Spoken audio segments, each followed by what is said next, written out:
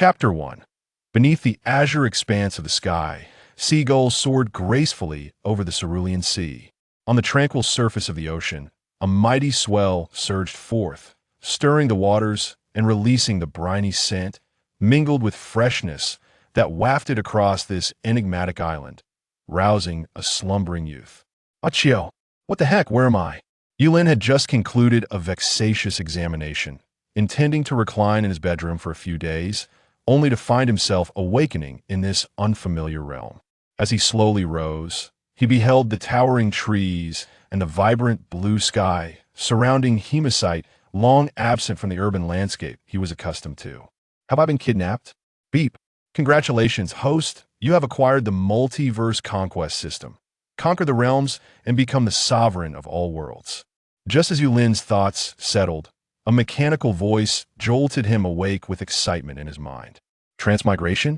While the system commenced its self-introduction, he strode confidently towards the periphery of the island.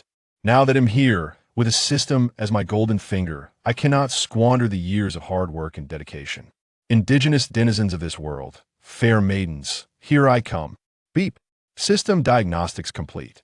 The host must traverse this world, conquering to earn conquest points, which can be exchanged for enhanced abilities, enabling the host's evolution.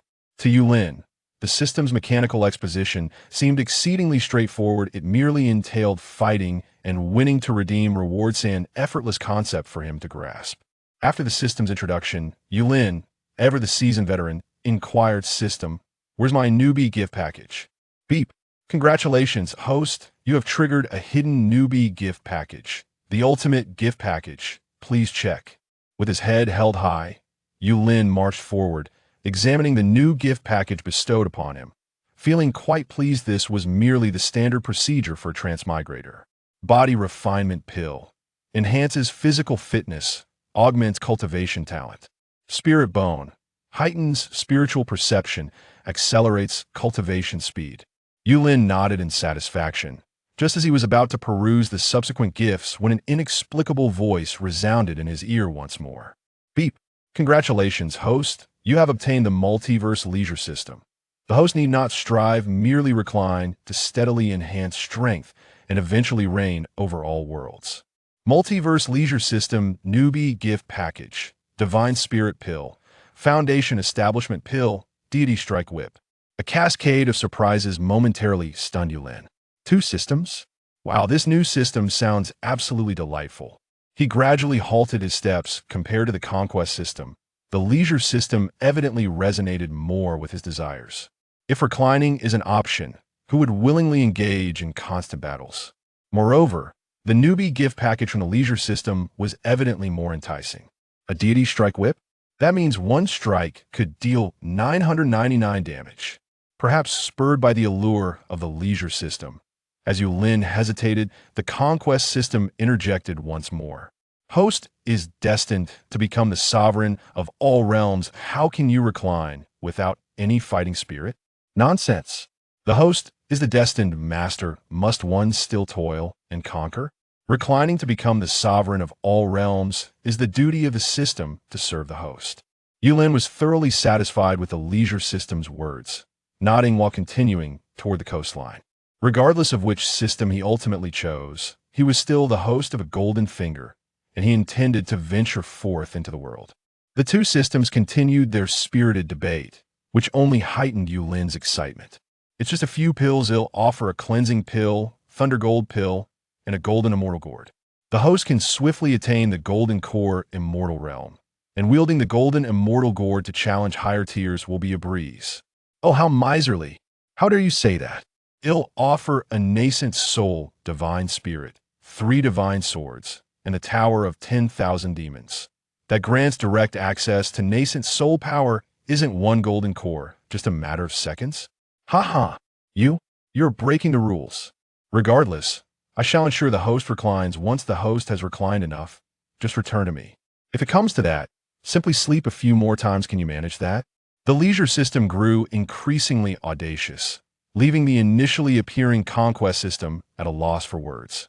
Yulin reveled in the ongoing bidding war between the 2 golden fingers, his heart brimming with delight.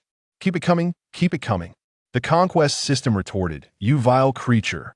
They'll put forth 100,000 celestial spirits, the 4 swords of extermination, and the unyielding black lotus. What do you offer?" The leisure system shot back, "You fool. You seek death. It'll offer the primordial puppet essence, the demon emperor's soul, and the Eastern emperor bell." The 2 systems continued their relentless bidding. Eventually, even Yulin felt a twinge of trepidation. "Damn it, it'll outbid you. Come forth. Watch as I crush you. Swine, no one shall seize victory. Huh, as if I would fear you, you insignificant trash." Boom! A cacophony erupted in Yulin's mind, and moments later, a tremendous roar nearly caused him to faint. Shaking his head, although he remained unaware of what had transpired, he sensed that something had shifted. Even the memories in his mind seemed to be shrouded beneath a layer of white sand. Struggling to steady himself against a nearby rock, Yulin called out to the 2 systems in his mind, but after a prolonged silence, there was no response. An hour later, gazing at the tumultuous waves, an ominous feeling began to swell within him. "Hey, system, are you there, system? Big brother? Second brother? Sister? Grandma? Second uncle?" Yulin called out repeatedly, but his once proud and confident stature crumpled into despair. What the hell? Could it be that these 2 systems have perished together? This is a disaster. What should I do? My golden finger is broken. At least give me the newbie gift package. Despair washed over Yulin, akin to losing a fortune of 1 billion. His gaze swept across the surroundings, panic etched across his face. Majestic mountains towered above, towering trees obscuring the sunlight, and he could faintly hear the roars of wild beasts resonating from the forest. Yulin surveyed the path he had taken, now devoid of any courage to turn back. The confidence he had once held, with the system in hand, evaporated instantaneously. His aspirations to reach the pinnacle of life, to revel in the embrace of beauty while wielding power over the world, crumbled in an instant. In this alternate realm, he had yet to enjoy himself before it all came to an abrupt end. It felt as though he had planned for an epic battle lasting an hour, only to find it concluding before he even entered the fray. Greed led to ruin had he known. Even a casual selection would have been far superior to his current plight. This is it. Yulin stared vacantly at the placid sea. Without his golden finger, without the old man, and lacking any martial prowess, he found nothing around him that could serve as a means to claim his destiny. What now? The sea surged tumultuously, with waves crashing upon shore. Suddenly, a shadow loomed, darkening the waters below. Curious, Yulin peered down, only to witness a colossal octopus, nearly 1,000 meters in size, erupting from the depths. The turbulent waters surged as the massive sea creature devoured a great beast, vanishing into the depths in an instant. Damn! Yulin muttered an expletive before scrambling up from the rocks and sprinting frantically into the interior of the island. Goodness, this world is perilous. How can an ordinary person like me survive? Even farming here would be better than perishing. After an indeterminate time, Yulin found himself in a clearing. Before him stood a dilapidated thatched hut, encircled by a crystal-clear stream. In front of the hut lay a shallow pond, nearly dried up, where a half-dead goldfish struggled to exhale bubbles in the remaining murky water. Beside the pond, a withered lizard lay sprawled on a stone, neither dead nor alive. A small bird with multicolored feathers trembled softly in a distant cage. Upon entering the hut, a black, scraggly puppy trembled and shook in the corner. It appeared that the owner of this place had long since departed. Perhaps they may never return. Without further ado, Yulin, adopting a mindset of reciprocity, began to busy himself. After all, these few creatures might very well be his companions for life. Swiftly, Yulin replaced the goldfish's stagnant water with fresh, vibrant water. The lizard was also placed beside the goldfish's pond. He casually picked several unidentified fruits to feed the bird and the black puppy, delighting in their enjoyment, which brought him immense joy. Once he had completed his tasks, Yulin let out a long sigh, casually collapsing onto the grass, watching the clouds drift lazily across the sky as he gradually succumbed to slumber. In the distance, the 4 animals rested for an hour, slowly regaining their vitality, the glimmer in their eyes fleeting even Yulin failed to notice. Is our master a deity? Perhaps due to exhaustion, Yulin was in a deep slumber, occasionally furrowing his brow as if he were ensnared in a nightmare. Suddenly, a cacophony of barking roused Yulin from his dreams. With bleary eyes, he gazed upon the adorable little dog before him, gently caressing its fur.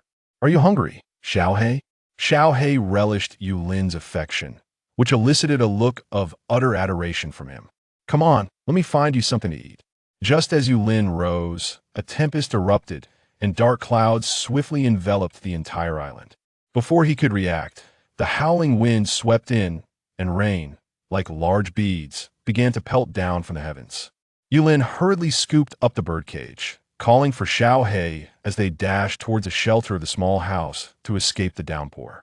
Casting his gaze towards the pond's edge, he noticed the little goldfish swimming leisurely in the water, while a lizard hid in the crevices of a nearby stone, seemingly relishing the torrential rain. The fruit trees planted on the land before him swayed incessantly in the gusts, at risk of being uprooted or broken. Yulin looked up at the sky, his brow furrowed in concern. In such tempestuous weather, he pondered how long his humble abode could withstand the onslaught. Damn it! What terrible luck, this wretched weather is unbearable. As if in response to his lament, the storm seemed to pause for a fleeting moment. In the blink of an eye, the wind died down, the rain ceased, and sunshine flooded the landscape. The ground appeared as parched as it had been before, save for the pond, which was now brimming with rainwater. It was as if nothing had transpired. Goodness, this other world is truly terrifying. Even the weather is so capricious. As Yulin grumbled, he took Xiaohei outside, leaving behind 3 pairs of awestruck eyes watching him fade into the distance. The sky post-rain was exceptionally clear. Yulin stood atop a small mound, gazing out, yet could only discern the surroundings of his cottage. The rest of the area was shrouded by vast, untamed forests, resembling an undeveloped wilderness. Nestled against the mountains, his cottage was surrounded by picturesque scenery. The fruit trees outside bore considerable yield, though the taste was delightful. Overindulgence rendered it somewhat monotonous. How can I find some vegetables and meat? To ensure a sustainable future, Yulin felt compelled to contemplate the issue of his food supply. As dusk approached, Yulin succumbed to the embrace of slumber. Within his dreams, monstrous creatures ravaged the surrounding marine life just beyond the island's shores. The sea surged, a gilded dragon, stretching over 10,000 meters, coiled around the isle. Above, a vibrant, multicolored rock soared joyfully, occasionally diving into the water to frolic with the golden dragon. A colossal figure, reminiscent of Godzilla, roared beneath the waves, effortlessly consuming a gigantic octopus nearly 1,000 meters in length. On the shore, a small black dog lounged, grinning like a human as it watched its companions. "Don't play too hard, we need to head back before dawn." "Don't worry, boss, hey." 3 distinct voices echoed simultaneously in the little black dog's mind. In the dead of night, the black dog's gaze shifted to the horizon. Concurrently, the 3 frolicking monsters turned their attention to the distance. Faintly, a massive, blood-red bat ascended into the air. It was evident that its target was the island where Yulin resided. The multicolored rock's eyes glinted. "Here comes some action, you lot in the sky. Don't you dare compete with me." "As if any of you can't fly," the dragon retorted with a nonchalant smile. "Exactly, who can't fly?" the little black dog teased, eyeing the lizard that barely poked its head out. "Humph." The lizard slowly sank its head, the depths of the ocean roiling, as if it were being used as a punching bag. "Damn it, Steelbone, you've double-crossed me, just wait. If it weren't for my recent injury, I would have surely taken you down this time." Count Red, Baloric Latefield cursed as he advanced toward the distant island. Though he had escaped in time, he felt a deep-seated frustration. He had anticipated a showdown with Whitebeard, only to be ambushed by Steelbone and the Navy in between. In a hurried decision, he had no choice but to flee. "Let's rest on a nearby island, hopefully. I can find some fresh blood." The thought of blood brought a sinister smile to Count Red's face once more.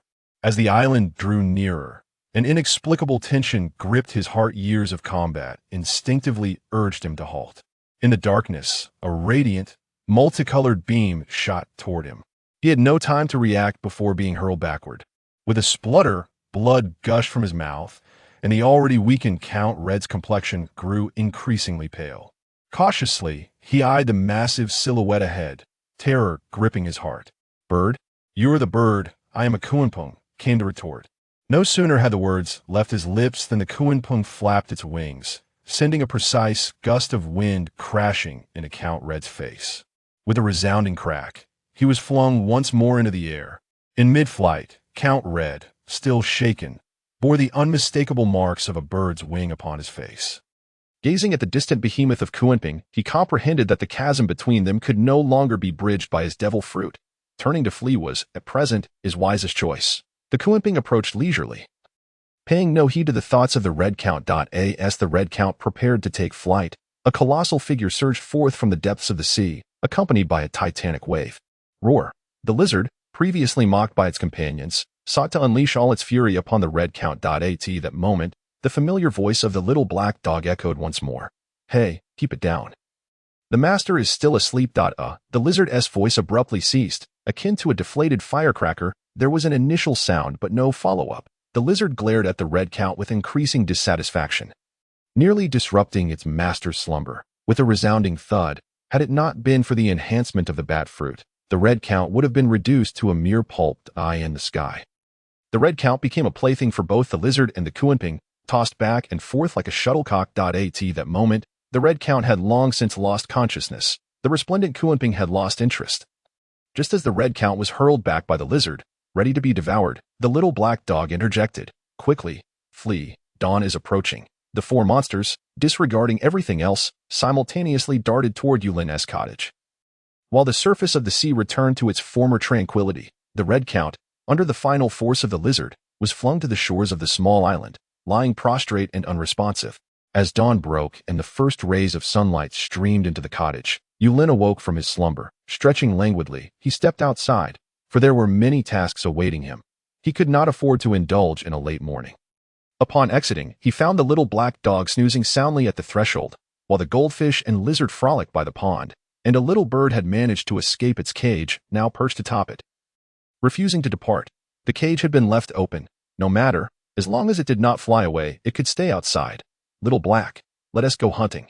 Hearing Yulin's call, the little black dog swiftly scampered over, rubbing against Yulin's feet, appearing as if it had merely feigned sleep. With a fishing net and machete in hand, Yulin and the little black dog made their way to the shore.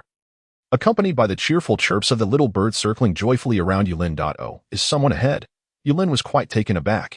He had traversed this path yesterday, yet now there lay an injured man, inexplicably present. Could there be others living on this small island? At this moment, Yulin was exceedingly cautious, refraining from approaching directly, instead observing the Red Count from a distance in silence. There seemed to be no danger. Summoning his courage, Yulin took slow steps closer. "Are you injured?" The oddly dressed man appeared to be gravely wounded. Had he been cast ashore by the waves after an encounter with a sea monster? Yulin's sixth sense proved remarkably accurate. Indeed, the Red Count had been attacked. However, unbeknownst to him, the culprits behind the assault were the very adorable creatures by his side. This attire, Yulin mused, examining the Red Count's garments, his eyes filled with curiosity. The material seemed far too exquisite for this derelict island. After much contemplation, Yulin resolved to act as a good Samaritan, since the man had managed to reach this island. It was plausible that others might come as well. Saving his life could provide insight into the world beyond. After all, given his severe injuries, Yulin deemed himself relatively safe. Cough, cough. Just as Yulin pondered, the Red Count emitted a faint cough. Sensing an unfamiliar surge of blood energy nearby, he looked up to find the Red Count gazing at him with avarice, mouth agape, ready to bite into Yulin's neck. Before the Red Count could react, his body seemed to be struck by a colossal force, crashing to the ground once more. While Yulin regarded the Red Count with perplexity, could it be a fleeting revival? "All right, little Kai, don't stand on him. He is a patient." Little Kai was Yulin's affectionate name for the little bird at home, adorned with colorful feathers. Clearly, it relished the name. While Yulin quickly called little Kai back, fearing the possibility of being accused of wrongdoing, the Red Count struggled to lift his head, staring at the seemingly harmless Yulin with an expression of sheer terror. That power felt hauntingly familiar. In that instant, he was transported back to that night when he had been toyed with by several demons. Just when the Red Count believed he was saved, his gaze fell upon the little Kai perched on Yulin's shoulder. And darkness engulfed him as he fainted once more. Why Yulin, exasperated, lamented, is it truly a fleeting revival? Is he dead? Inside the cottage, Yulin laid the red count upon a wooden plank beside him, leaning against the bed as he watched the little creatures frolic joyfully outside. Today's haul had been substantial. Fish at the shore seemed to have a knack for navigating straight into his net. Along the way, he had also stumbled upon two hapless rabbits that had met their end against a tree stump. Observing the over-meter-long rabbits, Yulin mused whether they had somehow gained sentience. Outside, the four little creatures feasted contentedly, occasionally casting glances toward Yulin, their eyes brimming with joy and admiration. The little black dog scrutinized its three companions. "Have you all awakened?" The little goldfish nodded, while little Kai chirped excitedly. "Don't worry, Big Black. Even little Gray has awakened. Are you targeting me, little Kai? Oh, if not, why don't you fly up here and challenge me?" Little Kai teased the beleaguered little gray lizard with an impish grin. You'll regret it tonight." Little Gray glowered menacingly. "All right, since everyone has awakened, I shan't dwell on the master's current predicament. Keep a close watch on the one inside that if he misbehaves, feel free to devour him. If he complies, keep him for now." The four nodded in agreement, resuming their joyous feast. Within the cottage, the Red Count regained consciousness from his stupor. Since acquiring the bat fruit, he had fainted twice in total. Last night marked the first, and today was the second. It was quite the embarrassment. Yet, he had no choice. Upon awakening, he found his body in disarray. That moment, he was akin to a severely wounded ordinary man, utterly defenseless. The demon who harbored for monsters drew ever closer. A feigned benevolent smile gracing his face, a shriveled red fruit in hand. It seemed he intended to poison me. Well, if death is to be, then so be it. Surely, it is preferable to dying at the hands of those beasts.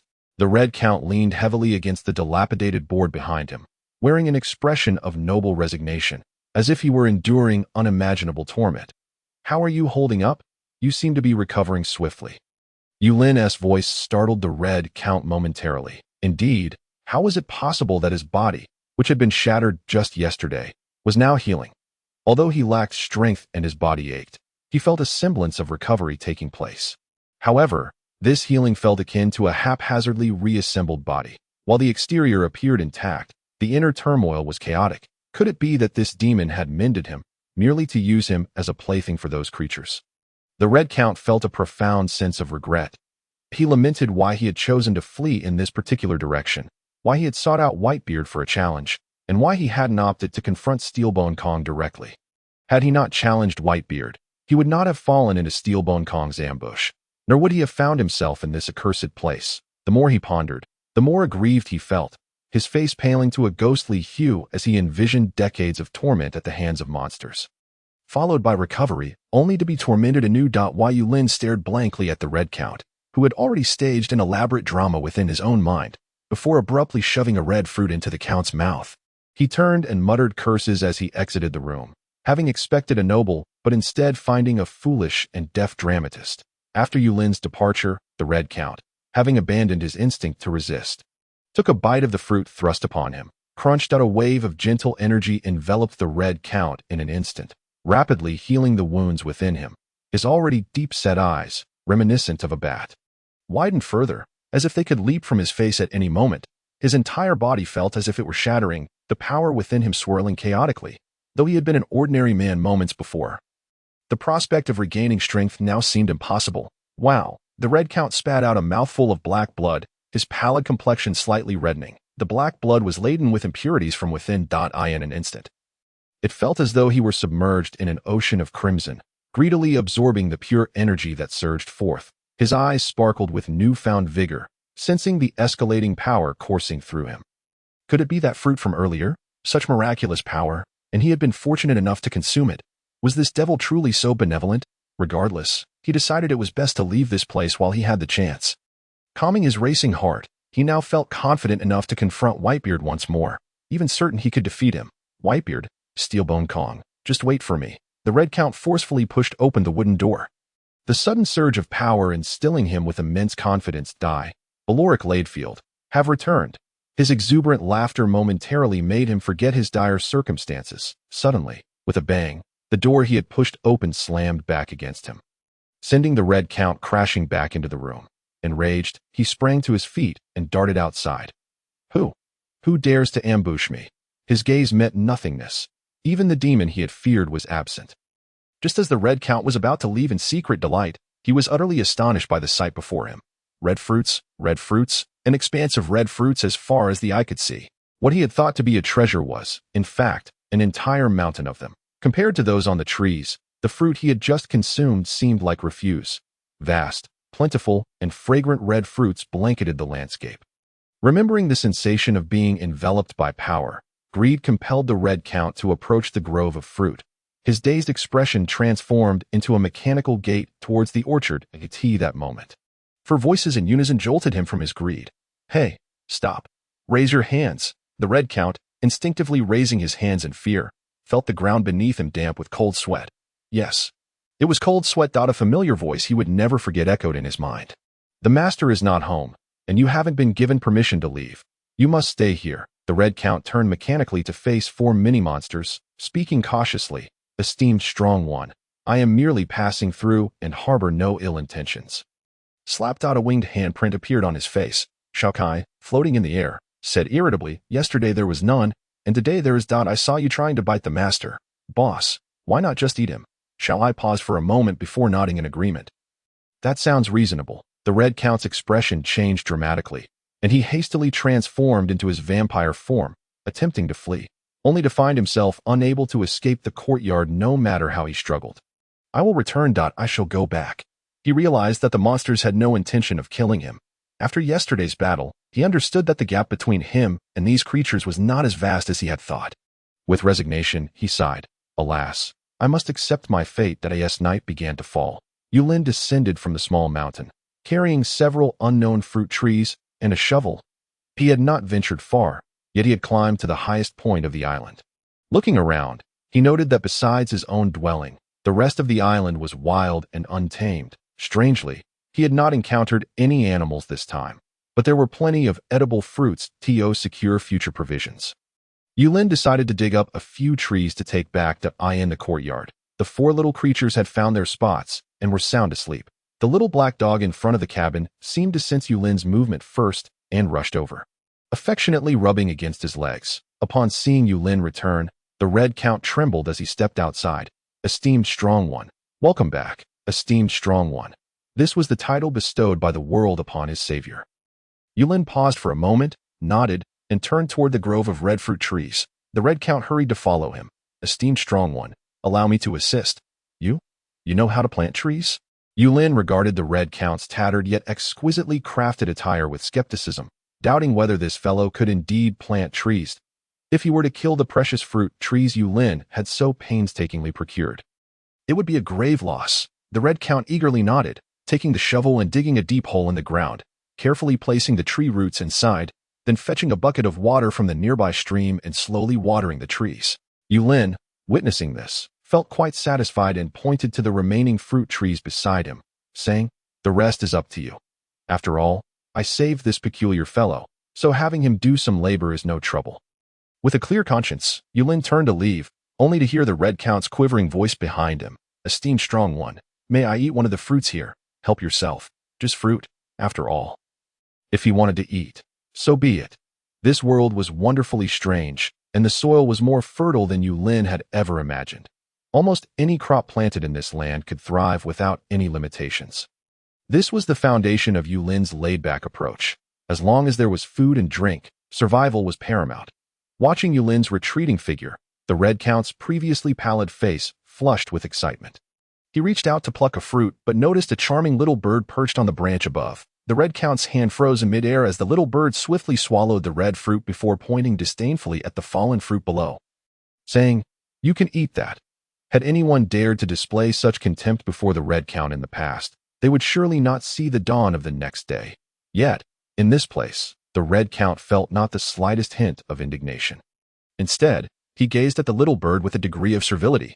Thank you, bird. No, thank you. Lord Coexisting. Shout's eyes malevolence flickered momentarily, but she was quite pleased that the Red Count remembered her name, advising him. I know you crave the energy within these red fruits. Since the master has permitted you to eat, we shall not interfere. However, as you are also a peculiar being, let me remind you, you may only consume those that have fallen to the ground. And you are limited to 2 per month. Otherwise, given your current form, you are likely to explode. The Red Count's eyes widened, and his hand trembled as he held the red fruit.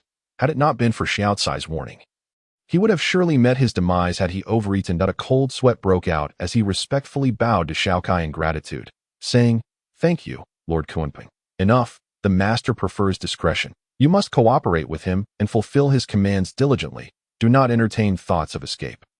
Otherwise, we will come looking for you. This world is too small, and I certainly remember your scent. In an instant, Xiaocai vanished without a trace, leaving even the restored Red Count with no awareness of her departure. Save for the echo of a warning that lingered in his ears, the sky gradually darkened as the sun dipped below the horizon, and a bonfire began to flicker to life in front of the cottage. The stone table was already laden with an array of fish, shrimp, and a freshly skinned rabbit. The enticing aroma wafted through the air, drawing Little Black to the side of the Red Count. The latter promptly rose to present the freshly roasted meat with both hands, watching as Little Black scampered off with the morsel before resuming his seat. Yulin observed the bustling Red Count by the bonfire. His perception of the man shifting slightly. It appeared that wealthy individuals could indeed be quite capable. Perhaps this fellow possessed a commendable sense of courtesy. Could it be that the outside world is as splendid as it seems? To be prudent, he resolved to inquire further later on. Well now, you little ones have certainly had your fill. Xiaojin, I've noticed that despite your small size, you have quite an appetite for fish. Yulin exclaimed, his spirits lifted as he beckoned the Red Count to take a seat. The Red Count hesitated momentarily, ultimately choosing to perch himself on a half-buried stone, sitting upright as he observed Yulin indulge. This fearsome vampire, once a terror upon the seas, now resembled a well-behaved schoolboy. Were the naval forces or pirates of the ocean to witness such a sight, they would surely think they had encountered a ghost. What is your name? Yulin inquired. In deference to your strength, I am called Baloric Ladefield, though many refer to me as the Red Count. He replied. Yulin mused. Ah, so he is indeed a foreigner. I wonder if there are any with yellow skin and black eyes around here. I am Yulin. Please refrain from calling me your excellency. Is that a custom of yours? It sounds rather peculiar. As you wish, Master Yulin, the Red Count complied. Master? Very well, suit yourself. After all, I must adapt to the customs of this foreign land. Xiaohong, what is the world like beyond this place? Do you know where we are? The Red Count paused, perhaps taken aback by the moniker Xiaohong, or perhaps bewildered by Yulin's unfamiliarity with this world. Master, we are in the windless zone. According to Xiaohong's description, this realm was a thrilling world of adventure. The ocean dominated much of the landscape, with only a ring of red earth serving as land, while an assortment of islands dotted the vast sea. The Red Count, a killer by trade, refrained from elaborating on the customs of various regions, as he himself was not well versed in them. Furthermore, he omitted any mention of the navy and pirates, reasoning that with Yulin's modest domain, the external world's martial forces could scarcely pose a nuisance. After all, having once stood atop his original world, he found himself relegated to mere labor on this little island. As for the peace Yulin inquired about, the Red Count believed it was not something that could simply be achieved by mere desire. Gaining a semblance of understanding about the outside world ignited a sense of longing in Yulin, though his inherent caution prevented him from making any hasty decisions, while Yulin pondered. The Red Count dared not intrude. The four small creatures, having feasted, began to drift into slumber. Suddenly, a spark of inspiration struck Yulin as he sat idly in his chair. Xiaohong, judging by your attire, you must be quite affluent, yes? Affluent? I suppose you could say that, the Red Count replied. Though he lacked the vast territories and manpower of figures like Whitebeard, as a contemporary powerhouse, he possessed wealth that transcended the ordinary. Look here, Xiaohong, it seems I've saved your life. Might you consider repaying me? Of course, master, your wish is my command, the Red Count replied eagerly, recalling Xiaocai's warning as he braced himself for Yulin's instructions. Yulin nodded with satisfaction, mentally calculating the items he desired. While the outside world appeared inviting, he recognized the necessity of ensuring a comfortable existence on his island. After all, land was a valuable commodity. And having suddenly acquired an island, he was determined to cherish it. Moreover, as Xiaohong mentioned, there might be other adventurers arriving in the future. It would be advantageous to engage in trade and earn a little profit. The more Yulin contemplated, the more exhilarated he became, and he began to relay the preparations he required from the Red Count. First and foremost, he sought solutions for electricity generation and lighting. Sleeping after sunset was dreadfully dull. Additionally, he needed tools for cooking and clearing land. This island was sizable. and the workload ahead would demand a substantial array of implements. He also required various seeds for vegetables and grains. And as he spoke, the list grew longer. Initially, the Red Count believed he could commit everything to memory, but soon he found himself carving notes onto stones. After each inscription, he tossed the stone aside. Once Yulin finished speaking, the Red Count exhaled in relief, glancing back to see a small mountain of stones piled behind him. Embarrassed, Yulin offered a bowl of clear water. "Thank you for your hard work. I seem to have rambled on without end. Please take a moment to refresh yourself." "Thank you, Master," the Red Count replied, bowing as he accepted the water and gulped it down. A warm sensation enveloped him once more, a feeling more comforting than consuming the red berries. If the explosive energy within the berries enhanced his physical strength, this clear water felt as though it washed over his very soul, even eliciting a gentle hum of delight from his bat fruit powers. "Is it too much?" Yulin asked, feeling somewhat sheepish as he regarded the Red Count. The sheer volume and variety of items were indeed considerable. The extensive array could easily suffice for constructing a farmhouse, or even transforming it into a small resort. As Yulin contemplated what to prioritize, the Red Count respectfully bowed deeply before him. "Thank you for your guidance, Master. I shall begin preparations immediately." "Guidance? There's no need to be so formal that it's late." And wow, a bat. How fitting for Xiaohong. Yulin chuckled as the Red Count transformed into a bat and swiftly took flight. In his mind, Yulin had become a godlike figure. The water from the river, which the Red Count had sampled during the day, had tasted pleasant but had left no lasting impression. However, just moments ago, Yulin had merely fetched ordinary water from the river, and it had exuded such mysterious power. At that moment, thoughts of him, the five elders, world domination, and the Pirate King were cast aside. "I am ready to serve as a laborer for my master," the Red Count thought with delight as he gazed at the vanishing figure of Xiaohong. A moment later, a startled shout echoed from within the island. "My goodness, a monster! That fellow Xiaohong is actually a bat. I can't believe it. Surely the people of this world are grateful and loyal. How did I, a mere commoner, become entangled with such a distinguished figure?" Yulin mused uncertainly about his relationship with Xiaohong. But after some reflection, he felt reassured that Xiaohong was indeed amiable and appreciative, allowing him to relax somewhat. The four little creatures regarded their master with resigned expressions. Yet, upon recalling their awakened memories regarding their master, they found clarity. While Yulin stared blankly in the direction where the Red Count had flown, inwardly cursing the two systems that had perished in jealousy over their rivalry. In the small unnamed town, the commercial street welcomed a wealthy patron today. Wearing a mask, this individual was exceptionally generous, purchasing all items in every store. He cleared out materials for electrical equipment, construction decor, and agricultural supplies in one fell swoop. Ultimately, this affluent guest sat in the commercial street and inscribed his demands on a wooden board, requesting that the shopkeepers fulfill his orders without bargaining. The day's revenue equated to the town's earnings for the past year. The Red Count surveyed the enormous ship at the dock, now filled to the brim, his heart swelling with pride. Surely, upon returning, his master would commend him. "If I were to take another sip of the water acquired by the adults, I wonder if my fruit powers would still enhance. By the way, I should also inquire with Lord Kuenping about whether this miraculous water could potentially explode if consumed in excess. It is indeed wiser to exercise caution."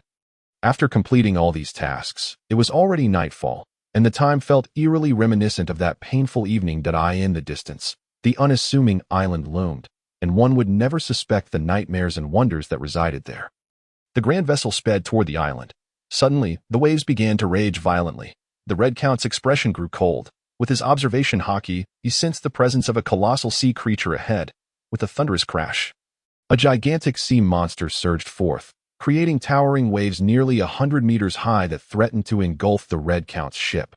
Although the Red Count remained undaunted, he couldn't guarantee that if the precious cargo on board were to be overturned, he would return home intact. With immense pressure mounting, the Red Count's powers surged once more as he transformed his hands into claws and expanded his wings to a tremendous size. In the air, his claws sliced through the waves, while his mighty wings flapped, conjuring a tempest to shield the vessel from the oncoming deluge. The sea monster, driven by an overwhelming force, charged at the Red Count, only to be met with a searing heat that vaporized the waves, causing the creature to recoil in fear and dive back beneath the surface. In the depths of the ocean, the diminutive lizard transformed into Godzilla. swiftly devouring the sea monster. The crunching sounds of its consumption, coupled with Godzilla's terrifying form, created an unsettling spectacle. The ship and the Red Count. Godzilla's towering figure appeared as if they were mere ants in comparison. This was precisely what the master sought. The Red Count bowed respectfully, addressing Godzilla. "Yes, my lord." "Hold on tight," the Red Count heard, though he did not grasp the full meaning behind Shao Wei's words. Suddenly, a massive claw descended, securing the ship firmly. The Red Count felt himself buffeted by the hurricane winds and crashing waves. When he opened his eyes, he found himself anchored before the island, with Shao Wei having vanished without a trace.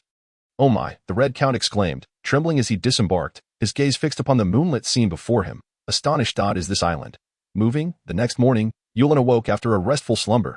Here, time was irrelevant. He rose with the sun and retired with its setting. Life was exceedingly orderly yet profoundly dull. Upon opening his door, he was greeted by a plethora of mound-like objects cluttering the courtyard. The Red Count, clad in humble farm attire, stood before him like a steward. "Esteemed lord, the items you requested are prepared. Pray, what would you have me do?" Yulin shook his head. He had assumed that Little Red had fled after their day apart. Yet here he was, returning with an abundance of goods. Thank you for your hard work." Remembering the Red Count's departure, Yulin felt a twinge of apprehension. By the way, Little Red, was your departure that day a natural occurrence, or it was a devil fruit? "My lord." The Red Count had grown accustomed to Yulin's limited understanding of this world and elaborated on the nature of the devil fruit. Yulin smiled knowingly, contemplating whether possessing such powers might allow him to explore the world beyond. In a moment of spontaneity, Yulin inquired, "Little Red, can devil fruits be cultivated?" The Red Count paused, Yulin's words seemingly imbued with a peculiar magic, causing him to momentarily entertain the thought that Yulin might indeed cultivate a devil fruit. Is divinity truly omnipotent? Perhaps I shall ponder this later. Surveying the array of items before him, Yulin felt a mix of elation and pressure. When shall I manage to complete all this? With that, he began to tackle the foundational tasks. Even though the Red Count had meticulously organized everything, some items remained unusable for the time being. "I require laborers," Yulin silently cried out, yet for now, it was only he and Little Red who could lend a hand. Currently destitute, he possessed neither funds to hire workers nor the audacity to ask Little Red for money a second time. The barren land had to be cultivated first, although the courtyard boasted an abundance of fruit. It felt overly monotonous. This did not align with his vision of establishing a grand farmhouse here. Moreover, the disordered trees in need of repair would only complicate future environmental improvements if left unchecked. Therefore, he planned to cultivate the land and plant a variety of flowers, fruit trees, vegetables, and grains in the surrounding areas, a vision of flourishing life facing the sea. He envisioned this idyllic scene.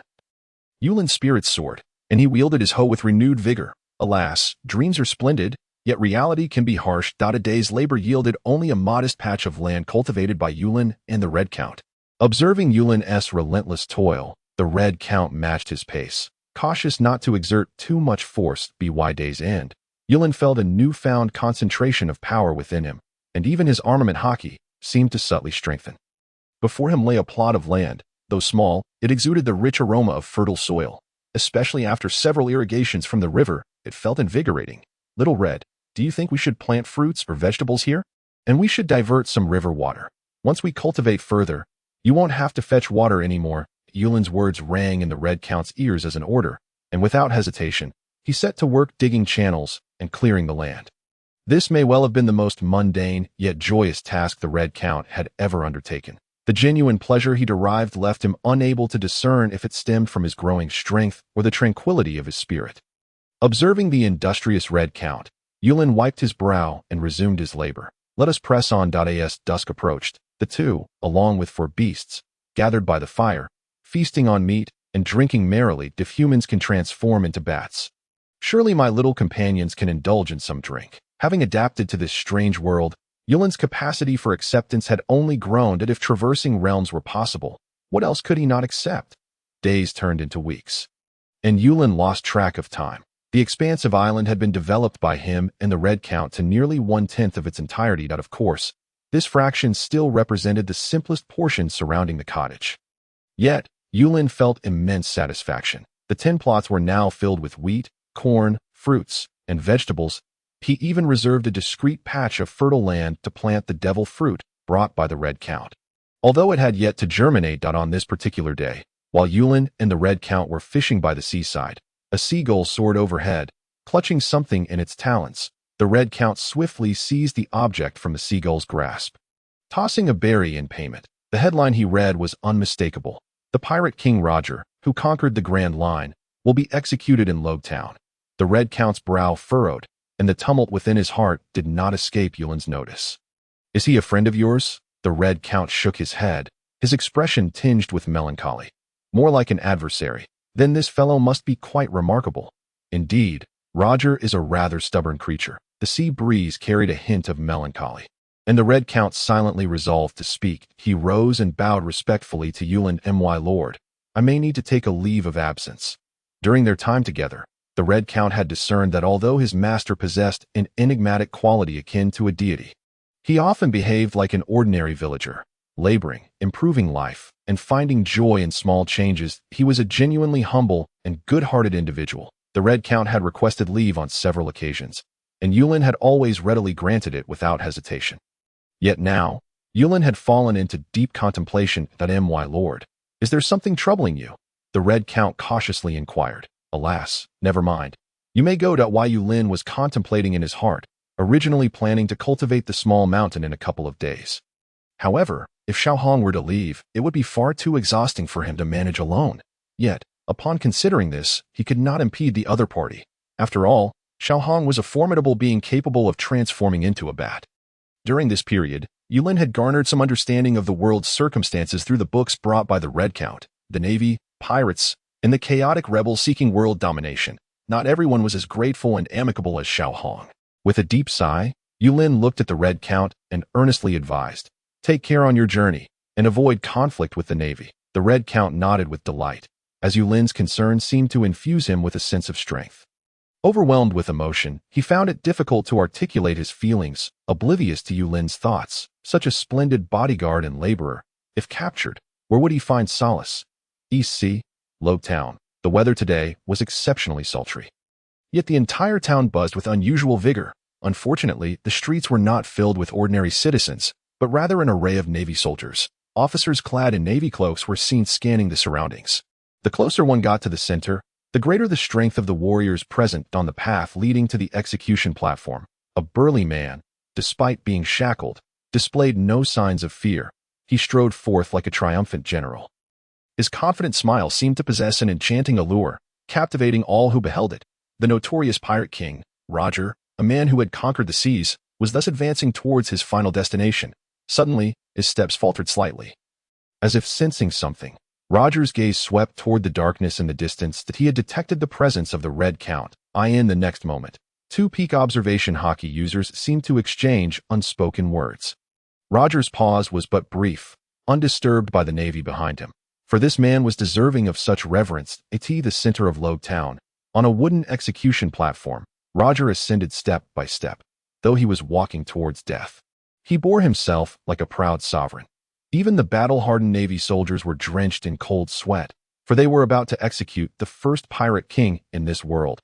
Is there anything else to say? Roger glanced at the Navy before him and calmly uttered, "Get this off me." The Navy was momentarily taken aback, resolutely refusing Roger's request. However, in the next instant, the shackles binding Roger shattered instantaneously in the astonished eyes of the Navy. Roger gradually seated himself, surrounded by a throng of Navy personnel and countless onlookers eager to witness this historic moment. "Pirate King, where is your treasure? It must be the Grand Line, right? You must have obtained that unique treasure." One piece. Roger erupted in laughter, while the crowd below held their breath. "Oh, you want my treasure? If you wish, take it. My treasure is all there," he bellowed, laughter echoing. Execution. As the Navy's voice fell, the existence of Roger, this kingly figure, finally concluded his life's adventures. In the next moment, Low Town seemed to be engulfed by an inexplicable force. The shouts and cheers reverberated through the air, because there were so many civilians. Even the numerous Navy personnel found it challenging to suppress the uproar. The news of the great treasure, One Piece, began to spread. Just as chaos erupted, a shadow darted swiftly toward the execution platform. By the time the Navy reacted, Roger's lifeless body had already been seized by the shadow. Suddenly, a furious roar resounded from above. Red Count, it truly is you. Kapu, I advise you not to meddle in matters that do not concern you. Kapu grinned broadly, launching a punch toward the Red Count.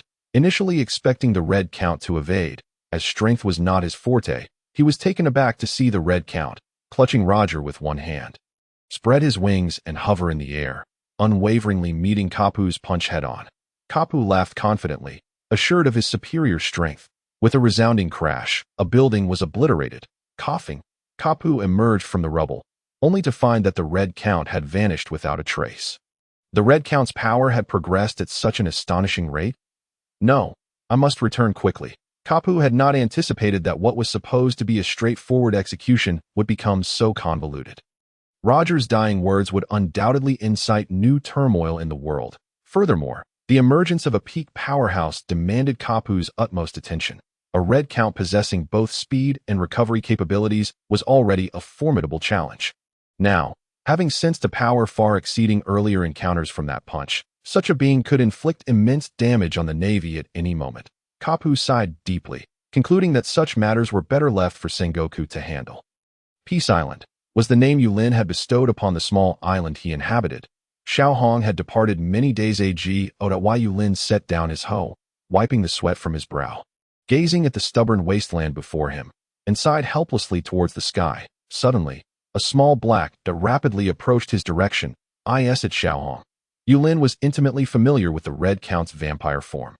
Yet as the Red Count drew near, he fell into contemplation upon seeing the corpse in his grasp. This fellow, did he go and kidnap someone midway? The Red Count landed and respectfully greeted him.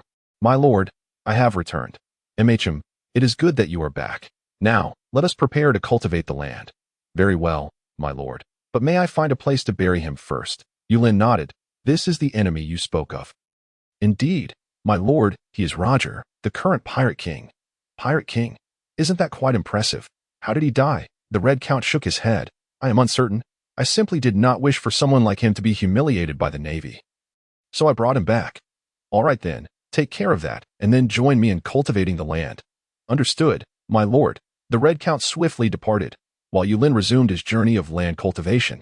As dusk approached, Yulin and the Red Count deftly began transforming the wasteland in the dark forest. The electrical works they had previously prepared were set up for illumination. Although not abundant, it sufficed for both the Red Count and Yulin.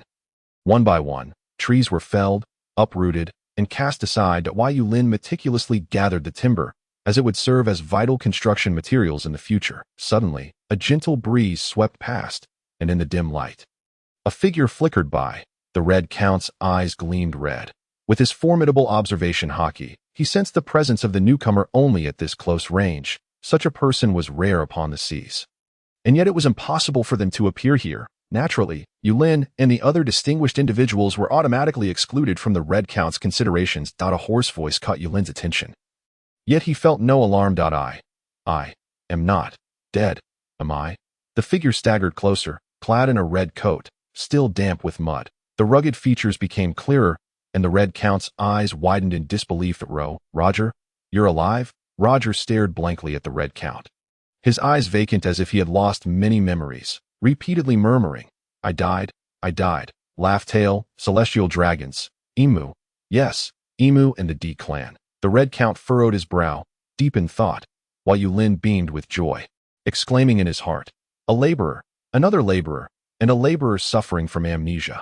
In the tranquil expanse of the doldrums, a colossal pirate ship made its way today. The tall flagpole bore the emblem of a white-bearded skull. The Whitebeard pirates, the crew of the man famously known as the strongest in the world, had indeed arrived in the doldrums. The towering figure stood at the ship's bow, his voice tinged with a hint of fury. That scoundrel Red Count vanished in this sea with Roger's corpse. Indeed, father, our intelligence indicates that the Red Count disappeared right here, likely on the nearby islands. Very well, spare no island. We shall search each one systematically. Roger's remains must not fall into the hands of that madman Red Count. Understood. We set sail. The pirate ship sped swiftly toward the small island ahead, while Whitebeard gazed out over the ocean. Reflecting, Roger, allow me to find you a place to rest. Hey, little row, over here. Yes, Just a bit to the left. Perfect. And you, Little Red, move a tad to the right. Good. Good. That's it. Now hammer in the nails. The sound of hammers echoed as Yulin looked at the freshly renovated cottage, his heart swelling with joy. With Roger now in the household, Yulin wasted no time in initiating his construction plans. After all, 3 grown men could not live together indefinitely. Before him, the main house was Yulin's abode, furnished with all necessities. Although its design was somewhat peculiar, it was reminiscent of his previous home, serving as a nostalgic homage to his former life. The Red Count's dwelling lay not far away, nestled in a shadowy cave while they were currently constructing Roger's quarters. Despite the peculiar circumstance of this man, with 2 holes punctured in his chest, still being alive, Yulin chose not to dwell on it, adopting a mindset that accepted all things extraordinary. Rather, Roger now exhibited some memory loss, harboring an inexplicable affection and obedience toward Yulin, which filled him with delight. What a good man. This world is filled with good people. Even this obvious leader of pirates is so grateful. It seems everyone here is truly virtuous. Lost in thought, Yulin began to anticipate the prosperous days ahead once the island was operational and profitable. Earning money to support a family and take a wife, without the violence and bloodshed. How delightful. Truly, a charming world of peace. It seemed he could take some time to explore the surroundings. On a sunny day, with birds chirping and flowers blooming, Little Red and Little Roe busied themselves with their tasks, while Yulin reclined contentedly on the lawn, already dreaming of a bright future. Suddenly, the harmonious clinking of tools ceased. As both the Red Count and Roger turned their gazes toward the horizon, their brows furrowed in unison. Whitebeard, as soon as the words left their lips, a furious roar jolted Yulin from his reverie. Red Count, an old friend has arrived.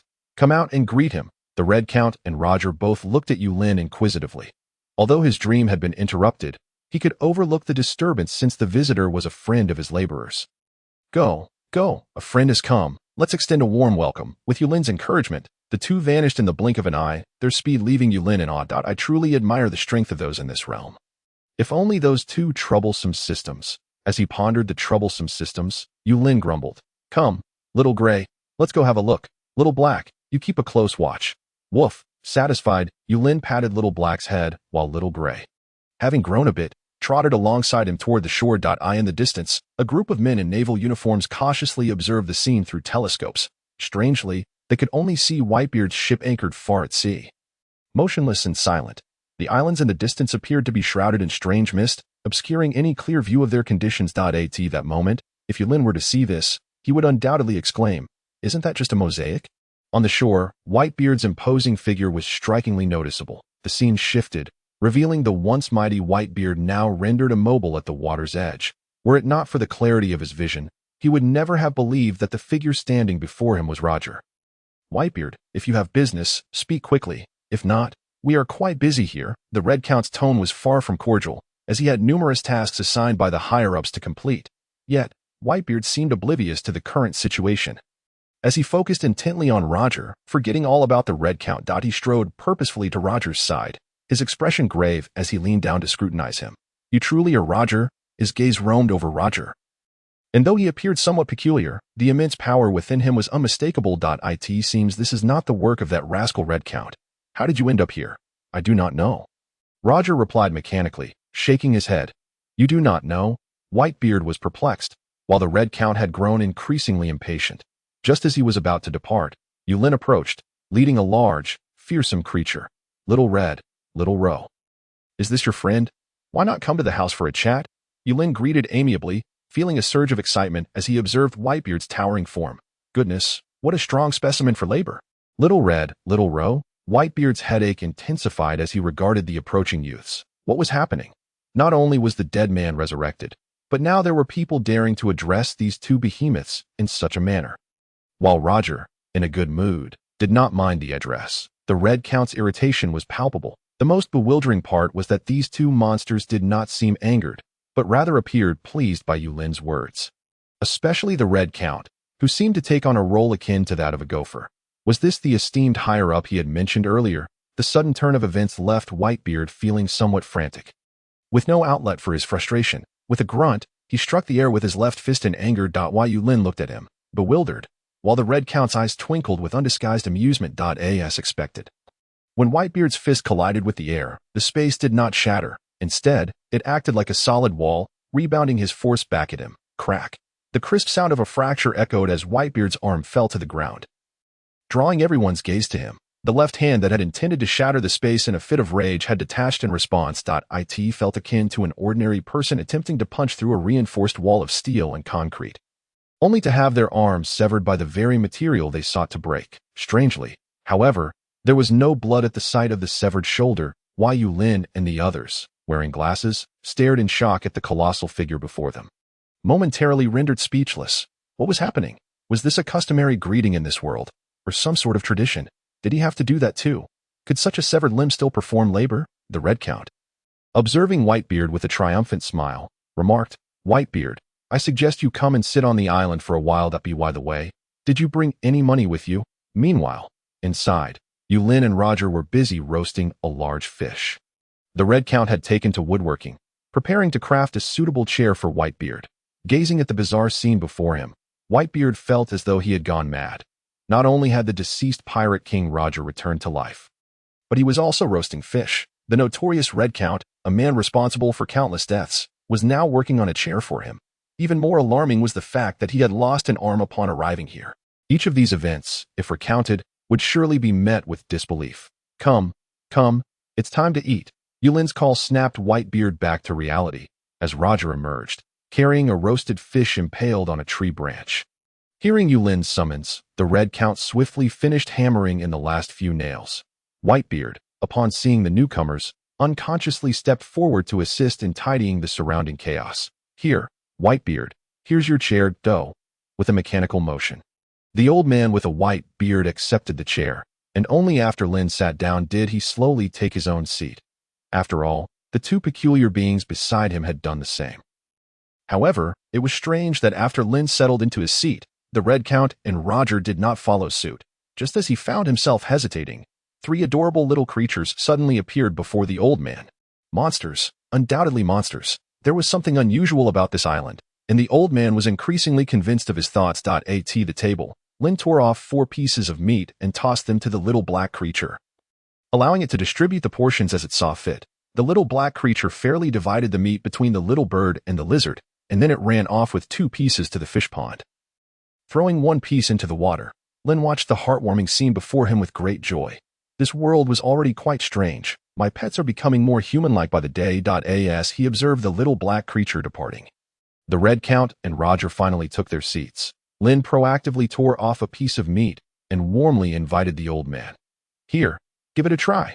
The old man accepted the fish meat, forcing a smile onto his face. "Thank you." Upon taking a bite, the delightful flavor of the fish instantly enveloped his palate, but in the next moment, the old man's expression changed dramatically. He sprang to his feet, his towering figure enveloped in a crimson mist, his cape billowing behind him. Lin, concerned, looked at the old man whose face was flushed and veins bulging. "Are you allergic to seafood? Why are you so red?"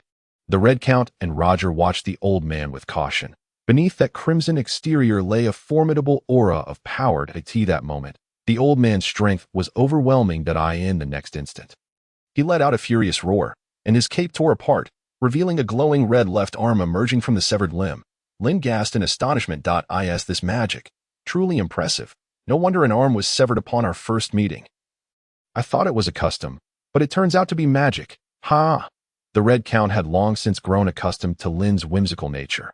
However, seeing Lin so delighted, he couldn't help but feel envious of the old man. For on this island, anything that Lin personally touched seemed to possess a special power.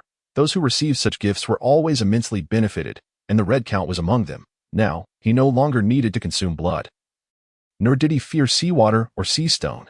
The old man, astonished by the surging power within him, looked at Lin with a face full of trepidation. Thank you. Lin was puzzled, but before the old man could continue, he was interrupted by the Red Count. "Old man, how much do you think this meal is worth?" "How much?" The old man hesitated for a moment, but looking at Lin's eager gaze, he unwittingly blurted out, 100 million. No, it should be 1 billion berries. 1 billion. For just a meal of fish. Lin leapt up in delight, his eyes sparkling with greed. But upon seeing the little red creature's nonchalant expression, he reconsidered. Perhaps the prices in this world were exorbitantly high, or the currency was devalued. Unbeknownst to him, In the hearts of the Red Count and the old man, the item that could enhance strength and regenerate a severed limb was worth far more than a mere 10 billion. Just as Lin was feeling a slight letdown, the Red Count, with a teasing look, turned to the old man and said, "Old man, since you've mentioned it, you better be ready with the payment." Lin's eyes lit up. Money.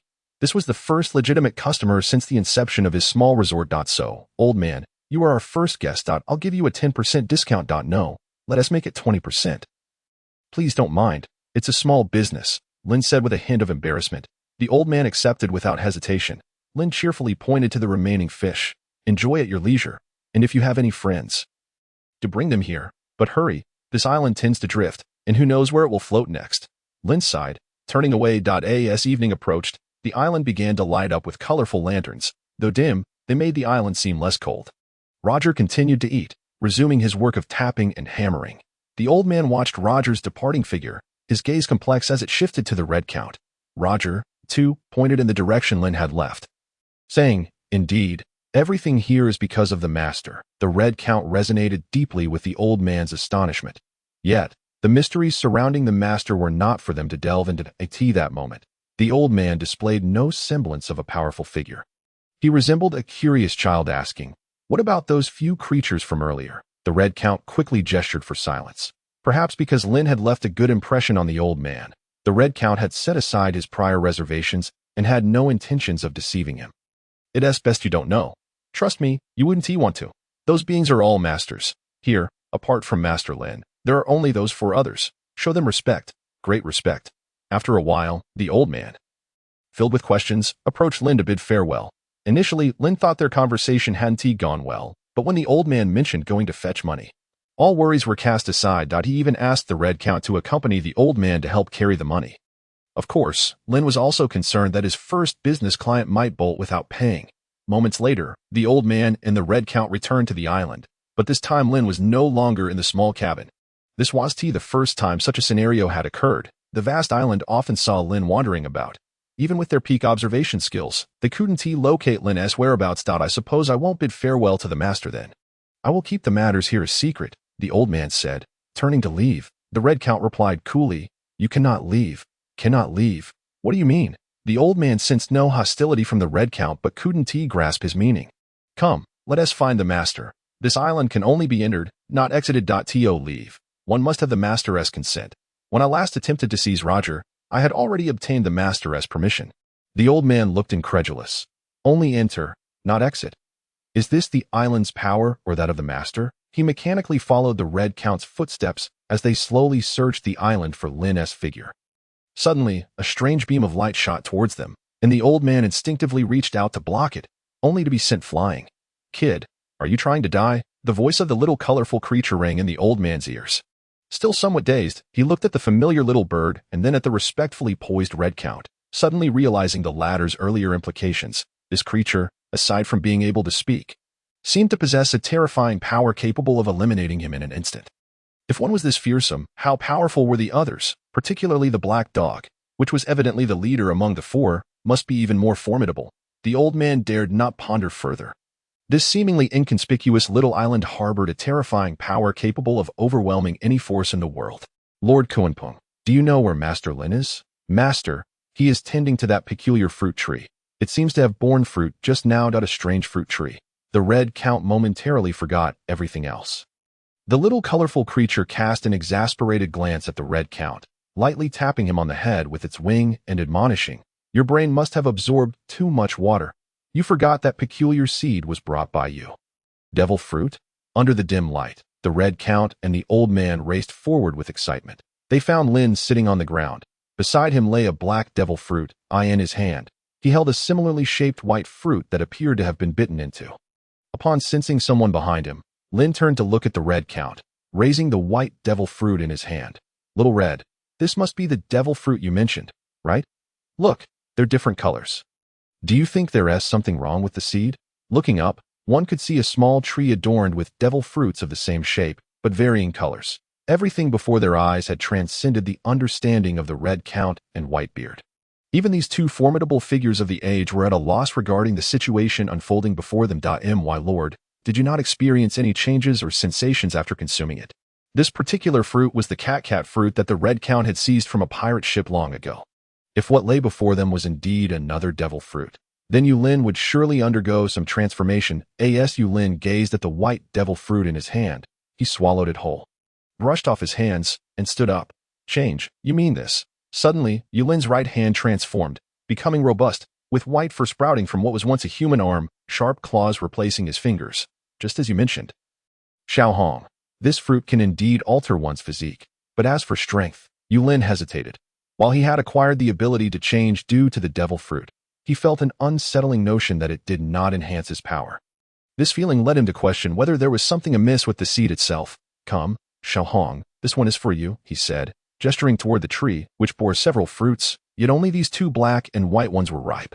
The Red Count instinctively took the black devil fruit, surprised, yet refrained from consuming it. After all, he believed that a person could only eat one devil fruit. If one were to recklessly consume 2, their body would surely explode. When he relayed this information to Yulin, the latter stood there in stunned silence for quite some time. He had envisioned the possibility of consuming other fruits with unique abilities in the future, ensuring some measure of protection for himself. But now, it was evident that he had lost that opportunity. His hopes dashed, Yulin trudged back toward the small hut, his head hanging low. Even his farewell to Whitebeard was merely a mechanical nod. After sending off Whitebeard, the Red Count approached the devil fruit tree, staring vacantly at the several unripe fruits hanging above him. My lord must surely be a deity, without a doubt. Henceforth, I shall serve as a laborer for the divine. A subordinate to one god, no, beneath 4 divine beasts, yet above countless others. The Red Count suppressed the excitement bubbling within him, gazing fondly at the devil fruit tree before him. This was indeed a miracle. His right hand unconsciously reached toward the devil fruit tree, trembling with anticipation. In an instant, when his hand made contact with the tree, a tremendous force surged from the trunk. The Red Count's expression shifted dramatically, and no amount of struggle availed him. Strangely, he felt a power draining from his body, only to be replenished by the tree. Thus, the Red Count found himself embracing the devil fruit in a peculiar manner until dawn broke. When Yulin's voice called from the distance, the Red Count instinctively turned to discover that he had freed himself from the devil fruit's grasp. Yet, in the next moment, he found himself frozen in shock. The bat fruit? Astonishingly, it was the bat fruit. Black, white, red, yellow, purple, green, blue, gray, devil fruits of every hue hung quietly from the tree. Though still unripe, he recognized them as bat fruits. As Yulin's figure drew nearer, he looked at the dazed Red Count with curiosity. Xiaohong, what is this? Awakened by Yulin's voice, the Red Count pointed at the devil fruit tree and exclaimed, My lord, this tree has borne my bat fruit. Yulin gazed in astonishment, only to fall silent the next moment. After all, one could only consume a single fruit. Even if Xiaohong's fruit could sprout, he could not eat it again. This realization was more disheartening than the possibility that Xiaohong's bat fruit might not grow at all. I can only watch, but not partake. This is infuriating. Unbeknownst to the Red Count, Yulin's thoughts were elsewhere, but a peculiar impulse began to blossom within him. Could it be that I might truly consume a second devil fruit? My lord is a deity. If Roger could be resurrected and devil fruits could be cultivated, then consuming a second fruit should not be out of the question. Such thoughts proliferated in the Red Count's mind. Yet his caution restrained his impulsiveness. The following year, on a bright spring day, Peace Island had flourished with Roger's contributions and the occasional assistance of Whitebeard, hastening the progress of its cultivation. That 1/3 of the land had been thoroughly cleared, and Yulin constructed a small palace reminiscent of an ancient city from his memory, amidst fragrant flowers and bountiful fruits. Standing atop the palace allowed one to behold the entire island. Even Yulin's 4 small pets each enjoyed their own independent environments within the palace. As for the Red Count, perhaps having gained clarity, he voluntarily vacated the dark corners to build a house by the seaside. As he put it, this location allowed him to observe the surrounding waters.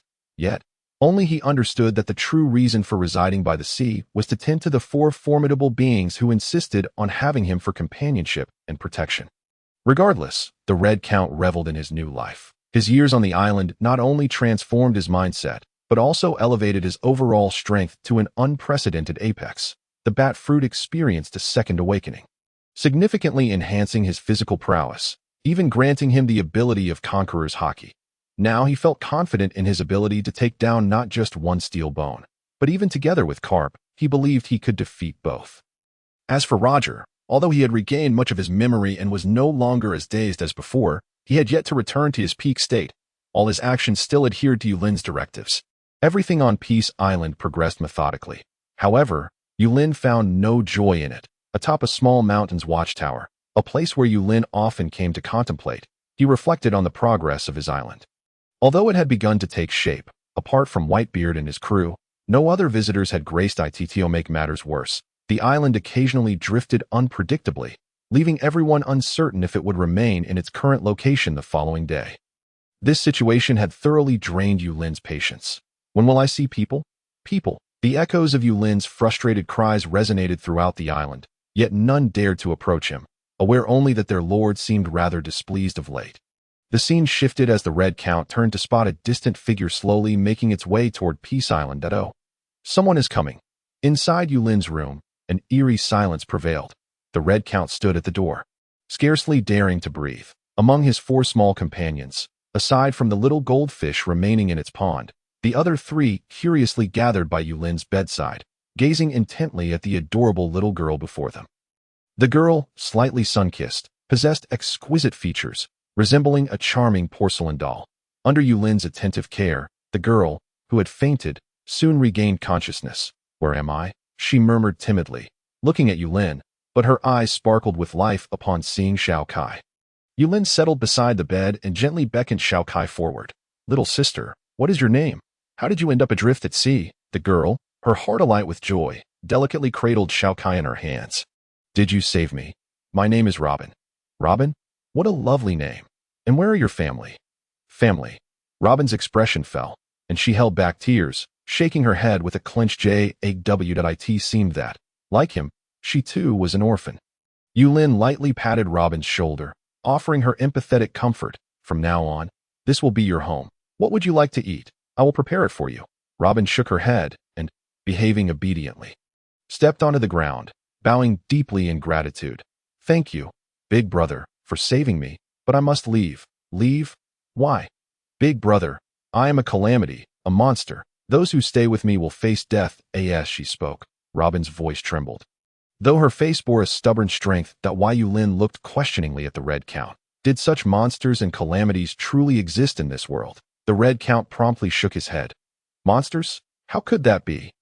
Within this abode reside the 3 most formidable creatures in the world, with another lurking in the pool. The entities outside are not monsters. They are merely adorable little snacks that in a sense. The level of peril here surpasses that of the pirates and navy combined." Yulin, understanding this as merely a consequence of Robin's recent tribulations, chose to disregard it.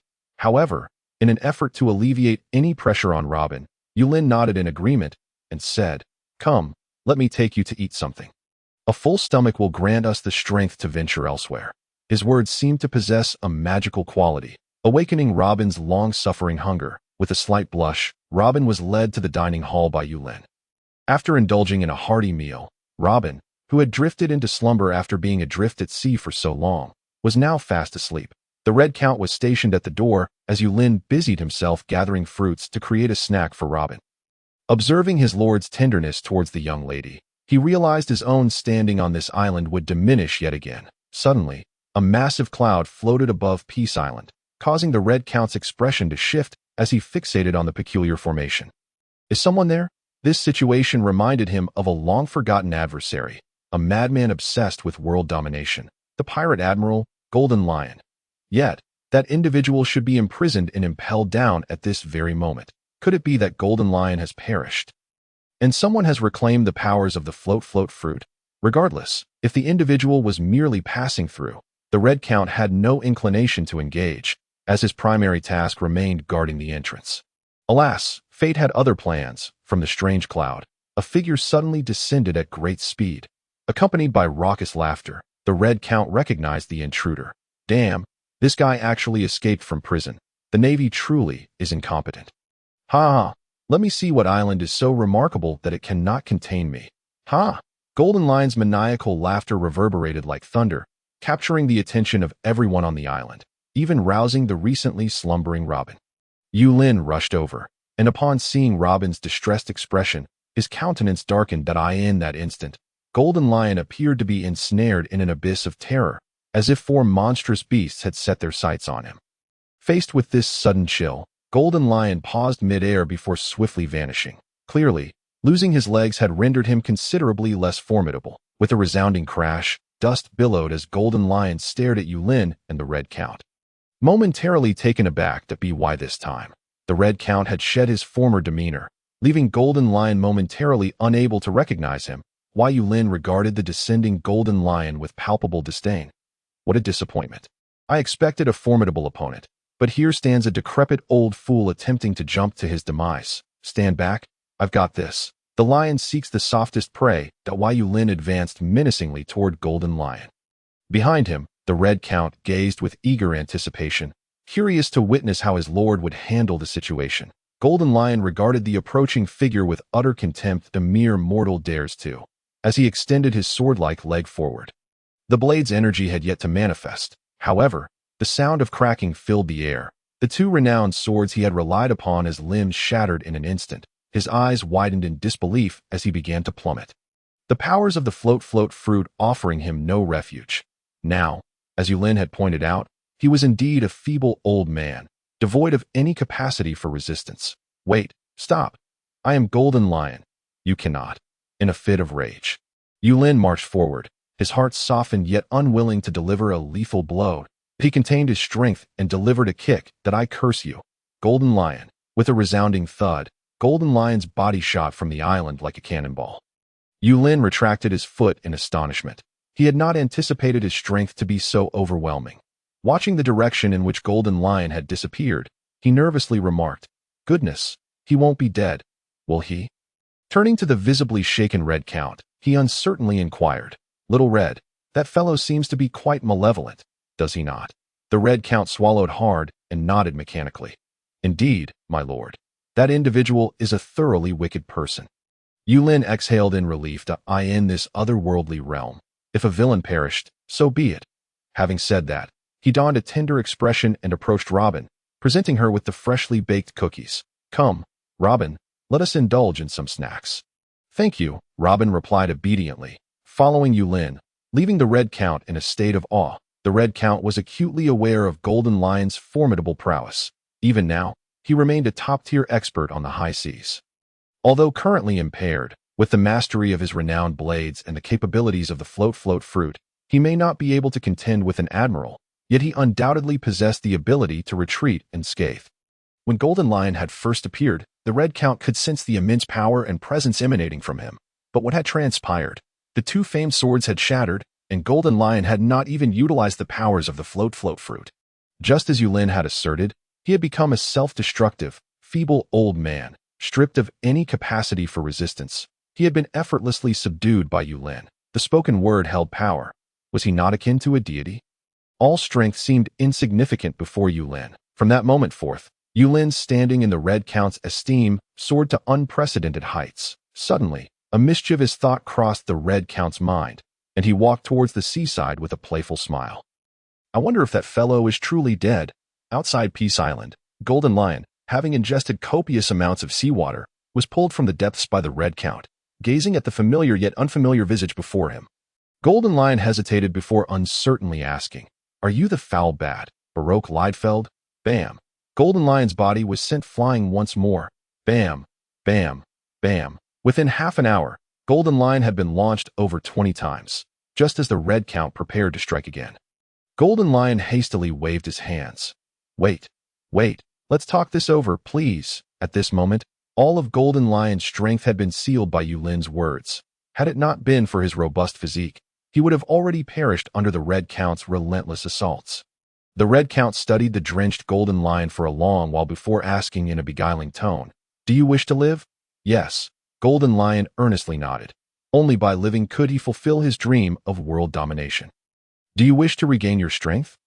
"Yes." "Do you wish to restore your legs?" "Yes." Golden Lion mechanically answered, his eyes brightening at the prospect of regaining his legs. The Red Count grinned enigmatically. "If you come to this island to cultivate the land and work, our esteemed master may grant you everything you desire." That esteemed master? Recalling Yulin's formidable power, Golden Lion felt a lingering trepidation. Observing Golden Lion's hesitation, the Red Count unleashed the powers of the bat fruit. With a powerful flap of his wings, he seized Golden Lion and leaped into the depths of the ocean. Foul bat, do you wish to perish? Entering the sea, you won't be able to escape. Boom! Water erupted in a splash. Golden Lion stared in astonishment at the Red Count, who swam effortlessly in the water, his heart racing. This was the power of that esteemed master. The Red Count smirked. Outside Yulin's palace, a drenched, golden-haired, crippled old man lay on the ground, struggling to support himself with his hands. The pirate admiral, Golden Lion, once renowned alongside the pirate king Roger, now found himself in a state of disarray that was hard to fathom. Little Red, do you speak the truth? The Red Count nodded. Rest assured, my lord, Golden Lion has agreed to compensate for the disturbances he brought to Peace Island by working the land for 10 years without pay, and is willing to offer all his past treasures to you. Moreover, after 10 years, should he desire freedom, he will need to present you with 90% of his earnings annually. What do you think? What do I think? What am I supposed to think? I hold high hopes. Yulin, suppressing his laughter, could hardly believe that he too had moments of exploiting others as a local lord. Setting aside the opponent's treasures, even the notion of having free labor for a decade delighted Yulin. Especially given the current scarcity of manpower, Xiaohong occasionally had to venture out to assist with procurement, leaving Roger overwhelmed with tasks. Yet, Yulin found himself too lethargic to lend a hand. In short, Peace Island was in dire need of workers, and if they could be had without cost, that would be even bettered at this moment. As he gazed at the Golden Lion, Yulin's eyes sparkled with kindness. Here was a laborer, albeit somewhat disabled. He wondered if there was hope for recovery. Xiaohong, can his legs be healed? Upon hearing this, the Golden Lion felt a pang of anxiety. The Red Count nodded in affirmation, replying, Sir, just as you provided a piece of fish for Whitebeard last time, that should suffice. Whitebeard, that fellow has been here too? The exchange between the Red Count and Yulin seemed to possess an enchanting allure. Leaving the Golden Lion, lying nearby, feeling as though he had stumbled upon an immense secret. Very well. We shall have fish for dinner tonight. You and Roger go catch 2 large ones. Robin needs a substantial meal. Rest assured, we will handle it right away. With that, Yulin and the Red Count turned to leave, leaving the damp Golden Lion staring wide-eyed in a daze. Roger? Did he say Roger? Could it be that the wretched bat? No. Red Count, did you resurrect Roger's corpse here after stealing it years ago, to be reborn from death? Could this indeed be the power of this gentleman? The mounting revelations left the Golden Lion somewhat at a loss. Yet, all would soon be unveiled as dusk descended. A towering bonfire was lit outside, with large fish skewered above it, surrounded by an array of exquisite fruits that made the long-starved Golden Lion restless with anticipation. Just as he was about to reach for a fruit, a familiar voice resounded from behind him. If you wish to avoid death, do not eat. Roger, is that truly you? The Golden Lion looked at Roger with surprise. Eager to rise but finding himself powerless, it was evident that Roger recognized the Golden Lion, yet his gaze remained devoid of light, merely repeating, if you wish to avoid death, do not eat. With that, Roger set down his plate and turned away. The Golden Lion's curiosity about the fruit intensified. Just as he reached out to take one, a sudden sharp pain surged through his body. The master hasn't moved. Do you dare to eat? Shao Kai's voice came from behind the Golden Lion that he had seen this little bird in the hands of a girl named Robin, but he never anticipated that the bird could not only speak, but possessed such terrifying strength. Shao Kai moved gracefully atop the Golden Lion, her sharp claws digging deep into his flesh, as though she were whipping at his very soul. Strangely, no matter how he struggled, he found himself utterly immobilized. Unable even to let out a cry, the agony felt like it stretched on for a century, until the sound of Yulin's footsteps approached from behind. Shao Kai, be careful not to harm our laborer. Shao Kai chirped twice, and then joyfully flew over to Robin. While Yulin tossed a piece of fruit to Shao Kai, tore off several chunks of meat to hand to Xiao He, and then took his seat. Come, Xiaohong, feed the little lion and see if we can heal his legs. That we must treat our laborers kindly. Although he had learned from Xiaohong that this fellow was also a master, Yulin believed that working without legs would still hinder his efforts. As the moon rose high and the bonfire gradually dwindled, Robin, having had her fill, peacefully slept in Yulin's embrace. Roger diligently tidied up after the meal. Meanwhile, the Golden Lion had been brought by the Red Count to the vicinity of the devil fruit tree. What is this? Devil fruits, of various colors, yet of the same kind. Indeed, These are the manifestations of the Master's miracles. And you shall become a part of this place. However, for now, you remain merely a laborer. The golden lion struggled to suppress his astonishment as the Red Count cast him beside the devil fruit tree. A tremendous force gripped the golden lion, binding him tightly to the tree, rendering him immobile. He could not fathom why the Red Count would wish to kill him. Otherwise, such elaborate measures would be unnecessary. What are you doing? The Red Count grinned enigmatically. I shall make you a part of the Master's artwork. You should feel honored. Moments later, the golden lion succumbed to unconsciousness once more. Upon awakening, he noticed that the devil fruit tree had subtly grown, now adorned with an array of colorful, floating fruits. The Red Count handed the meat that Yulin had provided for the golden lion, saying, "Eat it. Everything on this island will give you time to understand. But for now, you must begin your work." The following morning, Yulin arrived early at the lookout, lost in thought, although the surrounding sea level had not changed much. Yulin was aware that Peace Island had drifted to an unknown location that it seemed unlikely that any guest would arrive today. With a sigh, he peered through the telescope, observing that Roger had now completely taken over Yulin's responsibilities. Becoming the fruit farmer of Peace Island, Yulin was only tasked with distribution and sowing. The remainder fell to Roger. Due to the accelerated speed granted by the bat fruit, the Red Count would scout the surrounding area whenever the position of Peace Island changed. Preparing for future procurement for the Golden Lion. Thanks to the Red Count's special attention the previous day, he had fully adapted to the role of a laborer, working diligently with minimal sustenance. Yulin was exceedingly pleased. Although the personnel on the island were few, the current situation was sufficient to maintain stable operations. And as for Robin, the little sister certainly deserved to be pampered. At midday, Yulin, rising from the lookout, begrudgingly swept his telescope across the distant sea before descending. Suddenly, a deafening roar reverberated through Peace Island, shaking it violently like an earthquake. Yulin hurriedly dashed towards an open area, repeatedly calling for Robin. "Robin, there's an earthquake. Quickly, find an open space." Yulin's voice rang clearly in Robin's ears. Although the clever Robin understood that it was not an earthquake, she obediently followed Yulin's instructions and ran to the open square. Moments later, the tremors subsided. Yulin vaguely noticed clouds of dust rising in the direction where the Golden Lion was laboring. Could it be a rebellion by the laborers, with Xiao Hong absent? He wondered if Roger could manage him. "Xiao Luo, go take a look." Without hesitation, Roger seized a hoe and dashed forward.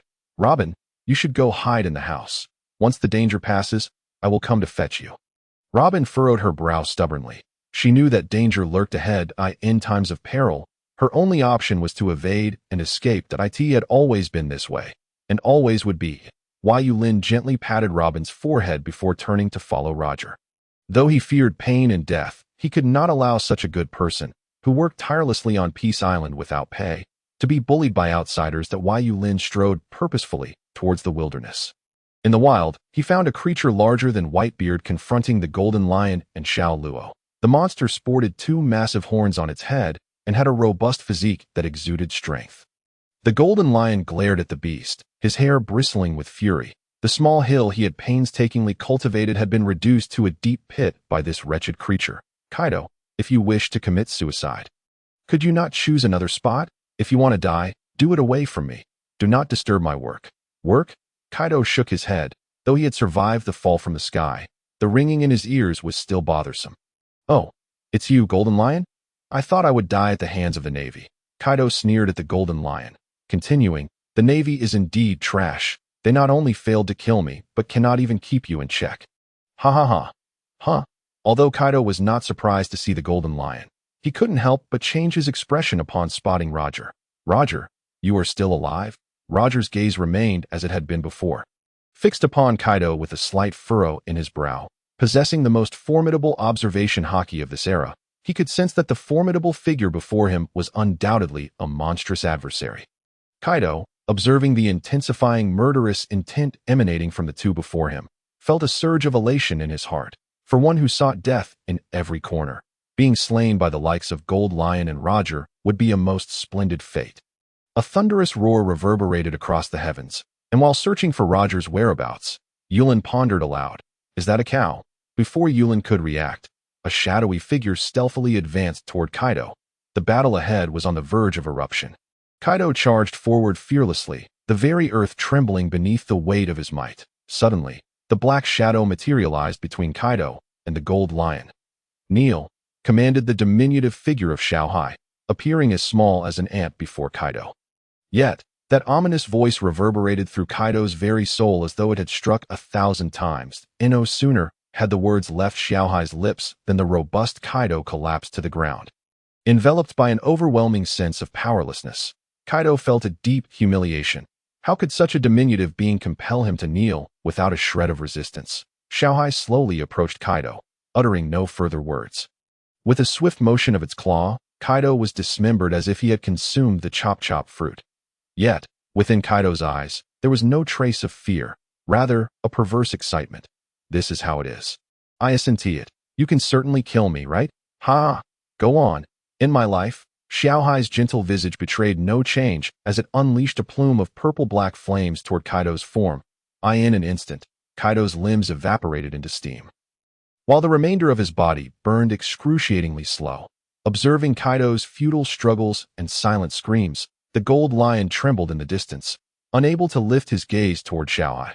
Now he understood why the Red Count had warned that this island was perilous. The true danger lay not with Lord Yulin, but with those four adorable creatures. These were no mere pets. They were devils, tormenting a creature as formidable as Kaido, who could conquer the world, rendering him utterly helpless. Suddenly, Xiaohai opened its cavernous maw and swallowed the remnants of Kaido whole. Just when the gold lion and Roger believed the ordeal was over, a dark liquid spewed forth from Xiaohai's mouth. The liquid twisted upon the yellow earth, rapidly coalescing into a robust yellow-black bull. Yet, no matter how one looked at it, the horns atop the bull's head were strikingly familiar. "Kaido? No. Is this a cow?" The gold lion stood bewildered. Isn't Kaido the user of the fish fruit, mythical Zoan, azure dragon form? How could he possibly turn into a cow upon death? Despite his confusion, he lacked the courage to approach and inquire. "In 10 years, if you perform well, perhaps I shall allow you to leave this place. Until then, you are a cow, a beast of burden for your master if you move even for a second. The flames of karma shall sear your body and soul. Fear not. You shall not perish." Xiaohai's voice echoed in Kaido's ears as if cast under a spell. As Kaido contemplated resistance, an even greater wave of torment threatened to render him unconscious. Kaido was not one to easily submit. Even in agony, he could endure. Just as he prepared for a second rebellion, Yulin's voice, imbued with enchantment, chimed in. "I thought it was an earthquake. Turns out, there really is a cow.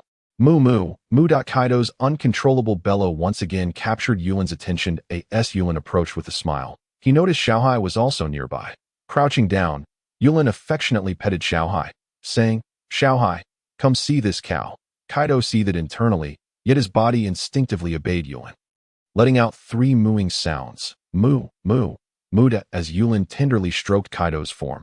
A momentary relief from pain washed over him, and his inner turmoil settled. Being caressed by this man felt like an unparalleled honor. A cow, how delightful. After all this time, I didn't know this island had such a magnificent beast. Yulin beamed as he caressed Kaido's imposing frame. Such a powerful bull would undoubtedly make tilling the land a breeze. "Come, little lion, from now on, you shall be companions.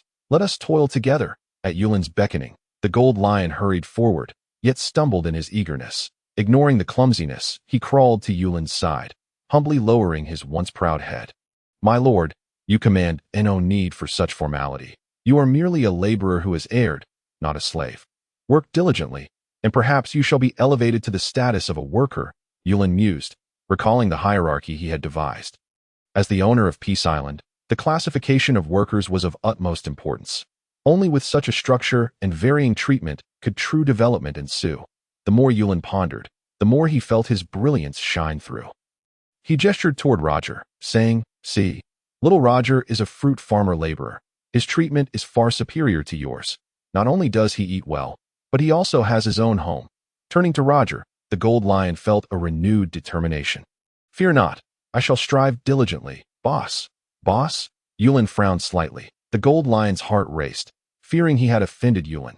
Just as he was about to retract his words, Yulin burst into laughter. "Indeed, from now on, call me boss. Yulin the boss." "Ha ha ha ha." With laughter echoing, Yulin turned to leave, but paused mid-step to glance back at the great bull, asking, Does this cow have a name? Kaido, the gold lion, instinctively replied. Yulin pondered this, musing, Kaido? It seems to be a new breed of cow from another world. The gloomy sky bore no signs of vitality. The once sun-drenched Peace Island was oddly shrouded in rain today. Yulin stood at the port, reluctant to part, while behind him, Xiao Hong and Little Roger, accompanied by the gold lion, clutched a plethora of snacks. Before Yulin, Robin stifled her tears, gently caressing Meat's eye. Brother Yulin, rest assured, I will definitely return safely. When we meet again, I will have become a formidable force upon the seas. You must believe in me. Robin's resolute voice, tinged with a sob, tugged at Yulin's heartstrings. He could not fathom why such a young girl bore so much pressure. Though his Peace Island was not wealthy, it was undeniably tranquil. Listening to the gold lion boast about the dangers of the outside world, he understood Robin's unwavering dream of sailing the seas, a dream he secretly envied. Over the past 2 years, Yulin had grown to cherish Robin as if she were his own sister. He could not deny her aspirations, yet a profound sadness lingered within him. The port was home to the opulent vessel Yulin had procured with considerable expense from the Red Count, to ensure Robin's well-being. He had even loaded half of Peace Island's treasures aboard, including a ripened blackbat fruit, a trove of red fruits, and an array of home-cooked delicacies from Peace Island. Yulin tenderly embraced Robin, who had grown taller over the past 2 years. You must be cautious. The outside world is fraught with danger. If you encounter any ill-intentioned individuals, offer them money and flee quickly. Our island may drift to unknown shores. And Xiaohong's compass is rather unreliable. Carry a few extras, they might come in handy. And if you happen upon a tall man with a white beard at sea, do not be afraid. He is merely a part-time laborer of mine. And I hear he is quite renowned out there. And Yulin seemed to have an endless stream of advice. Yet Robin displayed no signs of impatience. She hugged Yulin tightly, turning her head abruptly, with a forced smile.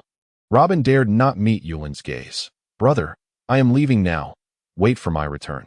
Yulin stood frozen as the luxurious ship slowly departed from the harbor.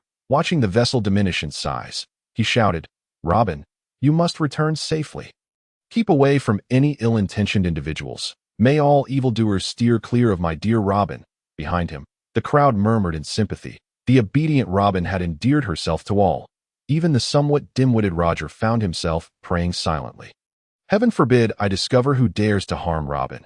I would gladly see them meet their demise amidst the flowers. As for the cunning Red Count, he felt no concern whatsoever with his fully matured bat devil fruit. Should Robin consume it, bolstered by Boss Yu's extraordinary powers, even the mightiest of nature-type devil fruit users would pose no threat to her. Meanwhile, the ever-scheming gold lion mused darkly. If someone were to bully Robin, Boss Yu would surely turn this world upside down. How entertaining it would be if the world government were to offend him. Just as Gold Lion indulged in his dark fantasies, a displeased Yulin turned around to catch Gold Lion in a sly grin. Little Lion, what are you laughing at? Oh, boss, I'm not. No, I'm not. Gold Lion stammered nervously, eyes darting at Yulin. Over the past 2 years, he had witnessed countless legends, instilling a profound reverence for Yulin. You dare to laugh while Robin is gone. Yulin glared at Gold Lion, showing no mercy for a mere laborer. He pointed to Kaido in the distance, commanding, Kaido, today you shall plow the fields with Little Lion's face that eye in the distance. Kaido seemed to have embraced his role, his heart filled with delight at the sight of the despondent Gold Lion. With a loud moo, he charged toward Gold Lion. Having received Yulin's command, Gold Lion dared not resist, allowing Kaido to wreak havoc upon him. Dragging him face first into the depths of the forest, Yulin, with a brooding expression, made his way toward his palace, unfazed by the cacophony of roars emanating from the forest, showing not the slightest hint of compassion. The following morning, Yulin arose early to commence his monotonous routine, watering plants, tending to flowers, harvesting fruits, and nurturing the devil fruit trees. In the wasteland, a cow had been dragging Gold Lion, transforming the soil into a loamy expanse. After observing for a while, Yulin finally waved his hand, signaling Kaido to cease. Gold Lion, feeling as though he had received a pardon, scrambled toward Yulin. Boss, I was wrong. Please, spare me. Kaido, he's simply inhumane. Kaido is in the right. Yulin affirmed. Upon hearing this, Kaido raised his head, only to hear Yulin continue. Kaido is a good cow who obeys. He is not human. Moo, moo moo. Kaido instinctively let out another call. In the distance, Meat's eye flitted toward Yulin, chattering excitedly. Extending his hand, Yulin caught Meat's eye. as if he understood the little one's words. You say there's a fish on the coast? A person? A fish? Could it be a mermaid? Having been in this peculiar world for several years, Yulin had encountered numerous oddities, yet he had never seen a creature as enchanting as a mermaid. Suddenly intrigued, he beckoned Kaido over. Nowadays, Kaido not only assisted in clearing land, but also served as Yulin's mode of transportation. By all accounts, Kaido's role had become far more significant than that of Gold Lion. As Yulin watched Kaido retreat, Gold Lion scratched his tangled mane, lost in thought. Suddenly, the Red Countess figure appeared behind him, remarking, "At this rate, I dare say Kaido will become an ordinary laborer before you do. Soon enough, you'll be the one being dragged around by Kaido." With that, the Red Count swaggered away, leaving Gold Lion with a look of exasperation. Along the expansive coastline, aside from the harbor, this was another of Yulin's leisure spots. Originally intended for future visitors, the absence of guests had gradually transformed it into Yulin's sunbathing haven. The sea, the beach, the sun loungers. Aside from the lack of beautiful women to pamper him, Yulin had achieved 3/4 of his vision. If he could host a lovely mermaid for a massage today, it would be utterly perfect. With these thoughts in mind, Yulin urged Kaido to quicken his pace. The goal drew nearer, and a robust figure began to materialize in his view. Approaching the shore with dwindling hope, Yulin was taken aback. Goodness, another man. Even the mermaid is a man. Yulin grumbled inwardly, but his kind-hearted nature compelled him not to let the stranger perish. Splash! He doused the figure with a pot of hot water. I'm scalded. I am scalded. The muscular merman sprang up, his body flushed red. Gazing at the unfamiliar man and an old yellow cow, he inquired, "Who are you?" Yulin scrutinized the hefty merman before him. He wore a headscarf, sported thick curly hair, and possessed a wide mouth adorned with a scruffy beard. Aside from his sharp teeth and fin-like protrusions on his back, this fellow bore a striking resemblance to a human. "What is your name? Did you swim over?" The merman instinctively nodded. Though this human appeared feeble, he felt an innate compulsion to answer. "Fisher Tiger, that's my name. Do not worry. I merely happened to stop here for a rest, and mean no harm to you. We mermen are quite friendly toward humans." Harm. This was the first time Yulin had encountered such a term in this world. While he was aware, through books brought by the Red Count, that the outside world held dangers, he had never ventured beyond Peace Island. The individuals he had met numbered fewer than 10, all exhibiting virtuous qualities. For instance, there was the grateful Xiao Hong who tirelessly worked for him, the muddled yet dedicated fruit farmer Xiao Luo, the elderly magician with a penchant for self-mutilation, and the little lion who had shown remorse and volunteered as a laborer. Even the large yellow cows produced on the island were gentle and obliging, laboring without complaint. Surrounded by such an environment, Yulin often suspected that the accounts in the Red Count's books bore the markings of exaggeration. Within Peace Island, Yulin brought Tiger to the dining hall. Despite Tiger's presence shattering Yulin's idyllic perception of mermen, he remained committed to embodying the essence of Chinese virtues by inviting him to lunch. However, he did not anticipate that this rugged merman would break down in tears before even partaking in the meal. "Thank you. You don't despise me for being a merman, and you still invited me to dine. I am truly grateful." With a resounding thud, Tiger's head crashed onto the table, startling Yulin. "Is this really all it takes to evoke such emotion? Doesn't he seem like a beggar?" Another grateful soul had appeared before him. Unbeknownst to Yulin, the long-standing tension between humans and the mermen of Fishman Island stemmed from the oppressive rule of the world government. Due to a lack of understanding, humans often discriminated against the mermen, and the disdainful attitude of the ruling powers was particularly pronounced. The celestial dragons, as the world's nobles, had historically acquired various races, including mermen, as slaves through human traffickers. For years, the mermen had sought to foster communication and dissolve human animosity. Encountering a human who did not harbor prejudice against mermen was a rare occurrence. And Yulin's friendly gesture was a rarity in the annals of merman history. That Yulin's kindness seemed to activate something within Tiger, who animatedly began to describe the underwater world of mermen and the splendors of Fishman Island. Yet, witnessing the robust figure dance before him like a child felt rather peculiar. Time slipped away as Tiger danced, and soon it was nearly mealtime. A flash of red darted past, pausing momentarily before entering. The once vibrant Tiger suddenly realized, recognizing the man whose bounty was among the highest in the world, and instinctively shielded Yulin behind him. "Boss, danger, danger!" Yulin gazed at the suddenly transformed Tiger in bewilderment. Could it be that the fishmen possessed the ability to change their appearances? The Red Count merely cast a fleeting glance at Tiger, bowing with the deference of a nobleman. My apologies for keeping you waiting. Boss. Yulin nodded and gestured towards the seat beside him. Come, take a seat. The Red Count proudly settled next to Yulin, a symbol of his status on this island, something that others had long envied. Tiger looked at the Red Count in astonishment. This notorious figure of the seas, a bane to the world government, was showing such subservience to this ordinary man. It was hard to believe that Yulin was merely a powerless commoner. Even the celestial dragons would find themselves at the mercy of the Red Count. Even the current ruler of the seas, Whitebeard, had not once refrained from provocations. Who would have thought that the elusive Red Count, Baroque Raidfield, would appear here after years of silence? The atmosphere at the table turned somewhat peculiar. Tiger had lost his previous ease and now regarded the Red Count with a wary expression. Clearly, Yulin remained unfazed, casually discussing the island's affairs with the Red Count. After a brief moment, hurried footsteps echoed from outside the door. The Golden Lion approached, levitating several plates as he entered the dining area. Each time Yulin witnessed the Golden Lion's float fruit abilities, he felt a surge of envy. Such an effortless way of serving food was undeniably advantageous. Esteemed boss, I apologize for the wait. The Golden Lion bowed at a 90-degree angle, displaying an even greater respect than the Red Count. But Yulin glanced at the Golden Lion, choosing to ignore him. While his performance was commendable, he was, after all, a mere laborer, and as the boss, Yulin felt the need to maintain his authority. Evidently, Yulin's demeanor only served to astonish Tiger further. This was the Golden Lion, a notorious pirate admiral who once stood shoulder to shoulder with Whitebeard and Roger.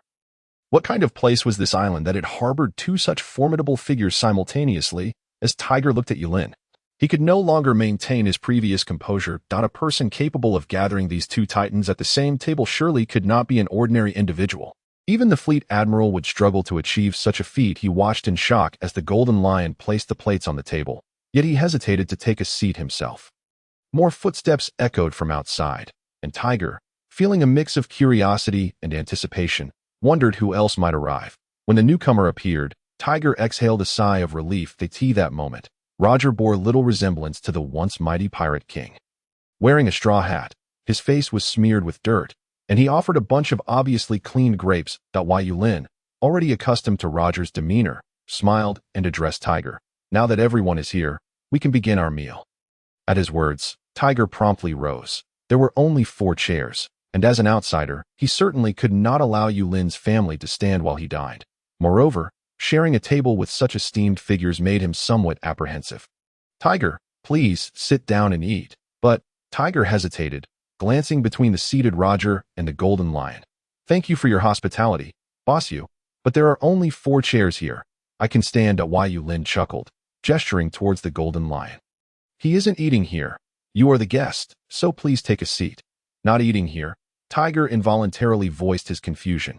Instantly regretting his question, he realized that matters concerning the Golden Lion were hardly his place to meddle. Just as he was about to apologize, Roger, his face partly obscured by the straw hat, casually interjected, "There is no seat for him here." Turning towards the voice, Tiger met the bright eyes that sparkled with an unparalleled charisma. A sight that felt eerily familiar. You are the Pirate King, Joel D. Roger? Tiger collapsed onto the table in shock. What could be more outrageous than the notion of resurrection? Outside, the weather was warm, yet Tiger felt as though he had stepped onto an icy tundra. The chilling aura emanating from the Red Count, the Golden Lion, and the resurrected Roger enveloped him. Think he was dining alongside such terrifying figures. Who would believe such a tale if he were to share it? Tiger mechanically consumed his vegetables, too fearful to lift his gaze. The Golden Lion prepared to depart after receiving no further instructions from Yulin. He heard Yulin's voice call out, "Little Lion, Kaido performed admirably today. Be sure to give him an extra serving of fish." "Understood, boss," the Golden Lion replied respectfully, feeling a pang of envy for Kaido. However, he consoled himself with the thought that he was still among the living. As the Golden Lion turned to leave, a clattering sound drew Yulin's attention back to the table. It was Tiger's fork that had fallen to the surface. "What's wrong? Don't fishmen usually use forks?" Tiger, seeing the other's lack of response, Yulin called out again. Oh, it's nothing. I was just careless." Tiger quickly regained his composure, though he could no longer steady his hand on the fork. Kaido? Could it be that Kaido, such a colossal figure, doesn't even have the right to enter the room? No, I mustn't linger here any longer. I might not be killed, but I could certainly die of fright. The lunch concluded amidst Tiger's trepidation, and the Golden Lion had already been waiting outside. Once Yulin finished his meal, the Golden Lion began expertly clearing the table, his professionalism leaving Tiger utterly bewildered. Boss Yu, I am immensely grateful for your hospitality. If there are no further instructions, I am prepared to take my leave. Tiger mimicked the Golden Lion's politeness with a deep bow, feeling an urgent desire to escape. In such a hurry? Very well. If you have matters to attend to, I shall not delay you. However, there is a small favor I hope you might assist me with. Help you? Tiger exclaimed in surprise. On this island, even a mere acquaintance could obliterate him in an instant. What could he possibly offer in assistance to such formidable figures? Though puzzled, Tiger, as a fisherman, felt compelled to respond to Yulin's kindness without hesitation. He clenched his right fist and thumped it against his robust chest. Boss Yu, you need only say the word. Tiger will not hesitate. Death? That seems rather unnecessary, Yulin remarked, pointing towards the yard behind him. As you can see, I wish to create a farmhouse here. However, due to the island's tendency to shift, I struggle to maintain a steady flow of customers that I merely wish for you to help spread the word a bit. So I can earn a little extra. Earn money. Tiger seemed to have heard the most absurd notion, not to mention the immense wealth of the Red Count and the Golden Lion. But, esteemed sir, your island is home to a pirate king, the one who supposedly reached Raftel and acquired the legendary treasure, One Piece. You wish to open a farmhouse to make money, if all else fails. You can recruit these three to seize the navy or to raid the celestial dragons. Although Tei's heart was tumultuous, his face remained a mask of respect. The intentions of the powerful were inscrutable. Yet promoting such matters was still feasible. However, one could only wonder if the newcomers would dare to dine here upon seeing those individuals. Agreeing heartily to Yulin's request, Tej swiftly made his way toward the coast. Eager to vacate the premises, moments later, a resounding splash echoed across the surface of the Senasa merman. Tej moved through the water with far greater speed than on land that he swam aimlessly, simply wishing to distance himself from that island. When he finally came to a halt, the direction of Peace Island was shrouded in a thick mist. As the sun descended, Tej glanced back, and within the fog, it appeared as though a colossal monster lurked, poised to devour any adversary. The inexplicable waters were enveloped in an impenetrable fog, while black rain fell from the sky. Even sunlight struggled to penetrate the haze. Only one island was an exception to this phenomenon. Despite the tumultuous winds and rain outside, the skies above Peace Island remained brilliantly sunny. Yulin had long since grown accustomed to such circumstances. In this otherworldly realm, the occurrence of unusual events was quite normal. Life on the island continued in its usual tranquil manner. Yulin lay atop the lookout tower, gazing into the distance as if it were a habitual pastime. Alas, 3 months had passed. Did this island truly relish its stay, refusing to depart? After a few grumbles, Yulin leaped from the lofty lookout tower. Such a situation was previously unimaginable to him. Had it not been for the incident in which he fell while asleep at the lookout, he would remain oblivious to the remarkable capabilities of his current form. In his former world, becoming a top-tier athlete would have posed no challenge. With fishing rod in hand, Yulin settled upon the rocks by the shore, embarking on a new hobby. Although the fish he caught were modest in size, the sense of accomplishment they brought him provided a flicker of joy in his otherwise mundane existence. Resting his chin on his hand, Yulin drowsily awaited a bite. Time held no meaning in this place, and he was gradually roused by the enchanting sound of singing. Someone singing. Is anyone there? Upon realizing someone had arrived, Yulin instantly perked up, peering into the darkness ahead where a grand vessel slowly approached Peace Island. Truly, there were visitors. Laughing heartily, Yulin tucked away his fishing rod and began waving his arms vigorously, eager to attract the attention of those aboard the ship. As the vessel came into clearer view, disappointment washed over him at the sight of a ship riddled with gaping holes. Alas, yet another vessel of the impoverished. It seemed unlikely there would be many aboard, nor substantial wealth. The singing indicated they were likely entertainers from the sea.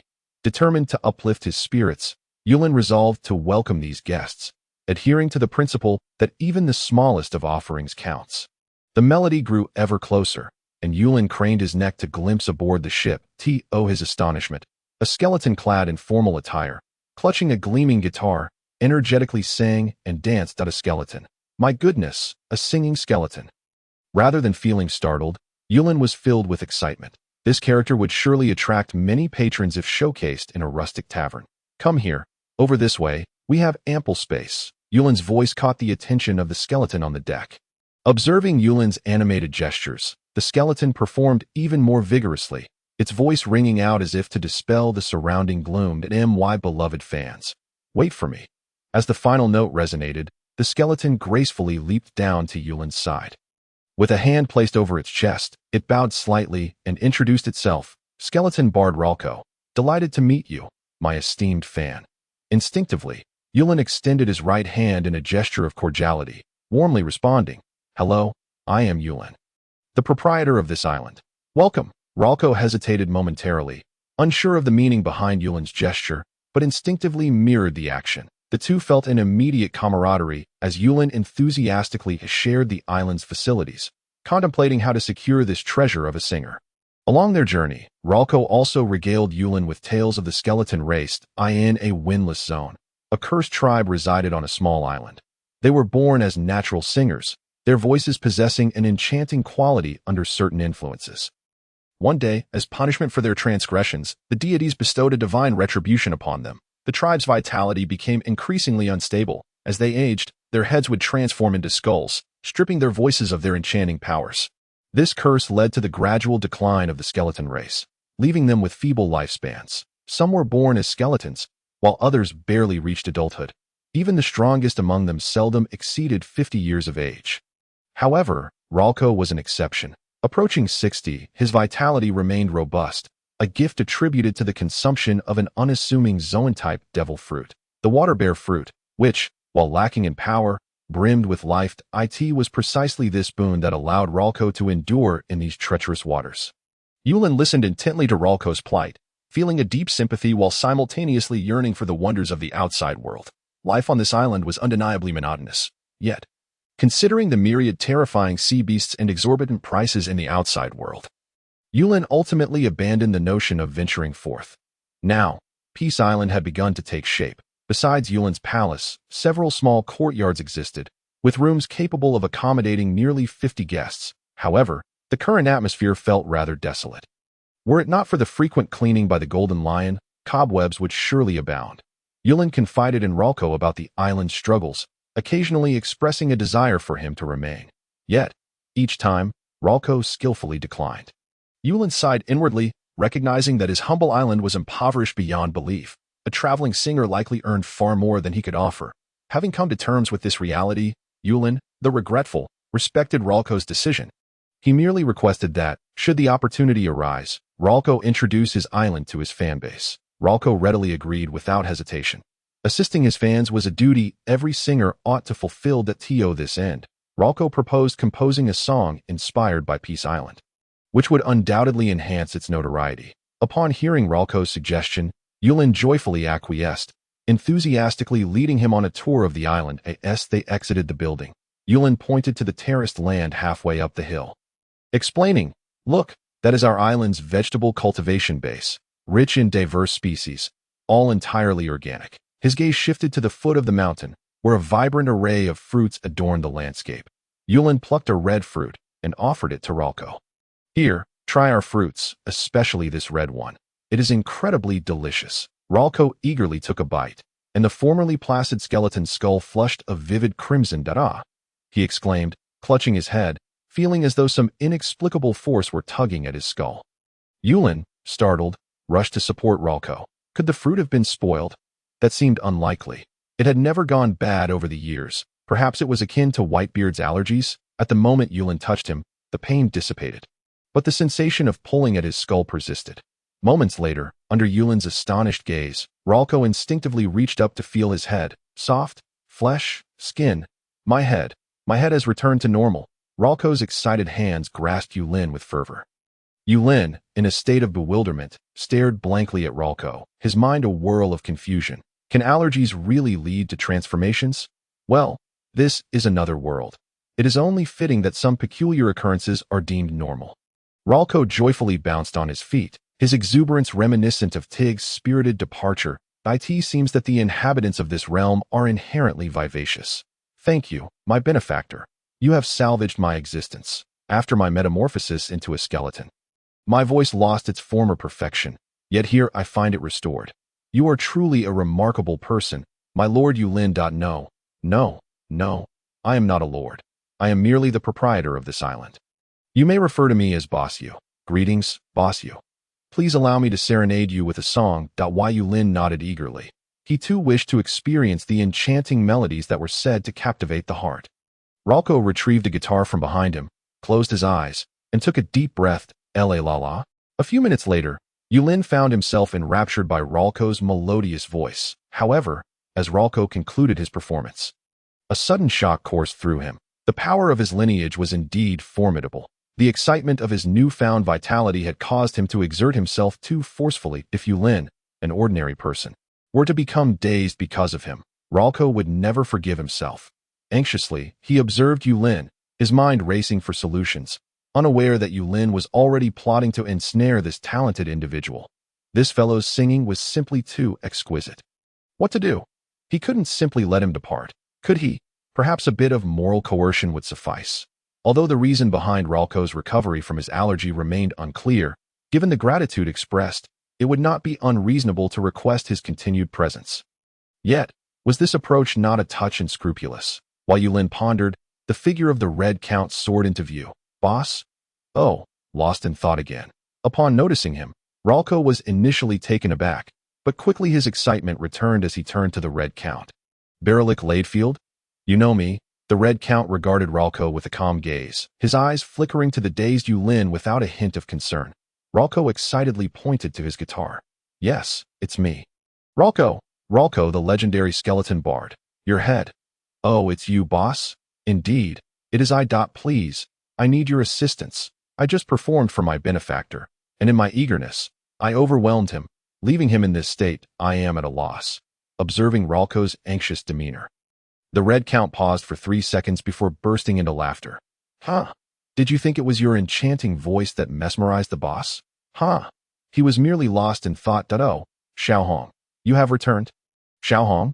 Boss? Do you know each other? Yulin and the Red Count exchanged glances, both nodding. Of course, we know each other. Xiaohong is one of my earliest employees on the island, a truly wonderful person.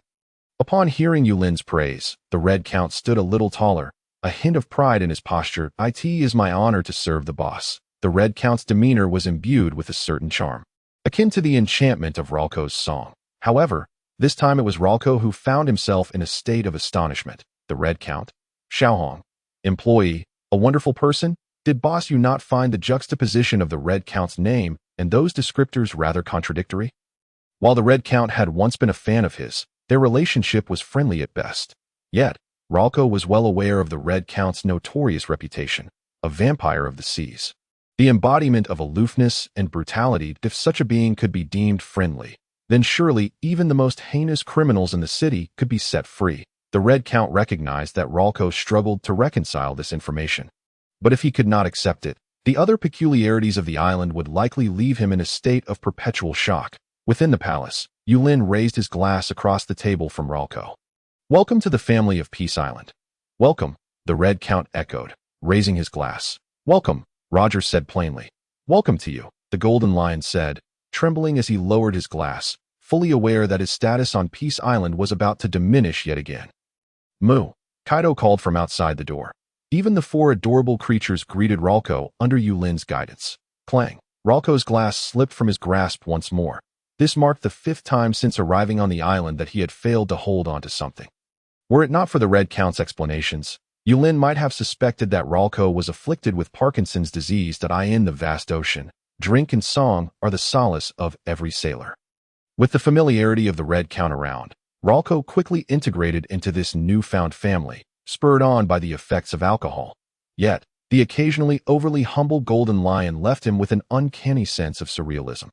When he gazed at his boss, Yulin, his eyes reflected not only admiration but a profound respect. As night fell, the Red Count led Ralco along a softly illuminated path toward the devil fruit tree. Along the way, he provided a brief overview of the island's peculiarities, particularly emphasizing the for seemingly harmless yet terrifying beasts, which Xiaohong strongly cautioned against. When Ralco learned that the yellow bull outside was Kaido, his body involuntarily trembled. This island was far more intimidating than he had imagined. Peace Island. It was exceedingly surreal. Where are we headed? To meet the Lord of the Devil Fruit. The Red Count's face radiated excitement. Unbeknownst to him, a subtle connection had begun to form between the Red Count and the Devil Fruit. Whenever a fruit bearer arrived on the island, he would escort them to the Devil Fruit tree. Each time the tree absorbed a new fruit, the Red Count's control over his own fruit would increase. 10 minutes later, Ralco's eyes widened in astonishment. What did he behold? A robust tree, encircled by 3 people, adorned with fruits of various colors and shapes. What astonished him further was the presence of Whitebeard's tremor fruit among them. How is this possible? The Red Count gazed adoringly in the direction of Yulin. Our boss is divine. The divine is all-powerful. Everything I possess is a gift from the boss. Come, place your hand upon the devil fruit tree, and tomorrow a new water-bearer fruit will appear. Although it may take some time, with the boss's consent, you can allow your kin to consume the fruits to enhance their longevity. The boss can even aid them in regaining their lives. Trust me, this island can fulfill everything you once thought impossible. Just as Roger has been resurrected, the Red Count's voice carried an air of mysterious allure, causing Ralco's heart to race fervently, having witnessed the miracles and powers of Peace Island. Everything the Red Count spoke of became an irresistible temptation for Ralco. With outstretched hands, his vision darkened. When he emerged into the light again, it was the following morning, and a new branch adorned with water-bearer fruits had appeared on the devil fruit tree. Work diligently, and await the boss's granting of new water-bearer fruits to save my kin. Work diligently, and let my kin be reborn. Work diligently. From that day forth, Peace Island gained a fervent workaholic bard. Not only did he compose and rehearse songs daily for Peace Island, but he even usurped a portion of the Golden Lion's and Kaido's labor. The Golden Lion lamented in despair, as his efforts were aimed at solidifying his status as a formal employee, liberating himself from the burdens of manual labor. Yet, Ralco's presence made him feel as though he hadn't exerted himself at all. Had Ralco been able to fly, he would have undoubtedly interfered with the Red Count's procurement tasks as well. As for Roger, Ralco was still hesitant to disturb him. After all, the hockey of One Piece is not something everyone can withstand. Under the diligent encouragement of Rolke, the construction of Peace Island commenced a new round of competition. A few months later, as Yulin awoke to the morning light once again, Peace Island had finally emerged from the dark and foggy seas. However, the location of Peace Island this time was rather awkward for Yulin, as they had inadvertently collided with another island. For some unknown reason, Peace Island had crashed into another isle today, and to make matters more complicated, the inhabitants were predominantly women, a formidable group of women, resembling a military battalion, gathered at the border of Peace Island. This left Yulin momentarily at a loss, unsure of how to proceed. What should he do? Little Ro appeared dazed, while Little Red and Little Lion clearly were not social individuals. Taking them along might lead to an altercation. Although those women were quite striking, their long spears and swords indicated they were not to be trifled with. After much contemplation, the only viable option seemed to be for Yulin and the new resident singer of Peace Island, Rolke, to pay a visit. Upon hearing Yulin's command, Rolke eagerly rushed over. Meanwhile, Red Count, Golden Lion, and Roger stood back at a distance. Esteemed ladies, I am Yulin, the master of this island. Please believe that we harbor no ill intentions. Men, Gaia Mary stepped forward from the throng of female warriors, as the nation's chief protector. She was once a renowned pirate upon the seas. Men, what is your purpose for coming to Daughter Island? Purpose? I apologize, but our island tends to drift, and this collision was purely accidental. Rest assured, we are merely a resort island with no malicious intent. We will likely depart in a few days at a drifting island. Gaia Mary regarded Yulin with skepticism. This is Daughter Island, and men are not permitted to set foot here. If you plan to leave in a few days, you are not allowed to enter Daughter Island during this time. Otherwise, we will be forced to take action. Yulin nodded, feeling somewhat disheartened at the prospect of not being able to explore the island. However, he understood that this was simply their custom. Rest assured, there are only 5 of us on our island. We mean no harm and will not encroach upon your territory. 5 people. Where are the others? We must meet them. Yulin did not overthink the request and turned to beckon those behind him. Little Red, Little Ro, Little Lion, come forth to greet our guests. The Red Count stepped forward with a commanding stride, having long since surpassed his former strength. He was the first to harness the terrifying resources of Peace Island. And even now, 5 golden lions would not stand a chance against him. The Red Count's speed instantly captivated Gaia Mary's attention. Such a formidable presence was undoubtedly a threat to Daughter Island. Just as she hesitated to initiate combat, upon seeing the Red Count by Yulin's side, Gaia Mary recognized his visage. The notorious demon of the seas, the vampire lord, the Red Count. With no time to waste, Gaia Mary urgently exclaimed, "Prepare for battle?" Battle?" Yulin shook his head in confusion, bewildered by her sudden alarm. Gaia Mary gripped her spear tightly, but hesitated to attack. Golden Lion was about to spring into action when the Red Count gestured for him to halt. Stepping forward, the Red Count bowed like a gentleman of noble stature and inquired, "My dear young lady, have we met before?" The proud Red Count, "I am certainly aware of your illustrious name." The Red Count leaned closer to Gaia Mary, whispering, "Our boss has assured us that we mean no harm. You need not be so tense. Do you truly believe your numbers can contend with a single golden lion?" Following the Red Count's gaze, Gaia Mary noticed a middle-aged man with golden hair glaring at her with icy eyes. "Golden lion? He cannot be." The Red Count made a shushing gesture, reiterating, "We harbor no ill will. We merely intend to pause here for a few days before departing. However, if possible, may we request that our boss be allowed to move freely on your island during this time? Of course, you may refuse." Despite the Red Count's humble demeanor, Gaia Mary understood that she had little choice in the matter. Both the Golden Lion and the Red Count could easily obliterate Daughter Island from existence. Though she was uncertain of their intentions, she lacked the capacity to resist, thus acquiescing. The Red Count returned to Yulin's side, relaying the good news. "Little Red, I never expected your diplomatic skills to be so exceptional. From now on, let us entrust the diplomatic affairs of Peace Island to you." Ha ha ha. Upon receiving Yulin's praise, the Red Count straightened up and bowed once more. "My esteemed boss, Little Red is eager to serve you." Gaia Mary observed the peculiar scene before her, her lips curling in disbelief. As Yulin approached, she instinctively took a step back. The Red Count had become a taboo of the seas, and the man who had tamed him was undoubtedly a more powerful demon. "Apologies for the intrusion today. To express my regret, I warmly welcome you to visit my Peace Island at any time. Show my gratitude for your agreement to allow me to explore. I shall bring a gift when I visit tomorrow." With that, Yulin turned and departed with his companions, leaving behind a Daughter Island warrior who felt as though she had escaped a calamity. "Gaia, who was that person just now?" Gaia Mary gazed fearfully in the direction Yulin had departed, solemnly replying, "Inform the sisters that if those individuals come ashore, we must avoid conflict." "Why?" a female warrior asked, perplexed. Gaia Mary sighed, "Because each of them is a demon, demons that Daughter Island cannot provoke." Yulin remained unfazed by Gaia Mary's assessment. He was presently preparing for his first outing. After trying on several outfits and finding them unsatisfactory, the Red Count and Golden Lion returned with an entire mound of clothing. Following Yulin's instructions, Roger selected fresh vegetables and fruits from the island to create a grand fruit basket as a gift. Thus, Peace Island experienced its busiest day, yet in anticipation of Yulin's excursion. The following morning, Yulin donned his favorite attire, carrying the large fruit basket with a joyful stride toward the island's border. There, he encountered the woman with the spear from the previous day, accompanied by a splendidly dressed lady exuding grace. "Respected warrior, I am Boa Hamleing, the Queen of Daughter Island. This is Gaia Mary, and this is our matriarch." "Matriarch?" Yulin glanced around but saw no one else. Boa Hamleing smiled gently and stepped aside, revealing a wrinkled old woman who regarded Yulin with an oddly scrutinizing gaze. "Greetings, I am Yulin. I am truly grateful that you have allowed me to explore your island.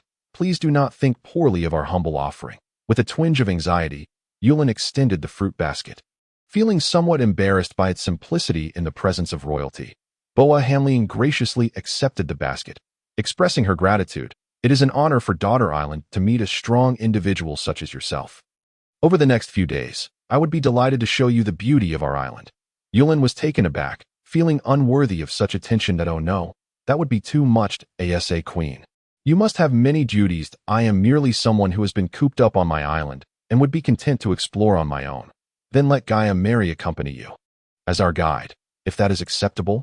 Seeing that she was insistent, Yulin felt it would be inappropriate to decline while on their territory, so he agreed.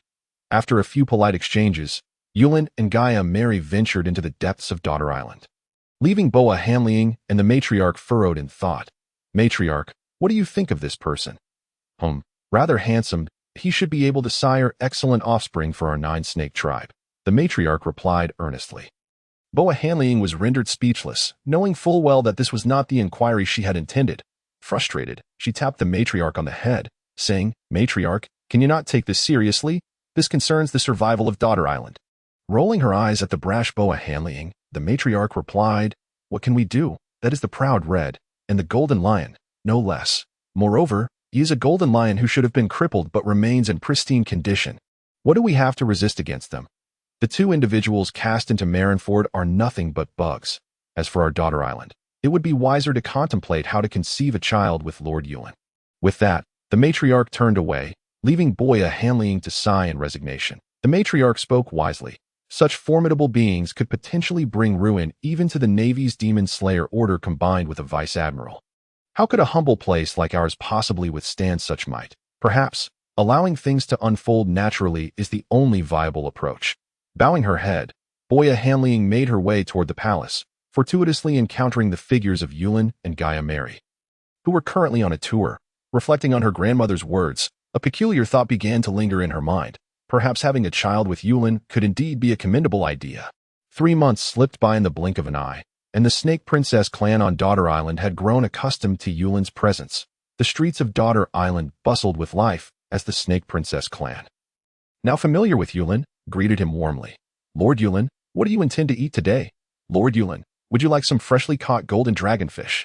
Yulin cheerfully exchanged pleasantries with those around him when a sudden commotion behind him caught his attention. Swiftly, Snake Princess warriors rushed past him towards the distance. What has happened? Yulin inquired, casually detaining one of the warriors. Upon recognizing Yulin, the warrior hastily replied, Lord Yulin, we have discovered our missing clan members and some fishmen on the coast. The Queen and Lord Green have already gone there. With that, the woman hurried away to fishmen. You say? Yulin pondered as he headed toward the coastline, on the eastern coast of Daughter Island. A battered little boat bore witness to the hardships it had endured. On the beach lay a familiar, robust fishman, pallid and collapsed, his broad arms shielding 3 young girls who had succumbed to unconsciousness. Tiger? Yulin's voice captured Boya Hanliang's attention. Having long contemplated the union between Yulin and the Snake Princess clan, she greeted Yulin with great enthusiasm at every opportunity. Mr. Yulin, do you recognize this fishman? Yulin nodded. Although Tiger had not spent much time on Peace Island, he held a fondness for the fishman who could animatedly recount stories. Yes, his name is Tiger, and he is quite a decent fishman. Boya Hanliang was taken aback. It was the first time she had heard a human praise a fishman, confirming that this man was indeed extraordinary. Boss Yulin?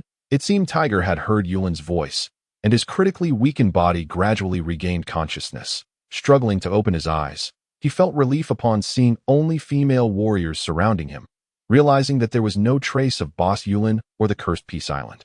Compared to the demon-occupied island, the chaos he had just caused in the holy land of Mary Geos felt insignificant. Tiger, you are awake. Yulin greeted with concern that Tiger's eyes widened in surprise as he gazed at Yulin, who was looking down at him. You, boss, is this Peace Island? Tiger's eyes darted around, overwhelmed by the pressure that Peace Island brought upon him. Perhaps his voice was too loud, causing the 3 girls beside him to awaken. Where is this? This is Daughter Island. Hancock, Sonia, Gourd, my children. Boya Hanliang joyfully rushed forward to embrace the 3 girls tightly. Daughter Island? We are truly back. The group wept together, surrounded by onlookers who gazed sorrowfully at the 3 tormented children. It's all right. Everything is fine now. We are home. Boya Hanliang gently comforted, though her eyes betrayed her as tears flowed uncontrollably. Once their emotions settled, the 3 sisters, disregarding their injuries, knelt before Tiger. Thank you for bringing us back. It's nothing. Nothing at all. Ha! Tiger laughed heartily, occasionally glancing at Yulin. Seeing that the others were unharmed, Yulin playfully teased Tiger, pointing at the tattoos on his back. So, have you opened a tattoo parlor? Though I must say, the design leaves much to be desired. His words. Tiger's expression tightened, and the 3 sisters huddled together, desperately attempting to conceal their tattoos, trembling in the process. What is this? Yulin asked, puzzled as he looked at Tiger. After learning of the events that had transpired over the years, his anger surged. Born on the land of China, Yulin was profoundly disturbed by the existence of such a slave system. Even the laborers under Gold Lion possessed basic human rights on his peace island. At most, they simply worked harder. He could not fathom the existence of such cruel and disgusting beings in this world. Boss Yulin, you are unaware. The celestial dragons and Mary Geos mercilessly torture us fishmen slaves daily. Tiger spoke gravely. Yulin gazed into the distance, his eyes flashing with a terrifying lightning, causing Tiger to shut his eyes in fear. Mary Geos and the celestial dragons will be struck down by lightning one day. Yulin cursed angrily, the Snake Princess clan beside him equally enraged yet appearing helpless. Suddenly, the skies above Mary Geos erupted with thunder and lightning. Observing the three sisters trembling below, Yulin cursed again, those bastards. The celestial dragons of Mary Geos will surely be struck down one day. With a crack, a celestial dragon was instantly reduced to ashes by a bolt of lightning that if Hancock had seen this, she would have realized that the fallen figure was the very demon who had tormented them for years. The scene shifted to the skies above Mary Geos, where layers of dark clouds amassed, threatening to unleash a torrential downpour. The oppressive clouds cast a shadow over Mary Geos, enveloping it in darkness. Thunder roared as purple lightning crackled through the air. What a bizarre weather phenomenon. It truly dampens the spirits. A celestial dragon remarked as he sheathed his whip, instructing his subordinates to drag the slaves toward his manor. With another crack, a celestial dragon who had tormented Tiger was once again struck down. Reduced to mere ashes, inside a lavish palace, 5 elderly men conspired quietly. With a resounding clap of thunder, Mary Geos was engulfed by a sudden downpour. Sitting amidst the flowers, furrowed her brow, her gaze piercing through the roof to the heavens. This power, it neither resembled weather nor an attack. Before she could finish her thought, several formidable bolts of lightning surged toward her at breakneck speed. With a deafening crack, the thunder illuminated all of Mary Geos. Could it be the Heavenly King? No, this is certainly not the power of a Heavenly King. This cannot be allowed to descend upon Mary Geos. That I in haste, soared upward, determined to confront the lightning before it scattered. In the sky, the tempest intensified, with 9 colossal entities resembling lightning dragons roaring through the skies, charging directly at him. The deafening sounds rattled the celestial dragons of Mary Geos, causing them to tumble to the ground in terror. Strangely, however, the ordinary humans felt nothing. Among them, the 5 elders were utterly bewildered, uncertain of what was transpiring. From today onward, silence. M's voice echoed in the ears of the 5 elders, who found themselves unable to respond despite their urgent calls.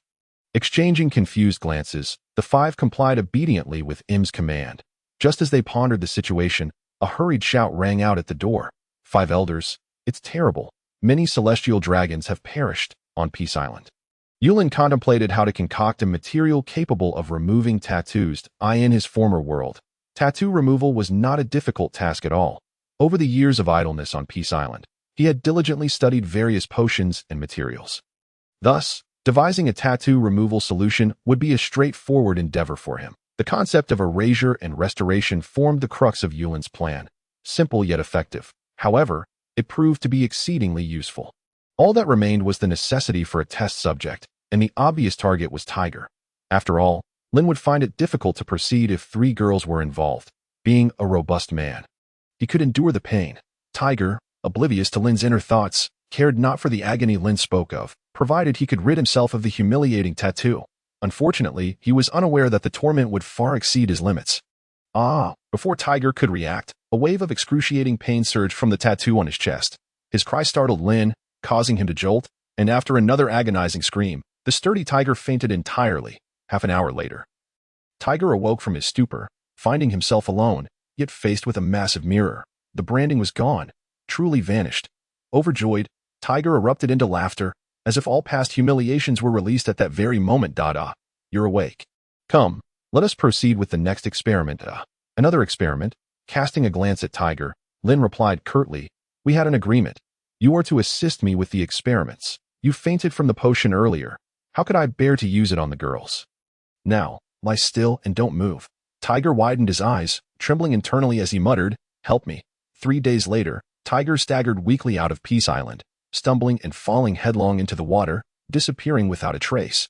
Lin, gazing at the sunlight outside the window, felt a profound satisfaction as he mused.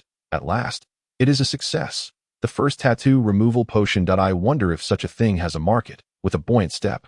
Lin swiftly made his way to the domain of Daughter Island. Familiar with the route, he arrived at the palace of the Kingdom of Women, where Boa Hanazuki struggled to hide her excitement upon learning of his visit. "Come, Mr. Lin. This way," pleased in a room fragrant with blossoms. Hancock, draped in a heavy cloak, concealed herself in a corner. The room, belonging to the beautiful and youthful Hancock, was notably sparse. According to Boa Hanazuki, Hancock was exceedingly fearful of encountering the brand upon her back. Hence the absence of mirrors. Upon entering, Hancock, aware of Lin's amicable ties with Daughter Island, approached respectfully to greet the Queen and Lin. "Your Majesty, Mr. Lin." Boa Hanazuki gently took Hancock's hand, holding it tenderly.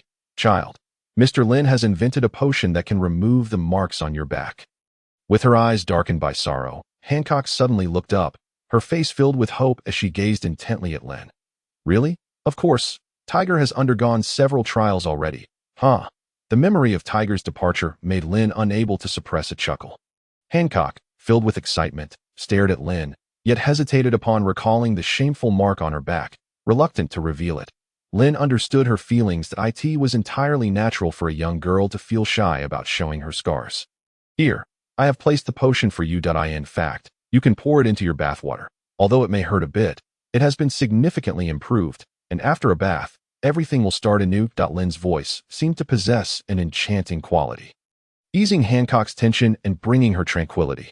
"Thank you, Mr. Lin." Hancock lowered her head, bashfully avoiding eye contact. "Do not worry.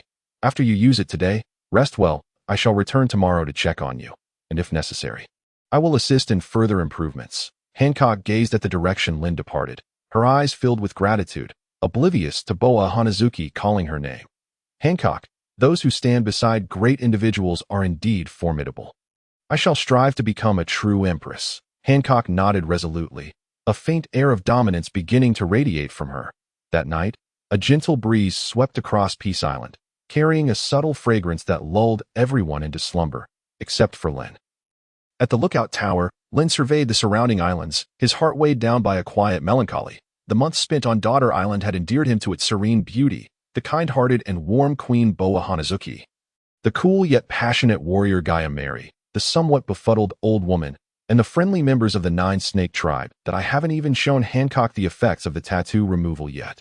Lin sighed as he sat atop the high vantage point, pondering where the island would wander next. In the darkness, Lin's eyes grew heavy with fatigue. Beyond the island, a new tumult was brewing. The golden dragon coiled around the island's periphery, while a black dog on the shore seemed to be voicing complaints. "Boss, where do you think we're headed this time? I've been cooped up for over 3 months. Who knows? It's still up to that guy down there." Little Black gestured toward the island, sighing in resignation. In the distance, a multicolored Kuanping appeared in a flash, casting aside a green 2-winged dragon into the sea, boasting, "Dragon bro, look, isn't this a relative of yours?" Peering closer, they beheld a massive green creature adorned with bat-like wings, its body bearing a striking resemblance to the small golden dragon. With a disdainful glance at the Kuanping, the golden dragon spat dismissively. "Get lost. Our family has nothing so hideous, doe. Let me take a look." Godzilla's voice echoed from the depths of the sea like thunder, causing the green dragon to tremble. "Yes, sir." The green dragon's voice quivered, though it did not open its mouth, its thoughts resonating in the minds of the 4 beasts. "Oh, interesting. What breed are you? So ugly and weak. Such a waste of your resemblance to our dragon bro." The green dragon understood they were referring to the colossal golden dragon whose length was unfathomable, and it trembled as it muttered, "I am a millennium dragon, not comparable to your esteemed selves." "Millennium dragon? A rather nice name. Haha. Pung bro, do you want to eat it? I hear dragon meat is quite delectable." Immediately regretting his words, Godzilla cast an apologetic glance downward. In the depths of the ocean, the golden dragon swatted Godzilla into the water with a single paw, causing a massive wave to erupt. "Dragon bro, I was wrong. Please be gentle." "Oh no, dragon bro, that's too much." As the towering wave loomed over the island, Little Black casually exhaled, causing the colossal wave to evaporate instantly. The ease of it sent the Millennium Dragon's wings tightening in fear, as it pondered, could this be the legendary Sea King on the shore? The Red Count stood respectfully, gazing toward the approaching tempest with a slight smile. "My lords, the dragon has arrived." In the dark of night, a fierce whirlwind swept across the surrounding waters with a menacing force. The multicolored Kuenpung wore a mysterious smile as it looked down at the trembling Millennium Dragon and remarked, "I thought it was one of your kin." As the words fell, the whirlwind reached its destination. The Kuenpung's figure was instantly engulfed by the deep green tempest. Little Black sat on the shore without a trace of concern, while the Red Count observed with an air of amusement. Drager is somewhat clever and possesses decent strength, even considered a genius. However, faced with a powerful foe, his intellect resembles that of his foolish father, Carp, showing no regard for the consequences. Challenging a strong opponent requires one to assess their capabilities. Moments later, the whirlwind indeed did not disappoint the Red Count. With a thunderous crash, it scattered, and a figure plunged rapidly into the water. The Kuenpung smiled nonchalantly, praising, "Not bad, quite entertaining, much like Little Red back in the day. By the way, Little Red, would you like to come play?" "No, no, no. Lord Kuenpung, I'll pass out. I haven't been well lately." Upon hearing the news, the Red Count broke into a cold sweat, frantically waving his hands while coughing twice for effect. Although he had now undergone a second awakening of the bat fruit, and his physical prowess was on par with that of a top-tier martial arts general, this formidable strength would have turned the oceans upside down in the past. Yet, in the presence of these four titans, the Red Count clenched his tail as tightly as possible, knowing that he must not act recklessly. To do so would spell doom. Sensing the Red Count's palpable fear, Kuenpung quickly lost interest and gestured towards Dahlgren, who had fallen into the sea, saying, "Retrieve him. Tomorrow our master shall have another laborer. Ha ha ha." With that, the sea returned to its tranquil state as the four great figures departed. The tense Red Count finally breathed a sigh of relief. Transforming his form, the massive bat flapped its wings and swiftly plunged into the depths of the ocean. The name and breed of dragon are rather unfortunate. He chuckled. The following morning, Yulin stretched lazily as he awoke from his slumber, only to hear the voice of the Red Count calling from below the lookout. "Boss, boss, a laborer has drifted ashore." "Oh no, a person is washed up." "Labor?" Yulin's eyes gleamed at the mention. The momentary despair of leaving Daughter Island evaporated. After all, there remained vast, undeveloped wild mountains on his little island. More hands meant more labor. Given the friendliness of this world, if he rescued this person, they would surely be as grateful as Xiao Hong and eager to work for him. The more he pondered, the happier he became. And Yulin leapt from the lookout, sprinting towards the shore. That's not the right direction. Yulin looked at the green hill before him, perplexed. Was this supposed to be the coast? Why is there a little hill here today? Looking around, he noticed that the greenery atop the hill was oddly glossy. Fixating on the enormous round stone protrusion, he stared intently for a long while. "This thing, it looks like an eye." No sooner had he spoken than the ancient dragon, Xiao LV, slowly opened its eyes according to the script laid out by Xiao He the previous night. "Oh my, a monster!" Yulin turned and bolted, seeing the obviously frightened human before him. Xiao LV's heart trembled that oh no, this isn't going according to the script. Am I going to be killed? No, I'm only 1,001 years old. I'm still a child. Please don't run, Great One. I'll work for you like a horse or an ox." Overwhelmed by fright, Xiao LV couldn't help but whimper. The sound naturally reaching Yulin's ears. Why Yulin paused, turning to look at the tear-streaked Xiao LV, and thought to himself, "A monster has come to life? You want me to save you?" Yes, Great One. Please save me. I can fly, I can carry goods, and I can take you out for strolls. Please save me." The rapid-fire words from Xiao LV nearly made Yulin's head explode. Stop, tell me. How can I save you? How to save me? Oh no, the script didn't cover this part. Xiao LV's eyes shut tight as a storm brewed in his mind. "Great One, just pat my head and say, I will save you." Abba, and that's all you need to do. Upon hearing Xiao LV's bizarre incantation, Yulin's face stiffened. My foreign language skills are lacking. You're not tricking me, are you? Is this even human language? Half convinced, Yulin gently placed his hand on Xiao LV's head and rambled incoherently as instructed. Whether it was correct or not, he could scarcely care. Xiao LV let out a sigh of relief as his body expanded. The several hundred meters of his form gradually became clear, casting a vast shadow over Yulin. With a thud, Xiao LV lowered his wings to the ground, bowing his head in greeting. "The 1,000-year Dragon Clan." "Xiao LV, thanks you for your rescue, and is at your command." Seeing the enormous dragon head, Yulin felt a surge of joy. "I never expected that in this strange world, my foreign language abilities would improve. This creature could serve as the mascot of a zoo." Xiao LV, a fine name. Yulin nodded in approval, patting the robust body of Xiao LV with great satisfaction. "This physique is perfect for hauling goods." In another scene, Dahlgren was gradually awakening on the shore. Coughing, he managed to turn over and lay on the rocks, expelling a significant amount of sand and seaweed. The salty taste of the ocean was still fresh in his memory. Originally sent out to investigate, Dahlgren had discovered traces of the 1,000-year dragon on an island. Unexpectedly, just as he was about to act, a streak of rainbow light had intercepted him and whisked the ancient dragon away. The overwhelming force had disrupted the surrounding air currents, making it impossible for him to keep pace. He could only rely on the abilities of his fruit to sense the changes in airflow and follow along. A monster, an entity radiating with multicolored light. Its speed was incredible, its strength boundless, its defense unyielding. He had no means to strike back. Had it not been for the fact that the creature merely toyed with him, he would surely have perished in the depths of the sea. This experience had taught Dahlgren once more about the vastness of the world. Even the strength of a general could not ensure unhindered passage in this realm. Regaining his composure, Dahlgren rose and sensed the wind direction around him. Though his strength had waned, this sea was far too perilous. He had to leave. Dahlgren's body began to rise, deep green whirlwinds gathering around him. Farewell, we shall meet again, fearsome powerhouse. With a resounding thud, Dahlgren's brows furrowed, and he closed his eyes, plummeting to the ground. Behind him stood the Red Count, wielding a baseball bat and patting his chest with lingering trepidation. Thank goodness I kept an eye out. If you had managed to escape, would Lord Coexisting have devoured me? By the way, where's the boss? Could it be that Xiao LV forgot the script?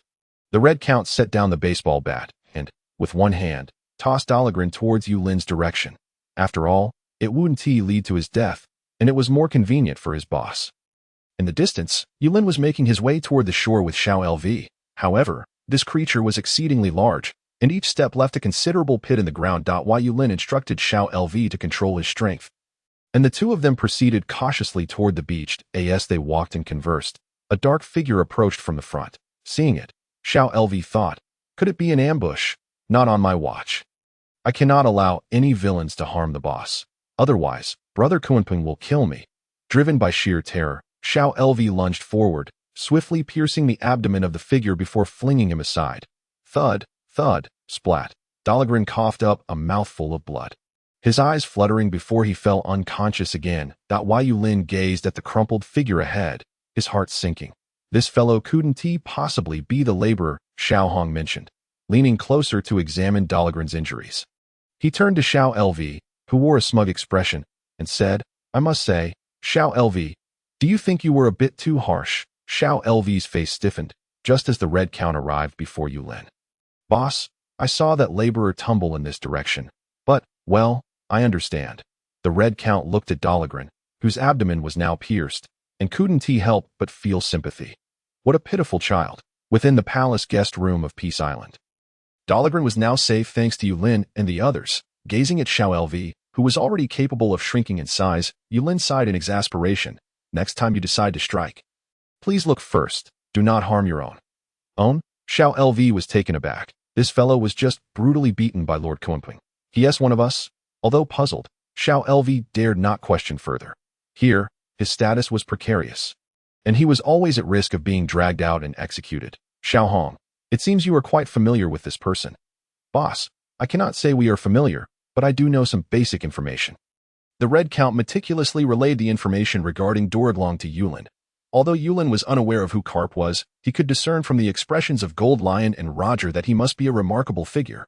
Was it not somewhat inappropriate to have the son of such a formidable individual laboring on one's own island? What if the other party insisted on repaying a kindness? After all, one could hardly refuse a person known for their gratitude, could they? Alas, it was indeed a perplexing dilemma. Yulin waved for the others to depart and sat on the threshold, lost in thought. The complexities of this world seemed to be ever increasing. Initially, he believed that everyone was as grateful as Little Red and as willing to amend their wrongs as Little Lion.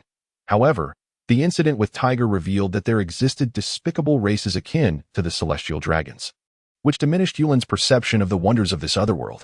Yet, contemplating the people of Daughter Island, Yulin's spirits lifted somewhat. It was all the fault of the celestial dragons. Those wretched beings deserved to be struck by lightning. Crack. Once again, ominous clouds gathered over Mary Geos and the Sabati archipelago, as numerous celestial dragons trembled in fear, seeking refuge below.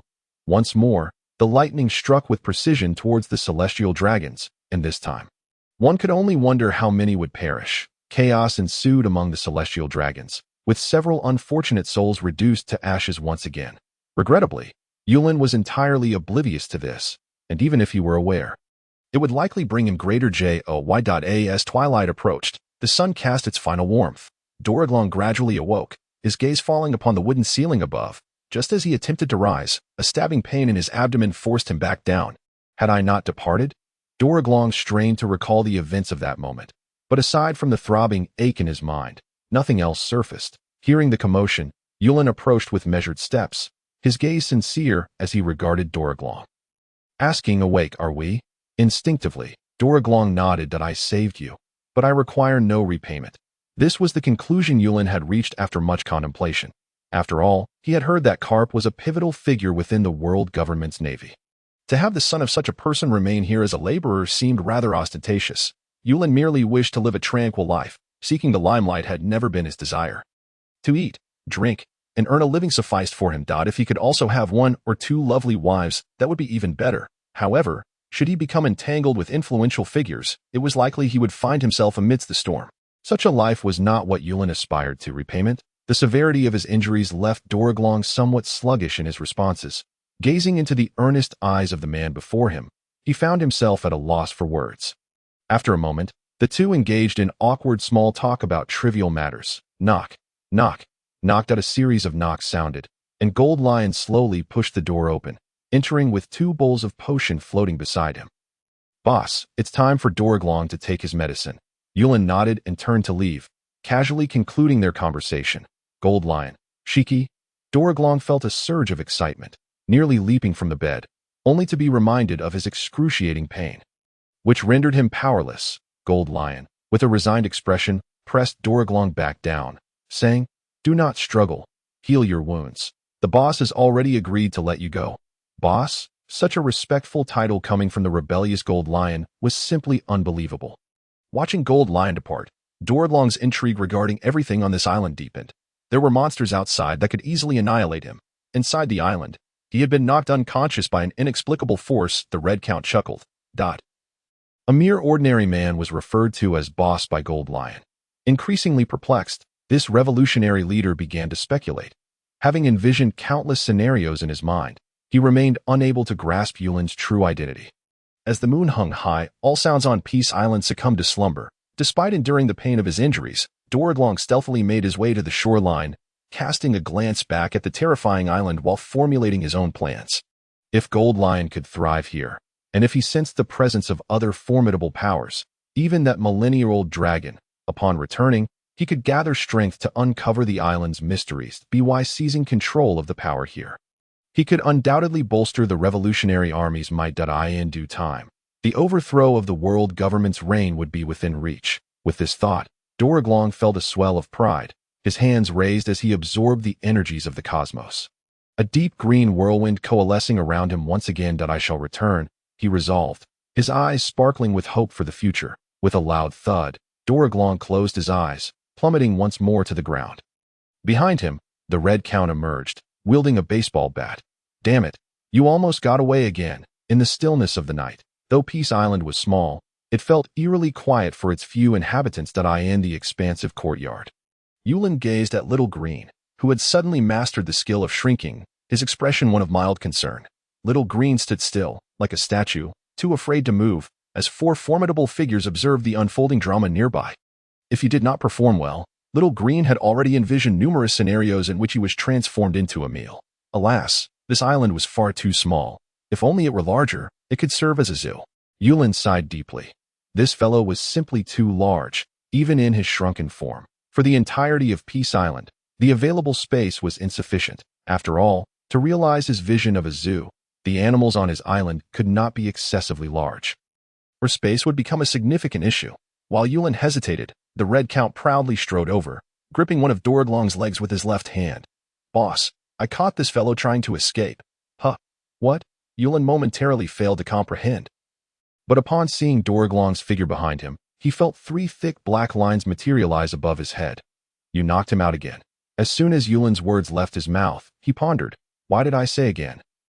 Boss, aren't we keeping him here as a laborer?" I forgot to mention yesterday that since this fellow has a formidable father, we need not keep him, even if he feels grateful for our rescue. Who knows how accommodating his father will be?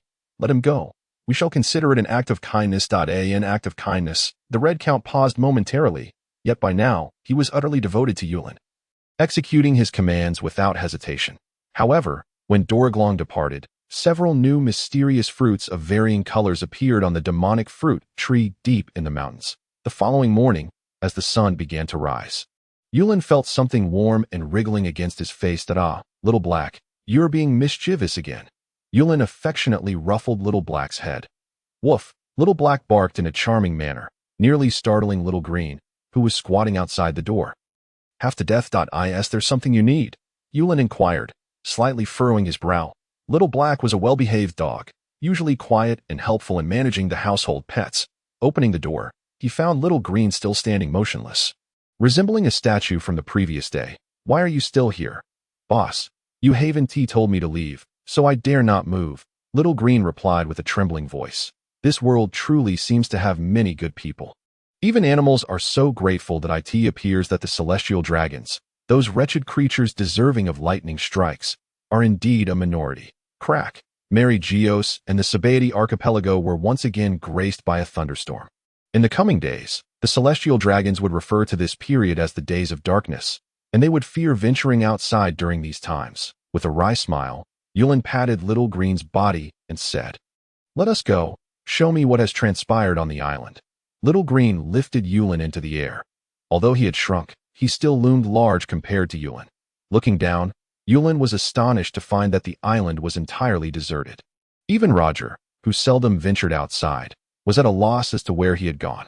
Little Green continued to ascend, and Yulin, unable to believe his eyes, rubbed them as he gazed at his peace island. His mouth agape, he found himself momentarily at a loss for words. How vast it was. The Peace Island had indeed expanded. Not only had the original Peace Island grown to over 3 times its former size, but even connected islands had simultaneously materialized at both ends of Peace Island, their dimensions comparable to the island of the past. The island on the left was lush, with verdant greenery, teeming with life, while the island on the right appeared shrouded in a thick, black mist, obscuring its full form from view. Little Green, let us take a look, Yulin urged. Little Green darted through the island on the left, where the air was filled with the melodious chirping of birds and the fragrance of flowers. It resembled a natural paradise, bustling with animal activity at the zoo. Was this not the very image Yulin had envisioned just yesterday? Filled with joy, he cared little for the origins of this island. It was another world. After all, a touch of the extraordinary was only to be expected. Master, shall we land? Little Green inquired. No. Let us proceed to the other island. No sooner had he spoken than Little Green took to the skies, and Yulin sat comfortably atop, feeling no discomfort whatsoever. In the blink of an eye, the dragon and his rider stood at the boundary between the Black Island and Peace Island. Before them loomed a dense fog, accompanied by chilling winds. Had it not been for the presence of Little Green, Yulin would never have dared to venture forth. For safety's sake, he instructed Little Green to lead the way, justifying it with, "You're larger. Shield me from the wind." As they delved deeper into the mist, the environment starkly contrasted with that of the island to the left. Barren earth, withered trees, and even the water in the pond was murky and foul. A cacophony of unsettling sounds echoed around them, mingling with an inexplicable stench of decay. Yulin, suppressing his fear, followed Little Green as they searched for signs of life, yet yielded no results. Was this a forsaken island? What use could such a place serve? Even if it were developed, disheartened, Yulin turned to leave with Little Green when suddenly, a faint sound of cracking reached his ears. Could there be animals? Yulin squinted into the fog, and before his eyes, a swaying humanoid figure gradually emerged. Its skin was as blackened as the scorched earth, its gaze hollow, and its unsteady steps coupled with a mane of purple hair gave it an eerie appearance. It muttered incessantly, "Lo, treasure, John, treasure, mine, treasure?" Yulin's interest was piqued as he distinctly heard the figure's mumbling. Although he was oblivious to how this individual had come to be there, it did not diminish his curiosity about the treasure spoken of. Observing the frail creature, which seemed as though a mere gust could blow it away, he deemed it no threat. Stepping forward, Yulin inquired with concern, "Hello, I am the master of this island, Yulin." "Who are you?" Before Yulin could finish, the gaunt man suddenly looked up, his parched lips parting as he drew forth a rusted axe from behind him, and, without warning, swung it at Yulin. Instinctively, Yulin raised his arm in defense. Crack. The axe shattered into countless pieces, instantly turning to ash. That was close. This marked Yulin's first encounter with an enemy's aggression. Turning around, visibly irate, Yulin pointed at the assailant and commanded, "Little Green, deal with him." Startled by the sudden attack on Yulin, Little Green, despite knowing the frail figure posed no real threat to his master, felt a tremor of concern, recalling the formidable figures in Yulin's palace. A shiver ran down his spine. With a fierce growl, Little Green bared his teeth and lunged at the enemy, his claws glinting with deadly intent. "Damn it, you nearly got me killed. Watch me crush you." With a swift motion, one claw pierced through the figure's abdomen, but just as he was about to crush the opponent's skull, Yulin's timely voice halted him. "Stop, don't kill him." Yulin was taken aback by Little Green's ferocity. If this fellow died, where would he find his treasure? High above, Yulin leisurely surveyed his island from atop Little Green. In the distance, three familiar figures were busily transporting goods to the island, their haul resembling that of a heist from several commercial streets. "Little Green, let us go over there." Despite carrying a nearly lifeless individual, Little Green's speed remained unaffected. In no time, the Red Count and his companions rushed to meet Yulin, eager to seek his counsel. The Red Count, who had stayed by the coast, sensed a sudden drop in sea levels. Not only had Peace Island expanded, but additional islands had also appeared nearby. That night, he had refrained from disturbing Yulin's rest, opting instead to take the Golden Lion and Roger to explore the surrounding islands, resulting in this morning's mountain-like pile of supplies. "Boss, these supplies are sufficient for us to further develop Peace Island and the new Green Island. However, we have yet to explore the other one and procure the necessary materials." Yulin, pleased, patted the Red Count on the shoulder with pride. "Little Red, you are truly a remarkable steward of Peace Island. I shall entrust all such matters to you from now on." "Huh."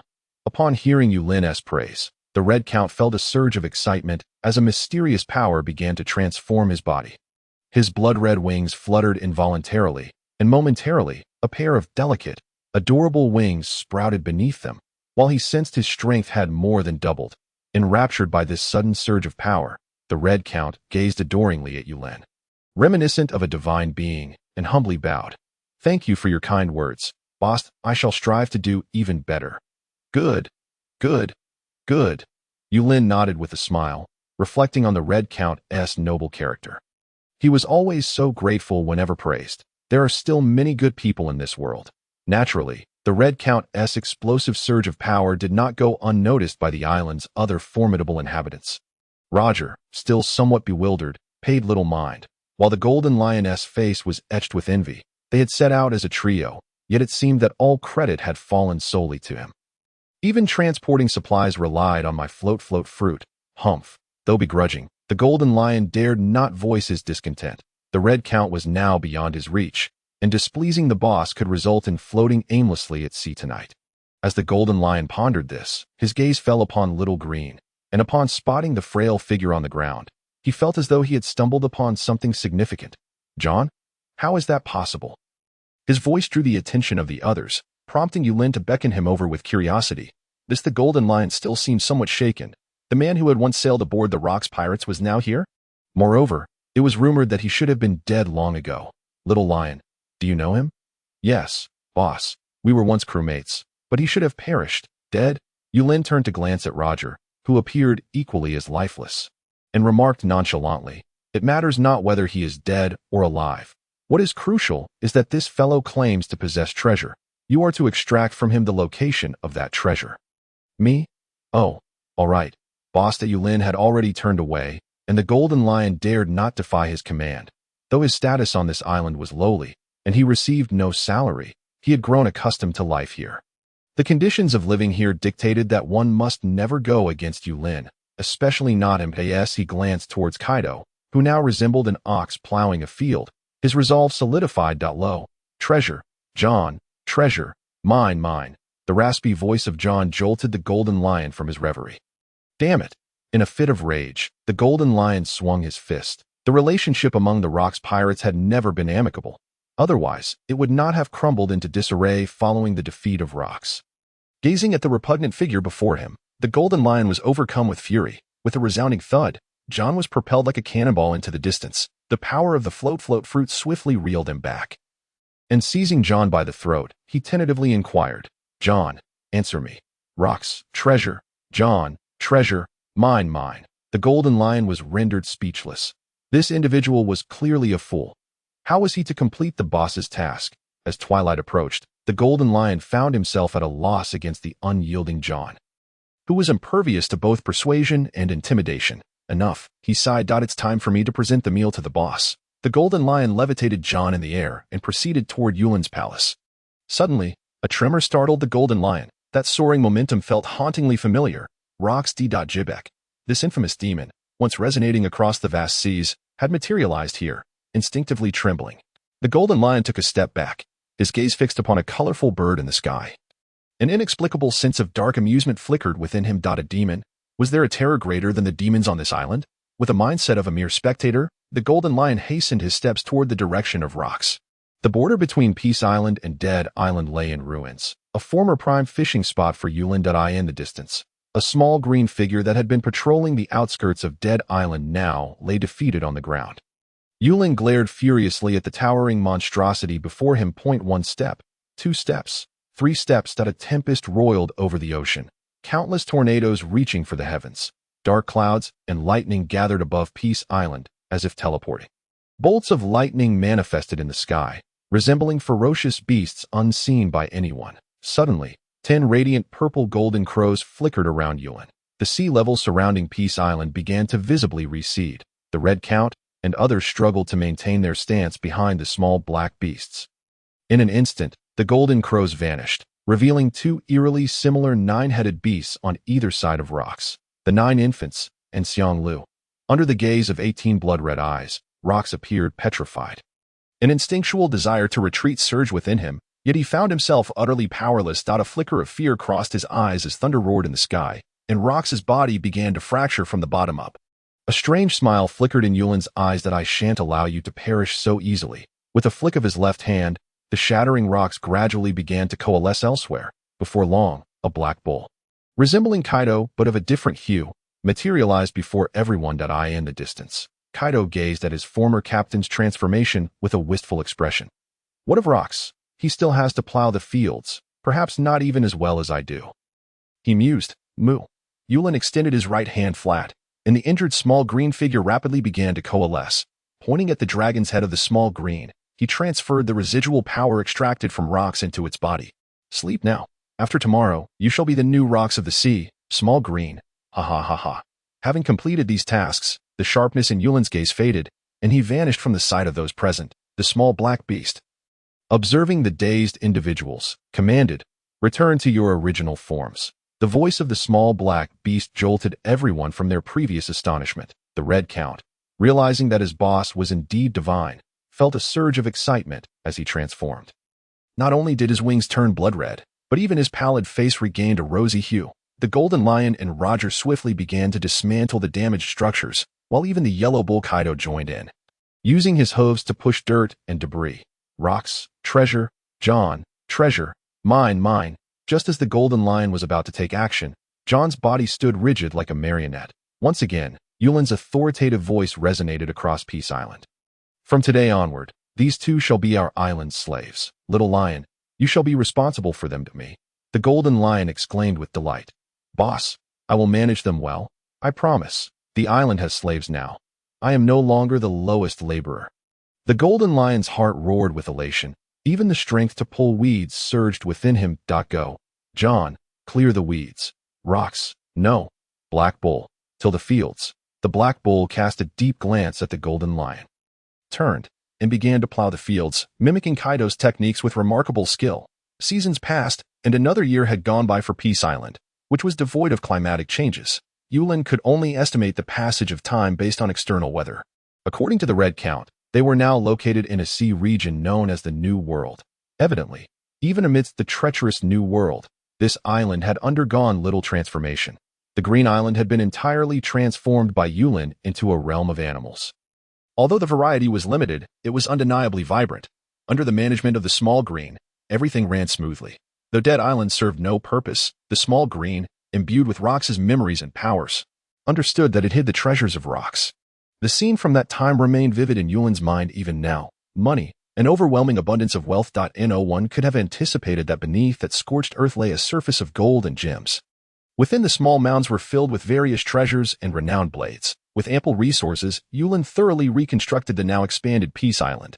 After the expansion, the island's random movements began to stabilize gradually. In the past 6 months, it had begun to shift every 3 months. Today marked the 10th day since they arrived in this sector of the New World. Ralco, accompanied by the Golden Lion, commenced a promotional concert around Peace Island, showcasing the songs he had crafted for it. Roger was slightly busy tending to the ever-growing land, often working until dusk before resting. Without the assistance of the Black Bull Rocks and the marionette John, it would have taken even longer. Yulin, lounging atop the now elevated observation tower, surveyed the surroundings with a hint of boredom. Peace Island was now quite affluent. Even with soaring prices outside, the inhabitants lived comfortably. Yet, such existence felt exceedingly dull. Venturing outside, this notion had been swirling in Yulin's mind for many years. Perhaps it would be best to wait for the next journey to a more peaceful sea region. According to Xiaohong, the East Sea was the calmest place. He hoped the next move would take them there. Peace Island. You must deliver. No sooner had he spoken than a gentle warm breeze swept through Peace Island. The sun dipped into the ocean, casting a faint red glow over the sea surface as the Golden Lion, with his disheveled golden hair, hurriedly approached Peace Island. Upon spotting Yulin at the observation tower, he lost his balance and plummeted from the air. What happened? Wasn't Ralco with you? The Golden Lion knelt on the ground, head bowed, timidly responding, Boss, Ralco was taken away by that old witch Charlotte Linlin. Taken away by Charlotte Linlin? Why? The Golden Lion and Ralco were originally holding a concert in the quaint town of Burgeoning Island. Who would have thought that they would coincidentally encounter the captain of the Bigmum pirate crew, who had come to procure supplies? Upon hearing Ralco's melodious voice, the captain insisted on taking him back to sing for Charlotte Linlin's birthday. Although Charlotte Linlin's reputation as one of the 4 emperors is formidable, it was evident that the Golden Lion was unimpressed, swiftly sending the captain flying after a few exchanges. The Golden Lion had long since regained his strength, and even the prospect of facing Charlotte Linlin herself did not instill fear in him. What he did not anticipate, however, was that this old hag was not only nearby, but also accompanied by 3 of her most capable sons. After a series of skirmishes, despite the Golden Lion's indifference to their strength, Ralco was ultimately abducted when the Golden Lion was caught off guard. Following a frenzied barrage of lightning strikes, Charlotte Linlin mocked the Golden Lion before vanishing into the vast sea. The Golden Lion realized that even if he pursued her, he would be unable to rescue Ralco and could only return to Peace Island to seek assistance. Let us return and discuss our next steps. Upon hearing the Golden Lion's words, Yulin found himself at a loss for thoughts. The Golden Lion, hunched over and troubled, made his way toward Yulin's palace. This defeat had made the Golden Lion acutely aware of the significance of strength. If today it had been the Red Count who had encountered Charlotte Linlin, he firmly believed that the Red Count would have been able to capture both the old hag and her 3 sons, bringing them back to Peace Island as laborers. Yet he lamented. He was still too weak. In the palace's parlor, Yulin sat in the main seat, resting his chin on his hand, while the Red Count and Roger flanked him on either side. Shalu had shrunk in stature, standing at attention like a guard behind Yulin. Little Lion, as you said, Ralco should be safe for now. However, even if Charlotte Linlin celebrates her birthday, she would not simply release Ralco, would she? Indeed, boss, you do not understand that old hag. She is quite the perverse character. Yulin pondered for a moment, hesitating before turning to the Red Count and inquiring, Little Red, what do you think about bringing Charlotte Linlin and her family to Peace Island? Rest assured, I will ensure the mission is accomplished. Upon hearing this, the Red Count instantly perked up, thinking to himself, the boss wants me to abduct the main forces of the Bigmum pirate crew. This is a true test for me, and I must execute the task flawlessly. With that, the Red Count seized the Golden Lion and soared into the sky, behind them trailing a scattering of handcuffs and shackles made from sea prism stone. Yulin gazed blankly at the sky. I meant for them to come to Peace Island to celebrate a birthday, which would allow us to earn money, retrieve Ralco, and enhance our reputation. Did Little Red misinterpret my intentions? Sigh. Never mind. Little Red is undoubtedly more astute than I. With clarity at last, Yulin felt no worry and proceeded to his chamber to prepare for slumber. Outside Peace Island, in the sky, the Red Count surged forward with exhilaration. Even the Golden Lion, who possessed the power of the float fruit, found himself somewhat strained to keep up, did I say? Red Boss, shouldn't we involve Roger too? Do not misconstrue my words. It is not that I do not trust you. But the members of the Big Mom pirate crew are numerous, and bringing them back may prove challenging. Bring them back? No, they will willingly accompany us. This. The Red Count respectfully gazed into the distance. When Lord Coexisting heard that there were abundant sweets and cakes on Peace Island, he eagerly requested to join in the festivities. With such a formidable ally accompanying them, not even a base of one of the 4 emperors would deter the Red Count. He would boldly confront even Marie Joyce that as for strength. As for monsters, Peace Island had plenty to offer. Should anyone resist, they would undoubtedly find themselves transformed into oxen, toiling on Peace Island's fields. The Golden Lion observed the translucent, multicolored Coexisting in the distance, nodding in respect. Good heavens, is he planning to devour them? Charlotte Linlin, you truly deserve your misfortune. In an instant, the Red Count surged forward once more, with the Golden Lion, invigorated, racing to keep pace. In the New World, there exists an island composed entirely of enormous layers of cake. Even from several kilometers away, one can catch a whiff of its sweet aroma. This is Cake Island, the stronghold of Charlotte Linlin, one of the 4 emperors. Today marks the birthday of the island's sovereign, Charlotte Linlin. The entirety of the island busied itself, with ships laden with confections and cakes arriving in droves. Melodious songs began to echo throughout the surroundings. Yet, there was one area that seemed discordant. What a stubborn fool! Since he refused to sing for Mama, then perish. Ralco, his body restrained by sea prism stone, could only glare fiercely at his adversary, rather than cower in fear. He continued to sing the song he had penned for Peace Island, and Ulin.it is a wondrous island, filled with the songs of birds and the fragrance of flowers. It is an extraordinary island, capable of fulfilling people's wishes. Suddenly, with a piercing sound, a hand pierced through the chest of the enemy before him, instantly transforming them into a lifeless husk. Red Count, you have come to rescue me. Ralco exclaimed in delight. The Red Count nodded, steadfastly gazing at Ralco as he declared, after your abduction, the boss was enraged. Thus he dispatched me to bring the entirety of the Big Mom pirate crew back for interrogation. The entirety? Ralco was at a loss. This was the Big Mom pirate crew, not some trifling foe. Moreover, could the Red Count truly manage to capture them all by himself? The Red Count's eyes brimmed with admiration as he grasped Ralco's hand tightly, saying, our boss is a great deity. He has foreseen everything. Therefore, Lord Coexisting has already surrounded the entire Cake Island. With each word, his fervor intensified, and Ralco could sense the Red Count's pure zeal reaching its zenith. Suddenly, the once serene Cake Island began to tremble violently, as if the very fabric of space surrounding it were on the verge of shattering. Countless precious cakes and confections were destroyed. In an instant, an extraordinary power enveloped the entire Cake Island, slowly compressing its size. Everything on Cake Island that came into contact with that power was silently devoured. If one listened closely, they could almost hear the sound of smacking lips. The Red Count's blood-red wings unfurled dramatically as he shattered the sea prism stone that bound Ralco, lifting him as they burst through the solid ceiling of the prison, with a resounding crash. The prison shattered. The blood-red figure swiftly captured the attention of the members of the Big Mom pirate crew. Baralik, you are here. The newcomer wore a top hat adorned with numerous lollipops, his slender frame complemented by a long nose and tongue. Wielding a candy cane.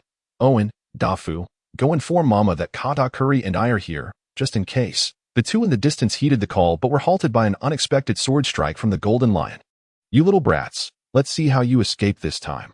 Golden Lion, do you truly intend to wage war against our pirate crew for that man? Katakuri shouted furiously. War? You overestimate yourselves. You are already surrounded. The Golden Lion laughed heartily, a triumphant grin plastered across his face. What could be more exhilarating than crushing one of the 4 emperors of the sea? Without hesitation, Katakuri charged at the Golden Lion. Fully aware that he was no match for his opponent, yet he could not allow fear to govern him on his own turf. How could he be deemed worthy of the Big Mom pirates if he cowered? In midair, Oven soared towards the Golden Lion, his blazing body igniting the very air around him. Beside him, a figure emerged from the smoke, a lamp demon wielding a long blade, aiming to strike the Golden Lion. Regrettably, the Golden Lion, endowed with the powers of the float fruit, had no intention of engaging in a drawn-out confrontation with these individuals. They were all officers of the Big Mom pirates, targets for capture in this endeavor. Engaging them would only squander precious time. The Golden Lion's lack of combativeness struck Katakuri as perplexing. Although both he and the Golden Lion were titans of the seas, such hesitation suggested something amiss. Before anyone could ponder further, a colossal silhouette descended from the heavens. With a thunderous crash, Charlotte Linlin plummeted to the ground, creating a deep crater. Enraged, she roared and shoved the children who had dared to approach her aside. Her conquerors hockey rampaging without restraint. The sky erupted in a cacophony of thunder, torrents of rain pouring down like a waterfall. Strangely, however, neither the Golden Lion nor the Red Count was touched by a single droplet. Seeing no effect from her display, Charlotte Linlin's fury intensified, the sky now brewing with lightning and immense flames, which swiftly surged towards the Golden Lion and his companions. An uncanny scene unfolded once more. As both fire and lightning vanished before reaching their intended targets. "Come out. I know it's you. Show yourself." In the midst of the bewilderment, Charlotte Linlin screamed furiously at the sky. The creature adorned with rainbow feathers had rendered her utterly powerless in her own grasp. Even daring to mock her, this was intolerable, absolutely intolerable. Accompanying Charlotte Linlin's furious outburst was an overwhelming pressure that descended from all directions. Everything on Cake Island began to accelerate towards oblivion, all beauty seemingly experiencing an apocalyptic demise. Few remained conscious within the Big Mom pirates. The figure of the rainbow Kuanping descended from the sky, its voice laced with mockery as it approached Charlotte Linlin. "You dare to oppose such power? Ah, have you all become mere lapdogs of the celestial dragons?" In response to Charlotte Linlin's madness, the rainbow Kuanping merely smiled indifferently. Before the eyes of the rainbow Kuanping, Charlotte Linlin began to visibly shrink, her form regressing in age. She was subjected to visions she had never wished to see throughout her life. In those visions, she was cast away to a desolate wasteland, devoid of life, sustenance, or even the sweet delicacies she cherished, left to endure a century of solitude. Even if she became a mere husk of her former self. In that place, she was still a child, yet her eyes were nailed to a wooden stake, suffering countless piercings from the weapons of many, all the while not succumbing to death. What tormented her further was the sight of herself devouring Anon, feasting upon all her little companions. 1 bite, 2 bites, 3 bites. Again and again, she consumed them. For 100 years, and still had yet to finish. The members of the Big Mom pirates were oblivious to the unfolding horror. They merely saw their captain bite into herself, gnawing at her own flesh. At times, she crouched on the ground, howling. At others, she lay trembling. Now reduced to tears, she lacked the strength to continue, yet still she gnawed at her own being. They were at a loss for what to do. But they understood that all of this was intricately tied to the mysterious adversary before them. They believed the rainbow Kuanping to be a being that had consumed some bizarre and malevolent devil fruit. Unfortunately, they found themselves utterly immobile, their thoughts the only thing left to them. As time ticked away, everything on Cake Island began to fade into nothingness. No trace remained, only an endless void. Fear gripped the hearts of the Big Mom pirates for the first time, a terror born of the unknown and unmatched power. This emotion had never surfaced, even in the face of naval sieges or confrontations with Whitebeard. In the distance, the Golden Lion subtly retreated a few steps from the rainbow Kuanping. In his lifetime, he had taken countless lives, yet he had never witnessed such a terrifying spectacle. Charlotte Linlin, who stood nearly equal in strength to him, elicited a moment of introspection. Had he not been kicked away by his boss and relegated to a laborer on Peace Island, his fate might have mirrored hers. In contrast to the instinctive dread of the Golden Lion, the Red Count felt exhilaration. This is divinity. This is the servant of a deity, our esteemed boss's divine beast. The invincible power before him filled him with yearning. He believed that by faithfully serving his boss, he would one day attain even greater strength. Beside him, the Red Count's eyes glowed with fervor, while the Charlotte Linlin on the ground bore the scars of countless centuries of torment. Her once towering, corpulent form was now reduced to mere bones, struggling to support her massive body. No, please. Charlotte Linlin's voice reverberated across the sea. The rainbow Kuanping regarded her with a hint of approval. Not bad, not bad. You managed to emerge on your OW and not it seems your soul possesses some measure of strength. Just as the members of the Big Mom pirates began to exhale in relief for Charlotte Linlin, a strange smile spread across the face of the rainbow Kuanping. This is a once-in-a-thousand-year cycle. You must endure, Charlotte Linlin. On the Big Mom ship, Charlotte Linlin trembled, crouched in a corner, too fearful to approach.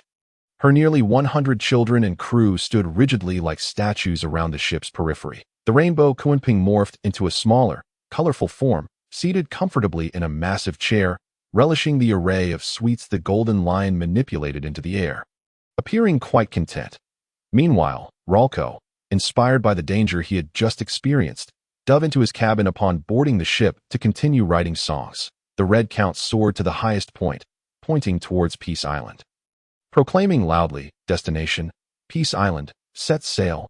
In the waters of the New World, a unique large ship emerged. The bow was adorned with a colossal cake, and the towering flag was bedecked with an array of colorful confections.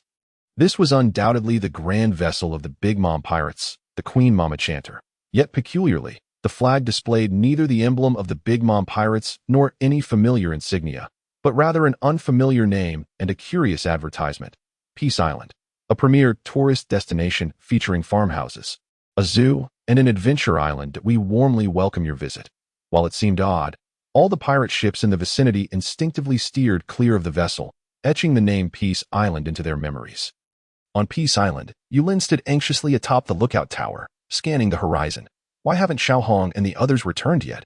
Have they encountered danger? I wonder if that Charlotte Linlin is easy to get along with. What if she's dissatisfied with the birthday celebration we prepared for her? Glancing back at Roger and John, who were busy setting up the birthday stage, her heart began to race with worry. The staff on Peace Island was alarmingly scarce. Even counting the 2 cows and Xiao Lu, there were only 7 of them to eye in the distant sea, a red, gradually sharpened into focus, though the figures atop the ship were still indistinct. Yulin knew instinctively that the Red Count and the others were there. The pirate ship sped forward, swiftly docking at the harbor of Peace Island that eye in the sky. Yulin signaled to Xiao Lu as they gently descended.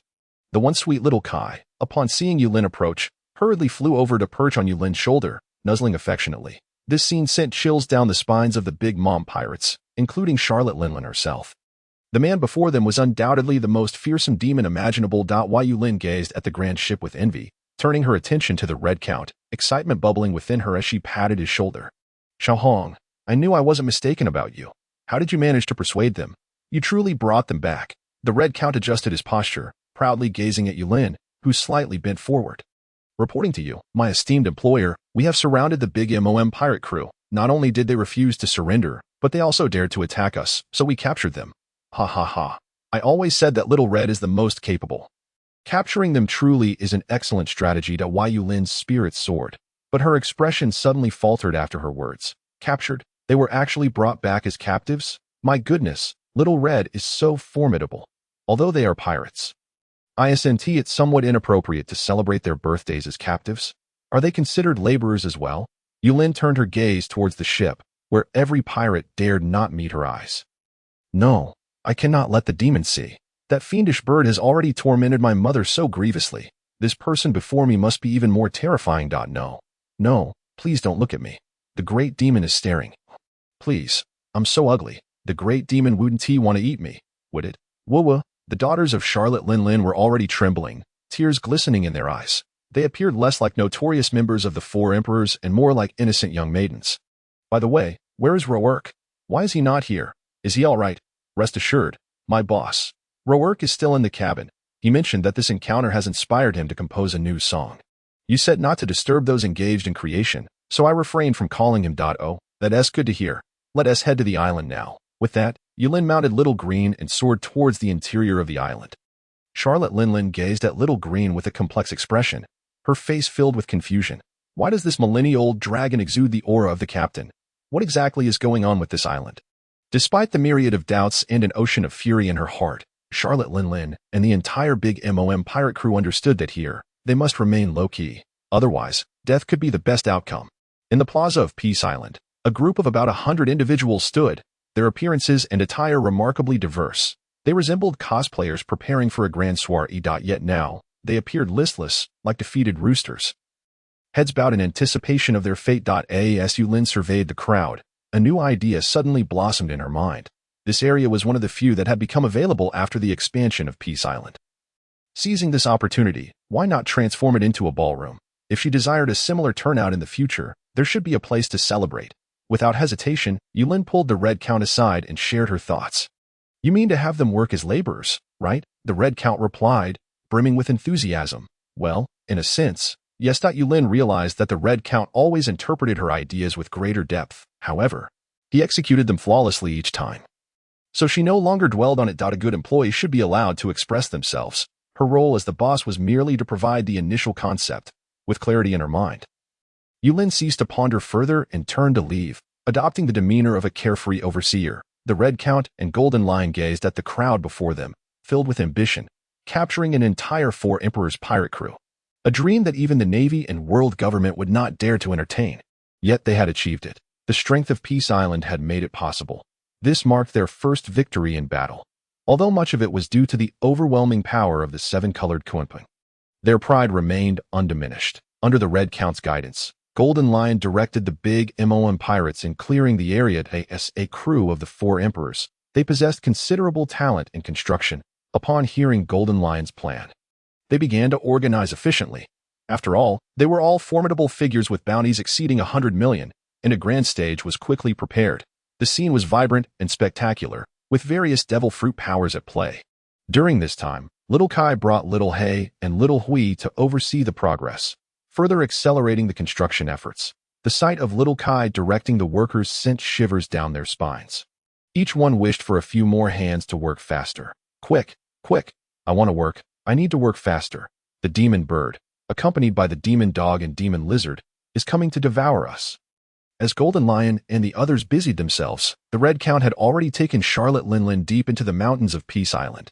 Here stood a mysterious fruit tree. On either side of the devil fruit tree were 2 large bowls of contrasting colors, who, upon seeing Charlotte Linlin, involuntarily displayed a glimmer of sympathy in their eyes. Lord Red Count, both Kaido and Rox, the bulls, greeted in unison. Without the existence of Peace Island, neither Rox nor Kaido would have shown such respect to the Red Count. However, under the influence of Peace Island, they recognized how fortunate this vampire was. Especially after witnessing Yulin's godlike power during the Rox incident, the Red Count became the object of envy for all the laborers on the island. The Red Count, accustomed to his identity, nodded slightly and bowed respectfully towards the devil fruit tree. Behind him, Charlotte Linlin stood frozen, her limbs resembling mere bones, yet that did not hinder her mobility. She gazed at the 2 bulls, her eyes wide as if they might pop out. Captain Rox, Kaido, the 2 bulls exchanged a glance, nodding helplessly. Kaido, you've been missing for nearly a decade. Were you trapped here? And Rox, I thought you were dead? An increasing number of questions caused Charlotte Linlin to momentarily forget her injuries. What on earth happened on this island? The Red Count and Golden Lion were evidently under the command of that man from earlier. The immortal Kaido had transformed into a yellow bull, and even the deceased Captain Rox had been resurrected as a black bull. Charlotte Linlin turned her questioning gaze towards the Red Count. But soon, her astonishment deepened.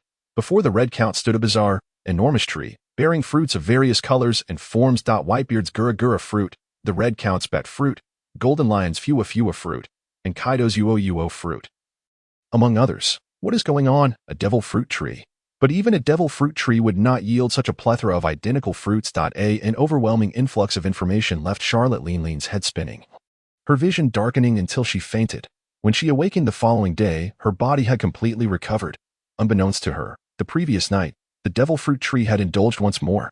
Apart from Charlotte Linlin's Sarasara no Mi, all members of her pirate crew had been brought to experience a similar encounter by the Red Count. However, they were not as fortunate as Charlotte Linlin, unable to awaken and witness the mysterious scene. As Charlotte Linlin groggily rose, a familiar, rugged voice reached her ears. Charlotte Linlin, long time no see. Huh? Ha ha ha. Whitebeard. Charlotte Linlin sprang up instantly. How did you end up here? Oh, that makes sense. You must have been here before. Whitebeard paused for a moment, but quickly regained his composure. What? It seems that Red Count took you to the devil fruit tree. Huh? Charlotte Linlin nodded. It wasn't that difficult to deduce. Although establishing oneself as a 4 emperor in the new world requires absolute strength, every individual who ascended to that rank was no fool. Observing her surroundings and glancing at the composed Whitebeard, Charlotte Linlin understood that his situation on Peace Island was undoubtedly different from her own. At that moment, a familiar figure approached once more, perhaps due to excessive fright. Even upon seeing that it was the pirate King Roger who walked in, she did not react as she had the day before. After all, if the long-deceased Rox could come back to life, Roger's existence was not so hard to accept. Come, the boss is calling for you all. With that, Roger turned to leave. All right, with nimble steps. Whitebeard and Charlotte Linlin made their way towards the vibrantly colorful square. At the center of the enormous sunken stage stood a circular platform capable of rising and descending. Surrounding it were trees and lights in a plethora of hues, likely infused with the essence of certain devil fruits, as even the trees exuded a delightful fragrance. Yulin waved, and little Kai, who had been joyfully frolicking nearby, affectionately perched on his shoulder. "Hello, boss," she chimed.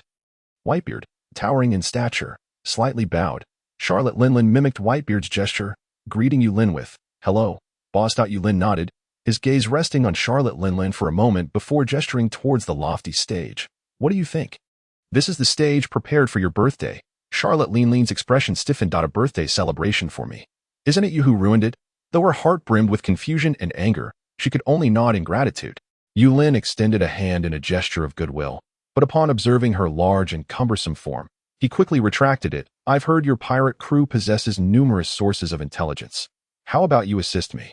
And I shall grant you your freedom." "Assist?" Charlotte Linlin remained skeptical. What could the formidable beings on this devil island possibly require from her? Yulin pointed to his Peace Island, elaborating on his circumstances. Although Peace Island was quite affluent, it could not afford to be complacent. Especially after this encounter, Yulin realized just how formidable the Red Count truly was, filling him with aspirations for the future. Managing his piece of land in this world had long been Yulin's dream. Presently, Peace Island's facilities were fairly complete. The only remaining challenge was the lack of guests, due to the unique nature of this mobile island. It could drift to unknown locations every 3 months.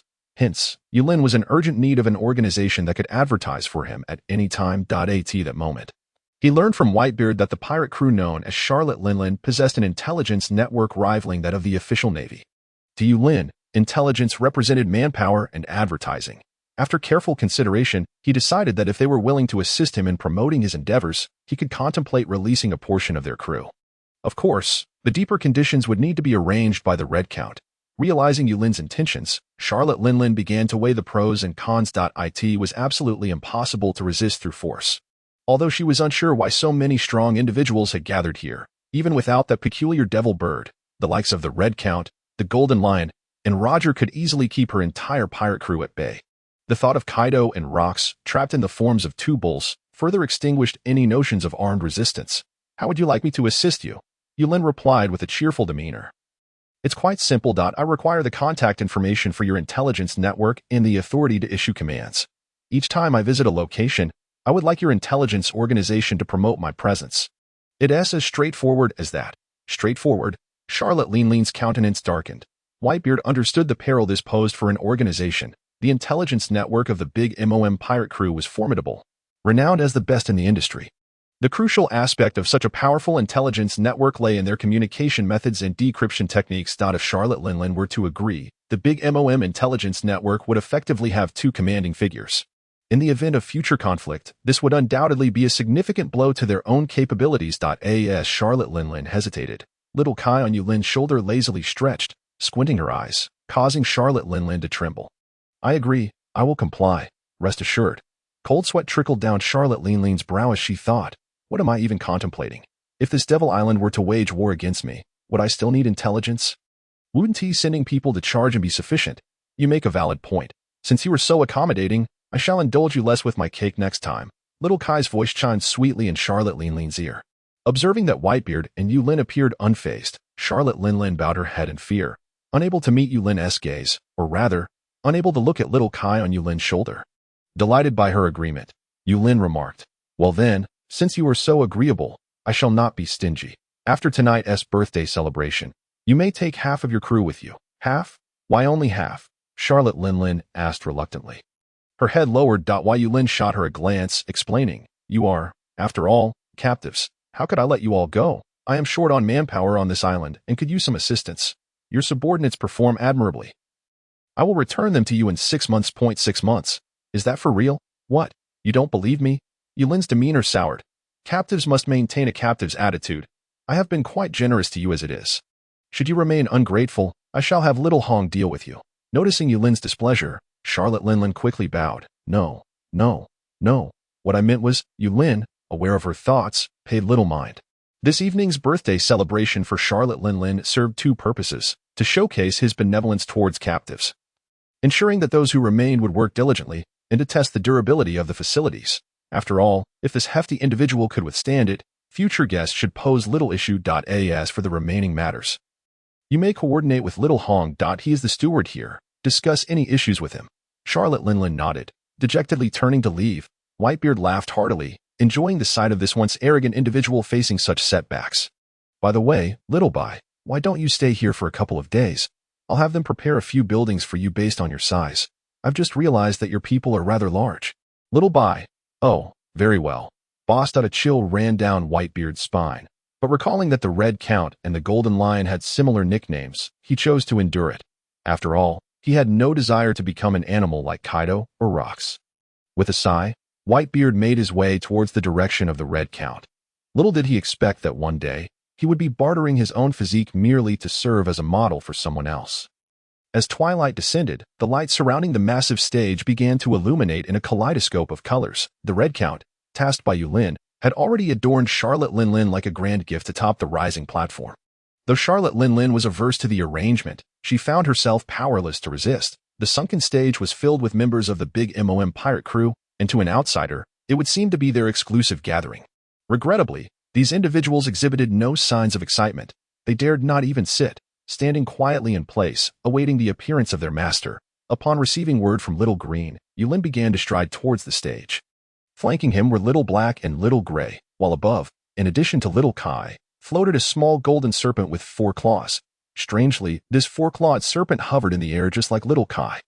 Initially, Yulin was astonished by this transformation of the small golden fish. After all, a carp leaping over the Dragon Gate was indeed a cause for celebration. Any feelings of fear or confusion were long forgotten by Yulin. In this alternate world, such peculiarities were simply the norm. However, this seemingly ordinary scene was anything but for the members of the Big MOM pirate crew, who were left in a state of turmoil. Vividly recalling the terror of that devil bird. However, from the current perspective, there are actually 3 more monsters of the same caliber as that demonic bird. Even more terrifying is the fact that the man capable of taming these 4 beasts appears to be an ordinary person devoid of any apparent power. A demon, indeed. This man must surely be a true fiend. At this moment, the Big MOM pirate crew has relinquished their last shred of hope. They resign themselves to fate, merely wishing for a swift demise. Of course, Yulin is oblivious to the chaotic musings of these individuals. In his eyes, they are merely endearing laborers to accommodate the immense size and destructive potential of this world. It is imperative to make full use of the numerous captives available. In the blink of an eye, Yulin has arrived at the center of the stage, waving at the little green thing in the sky, causing a grand cake to materialize before the crowd. Clearing his throat, Yulin gazes around with a mix of excitement and slight nervousness at the members of the Big MOM pirate crew. Greetings, everyone. I am Yulin, the master of this island. And you may address me as boss. Today, our gathering here is thanks to a misunderstanding. Regrettably, the subject of this misunderstanding is currently engrossed in creation, thus unable to meet with you at this time. By the way, today marks the birthday of your mother, Charlotte Linlin. On behalf of Peace Island, I wish to celebrate her birthday and hope for a harmonious collaboration between us soon. As Yulin's words fell, a profound silence enveloped the venue, each person's thoughts swirling in confusion, unsure of how to proceed. Applaud, shouted the Red Count, his face alight with excitement, startling everyone into immediate compliance. The thunderous applause left Yulin thoroughly satisfied. It seems that the inhabitants of this other world are indeed friendly.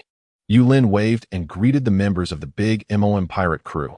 However, every individual who received his gesture was gripped by sheer terror. The demon is acknowledging me. Is this some sort of mark? Am I to meet my end? I have not yet had my fill, nor have I crafted the finest cake. I still have so much left undone. The crew members, increasingly aggrieved, fought back tears welling in their eyes. Observing their moved expressions, Yulin's initial resolve to regard them as mere laborers wavered momentarily. Yet, in an instant, he steeled himself, striving to bolster his own spirit. I cannot allow myself to show weakness. They are captives, and I must maintain the dignity of a victor. At worst, I can treat them a little better in the future. Moreover, I cannot let the hard work of Xiao Hong in capturing these laborers go to waste. Yulin's speech continued for more than half an hour, during which the members of the Big MOM pirate crew could no longer conceal their dread, their faces streaked with tears. This demon is indeed marking us. He surely intends to torment us. I just saw that fiend smile insidiously at me. It's over. I may not survive the night. Mother, I love you.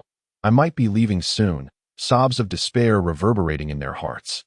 Yulin felt he possessed an extraordinary talent for oratory, marveling at how deeply moved these laborers appeared.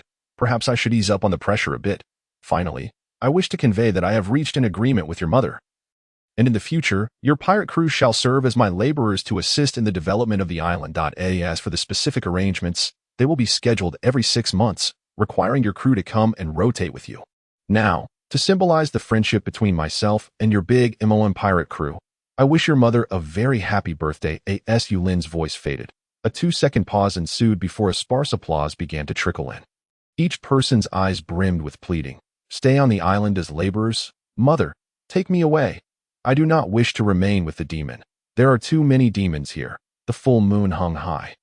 And the farcical birthday celebration quickly came to an end. To minimize losses, Charlotte Linlin originally intended to negotiate with the Red Count to ensure that all key figures returned safely. Unfortunately, the Red Count had invited Meatsai to join the discussion. Under such circumstances, how could Charlotte Linlin muster the courage to refuse? Not only did she fail to achieve her own objectives, but she also ended up signing even more humiliating treaties. For instance, every 6 months. When the laborers are replaced, a fixed quantity and variety of desserts must be brought as tribute for the 4 adorable creatures. Additionally, during each labor rotation, a specified amount of treasures and devil fruits, or individuals possessing devil fruits, must be provided as tribute. Charlotte Linlin gritted her teeth and reluctantly acquiesced, her heart simmering with rage, threatening to erupt at any moment. Yet, each time her fury approached its boiling point, Meatsai would conveniently stretch and make a sound, extinguishing any flames of anger that threatened to blaze forth. As midnight approached, after signing yet another unequal treaty, Charlotte Linlin prepared to depart from this terrifying abode. At that moment, a large yellow bull slowly approached. Lord Coexisting, I have a matter to discuss, Kaido said respectfully. Emerging from within, he gazed at the yellow bull and stated, your business has already been conveyed to me by Black Boss. You may proceed. However, the terms of future treaties will remain the same as hers. Is that acceptable? Kaido was overjoyed. Without a shred of hesitation, he readily agreed. Thank you, Lord Coexisting. Thank you. No need for thanks. You have performed admirably these past years. Feel free to return and visit in the future. With that, Meatsai flapped his wings, and a dazzling array of colors enveloped Kaido, who gradually coalesced into a massive silhouette. Kaido has returned. At the port of Peace Island. More than 50 people gathered, each one a survivor of a recent ordeal. Yet, they were all aware that perhaps in 6 months, they would have to return. On the pirate ship, each member stood listlessly on deck, devoid of vitality, including Charlotte Linlin. Suddenly, a burst of joyous laughter erupted from the cabin. Ha ha ha, it's done. This exquisite melody can only inspire creativity in the aftermath of survival. Boss, I'm here. Roalco excitedly emerged from the cabin, only to be taken aback by the sight of the entire Big MOM pirate crew present. What? They are still here? Roalco immediately assumed a combat stance, but unfortunately, the members of the Big MOM pirate crew showed no reaction whatsoever. Charlotte Linlin glared at the very catalyst that had plunged her crew into such a predicament, her heart seething with rage. Kaido could clearly sense Charlotte Linlin's emotions and firmly grasped her shoulder. He knew that the boss held Roalco in high regard, even more so than the likes of the Golden Lion or the past Yellow Bull within Peace Island. Should Charlotte Linlin decide to eliminate him here today, it went without saying that they would never even set sail. Having lived on Peace Island for many years, Kaido had come to understand the boss's principles. Minor skirmishes or taking matters into one's own hands would not draw the boss's ire. Just like the Red Count, every devil fruit user arriving on the island would be fed to the devil fruit tree. The boss must surely be aware of these events, yet he never inquired. However, there were matters the boss regarded with utmost seriousness: the development of the island and the protection of the island's employees from harm. No one, be they employees like the Red Count or laborers akin to the Golden Lion, could be harmed. Kaido vividly recalled the scene when Xiao Lu was mindlessly attacked by rocks. The boss wielded the most brutal powers of heaven and earth, surrounded by countless terrifying beasts. In that moment, Kaido had caught a glimpse of the formidable Black Hound, who regarded the boss with reverence. It was evident that among the many powerful monsters under Yulin, the Black Hound was not among the elite. That experience led Kaido, once deemed the strongest monster, to abandon thoughts of vengeance against Peace Island. Death is not terrifying. A senseless demise devoid of any chance of victory is utterly meaningless. To prevent such an occurrence, and to protect Roalco, Kaido would not hesitate to engage in battle with Charlotte Linlin if necessary. Let go of me, Kaido. I understand the gravity of the situation.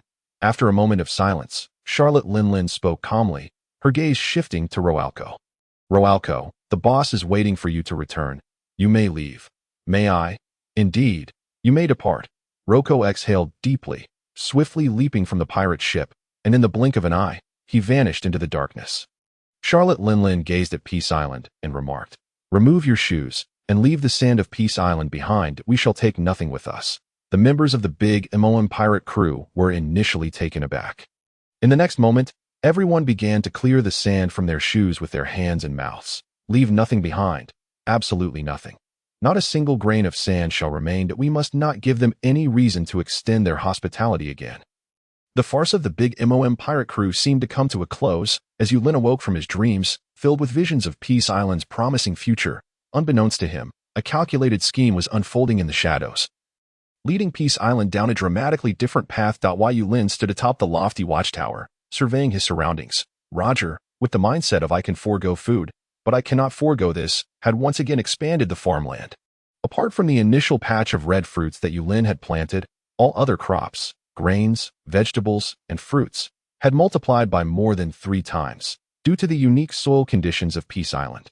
The food here, as long as it was not picked, remained perpetually fresh, allowing Yulin to indulge in his whims. On the island's periphery, with half of the big MOM pirate crew members serving as laborers, Yulin took the initiative to construct massive high walls out of stone around all 3 islands.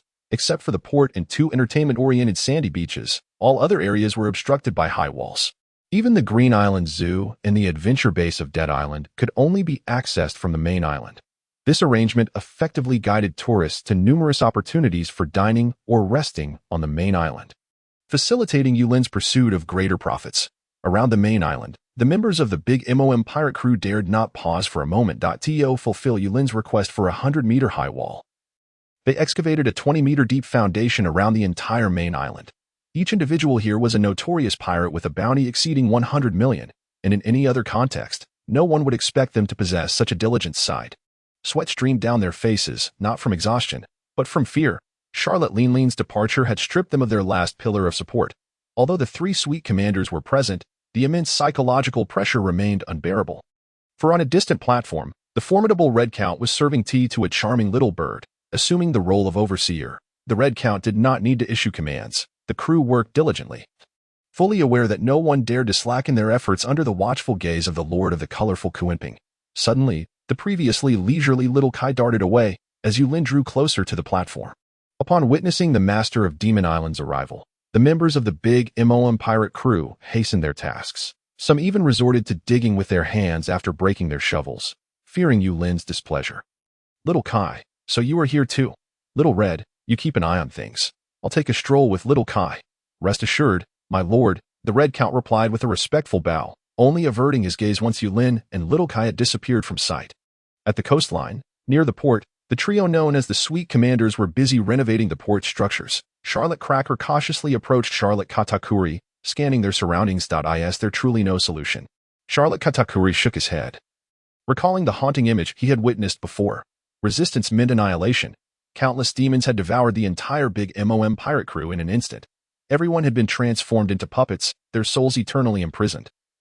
With no end in sight, merely puppets. It was that fleeting glimpse of the future that had compelled him to relinquish any thoughts of rebellion. The demons on this island could not be vanquished with mere fervor or numbers.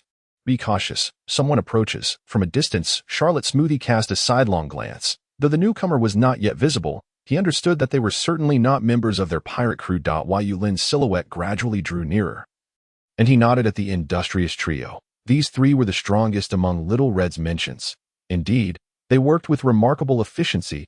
Yulin walked onto the bridge at the port, gazing out at the distant horizon. "When will we have guests on board?" he sighed, turning to leave, when suddenly Little Kai chirped excitedly towards the SEA.is. "There's someone," Yulin exclaimed, his heart leaping with joy as he scanned the waters. In the distance, a vessel bearing the mark of a rocket launcher headed towards Peace Island. My goodness, there really are visitors. Quickly, tidy up, everyone. We have guests arriving. The trio of Charlotte Cracker hurriedly cleaned up the surrounding debris, their minds filled with thoughts of the unfortunate souls who had chosen to visit this cursed island. Although they harbored countless grievances, their hands moved with unwavering speed. By the time the grand ship docked, the port area was devoid of any remnants of trash. As the pirate ship came ashore, a heavily armored figure disembarked, followed closely by well-equipped members. Yulin stepped forward with excitement.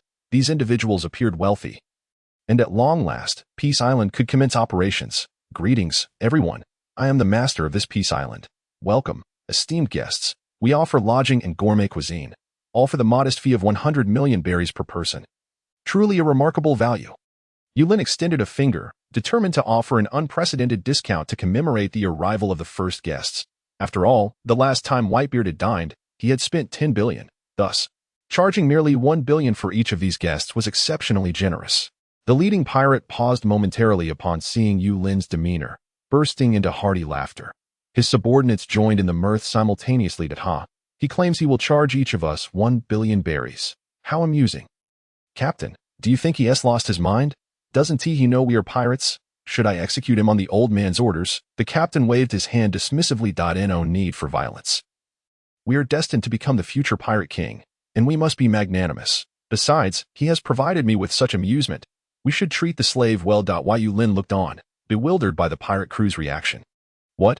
Are they dissatisfied with the price? But it is indeed quite reasonable. Kid, we are not the kind of people who can be satisfied with just 1 billion each. It should be at least 10 billion. They shouted in unison, laughter echoing. Indeed, the captain is right. It is 10 billion. Hearing their agreement, Yulin felt elated. It seemed that the people of this world were genuinely kind-hearted, unwilling to let him incur losses despite the high prices. Very well, then 10 billion it is. We accept cash and treasures. However, we currently lack the equipment to process card payments. Although Yulin was uncertain if card transactions were feasible in this world, he figured it wouldn't hurt to say so. Yulin's naivety left the pirate crew momentarily speechless. This kid can't be serious, can he? He still intends to charge us. The captain, clearly losing interest in banter, approached Yulin, his heavy armor shaking the port with each step. Yulin lowered his gaze at the swaying steel plates, muttering, "It seems I need to reinforce this. The people from this other world are not only tall, but also possess an extraordinary weight." The pirate, infuriated by Yulin's apparent contempt, stomped heavily on the steel plates and bellowed, "You are far too arrogant, daring to mock me, the captain of the rocket launcher pirate ship under the 4 emperors." Big Mom, Polyalexia, the crew behind him cheered, brandishing their weapons, yet 3 figures on the distant shore trembled in fear. Who is this fool? I'll tear him apart. How dare he drag us into this mess? The 4 emperors? Big Mom pirate crew? Yulin murmured a phrase, his gaze involuntarily drifting backward. Polyalesia, believing that Yulin was filled with trepidation and had begun to retreat, felt an even greater swell of pride within herself. In this new world, surviving under the protection of the 4 emperors is of paramount importance. The individual before her was evidently intimidated by the grace and status of her group. Soon, the entire island would fall under her dominion. If this island boasted delightful cuisine and exquisite cakes, perhaps the esteemed 4 Emperor Mama would bestow upon her generous rewards. The more Polyalesia contemplated, the more exhilarated she became, while Yulin, in stark contrast, swiftly lost interest. Once again, it was a member of the Big Mom pirate crew, thus rendering them unfit as guests. After all, even their master had been captured by Xiaohong. Those who willingly offered themselves should come forth as slaves. Yulin chuckled inwardly. Having already orchestrated the future of this group in his mind, he turned around and pointed to the 3 desert admirals in the distance, saying, "Hey, you 3, they claim to be your people. Arrange for them to work here at the port." At the coast, the initially sullen faces of the trio transformed into 4 smiles as they turned, bowing respectfully to Yulin before casting menacing glances at the rabble of the rocket launcher pirate crew. "Rest assured, esteemed boss, we will handle these ruffians. The port will be completed in no time." Yulin, satisfied with the resolute expressions of the desert admirals, nodded approvingly. "Work diligently, and I shall have Xiaohong treat you to a feast tonight." With that, Yulin whistled towards the sky, and shortly after, a diminutive ancient dragon landed gracefully before him. "Esteemed boss, please ascend." Yulin nodded and climbed onto the back of Xiaohong, swiftly vanishing from the sight of the crowd alongside Shao Kai. At the port, Polyalesia remained unaware of the unfolding events when a tremendous gust of wind suddenly struck, pinning all the crew members to the ground, rendering them immobile. This familiar power, could it be? Lord Charlotte Cracker, Polyalesia gazed over, as the 3 figures clad in work attire, wielding shovels, hammers, and axes, approached her, the three esteemed admirals of the desert. The desert admirals were the governing ministers of the Tado land kingdom, under the control of the Big MOM pirate crew, and were among the highest-ranking officials of the four Emperor Big MOM pirate crew. They were also offspring of Big MOM, with powers far exceeding those of ordinary combatants. Each admiral commanding their own fleet and subordinates. Within the entire Big MOM pirate crew, they held absolute authority over life and death.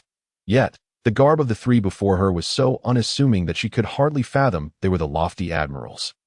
Esteemed ones, we were unaware of your presence. Please, allow us, I implore you. Get lost. You nearly caused my demise. Charlotte Katakuri seethed with rage. With a resounding thud, Polyalesia was kicked away, and Charlotte Katakuri swiftly advanced, delivering a heavy stomp that left her writhing in agony, blood gushing from her wounds. Fear not, I shan't kill you.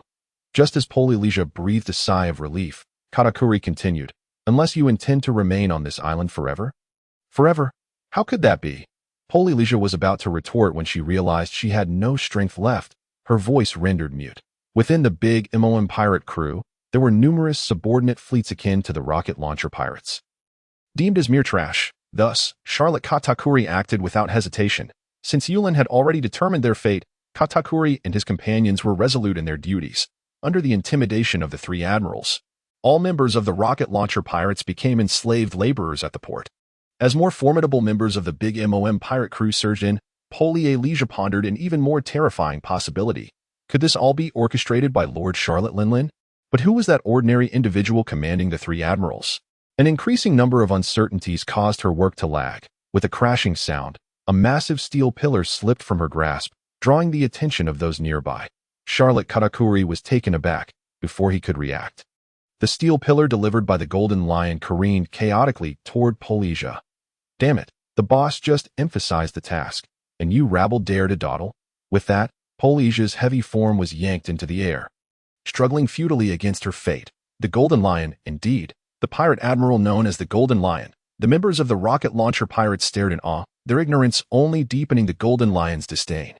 In the sky, Polyalesia realized her folly. Just as she pleaded for mercy, hundreds of blood-red bats enveloped her in an instant. After a single second of shrieks, only a skeletal remains plummeted into the sea, vanishing instantaneously. Boss Hong, didn't the boss say to keep some of them? The Golden Lion gazed incredulously at the red count, questioning how such a fervent follower of the boss could act against him. It was well known that the boss placed great importance on labor at Peace Island. The three admirals exchanged glances, wondering if the red count dared to defy the tyrannical island lord. As the blood-red bats coalesced in the sky, the red count spat out a mouthful of the blood he had just absorbed, slowly descending. The boss has instructed that the number of slaves on Peace Island has become excessive. Those who do not contribute are a waste of resources. Therefore, losing a few ungrateful souls is of no consequence. Though the red count's words were delivered in a calm manner, they bore an immense weight of pressure upon those present. Ungrateful. Such a standard was incredibly pirate-like. Who determines what is deemed ungrateful if not them? At that moment, the members of the rocket launcher pirates were acutely aware that if they did not perform well, they would undoubtedly meet the same fate as Polyalesia. Of course, even members of the Big MOM pirate crew were no exception. The desert admirals understood the red count's implication. Under the eaves, they had no choice, composing themselves. Charlotte Katakuri once again directed everyone to commence their tasks. By the time the entire port had been successfully renovated, the moon hung high in the central sky. Inside Yulin's palace, everything remained as it was, though the surrounding accommodations had been transformed into quarters for the robust and specialized individuals. Yulin's own abode remained untouched. Propping his chin on his hand, Yulin watched the lively Xiaokai on the table, his fingers affectionately stroking her, while his thoughts wandered to the red count's proposal. The atmosphere in the room was peaceful and serene, with faint floral scents wafting through the air. Regrettably, those nearby were oblivious to the beauty of the moment, consumed instead by trepidation and endless fear, especially the three desert admirals standing at a distance, who had witnessed Xiaocai's brutal acts. Xiaohong, are you suggesting we keep a portion of those from today? The red count rose, clearing his throat, confidently presenting his thoughts to Yulin. Indeed, boss, the development of Peace Island necessitates a substantial workforce. While those individuals may lack strength, their assistance in fundamental tasks is essential. Moreover, I have discovered 2 members among the rocket launcher pirates who are capable of cooking. Capable of cooking? Yulin's eyes sparkled with interest. The long wooden table was now laden with steaming dishes of over a dozen varieties, to ensure quality. All ingredients were sourced from Roger's premium cultivation. As Yulin savored the food, he cast approving glances at the two members of the rocket launcher pirates. Over the years, both Roger and the Red Count, alongside the Golden Lion, had been drafted by Yulin to prepare meals. Yet, it was evident that the culinary skills of these three paled in comparison to their prowess in battle. To the extent that they were almost opposites, this was one of the reasons why, whenever Peace Island relocated, the Red Count would immediately venture out to assess the situation. If food could not be found, Yulin would be left with an array of unpalatable options. However, the grilled fish, despite its identical flavor, coincided with a period when his mood was decidedly poor. The two seemingly ordinary individuals before him, although lacking in strength, appeared to be saviors in the current circumstances of Peace Island. As Yulin consumed the dishes on the table with considerable relish, a satisfied smile finally graced his face. From this day forth, you shall be my exclusive kitchen laborers on Peace Island. As for your rank, consider yourselves level 3 chefs. Henceforth, work diligently and strive to become official laborers. Yulin's words brought a sigh of relief to the chef, whose spirit had been on the verge of collapse. Yes, we are not slaves. That would certainly be better than our officers in the pirate crew. His gaze drifted towards the three generals standing at a distance. He could not help but feel a tremor in his heart. It was essential to acknowledge that even those three esteemed individuals shared the same laborious fate here, at the very least. Within the confines of this island, they held a rank equivalent to that of the desert generals from the Four Emperors pirate crew. The unexpected joy left the two momentarily at a loss. The Red Count cleared his throat softly. As the chief steward of Peace Island, he was increasingly adapting to this role. You should express your gratitude to the boss. The rules of Peace Island will be explained to you later by the Golden Lion. The Golden Lion nodded slightly in response to the Red Count's gaze. In terms of strength, these two individuals, who seemed utterly incompetent, would have likely never garnered his attention in the past, though discomfort brewed within him. He understood that this was the nature of Peace Island. Rank dictated everything concerning resources and treatment on Peace Island. Strength constituted but a small fraction of the factors at play. After all, this island was not lacking in power. Or rather, here, their meager strength was virtually indistinguishable from insignificance. All were mere ants, who would care whether one had an extra leg. The Red Count suddenly recalled something as he observed the Golden Lion, and his gaze turned respectful as he looked sincerely at Yulin. Boss, I have a request, and I hope you might offer some guidance. Yulin regarded the Red Count with keen curiosity. Since the Red Count had arrived on this island, he had shown unwavering dedication, and Yulin's every compliment was met with heartfelt gratitude. Even possessing considerable strength, he remained steadfast in his role. Yet, such a talent had never voiced any personal requests over the years. This realization brought a tinge of shame to Yulin. Speak up, Little Red. You are the chief steward of Peace Island, so feel free to voice any requests. I will grant whatever I can. Yulin puffed out his chest, ready to display his generosity. The Red Count trembled slightly at the words. The exhilaration of being recognized was a feeling he had not experienced throughout countless years of bloodshed. To be acknowledged by a deity was an invaluable reward for him. In that moment, he sensed an inexplicable power rising within him on Peace Island. Even the gaze of Lord Kuenping upon him seemed to carry a hint of equality. Suppressing the excitement in his heart, he earnestly requested, "Thank you for your encouragement, boss. I vow to dedicate my life to Peace Island. However, my suggestion is this. Could you elevate the Golden Lion's rank to that of an official laborer?"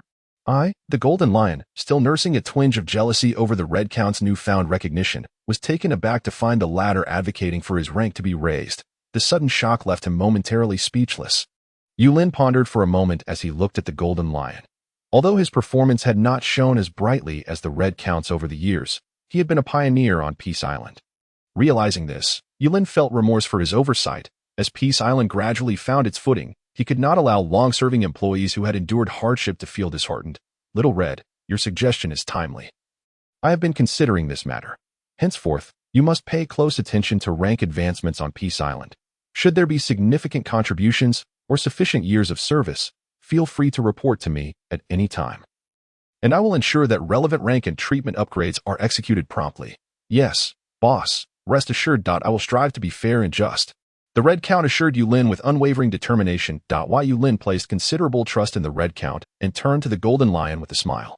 Little Lion, from this day forth, you two are considered an official employee of Peace Island. Thank you, boss. Thank you. The Golden Lion was overwhelmed with emotion, his voice choked with gratitude as he bowed repeatedly to Yulin. He had spent a decade on Peace Island, having grown accustomed to its way of life, and had long forgotten the 10-year limit for leaving the island. However, being relegated to the status of mere labor had always left him feeling uneasy, especially when compared to Roger, who had already achieved official status while he remained a laborer, further exacerbating his frustration. Well then, you all have worked hard today. Return and rest early. Yes, they all bowed in deference. Only daring to move once Yulin had vanished from sight. In the distance, the three generals stood in a state of confusion. Though there were not many individuals here, each one could easily crush them. Even if those two chefs were utterly incompetent, within the realm of Peace Island, the three of them found themselves ranked below them. The Golden Lion let out a long sigh, turning to the Red Count with heartfelt gratitude.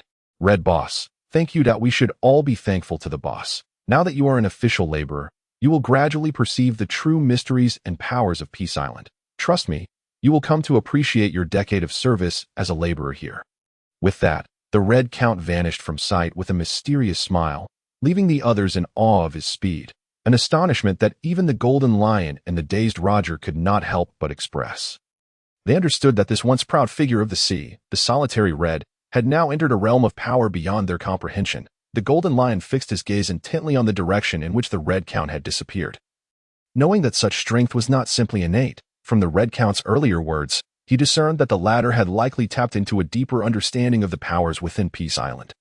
A power evidently derived from the hierarchy established there. The enigmatic Peace Island possessed the miraculous ability to resurrect and wield an invincible force over the seas. How much remained unknown to him? With a sense of anticipation for the future, the Golden Lion's resolve to work diligently only intensified. As he regarded the two newly appointed level 3 laborers, he felt no disdain. Welcome to the workforce of Peace Island. In time, you will come to realize just how crucial the skill of cooking is in this realm. The following morning, as sunlight streamed into Yulin's chamber, the new construction phase of Peace Island commenced. The wall-building projects across the 3 islands resumed with renewed vigor. With the addition of slaves from the Big MOM pirate crew and the rocket launcher pirate crew, the entire construction process was progressing at an astonishing pace.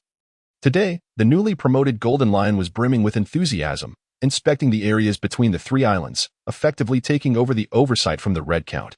Little Green, as the head of the Green Island Zoo, took every opportunity to venture outside in search of new animals. He even contemplated whether to bring his kin from outside to reside on Peace Island. If a group of millennia-old dragons were to settle here, it would undoubtedly create a unique spectacle, and he believed the boss would likely agree. However, to be prudent, Little Green resolved to consult the Red Count first. In the depths of the mountains, the Red Count stood respectfully beside the devil fruit tree. His brow slightly furrowed, lost in contemplation. The 3 black fruits on the tree glimmered enticingly, provoking a sense of yearning, though the Red Count could feel the gifts bestowed upon him by Peace Island. His physical prowess elevated beyond mere levels. He refrained from acting impulsively, acutely aware of the common knowledge that the devil fruits were not to be consumed lightly. What truly troubled him was the undeniable pull he felt from the devil fruit tree, urging him to select a new fruit. Just as he was on the cusp of making a decision, the voice of the millennia-old dragon, Little Green, echoed from above. Red Boss, I knew I would find you here. The Red Count snapped back to reality at the sound, looking up to see Little Green. Little Green, what brings you here? Little Green descended gracefully, his towering form shrinking to a size comparable to that of the Red Count. Red Boss, I have something I wish to discuss with you, and if possible, I would like to convey it to the boss afterward. Oh, do share. The Red Count was intrigued, eager to hear the interesting ideas of Little Green.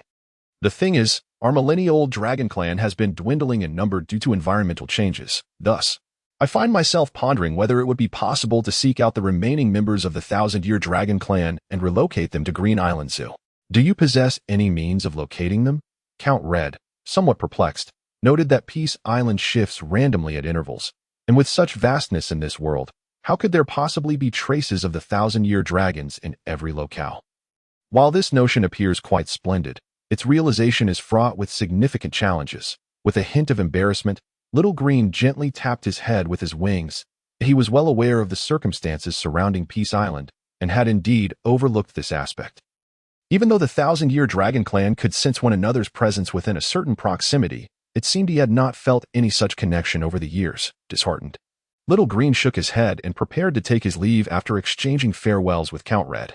Little Green, In the future, when your work allows it, you may wander the outskirts of Peace Island to survey the environment and see if any of your kin are present. As for bringing them here, you ought to inquire with the boss, though I am confident he will acquiesce. Count Red's words filled Little Green with joy, for he understood that if Count Red expressed such certainty, the boss would likely agree as well. Thank you, Count Red. I shall ask the boss right away. As long as he consents, I am certain I can make it happen. With that, Little Green darted away gleefully, leaving Count Red momentarily stunned before erupting into laughter. Indeed, if the boss were to agree, everything would be possible. He would certainly consult the boss. During this period, Count Red had been tirelessly striving for Peace Island, desiring to alleviate every burden from Yulin. Yet he had neglected the fact that Yulin was his greatest ally. If Yulin were to consent, it would not be an issue to consume not just one, but even 10 or 100 devil fruits. Death. Roger and Rox had faced death before. Enlightened, Count Red felt elated, and with a powerful flap of his crimson wings, he vanished once more from beside the devil fruit tree. The towering lookout had been elevated specifically for Yulin. It had transformed from merely a platform into a miniature palace, complete with all the necessary amenities for dining, entertainment, and lodging. As Little Green swiftly approached the lookout and landed gracefully, he discovered Count Red respectfully standing beside Yulin. Boss, Little Green has arrived. Yulin beckoned. Come, Little Green. Red has already shared your thoughts with me, and I find them quite agreeable. However, it seems that many of your kin would need to shrink in size. Otherwise, they simply cannot fit here. Yes, thank you, boss. Little Green understands, he exclaimed, laughter escaping him as he prepared to head outside. This fellow is quite childlike, Yulin mused, watching Little Green depart, reminiscing about their initial encounter when he had been startled by the creature. By the way, Little Red, did you mention wanting to consume another one of those devil fruits? Count Red hesitated but ultimately nodded. If you have made up your mind, go ahead and partake. After all, you are the one overseeing it, so simply manage it as you see fit. Thank you, boss. I understand. Count Red was filled with uncontainable joy, increasingly grateful for Yulin's affirmation. The rarity of devil fruits was universally acknowledged, and to have been entrusted with the entire devil fruit tree was a remarkable honor and testament to trust. After respectfully bowing, Count Red made his way toward the devil fruit tree, while Yulin gazed enviously in the direction he had disappeared, admiring his diligence. What a hard-working Little Red. He previously claimed he could only consume one. It seems his strength has now grown sufficient for a second. Indeed, the strong are those who strive and are willing to take risks. While Yulin examined his own hands, realizing that despite his efforts, after consuming the Nico fruit, he had not experienced any further transformation. It appears that I am still an outsider, seemingly rejected by the devil fruits, he sighed, resigned to the notion that in this strange world, he would have to content himself as a businessman. Reflecting on the pirates wielding various powers outside, Yulin often mused that had the people of this world not been grateful, he would likely have been robbed long ago. It is fortunate that there are still many good-hearted individuals here. Shaking off his envious sentiments, Yulin descended halfway down the now elevated lookout, ensuring his safety before leaping down to a previous height, though aware that his body had been enhanced in this world. He adhered to his first principle of survival, to avoid unnecessary risks. As dusk descended, Count Red remained unaware of Yulin's thoughts, standing before the devil fruit tree, filled with excitement, yet grappling with a difficult choice.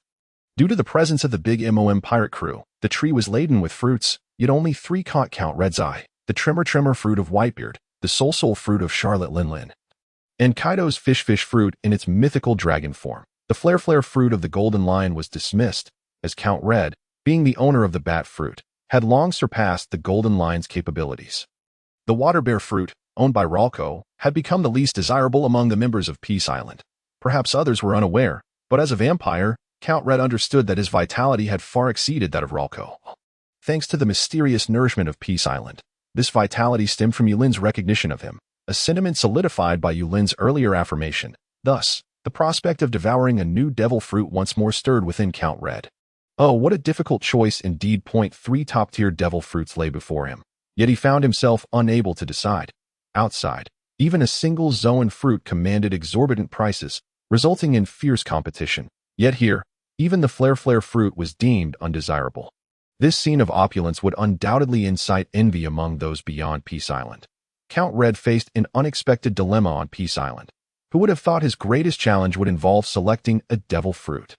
Just as he continued to deliberate, Yulin approached from a distance, accompanied by Little Black Dada, Little Red, you are still here, boss? Count Red turned in surprise, as if he had grasped a lifeline. The divine presence of his boss appeared just when he needed assistance the most. Yulin strolled closer, and as his gaze fell upon the devil fruit tree, it began to quiver slightly. In an almost instinctual gesture, Yulin reached out to touch the tree, which responded by standing tall, as if undergoing inspection. Little Red, have you not yet decided which fruit to consume? With that, Yulin casually reached for a fruit, as one would when picking an apple. The tree trembled, bending slightly to present the fruit to Yulin's hand. With a satisfying crunch, the vibrant juice of the fruit burst forth in Yulin's mouth. Quite delightful, he remarked, admiring the bat fruit in his grasp, his expression one of pride.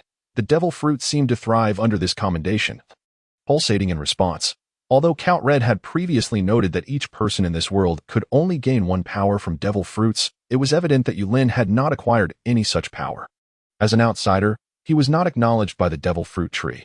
Well, I might as well eat it. It won't kill me. Consider it a treat, he thought. Count Red, seeing Yulin consume the bat fruit, felt a wave of joy wash over him, reassured that his fruit had found favor with the esteemed individual. Boss, I truly cannot decide which one to choose, he confessed, beginning to introduce the 3 devil fruits he favored. Though Yulin found the explanation somewhat bewildering, it was clear from Count Red's passionate demeanor that he desired each one. A dilemma of choice, to my astonishment. This captive of the formidable Big Mom pirate crew possesses such an unexpectedly ordinary side. Yulin cleared his throat lightly and jested. Xiao Hong, only children make choices. Mature adults take it all. Upon hearing this, Count Hong and the devil fruit tree immediately executed Yulin's command. Take it all? Very well. Then let us consume them all. Before Yulin could react, the devil fruit tree presented the Gura Gura no Mi, the Magu Magu no Mi, and the Suk Suk no Mi to Count Hong's lips, as if force-feeding him. Insisting, you must eat. There is no room for refusal. Count Hong, showing no hesitation, thought to himself, why should he be cautious when the boss has spoken? With a heart full of gratitude, he swiftly devoured the 3 devil fruits. Yulin's eyes widened in shock, unable to intervene in time. Goodness, I was merely joking. This fellow is too fierce. With the 3 fruits consumed, 3 distinct powers surged through Count Hong's body. Stinging, swelling, and drowsiness took hold. Yulin, heart racing, dragged the now fallen Count Hong, his heart trembling. Heavens, this fellow won't pass away, will he? Placing his fingers before Count Hong's nostrils, he felt the faint breaths and finally sighed in relief. My word, that frightened me to death. If Xiao Hong were to die, I would suffer a tremendous loss. Gently laying Count Hong down, a faint red thread began to envelop him. Confused, Yulin stepped aside, silently praying for Count Hong's safety. The success and scale of Peace Island today owe much to Count Hong's contributions. As time ticked away, Yulin sat beneath the devil fruit tree, vigilantly guarding Count Hong's cocoon. Throughout the night, the devil fruit tree seemed to receive immense encouragement, adjusting its stature to ensure Yulin could rest comfortably. As dawn broke, heralded by the roar of the golden lion, the slaves of Peace Island commenced their new day's labor. Slowly opening his eyes, Yulin noticed the red cocoon before him beginning to crack. Observing the peacefully breathing Count Hong, Yulin smiled with satisfaction, awakened quickly. My esteemed steward. No sooner had he spoken than Count Hong's eyes shot open, nearly startling Yulin with their intensity. Boss, why are you still here? Yulin approached Count Hong, patting his shoulder, finally feeling relieved. You were far too eager in your consumption yesterday. I feared for your well-being. Hence I stayed by your side. You watched over me all night. Count Hong was taken aback. Of course. Ugh. I'm utterly exhausted. I'm off to catch up on sleep. And please, do not disturb me. With that, Yulin yawned and prepared to depart. Count Hong stood rooted in place, unable to calm himself. This almost divine boss had stayed up all night simply because of his evolution, knowing Yulin's strict adherence to a sleep schedule. Count Hong felt a wave of guilt wash over him. Though now endowed with unparalleled power, he was filled with regret. Why Yulin's figure had vanished, and the small black creature, squatting beside the devil fruit tree, ambled over to Count Hong and casually remarked, Congratulations, Xiao Hong. Count Hong trembled at the sound. This being, second only to Yulin on Peace Island, was congratulating him. Lord Tunshin, Count Hong respectfully nodded in response. The small black creature chuckled lightly and approached Count Hong and the devil fruit tree, saying, Xiao Hong, your dedication has garnered the master's attention. You may henceforth engage with us on equal terms. Strive diligently, for your future is even more promising than you realize. With that, the small black creature vanished from sight. Thank you, Lord Tunshin. Though Count Hong was thrilled by the words, he remained acutely aware of his position. Compared to the terrifying four divine beasts alongside Yulin, even now, despite being trusted, he must never become complacent as the longest-serving outsider by Yulin's side. Count Hong understood his master's mindset deeply. Humility, fairness, and diligence are the foundation of Peace Island. Should he become arrogant and reckless, the best outcome awaiting him would be death. Everything here is the will of the master, which is akin to divine decree. The following morning, the Golden Lion worked as diligently as ever. Count Hong, who had been absent during mealtime the previous day, silently appeared beside him. "Boss Hong, what's this?" Noticing the complex aura surrounding Count Hong. The Golden Lion was perplexed. While Count Hong had been formidable before, the Golden Lion could at least sense the limits of that power. Yet now, the presence emanating from Count Hong left him feeling utterly defenseless. This aura was reminiscent of the four divine beasts that belonged to the boss. Although Count Hong's current power was still far from that of those four, he appeared terrifying in every aspect. Count Hong chose not to respond, instead swiftly moved to the Golden Lion's side, grabbing him and instantly whisking them away from the confines of Peace Island in the tumultuous open sea. The waves roared, and a fearsome presence loomed. The Golden Lion stood at a distance, rendered speechless. Count Hong's body, powerful like Kaido's, was adorned with two pairs of crimson bat wings. As the wings flapped, each punch struck with the force of a mountain, causing the very space to tremble. The Sea Kings, having perished in the depths, were now under the control of this man, thrashing about in the ocean. What the hell? Has Boss Hong merged with those three freaks? The overwhelming power exhilarated Count Hong. Each force felt as if it were etched into his very soul. After an hour, the sea returned to a state of tranquility. Yet the Golden Lion remained unsettled in the sky. The existence of the devil fruit tree was no secret. Even the Golden Lion could approach it at will. However, he had never mustered the courage to consume another fruit. Count Hong not only consumed one but three, and such precious ones at that. "Boss Hong, you truly possess courage. It's merely a gift from the master. Initially, I intended to eat just one, but the boss said only children make choices. And adults take them all, so I ended up consuming them all." Count Hong spoke of Yulin with pride, a sense of being bestowed by divine favor. The Golden Lion was not surprised. If anyone could allow a person to consume multiple devil fruits without perishing, it could only be their master. Yet, a tinge of jealousy stirred within the Golden Lion. Why was he not so fortunate? It seemed he needed to work harder. Resolutely, he decided he must earn the master's recognition. These thoughts crossed his mind. Determination etched itself onto his face, and without a second thought, he turned and flew back toward Peace Island. Count Hong smiled lightly, effortlessly following the Golden Lion's pace with a flap of his wings in midair. The Golden Lion suddenly recalled something, casting a dubious glance at Count Hong and asking, "Boss Hong, why didn't you eat my piao piao fruit?" The question caused Count Hong's face to stiffen, inwardly lamenting, "I can't very well say I looked down on the piao piao fruit."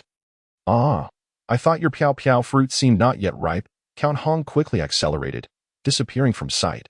"Not ripe." The Golden Lion wore an expression that seemed to question, "Do you take me for a fool?" Yet, at that moment, his mind was solely occupied with work, and he was well aware that he could not contend with the red count, leaving him to exhale a resigned sigh. The weather on Peace Island remained as consistently bright as ever. Yulin emerged from the dining hall, stretching vigorously as fatigue weighed heavily upon him these past few days. It is said that spring brings drowsiness, autumn induces weariness, summer invites naps, and winter's 3 months are a slumbering haze. It appears that even as an ordinary person in a foreign world, I cannot escape the common fate. That why Yulin struggled against the encroaching drowsiness, continually rallying himself, as the proprietor of Peace Island. I cannot spend my days indulging in feasting and revelry. After wiping away the remnants of his meal from the corners of his mouth, he strode purposefully toward the coastline at that moment. The port was bustling with activity, with slaves from the big MOM pirates and the rocket launcher pirates laboring diligently, making visible progress in their tasks. Towering walls had already been erected, spreading in an orderly fashion across the island. The formerly wooden port was now enveloped in steel and massive stones, its size more than tripled from its original dimensions. However, the sight of the rocket launcher pirate ship, in stark contrast to the port, appeared rather unsightly in the distance. The Golden Lion, engaged in conferring tasks with the three generals, caught sight of Yulin and hurried over. "Boss, what do you think? Are you satisfied, or is there anything that needs revising?" "Yes, indeed. I am quite pleased." Keep up the good work, Yulin affirmed with a nod, only to be overtaken by another wave of fatigue. He patted the golden lion on the shoulder before turning to leave. Leaving the latter beaming with excitement. The boss has encouraged me. I must strive even harder. With that thought, the golden lion dove back into the fervent work without waiting for Yulin's figure to vanish. Looking back at the building materials floating down from the sky, Yulin gazed at the golden lion with admiration. Indeed, it is essential to reward and elevate diligent employees promptly. Such recognition fuels motivation. On his way back, Yulin, lost in thought, eventually found himself standing before the entrance of his palace at that moment. The Red Count approached, bearing a new set of materials, but as he began to speak, Yulin waved him off. Little Red, if there's something to deal with, please take care of it yourself. I am utterly exhausted. Do not disturb me unless it is urgent, and even then, think twice before interrupting. With a yawn, he trudged heavily into the building. Observing Yulin's weary demeanor, the Red Count felt a pang of concern. Could it be that the boss has not recovered from the all-nighter he pulled for me? With a hint of doubt, the Red Count stepped outside the courtyard, only to see 4 formidable figures approaching, engaged in jovial conversation. Though, Little Red, you are here too. Esteemed gentlemen, are you here to see the boss? He is rather fatigued and has requested not to be disturbed. Fatigued? Little Black furrowed his brow, scrutinizing the Red Count intently at that moment. The Red Count felt as if he were submerged in an ocean, powerless and unable to resist, with all his strength and secrets drifting within this vast sea, exposed for observation. Withdrawing his gaze, Little Black broke into a smile. The master is fine. He is likely still adjusting after imprinting you last time. Of course, it is also possible that our master is simply feeling drowsy. The 4 beasts exchanged amused glances, sharing light-hearted jests. Imprint? Is that from the last devil fruit incident? Little Black nodded, looking at the Red Count with approval. You must remember, henceforth you shall be the master's most loyal servant, bearing the master's supreme mark upon your soul. It is an eternal honor in your infinite life. That moment, a purple gold circular mark ignited in the eyes of the 4 beasts. Mysterious and noble, the Red Count blinked in surprise as a wondrous power stirred deep within his soul, manifesting the same mark instinctively in his gaze. The 5 marks flickered in distinct patterns before vanishing in an instant. The 4 beasts regarded the Red Count, who stood momentarily stunned, with an air of indifference, none of them realizing that this first outsider to Peace Island had, in just a few short years, been bestowed with such honor by their master that in this world, they had gained another companion, bound by a bond deeper than blood, a soul mark. As the sun began to set, the Red Count, coming back to his senses, found himself in a seaside chamber. The master acknowledges me, and it is recognition equivalent to that of the 4 beasts. That sense of validation is even more exhilarating than the enhancement of my powers. For the first time, the Red Count felt a profound connection with Yulin and the 4 beasts. His heart surged with emotion, and his face radiated genuine joy. He longed to let out a cry of exhilaration, but feared disturbing Yulin's rest. Seated by the sea, the Red Count reveled in the tranquility before him. Gazing at the calm surface of the ocean, the previously joyful Red Count furrowed his brow. Boom, boom, boom. The sea was suddenly illuminated by glaring crimson, followed by a tremendous roar. 2 pairs of scarlet wings surged into the air, and the Red Count, sensing an aura of death, rushed toward the source of the noise. Damn it, how dare you disturb the boss's rest? You are doomed. 3 large ships, emblazoned with pirate flags, advanced relentlessly against the enemy. Alas, the pirates of the New World were evidently not so easily dealt with. The 2 sides exchanged fire, neither yielding an inch, igniting the entire sea in flames. Although gunfire and cannonballs stirred a frenzy upon the waters, the enemy pirates suffered minimal casualties. The tall man in military attire, wielding a long blade, glared furiously at the foes leaping toward him. What audacity! How dare you rob the treasures of the noble celestial dragons? Do you wish to die? On the opposite side, a scar-faced man scoffed disdainfully at the newcomer. Celestial dragons? Huh. This is the New World. What are the celestial dragons? Men, charge, slay these lackeys of the celestial dragons. With a roar from the scar-faced man, the multitude of pirates surged forward, brandishing their weapons. The sounds of battle echoed across the sea, blood staining every vessel, even awakening the sea kings in the depths to join in the fray. Hold the line. Call for reinforcements, reinforcements. As soon as the words left his mouth, the once boisterous sea fell into an eerie silence. In that peculiar moment, it felt as if time itself had frozen. The once restless sea kings suddenly fled in panic, leaving all in bewilderment. Above, the once bright moonlight was obscured by sudden clouds, darkening the sky as if heralding a cataclysmic storm. Lightning flickered, and black mist began to coalesce around them. This sudden and bizarre turn of events stilled the tumultuous battle.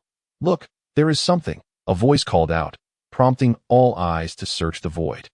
But they found nothing. With a flash of lightning, gasps filled the air that a monstrous, indescribably large creature was surging through the ocean, its form gradually coming into view that a colossal behemoth was lowering its head to observe the minuscule beings upon the sea's surface. In the distance, the Red Count rushed forward, recognizing the familiar, terrifying figure, and accelerated toward it. "Lord Godzilla, you are here as well," the Red Count respectfully exclaimed. "Little Red, you are a tad slow," Godzilla teased. The Red Count felt no offense at Godzilla's jest. Though both were servants of the master, he still felt a significant distance from the four beasts. Godzilla smiled at the Red Count, placing a massive finger to his lips in a shushing gesture. "Go on, eliminate them, and prepare to return to sleep. Keep it quiet. Do not disturb the master." Upon finishing his words, without waiting for Count Red to react, Godzilla swiftly plunged both pirate ships directly into the depths of the ocean. The captain of the pirate crew, who had been so confident of victory, was crushed in an instant. The immense force created a terrifying whirlpool on the surface of the sea. Aside from Godzilla and Count Red in the sky, no one could maintain their footing. Witnessing Godzilla's assault, Count Red acted without hesitation. With a powerful flap of his wings, he appeared before his adversaries. The speed granted by the bat fruit, combined with Kaido's formidable physique, rendered any resistance futile. That a soldier clad in the government's uniform, gripping his sword tightly, fought to suppress his fear and shouted, "You cannot. We are soldiers of the world government, serving the celestial dragons. You cannot kill me. There are items belonging to Lord Chariot here." Before his words could fully escape his lips, Count Red had already swept past him. The soldier instantly transformed into a lifeless husk. His bones shattered by the forced the sea breeze past. Not a trace remained. No, please. The remaining pirates and government soldiers, already paralyzed with terror, instinctively leapt into the deep sea, desperately swimming in various directions. Unfortunately, what awaited them were the controlled sea kings. After a few minutes of torrential rain, the surface of the sea once again fell into tranquility. Count Red turned to gaze in Godzilla's direction, only to discover that, unbeknownst to him, Godzilla had vanished without a trace. "It seems my journey is still long, very long indeed." Count Red sighed, soaring upwards and swiftly disappearing from the surface of the water. As the mist dissipated, everything returned to its original state, as if nothing had ever occurred. Only 3 empty warships drifted slowly towards an unknown destination. The following morning, Yulin awoke from his slumber, feeling refreshed. He stretched and stepped outside, only to find 4 adorable creatures sleeping at his doorstep. Yulin gently patted each one before turning to leave, leaving behind 4 pairs of twinkling eyes watching his vanishing form.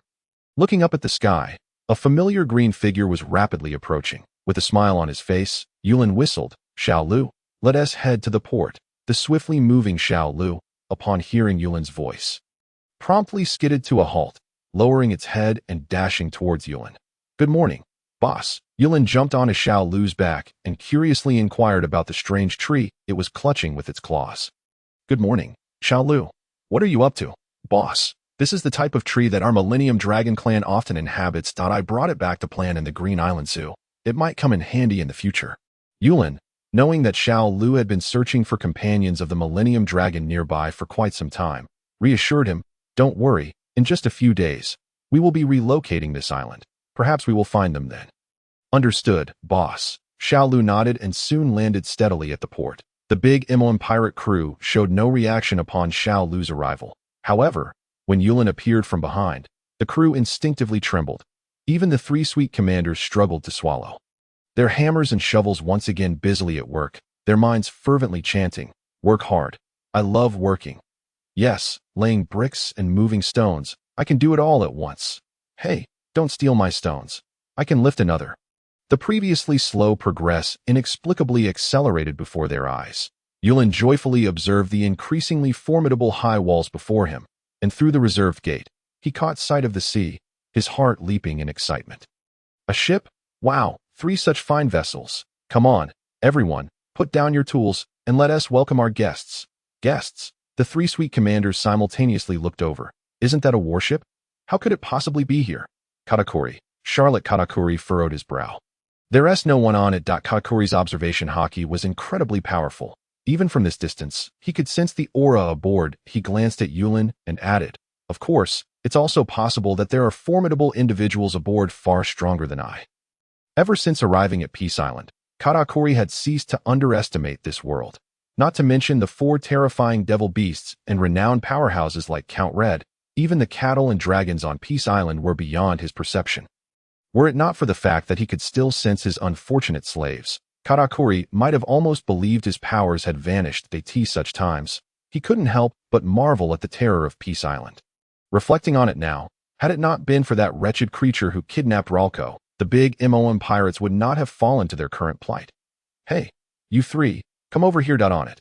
Yulin's call seemed to possess a magical allure, pulling them from their thoughts as they instinctively bent down and jogged towards him, their demeanor appearing quite professional. Boss, what can we do for you? Yulin inspected the 3 warships and compared to the rickety vessel of the rocket launcher pirates. These warships were evidently superior. Although the warships bore no guests, Yulin couldn't help but feel a tinge of disappointment. Fortunately, they contained quite a number of precious gems, including a substantial amount of the sea prism stone that Count Red had often mentioned. Overall, it was a profitable venture. After all, it was free. You 3 take care of these, and then hand them over to Xiao Hong to manage. Understood, boss. The 3 sweet commanders replied respectfully. Currently, the finances of Peace Island were overseen by Xiao Hong, the chief steward, which made Yulin's life much easier. The next morning, upon awakening in the lookout tower, Yulin opened his eyes to find the surrounding waters still a vibrant blue. However, he knew that Peace Island had shifted locations once again. Having grown accustomed to such a lifestyle, he felt no discomfort. After all, over the years, Peace Island had drifted to an overwhelming number of places. He just wondered where they were now. Jumping down from the lookout tower, Yulin learned from Roger that Count Red had ventured out early in the morning with Xiao Lu to explore the surroundings and had yet to return. Has it really been so long? Yulin pondered. Typically, whenever Peace Island moved, Count Red would venture out to scout, checking the geographical location while also seeking out nearby inhabited islands. Yet, he would always return before Yulin awoke. Could it be that Xiao Hong had encountered trouble? Yulin shook his head. Impossible. According to those 3 who love baking, Xiao Hong is quite powerful now. Setting aside his chaotic thoughts, Yulin made his way towards the port once more.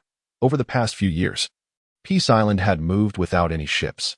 If those 3 formidable warships had gone missing due to yesterday's sudden change, it would be tragic. Without Xiao Lu to ride, Yulin had to run to the shore himself. Upon seeing the 3 warships still intact, he finally breathed a sigh of relief. In the distance, the 3 sweet commanders spotted Yulin approaching, forcing themselves to suppress their fears as they ran over. Boss, may I ask if we are now in a different sea? Yulin nodded. Of course. Peace Island moves unpredictably. Didn't you know? A chill ran through the 3 of them. Of course, they had no idea. What island simply drifts away like that? Despite their myriad of grievances, they could only force smiles and ask Yulin, Boss, now that 6 months have passed, how will our mother exchange us back? Well, she will know.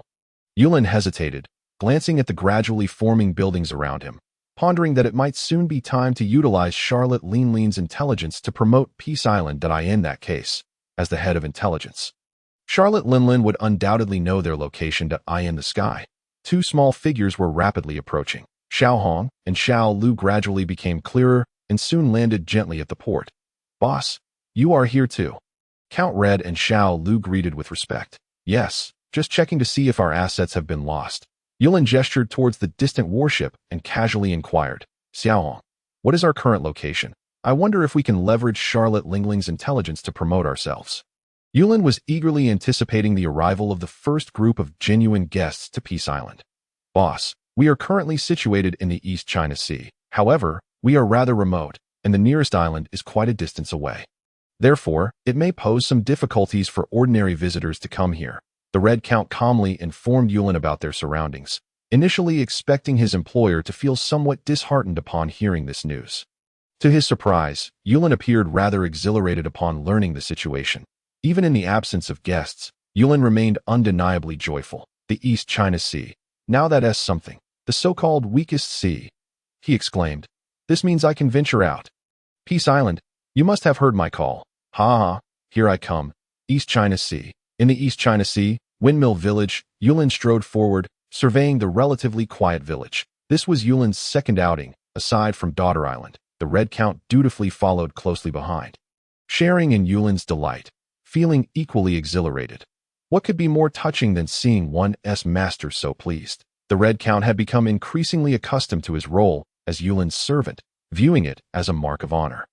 For this man before him had granted him true immortality. Xiaohong, let us take a look over there. It seems much livelier, Yulin said, pointing towards a bustling tavern ahead. Certainly, boss, replied the Red Count, donning a plain mask to avoid drawing attention to Yulin. Although it appeared somewhat odd, it felt entirely fitting in this world. Upon entering the establishment, they were greeted by a chorus of hearty laughter. Inside, men and women raised their mugs and bowls, drinking with exuberance. Come on, Xiaohong, let us head over there, Yulin declared as he approached the Bar the left. A pair who appeared to be father and son were engaged in an animated discussion. So, when we set sail next time. Can I join you? I want to be a pirate too, the excited child exclaimed. The man beside him burst into laughter. Ha, you think you can become a pirate looking like that? Why not? The child retorted stubbornly, prompting those nearby to join in the banter. Luffy, wanting to be a pirate isn't as simple as just swimming, someone chimed in. Luffy seemed to take offense at the dismissive tone, shaking his fists. I am strong too. Want to try my punches like a cannon? He struck a pose, trying to appear formidable, eliciting affectionate laughter from the crowd. Yulin found the lively conversation amusing as he sat nearby. In a tavern, one ought to revel and indulge. That's what makes it enjoyable. The atmosphere was vibrant, and after a few drinks, Yulin felt a pleasant flush on his cheeks, whether from intoxication or sheer joy. It was hard to tell. After more than half an hour, under Luffy's infectious enthusiasm, Yulin had joined the revelry, blending seamlessly with the crowd. In stark contrast, the Red Count stood in a corner. Feeling somewhat out of place, Shanks glanced in the Red Count's direction multiple times, puzzled. Yet no matter how he scrutinized, the individual before him appeared to be an utterly ordinary person devoid of any power. Seated beside Luffy, Yulin patted his head and remarked, So, Luffy, you wish to be a pirate? It's quite a tough life, you know. Sometimes you even have to do hard labor. Hard labor? Luffy and Shanks exchanged puzzled glances. Just as Luffy was about to ask something, the door was suddenly kicked open with a loud crash. Ha! This is what they call pirates? Just a bunch of clueless fools. The bandit leader swaggered in, brandishing a long knife, completely disregarding the pirates around him. With a thud, he slammed his blade onto the bar. Hey, hurry up and bring me some drinks. Do you expect me to fetch it myself? Apologies, but we've run out of drinks for today, Machino replied nonchalantly. Run out? So these pirates are drinking their own urine. The bandit's lackeys guffawed.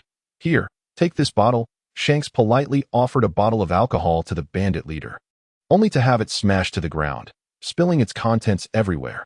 Luffy was splattered with the liquid, yet miraculously, not a drop landed on Yulin.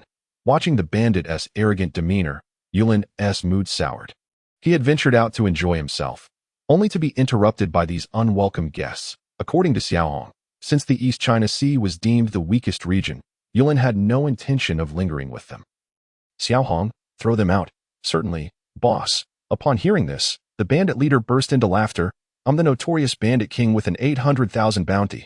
Ha ha ha. Throw me out. Just watch me slice you to pieces. Before he could finish, Shanks instinctively shielded Luffy behind him to in the next instant. A blurred figure surged from the corner of the tavern, unleashing a fierce gust of wind that swept towards the bandits in the blink of an eye. All the bandits inside and outside the tavern were knocked to the ground. The Red Count had swiftly returned to Yulin's side, moving with an elegance that even Shanks had failed to perceive. The tavern fell into a hushed silence as Shanks fixed a penetrating gaze on Yulin and the Red Count, lost in thought. Who were these individuals? Why had they appeared in such a small place as Windmill Village? Was it truly mere coincidence? Wow, mister, you're amazing. Are you pirates too? Can you take me out to sea? Luffy's carefree enthusiasm shattered the contemplative silence among Shanks and his crew. Yulin chuckled as he ruffled Luffy's hair, saying, "A child wanting to be a pirate, but we are not pirates. We are merchants from a resort." Merchants? Luffy looked confused, but he didn't dwell on it. However, he felt a tinge of disappointment at Yulin's refusal to take him out to sea. Come, let us keep drinking. Today has been such a joy. How about this? We're on Peace Island in the East China Sea. You're welcome to visit us sometime." Yulin cheerfully approached Shanks, instinctively patting him on the shoulder. Yulin recognized that this group was competent, at least feeling they were not inferior to the 3 towering pastry chefs back on Peace Island. Such individuals were bound to be affluent, and given the pleasant conversation, he saw an opportunity to entice them to Peace Island for a profitable venture. Seeing Yulin's enthusiasm, Shanks did not decline. After all, he sensed no ill intent from the man, moreover, being bold and skilled. He wouldn't dismiss a potential ally of strength and goodwill. Peace Island. Is there such an island in the East China Sea? Shanks inquired, casting a questioning glance at Machino, who was cleaning up nearby. Machino shrugged. "I'm not quite sure. I don't go out to sea much."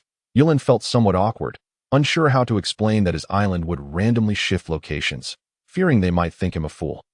Such a revelation would likely deter them from visiting Peace Island. Xiaoong, provide them with our compass. Due to the island's mobility, Yulin had them prepare the compass in advance whenever they arrived at a new location, thus avoiding the need for repetitive explanations regarding their whereabouts. He took the compass from the red count. Shanks instinctively reached for it, only to be effortlessly evaded by the red count.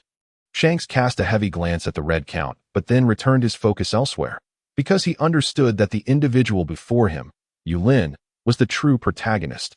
After partaking in a cup of wine, Yulin, wishing to explore Windmill Village, bid farewell to Shanks and his companions. Upon stepping outside, he found a group of mountain bandits sprawled haphazardly on the ground. Yulin casually kicked the bandit leader, involuntarily grimacing. Xiaohong, the East China Sea is indeed a remarkably safe place. With prices soaring, one would think that even the bandits with an 800,000 bounty would feel invincible. TSK, our own slaves start at a bounty of at least 10 million. Can 800,000 even buy a bun? The East China Sea is truly a peaceful paradise. The Red Earl wholeheartedly agreed with his employer's sentiments. Not just the East China Sea, but even the Four Seas or the New World pale in comparison to the peace of Peace Island. Thus, the two commenced their leisurely stroll through Windmill Village. As Yulin wandered and purchased, he marveled at the affordability of the East China so cheap, exceedingly cheap. My goodness, this is also remarkably inexpensive. No one would have anticipated that the formidable Red Earl was, at that moment, acting as Yulin's shopping cart. Even more astonishingly, he not only showed no signs of annoyance, but also offered numerous suggestions while Yulin shopped. This was Yulin's first venture into shopping alone, and every villager greeted him with warm smiles. Were it not for the possibility of disturbances on Peace Island, he might have wished to remain in the East China Sea forever. Inside the Magino Tavern, Shanks and his crew were gathered together, their expressions tinged with curiosity. "Captain, are you saying that the masked individual could potentially be your match?" Shanks, shifting from his earlier demeanor, recalled the Red Earl's speed and replied solemnly, "The opponent may not be inferior to me. After all, such speed is rather terrifying. Furthermore, I did not sense any conqueror's haki, nor did I observe any devil fruit powers. If the individual merely relies on physical prowess to achieve such a level, he is undoubtedly a formidable adversary." After speaking, Shanks recalled Yulin's earlier demeanor and burst into laughter. "However, he doesn't seem like an enemy. After all, someone like him is quite endearing. Ha ha ha." Clearly, Shanks's mood swings were well understood by his crew, who rolled their eyes in exasperation. "Captain, didn't he give you a lead? Perhaps we should take a moment to investigate." That sounds reasonable." Shanks turned to look at Luffy, who was diligently working. This fellow, always eager to set sail, could accompany them if they were only exploring the East China Sea. "Luffy, we are heading to Peace Island. Would you like to join?" Peace Island. Sure, I'll go." Luffy turned, his mouth still smeared with remnants of food. Mumbling eagerly, Luffy, what are you eating?" Shanks thought, "Oh no," and quickly turned Luffy upside down, urgently exclaiming, "Hurry, spit it out. You just consumed a devil fruit." "A devil fruit? Fruit? Isn't that meant to be eaten?" Luffy, his head dangling, suddenly thudded to the ground. "Shanks, what just happened? Did I grow longer?" Shanks, looking exasperated, set Luffy upright and sighed. After consuming that gum-gum fruit, you have become a rubber man and can no longer swim. The carefree Luffy seemed momentarily frozen. Walking like a wooden puppet towards the tavern's exit, I can't swim anymore. That means I can't become a pirate? On the tidy path, Yulin and the Red Earl, laden with various items, made their way toward the port. In the distance, a familiar group was gathering. Dada, Shanks and the others are here too. I wonder if they are preparing to go to our peace island. Yulin thought cheerfully. As they approached, they could hear Shanks speaking to Luffy. Luffy, didn't you claim that your punches are as powerful as a gun? Ha ha ha. Luffy, pinned down by the bandit leader, blushed slightly and retorted, stop talking. I'm about to smash him. However, Luffy's bravado did little to instill fear in the bandits, who instead grew bolder, aiming their pistols at Shanks and the village chief. Oh, you haven't left yet. Yulin's voice drew everyone's attention, causing the bandits to instinctively retreat a couple of steps at the sight of the Red Earl behind him. Why you? Don't come any closer. We haven't provoked you this time. The Red Earl instilled a primal fear within them. Yet, it was evident that Yulin had no intention of letting them off easy. Weak, cheap, and easy to defeat. These were the labels Yulin assigned to the bandits before him. On his first outing, he felt a surge of excitement at the prospect of doing a good deed. Xiaohong, take care of this. Although the Red Earl's hands were full of Yulin's purchases, he had countless ways to deal with these worthless foes. 1 step, 2 steps, 3 steps. As the bandits saw the Red Earl approaching, they began to flee toward the coastline. Shanks watched the Red Earl intently, sensing something tremble behind him. Suddenly, a fierce gust of wind swept through. The fleeing bandits were instantly blown into the sea, where they were swiftly devoured by the passing sea kings. The surface of the water turned a faint crimson, only to be quickly washed away by the waves, restoring tranquility as if nothing had ever transpired. Seeing the situation deteriorate, the bandit leader hurled his sword at the village chief, tossed a smoke bomb, and fled with Luffy. Oh no, I was too careless. Luffy has been taken. Ah, Shanks clutched his head, filled with anxious regret. The Red Earl turned to Yulin, who waved his hand, gesturing toward Shanks's previous position, which was now vacant. Let's board the ship. Shanks should be able to handle that sort of scum. The Red Earl nodded in agreement. Although he had worked for Yulin over the years, he was well aware of the formidable forces at sea. This young fellow, who once sailed with Pirate King Roger, was now renowned as one of the 4 emperors. Yulin, in high spirits, exchanged brief greetings with Magino and the red-haired pirates before turning to depart. Out at sea, a small boat bobbed gently, and a tiny figure leapt from it, quickly plunging into the water. On the distant deck, the Red Earl observed Luffy sinking without a flicker of emotion. Meanwhile, Yulin noticed the approaching rescue led by the red-haired Shanks. Suddenly, the sea began to churn, and a ferocious sea king erupted from the depths. The once pleased bandit leader was devoured in one swift bite, the crisp crunch echoing delightfully. Just as it prepared to attack Luffy, Shanks swiftly scooped him into his arms. The Sea King leaped past Shanks, and the Red Earl coughed in surprise, catching Yulin's attention. In a way, did he just lose an arm? Yulin stared at Shanks in the distance, momentarily taken aback. Him, Shanks should undoubtedly be a master. Could he truly be unable to handle such a large fish? It was worth noting that creatures of that caliber were routinely served at Peace Island. Doubt began to fester in Yulin's mind. Had he misjudged the situation? Yulin turned around with a sigh, realizing that given his average strength, he probably didn't possess much wealth either. In that fleeting moment, his heart felt suddenly desolate. He had initially believed that Shanks' pirate crew would be a significant catch, only to have that hope dashed. Upon returning to the cabin, Yulin rummaged through his belongings, while the ship, under the deft maneuvering of the Red Count, maintained a steady speed. Had it not been for Yulin expressing a desire to experience the thrill of his first voyage, they would have likely already returned to Peace Island. Although the matter concerning Shanks left Yulin somewhat disheartened, the journey overall had been quite enjoyable. However, in stark contrast to Yulin's contentment, the slaves on Peace Island were devoid of such leisure. They had assumed that with both Yulin and the Red Count absent, managing the operation solely under the command of the Golden Lion would prove burdensome. To their astonishment, the progress of construction on Peace Island not only remained unaffected, but had surged to more than triple its usual pace. Members of the Big MOM pirate crew, having directly experienced the island's formidable nature, maintained a commendable work ethic without any inclination to slack off. Meanwhile, the members of the rocket launcher pirate crew, who had been captured upon their arrival, were evidently unaware of their precarious situation. They remained oblivious to the fact that, on this island, alongside terrifying human warriors, lurked for even more horrifying beasts that in the past, due to Yulin, these creatures had refrained from revealing themselves during the day. However, with Yulin absent today, they reveled in their mischief. Were they slacking off, indulging in leisure? Those fortunate enough were currently swimming in the sea, while their survival amidst the tumultuous waves stirred by Godzilla would depend on sheer luck. Those less fortunate had likely been reduced to mere remnants, their ashes scattered across distant waters. Indeed, reflecting on the unfortunate souls scorched by the colorful Coexisting, it seemed they might not even have left behind any remains. Under such an oppressive atmosphere, all the slaves began to reminisce about the days when the Red Count was present. Come, the progress here has slowed. Let me see who dares to be idle. The colorful Coexisting teased as it soared towards the Isle of the Dead, its utterance. The slaves laboring on the Isle of the Dead, both from the big MOM pirate crew and the rocket launcher pirate crew, simultaneously quickened their pace. Their fervent diligence was truly commendable. Had they applied such effort to their training, their strength would have undoubtedly seen a remarkable increase. Mommy, I want to go home. Please send me back. Charlotte Mascarpone lowered his head. Unable to face the sky, trembling with dread as he muttered to himself that I can't take it anymore. I'm going to die. I'm so scared. How do I escape this cursed island? The dreaded thought of the demon watching him made him hasten his work. I love work, and work loves me. Please don't look at me. I beg you. The flesh on Charlotte Chiefing trembled involuntarily, yet his hands moved with remarkable agility, fearful of drawing the attention of the demon above.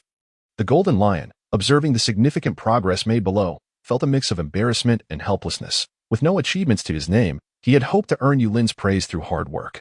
Little did he anticipate that the sudden appearance of those four formidable beings would create such an overwhelming pressure that even he, a member of the inner circle, found it hard to bear.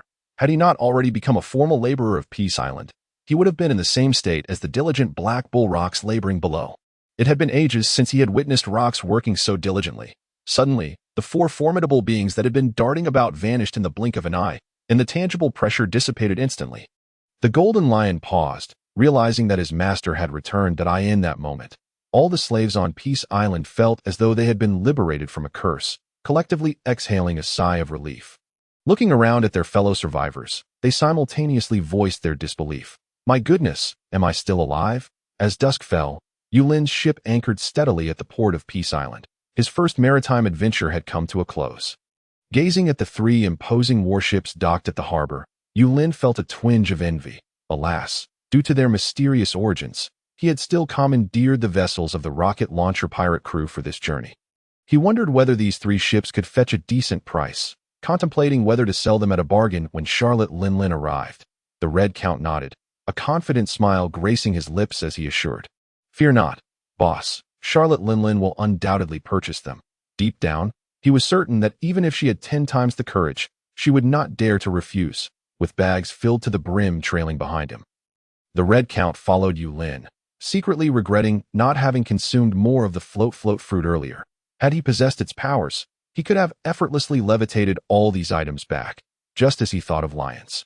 The Golden Lion swiftly approached, having sensed his master's presence. "Boss, you have returned." The Golden Lion dutifully accepted all the items, placing them carefully in midair, while Yulin surveyed the nearly completed high walls at the harbor. Nodding in satisfaction as he commended, "Little Lion, well done.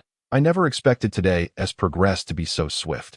I feared you might struggle to oversee it all alone." He patted the Golden Lion's shoulder, smiling as he turned to leave, leaving the Golden Lion feeling a bit awkward. Casting a puzzled glance at the Red Count. In the dining hall, Yulin summoned all the laborers and employees of higher ranks on Peace Island. In a corner, the Red Count pulled Roger aside. "Today, I saw Shanks. He has grown into quite a formidable fellow," he remarked. "Shanks? That red-haired rascal?" Roger, upon hearing the name of his former crewmate, felt a flicker of joy, a hint of crimson spreading across his previously stoic face. Just as the Red Count was about to say more, a voice of astonishment from Yulin interrupted. "So that Shanks used to sail with you?" "Roger, I had no idea there was such a connection." Roger, slightly bowing in respect, replied, "Yes, boss. During our voyages, Shanks was indeed my companion." Why Yulin, having heard the Red Count speak of Roger as the Pirate King and a man of great loyalty, lamented, "Had I known, I would have invited him over as a guest." Shaking his head, Yulin suddenly recalled something, playfully glancing at the Red Count as he continued. By the way, Little Red, I've noticed you've learned to tell a fib. The Red Count's expression tightened, unsure of where he had erred to warrant such suspicion from his master. Boss, I truly did not lie. I beg your forgiveness. I am unsure what you refer to. The Red Count, visibly anxious, bowed deeply, having sworn fealty to Yulin, and his master's doubt struck him like a thunderclap, leaving him flustered while Yulin quickly helped him up, dismissing his concerns. Oh, I'm not chastising you. I merely meant your earlier assertion about Shanks being strong. Both Roger and the Red Count exchanged confused glances at Yulin. Sighing, Yulin recognized that the Red Count, being kind-hearted, did not wish to discourage Roger. Yet, it seemed that without a clear explanation, the Red Count might continue to feel guilty. To clarify, Yulin pointed to the Sea King fish already served on the table and said, Look, this is the caliber of fish we're dealing with. Today Shanks even lost an arm to one. Little Red. How can you still claim he is strong? Isn't that rather amusing for Roger? The Red Count's forehead instantly bore 3 invisible lines of distress. Facing Roger's bewildered gaze, he struggled to explain. Perhaps he was merely flustered while trying to save Luffy, which led to his unfortunate oversight. Why Yulin shrugged, no longer fixating on that explanation. However, Roger clearly had his own thoughts. Next time I see you, Little Red, I'll make sure to give you a proper dressing down. How could a Sea King injure you, making me lose face in front of the boss? After a little over an hour, the 2 chefs from Peace Island, Xiao Jia and Xiao Yi, had dutifully prepared a sumptuous feast, filling the table with steaming dishes. Behind the Golden Lion, at Yulin's request, a multitude of bags brimming with gifts floated in the air. Come, today is a celebration. Everyone has worked hard lately, and gifts are for all. Yulin directed the Golden Lion to gently place down the gifts. Currently, aside from the esteemed butler, the Red Count, the Golden Lion was in charge of land reclamation and construction. Roger managed the cultivation of fruits and vegetables, while Ralco oversaw publicity and music.as for the Little Green One. He was responsible for the affairs of the Green Island Zoo. Over the years, these individuals had been dedicated formal employees contributing tirelessly to Peace Island. Thus, Yulin resolved to present each of them with a gift. Even the loyal Yellow Cow, which had been with Peace Island for a decade, was not overlooked. He procured an exquisite nose ring for it. However, being an animal, it could only be taken back later by the Golden Lion. The elders of Peace Island looked at Yulin with gratitude, cradling their gifts as if they were more precious than any treasure. Why Yulin waved his hand dismissively. He was uncomfortable with such displays and preferred to avoid any formalities. These gifts are merely tokens of my appreciation. So please, no need to stand on ceremony. Let's eat, he urged. Oh, and Xiao Jia, Xiao Yi, your gifts are also ready. Remember to collect them after the meal. Startled, Xiao Jia and Xiao Yi nearly dropped their plates. And had it not been for the Golden Lion's swift intervention to steady them, another dish would surely have been lost. The sudden turn of events prompted Xiao Jia and Xiao Yi to kneel in haste, pleading for mercy. That it's all right. No harm done. Just focus on your work at Peace Island. Yulin reassured them before diving into his meal, leaving the staff still reeling from the surprise he had bestowed upon them. As night fell, Yulin stood atop the lookout, observing the diligent efforts of the pirate crew's slaves. Illuminated by the glow of the lights, he reflected on the changes over the years at the outset. He could scarcely have imagined that his once impoverished self would come to possess such a magnificent island.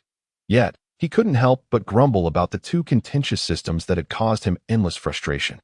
Leaning back in his rocking chair under the moonlight, he sipped a glass of wine, feeling utterly at ease. Although this world harbors its share of villains, there are still many good souls like Xiao Hong. He mused, without Xiao Hong, Peace Island might not exist as it does today. That he spoke to the heavens. Come, Xiao Hong, this toast is for you.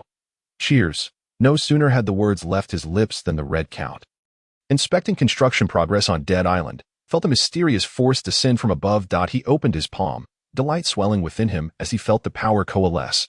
Clenching his fist slightly, a ripple of energy coursed through the air. Instinctively, the Red Count turned towards Yulin's direction, bowing deeply in reverence. Thank you for your generosity, boss. Observing the Red Count's newfound strength, the Golden Lion beside him was consumed with envy and jealousy. Internally lamenting, brother, how is it that you receive rewards from the boss without lifting a finger? I can't bear this. Hey, Little Lion, are you sure about that? The casually wandering Xiao He suddenly appeared beside them. The piercing gaze that seemed to see through his thoughts made the golden lion hastily shake his head.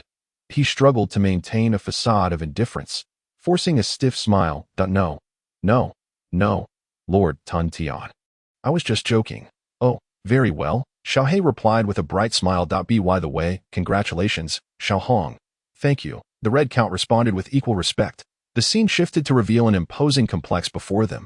This was the Marine headquarters at Marineford, the direct organization of the world government, maintaining law and order across the seas under the banner of absolute justice. Inside Fleet Admiral Sengoku's office, Carp was indulging in donuts, utterly indifferent to the report being delivered by a Marine.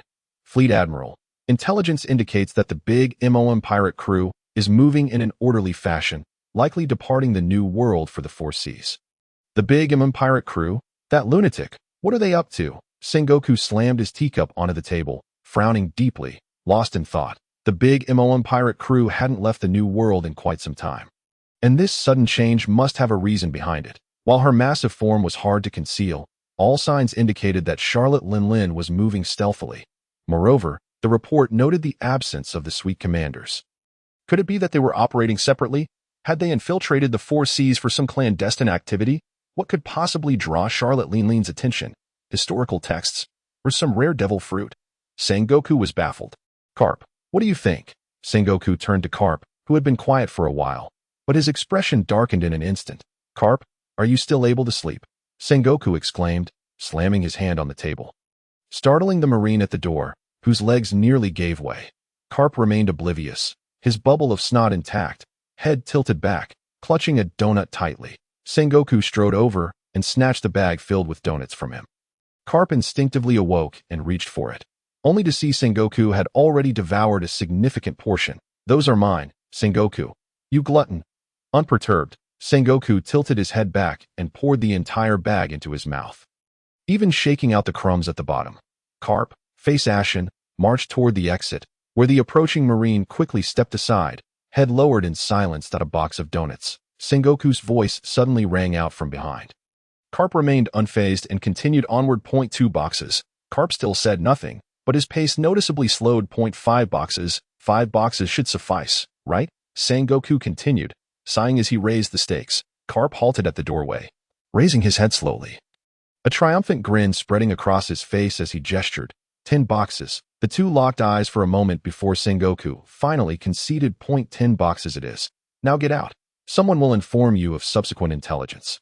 Don't let that lunatic cause chaos in the Four Seas. Carp dramatically tossed his cloak back and looked skyward, declaring, rest assured, Sengoku, it's for justice, dough. And don't forget about that red-haired fellow. Although red-haired Shanks harbored relatively low hostility compared to the other emperors, Sengoku felt uneasy about his prolonged presence in the East Sea. Huh? What? Carp seemed disinterested in the matter, mumbling dismissively as he slammed the door shut. Sengoku, with a dark expression, clenched his fists tightly, causing the Marine to tremble in fear. Sigh. Never mind. I want to live a few more years. You, send all subsequent intelligence to Carp. Yes, sir. The Marine saluted before hastily exiting the office. The following morning, Yulin awoke early as usual. The Red Count stood quietly outside the lookout with a stack of documents in hand. Ah, Xiao Hong, you're up early. Truly commendable, Yulin said, accepting the reports and casually glancing through them. Oh, it seems Charlotte Linlin can hardly wait. She is already preparing to send someone over. Boss. The New World is still quite a distance from the East Sea, so it's understandable that Charlotte Linlin is making contact now, the Red Count explained, although she did not hold much sway in the face of Peace Island, as one of the 4 emperors. The big MOM pirate crew was still a formidable force upon the seas. The Marines would certainly keep a close watch on her movements, making early preparations prudent. However, these matters held little significance for Yulin. He pondered briefly but did not dwell on it. After all, he had promised to keep the slaves for half a year, and even if she arrived early, he wouldn't return them. Very well. Let us proceed as you suggest. Our Peace Island is nearing completion, and we shall negotiate a good price for their release, he concluded. Understood, boss. Upon uttering these words, the Red Count turned and departed, stretching lazily. Yulin instinctively surveyed the surrounding sea. Indeed, it was yet another solitary day. As Yulin leapt downward, his gaze reluctantly swept towards the distance, where a small black dot was rapidly approaching Peace Island across the vast ocean. A ship? At that moment, Yulin clutched the edge of the lookout tower, his body suspended in midair. Excitement etched across his face as he gazed into the horizon. As the vessel drew nearer, Yulin's exhilaration surged. And he called out, "Roger, your little brother has come to see you." With that, he released his grip and swiftly made his way towards the harbor dot on the hillside. Roger, who was watering the fruit trees, suddenly paused upon hearing Yulin's voice. "Shanks has arrived." A complex mix of emotions stirred within Roger, for the notion of his resurrection was indeed difficult to articulate. In truth, he was somewhat reluctant to have Shanks visit Peace Island. After all, not only him, but even Roger, now fully restored to his former strength, felt immense pressure when faced with the ever-evolving landscape of Peace Island. Here, there was no solitary red figure, no pirate admiral, and certainly no pirate king. As for the four emperors and their crews, one was known for spending exorbitantly, while another had toiled in the mountains for a decade. And one more?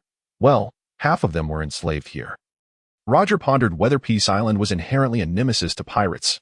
After all, how was it that all the formidable figures of the sea had been subtly subdued by Peace Island? Even rocks, long deceased, had been unearthed to work. Yet, no matter Roger's musings, he could not dismiss Yulin's call. After tidying himself up briefly and casting a glance at his reflection in a nearby pond, Roger suddenly conceived a new idea. In the distance, the red-haired pirates, racing towards Peace Island, peered through their telescope, sensing an air of mystery enveloping the island. "Captain, this should be the place, but the fog ahead obscures our view of the island's particulars," Shanks remarked, nodding slightly without further elaboration. Upon arriving in this maritime region, a complex sentiment surged within him, as though something were beckoning him, yet tinged with an undercurrent of danger. Peace Island? It was indeed an intriguing locale within the East Sea. As the ship navigated through the mist, the sea breeze tousled Shanks's cloak, revealing his injured arm. Despite the loss of one limb, it did not diminish the latent aura of authority emanating from him. Under Yulin's directive, the harbor of Peace Island had been completed well in advance. The big MOM pirates had thoroughly developed the area, and now they had set off for Dead Island and Green Island Zoo to continue their endeavors. The grand vessel of the red-haired pirates drew ever closer, prompting Yulin to enthusiastically wave at it, his gaze momentarily landing on Roger, who had suddenly appeared at his left. His hand froze mid-wave. "Roger, what's going on with you?" Yulin's hand, now suspended in the air, gently patted Roger's shoulder. Before him stood Roger, transformed from the disheveled fruit farmer of yore. He had trimmed his once unruly hair and beard, donning a refined noble attire reminiscent of the Red Count, appearing remarkably rejuvenated. Roger nodded.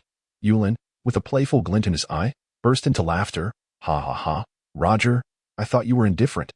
Turns out you have an image to uphold." A touch of embarrassment flickered across Roger's face as he instinctively scratched his head. The pirate ship of Shanks was now nearing the shore. "Our boss has arrived. Yes, let us welcome our guests." Yulin smiled and approached, but upon seeing Shanks, he hesitated momentarily. Shanks was Roger's subordinate, thus considered an ally of Peace Island, and he was not particularly formidable. He likely bore no wealth. Alas, it seemed they could not greet their guests normally this time. Shaking off his chaotic thoughts, Yulin strode toward Shanks. "Shanks, I didn't expect to see you so soon. Come, let us drink heartily today." Shanks responded with hearty laughter, directing a puzzled glance toward the 3 warships docked at the harbor. "Yulin, what are those 3 ships?" While Shanks harbored no fear of the Navy, if Yulin held a special relationship with them, certain matters would need reevaluation. Following Shanks's gaze, Yulin casually replied, "Oh, those? They just drifted over one day. If you like, feel free to take them. They're all our people and definitely a bargain." Drifted over? Could the Navy and the world government allow their warships to arrive intact in the East Sea without pursuing them? A heavy cloud of suspicion loomed over the red-haired pirates, while Yulin's mention of our people went overlooked. Unbeknownst to Yulin, Shanks and his crew were contemplating the situation with increasing complexity, casting his eyes back to Roger, who remained motionless. Yulin felt a surge of curiosity. The scene of a younger brother reuniting with his elder brother after years apart began to play out vividly in his mind. "Come, Shanks, let us go ashore." Yulin enthusiastically pulled Shanks past Roger. Roger remarked coolly, "Has that straw hat been given to someone else? It seems you've chosen a new path." Roger's words halted Shanks in his tracks, turning to face him. Despite Roger's transformed appearance, Shanks felt no hesitation in addressing his most esteemed captain. "Who are you, really?" Shanks's anger flared instantly. Though his revered captain had passed, he would not allow anyone to mock him in this manner. Without hesitation, a powerful wave of conqueror's haki surged from Shanks, momentarily intimidating everyone present. Unfortunately, aside from a few stones at the harbor being shattered, neither Roger nor Yulin felt the slightest disturbance. Roger slapped his forehead, his mouth twitching in confusion as his gaze flickered to the shattered stones, then timidly toward Yulin. This brat. If he gets beaten later, I can't help you in an instant. The red-haired pirates rallied beside Shanks, ready to launch an assault on Yulin and Roger. Time seemed to freeze for a moment, yet the atmosphere above Peace Island began to stir as a crimson figure streaked through the sky, followed closely by the Golden Lion and Little Green. With Roalco perched atop Little Green, practicing a new song as for the big MOM pirates and rocket launcher pirates, they remained unfazed. The recent turmoil was still fresh in their minds. No one understood the island's terror better than they did. As long as the island's leaders remained silent, they would simply carry on with their tasks. Shanks cautiously observed the Red Count before him. The familiar attire and stature instantly reminded him of that formidable figure from Windmill Village. So it is you, Red Count. The Red Count regarded Shanks with a cool demeanor.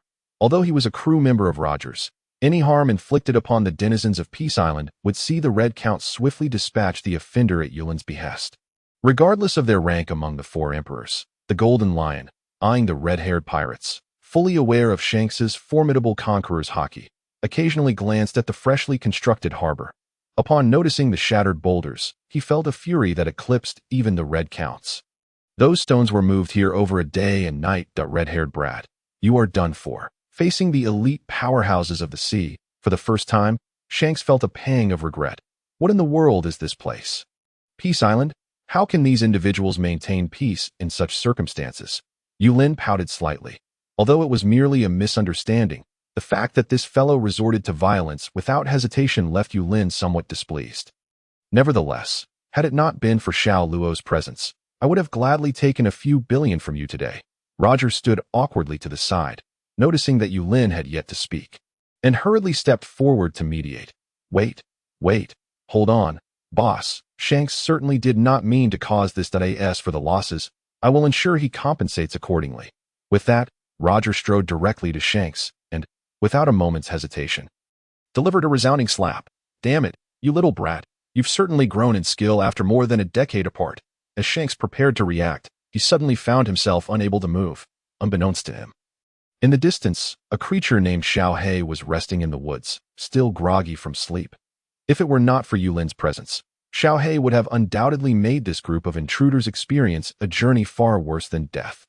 A flicker of its gaze rendered Shanks and his pirate crew not only immobile but drained of all their strength. The red-haired pirates had been reduced to a collection of oddly shaped ordinary folk. Roger's slap met Shanks with a resounding impact. Although he found it peculiar that Shanks did not resist, there was little time for contemplation. Grabbing Shanks by the collar, he exclaimed, "You think you can be happy while I'm still alive? After all the years I spent teaching you swordsmanship and giving you my hat, this is how you repay me.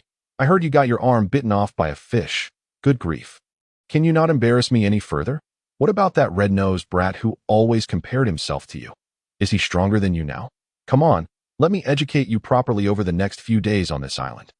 Roger's tirade grew increasingly intense, seemingly releasing years of pent-up frustration upon Shanks. The onlookers from Peace Island regarded Roger, who was behaving unusually, with skepticism. Had it not been for Yulin's timely intervention, Roger might have beaten Shanks to a pulp, or at the very least, talked him to death on the ground. Although Shanks had endured several minutes of beating and felt sore all over, he bore no resentment. With a slight twinge in his nose and a voice choked with emotion, he gazed at Roger, for the kings known only to Captain Roger were undeniably his own captain. Roger strode forward and delivered another kick. "You're my ship's crew, you know." With a resounding crash, Shanks' body, propelled by immense force, sent the entire red-haired pirates tumbling into the sea. "Boss, are you feeling better now?" Inside Yulin's palace, the room was filled with people. The red-haired pirates, who had just received a thorough thrashing from Roger, appeared more subdued than even the two ordinary chefs, Xiao Jia and Xiao Yi, who had worked tirelessly to prepare an elaborate feast. Roger looked down at Shanks, who remained in disbelief. Did this brat still not realize his predicament? As Yulin observed that the dishes were nearly ready, he took the initiative to approach. "All right, today is merely a misunderstanding. Since Shanks is Roger's subordinate, he is one of us now, so there's no need to dwell on it. Just as Shanks and his crew let out a collective sigh of relief. Yulin continued, however, the damages to the port need to be compensated. Otherwise, Xiao Lion's efforts would have been in vain. What do you say, Shanks? No problem, right? The Golden Lion looked gratefully at Yulin and then fixed a steely gaze on Shanks. No problem, absolutely no problem.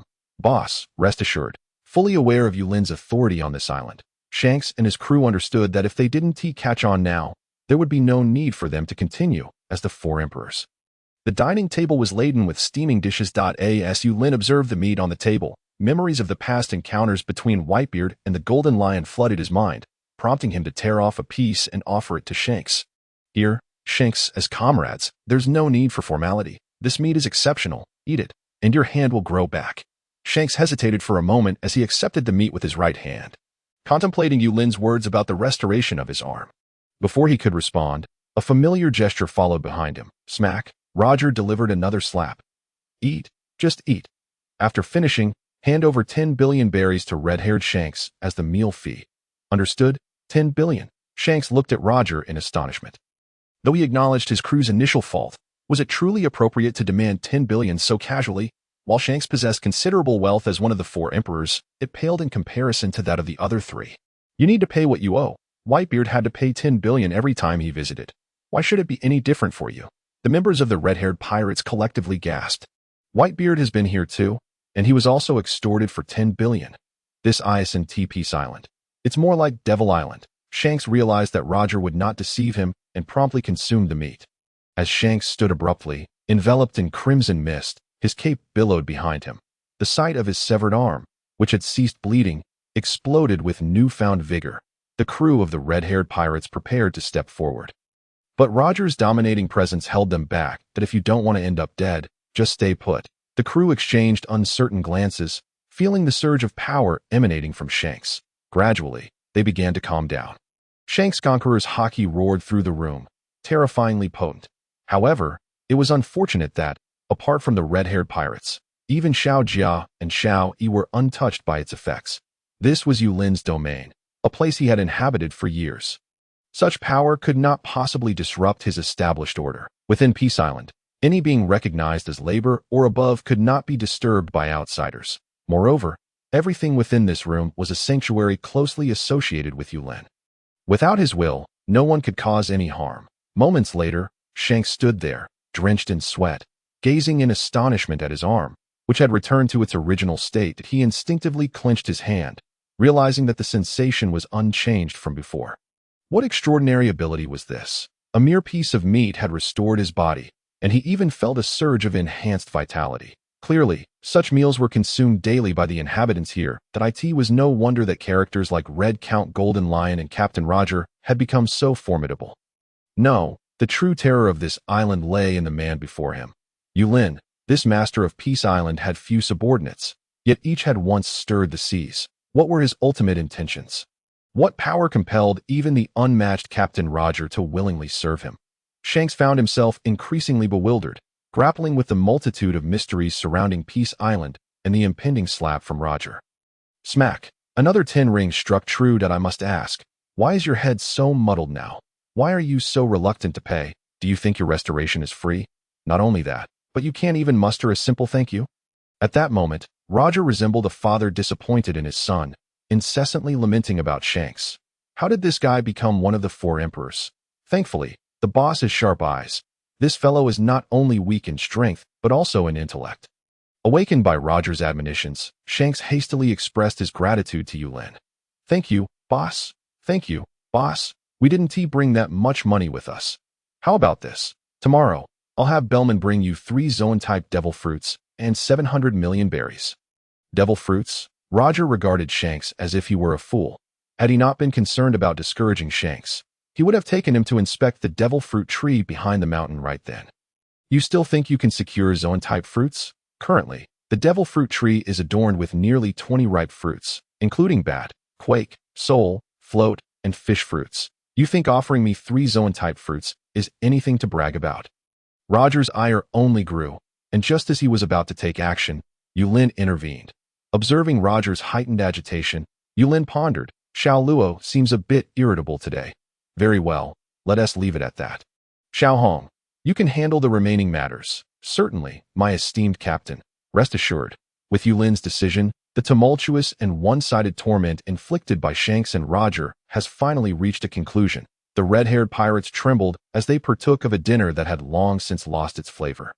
Only upon returning to their ship at the harbor did they finally exhale in relief. Amidst the faint glow of the seaside, Shanks listened intently as Roger recounted tales of Peace Island, his mouth hardly closing.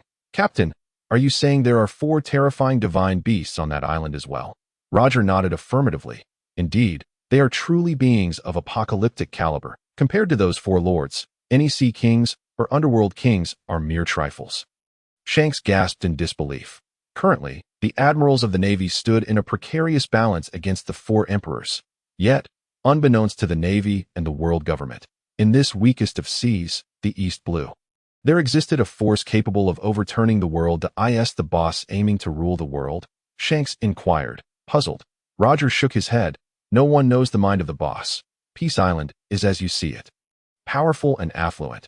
Yet the boss is busy constructing a resort to welcome guests at any moment at a resort. Shanks recalled what he had seen after lunch today. Upon closer inspection, the facilities did indeed resemble those of a resort.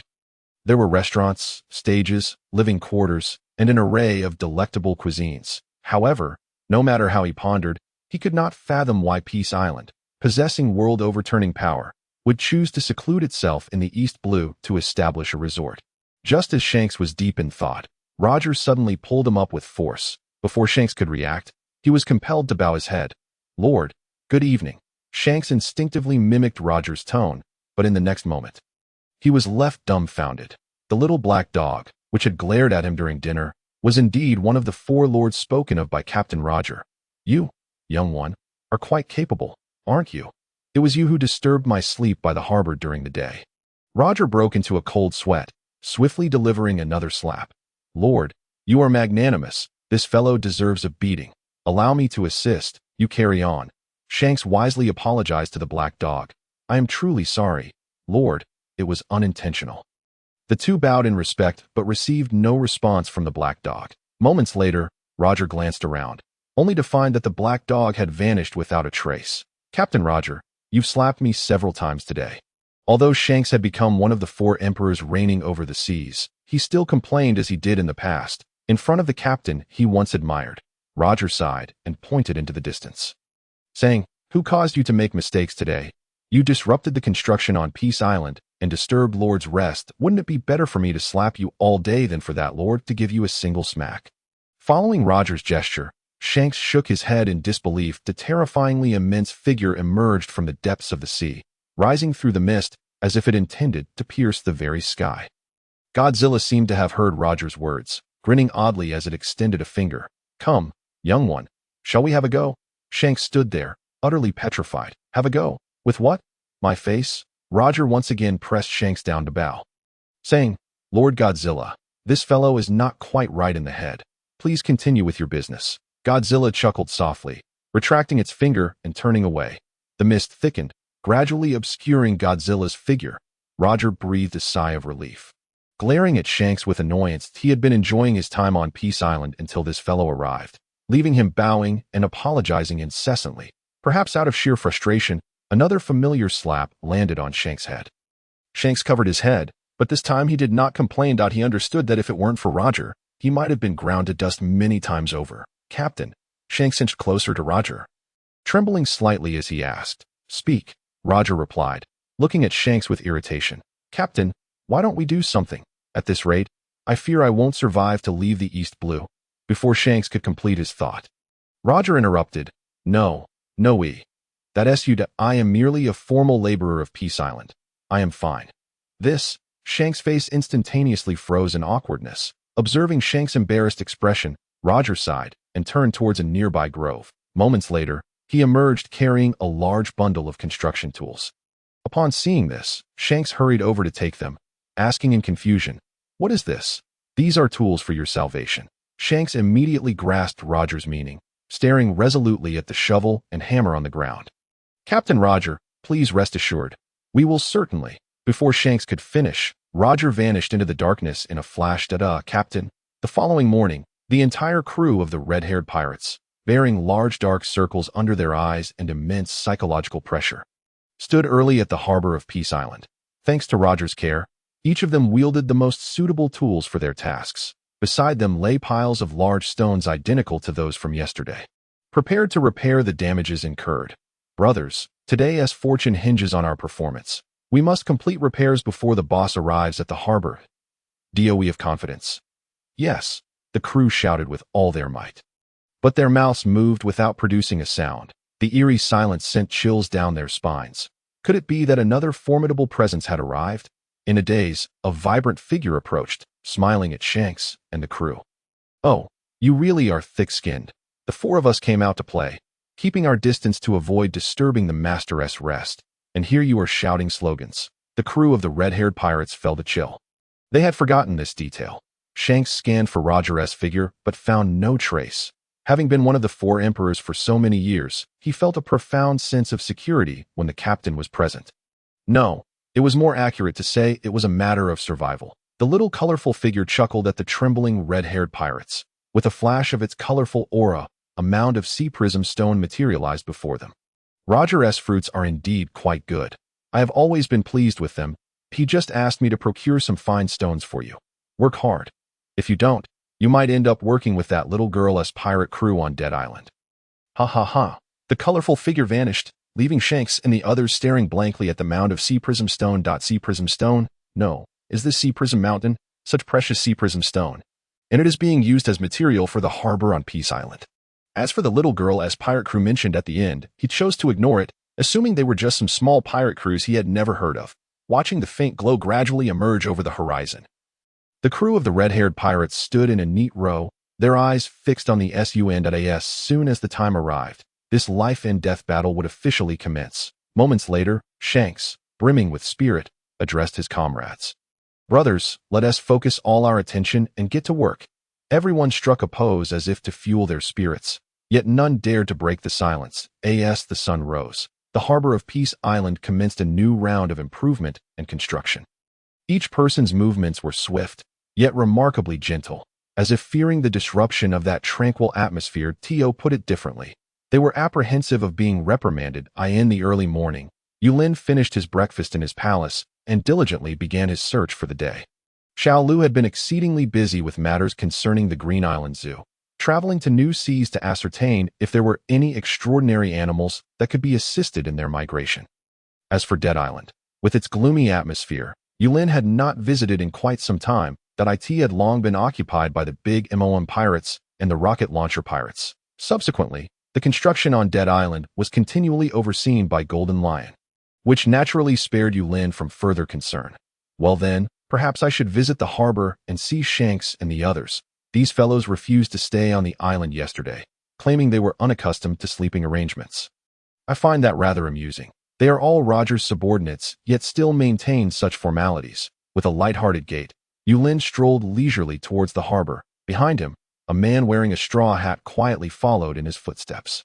Upon reaching the harbor of Peace Island, Yulin paused momentarily. Before him, members of the red-haired pirates were bustling about with an uncanny speed. However, their stealthy demeanor had an almost effeminate quality to it. Nevertheless, faced with these well-meaning individuals eager to rectify their own mistakes, Yulin stifled a smile.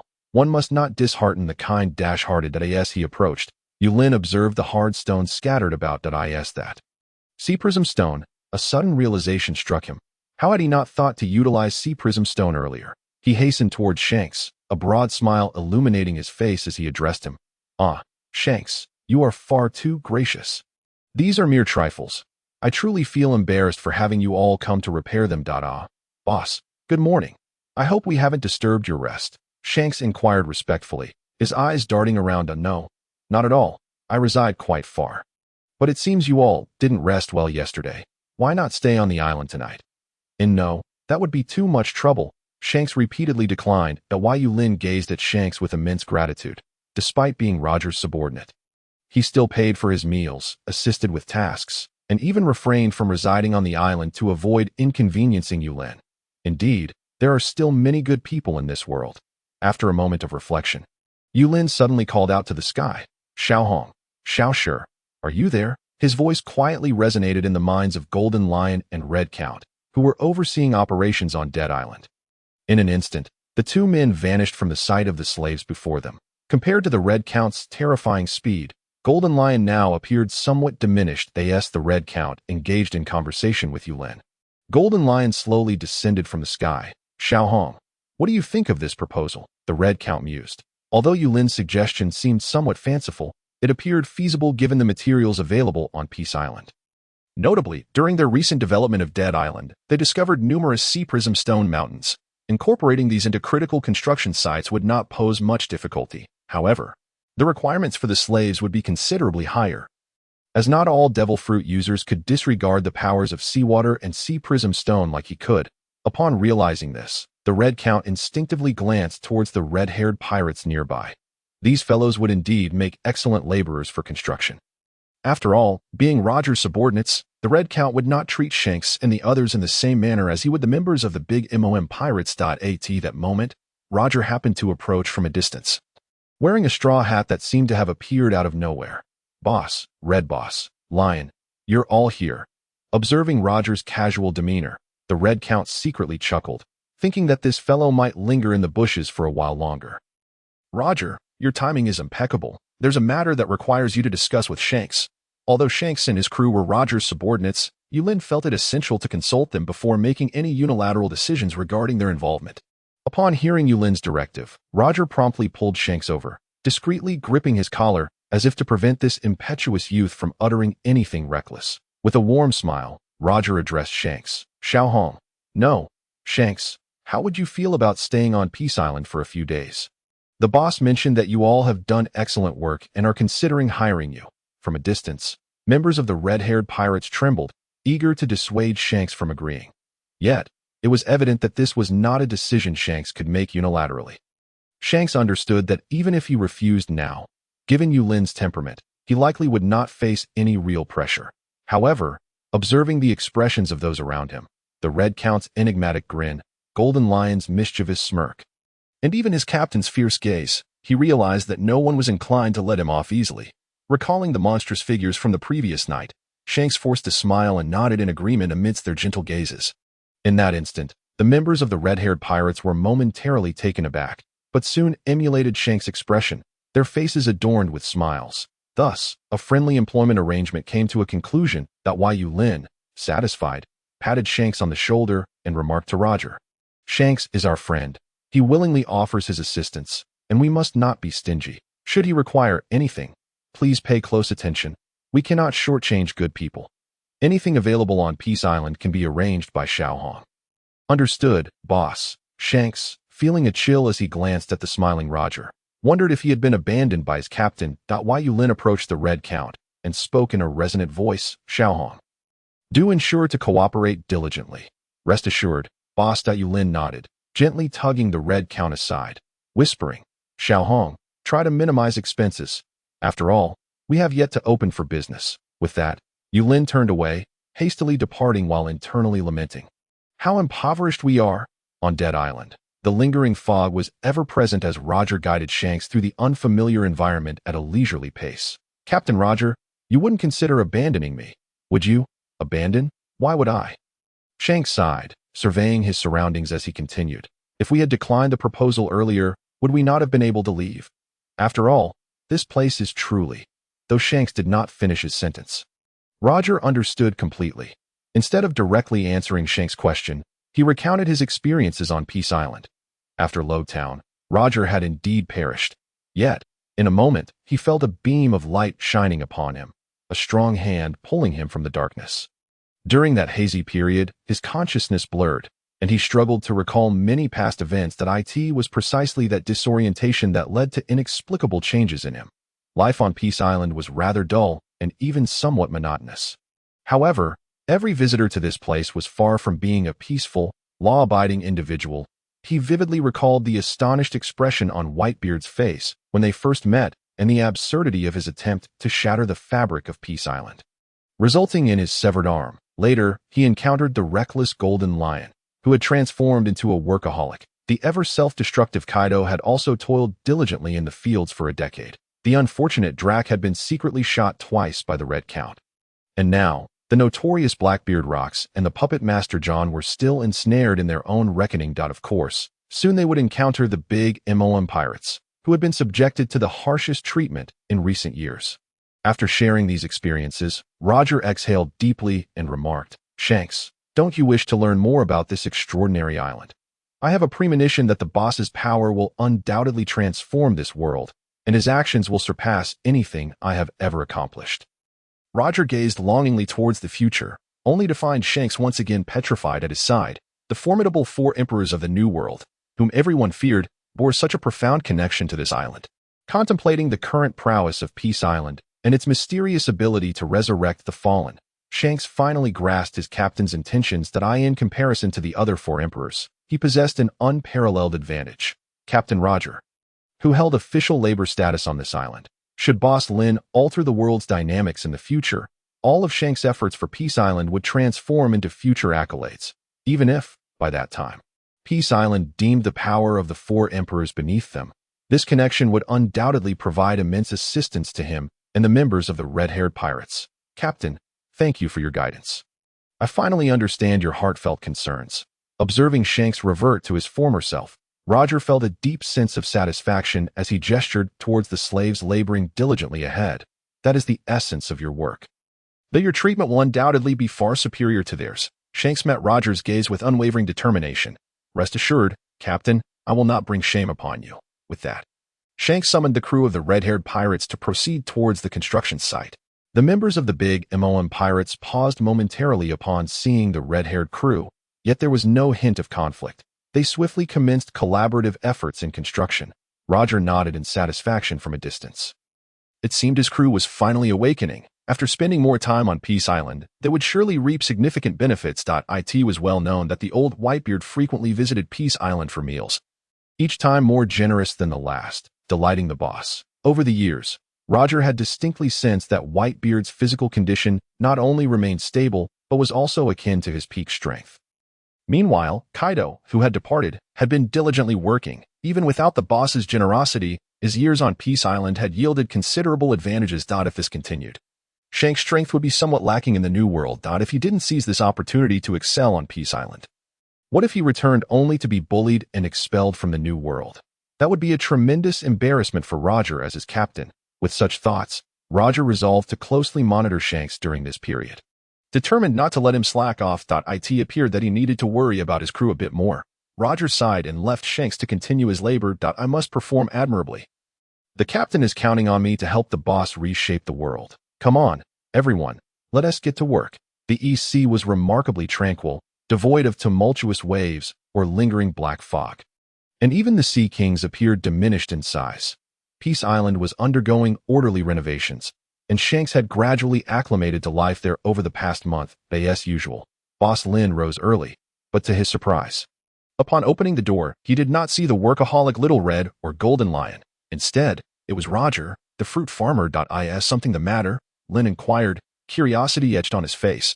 Ever since Shanks had arrived, Roger had exhibited an unusually lively demeanor. Indeed, boss. Today, I wish to expand my research on fruits and vegetables. I wonder if you could offer some advice? Roger beamed at Lin. Research on fruits and vegetables.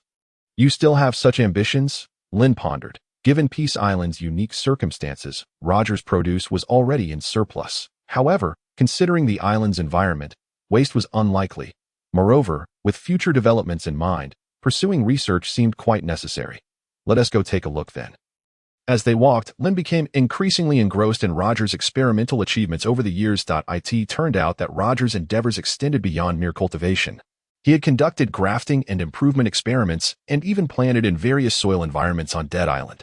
What was even more astonishing was that he had fed the freshly cultivated food directly to the members of the red-haired pirates. Goodness, don't you fear poisoning them? Lin remarked, his expression darkening. It seemed the captain was truly unconcerned for outsiders. Unbeknownst to Lin, this very diversity of food had significantly enhanced the overall strength of the red-haired pirates over the past month, approaching the plantation on Peace Island. A delightful aroma of food wafted through the air. Lin now understood why Roger had such an affinity for this place over the years. Boss, look here. Our vegetables have made new progress. Progress? Lin examined the object in Roger's hand. Resembling a cabbage, aside from its appearance, he discerned nothing unusual. Roger quickly explained his newfound discovery. Boss, this vegetable contains nutrients that can enhance physical fitness, likely due to its cultivation on Peace Island. Consuming it here will yield double the effect, though its efficacy diminishes outside. Nevertheless, it remains beneficial in due time. Both the Navy and pirates, as well as other organizations, will surely clamor to purchase it. Moreover, I've had Shank's crew test it multiple times, and there have been no issues. Upon hearing Roger's explanation, Lin initially felt elated, but soon worry crept in. While this produce sounded and appeared excellent, what if it attracted the attention of nefarious individuals? Although people in this world were generally kind and grateful, there would always be a few bad apples if powerful and envious foes or organizations were to seize Peace Island. Lin would have nowhere to turn for solace. Though Little Red and the others were formidable, even the strongest could not stand against many. It seemed this matter would require careful deliberation upon Little Red's return. Little Roger, your proposal is splendid. Let us wait for Little Red to return and discuss it further. Lin, not wishing to dampen Roger's enthusiasm, opted to postpone the matter for now. Roger refrained from countering Lin's sentiments, perplexed as to why his boss's initial excitement had suddenly stalled. Of course, had he known Lin's concerns, he would likely have worn a similarly troubled expression. Seizing Peace Island. The first to seize Peace Island was none other than the big Samoan pirates, and now they are busily digging in the backyard. As the scene shifts, a modest merchant ship approaches a region of the East Sea. Yet, the treasures spilling from the boxes are undeniably tantalizing. Charlotte Linlin, clutching the intelligence in her hand, urges her children to head towards Peace Island. However, the grand vessel struggles to gain speed. Despite this, the irritable Charlotte Linlin remains unperturbed, for within her heart lies an instinctive fear and resistance towards the island claimed by the demons, were it not for necessity. She might never wish to set foot there again, nor even hear news from that accursed place. Nevertheless, despite her aversion, she has no choice but to bear sufficient wealth and a devil fruit for this journey. Besides retrieving her children, she harbors her own intentions and has come with ample sincerity. The cool sea breeze gently brushes against her, and Charlotte Linlin lifts her somber gaze towards the horizon. Her previously discontented mood growing heavier in the distance. A colossal warship approaches, adorned with a dog-headed figure at the bow, which irks Charlotte Linlin immensely. Carp, that detestable man. Slowly rising, Charlotte Linlin cannot believe that Carp has come to the East Sea for a vacation. She had assumed her low profile would convey her benign intentions, yet the arrival of this old rascal was entirely unexpected. The members of the big Samoan pirates are well acquainted with Carp's warship and have positioned themselves beside Charlotte Linlin, preparing for a confrontation, though uncertainty lingers in their hearts. The current state of the big Samoan pirates, having suffered a devastating defeat at Peace Island, has left their morale significantly diminished. 3 of the 4 suite commanders are trapped on Peace Island, rendering them exceptionally weak in both numbers and combat strength. Had it not been for Charlotte Linlin's presence, this group would have fled at the sight of Carp's warship. The big Samoan pirates have anchored their ship, and Carp's laughter echoes over the distance. Ha! Charlotte Linlin, long time no see. Did you bring any donuts this time? Charlotte Linlin strides to the bow of the ship, prepared to retort at the sight of Carp in his dog-headed hat, but finds herself unexpectedly softening. She cannot afford to cause trouble in the East Sea now. Entangling with this fearsome individual would surely jeopardize her scheduled plans. Who knows if the denizens of that demon island might seek trouble because of it? Achieving her objectives could become exceedingly difficult. Carp, relay to Sengoku that I will not cause any disturbances in the East Sea during this period. However, do not think for a moment that I am afraid of you. Oh, Carp's sleepy eyes widen in surprise as he gazes at Charlotte Linlin, puzzled by her sudden change of demeanor. This fellow has seemingly turned a new leaf, willingly yielding. Charlotte Linlin's unexpected shift leaves Carp momentarily speechless, and the call he had prepared for Sengoku is halted in its tracks. That you're not seeking trouble. If you're not, how am I supposed to negotiate with Sengoku? If you were to make a move, my 6-month vacation would be secured. On the tranquil sea, the 2 grand vessels sail side by side, neither hindering the other. Carp reclines on the deck, showing no intention of aggression, although he himself does not fear confrontation with Charlotte Linlin. From the Navy's perspective, now is not an opportune moment to engage the 4 emperors in battle. Moreover, Sengoku has merely dispatched him to prevent Charlotte Linlin from causing chaos. now that she has claimed she will not stir trouble. Carp finds himself at a loss for how to proceed. Regardless, the prospect of a 6-month vacation seems dashed. He might as well accompany Charlotte Linlin at AS for what that hefty woman thinks. Carp could not care less. On board the big MOM pirates, Charlotte Linlin feels no resentment towards Carp's presence that if he wishes to tag along, so be it. She worries only that he may find himself in misfortune when they reach their destination. In Charlotte Linlin's eyes, despite Carp being a formidable hero of the Navy, he pales in comparison to the demon island that seizes laborers at whim. Thus, these two renowned titans of the sea, though belonging to opposing factions, bizarrely coexist in this East Sea, progressing towards an unknown destination. Yulin sits atop a lofty lookout, thoroughly pleased with the ever-evolving Peace Island. He is immensely grateful for the contributions of the red-haired pirates during this time. Although he does not regard them as slaves or laborers, Shanks and his crew are tirelessly working on the dead island, their fervent efforts leaving the big MOM pirates and others in awe. If this continues, should the demons of Peace Island perceive these so-called slaves as lacking diligence, the consequences would be dire. Thus, the construction of the dead island is nearing completion. Every time he reflects on this, Yulin cannot help but marvel at the work ethic of the people in this world that are in a state of contentment. Yulin leans back in his rocking chair, savoring the gentle breeze of Peace Island, and gently closes his eyes. Time flies, and it seems Yulin has entered a lucid dream, in which he feels an inexhaustible power, every word he utters manifesting reality and illuminating countless souls, just as he attempts to comprehend this world. A familiar voice abruptly pulls him back. "Boss, Charlotte Linlin is nearly here." Yulin slowly opens his eyes, feeling a twinge of disappointment as he loses the strength he felt in his dream, seeing Yulin's slight frown. The Red Count expresses concern. "Boss, have I disturbed your rest?" No, I was merely resting my eyes," Yulin replies, his brow unfurrowing, not holding the Red Count accountable. After all, he had been the one insisting on being promptly informed about any news concerning Charlotte Linlin. "Are you saying Charlotte Linlin is already in the East Sea?" "Yes, boss, that I believe she will reach Peace Island in a few days. But there is a tailing figure following her merchant ship." The Red Count hesitates. A tailing figure.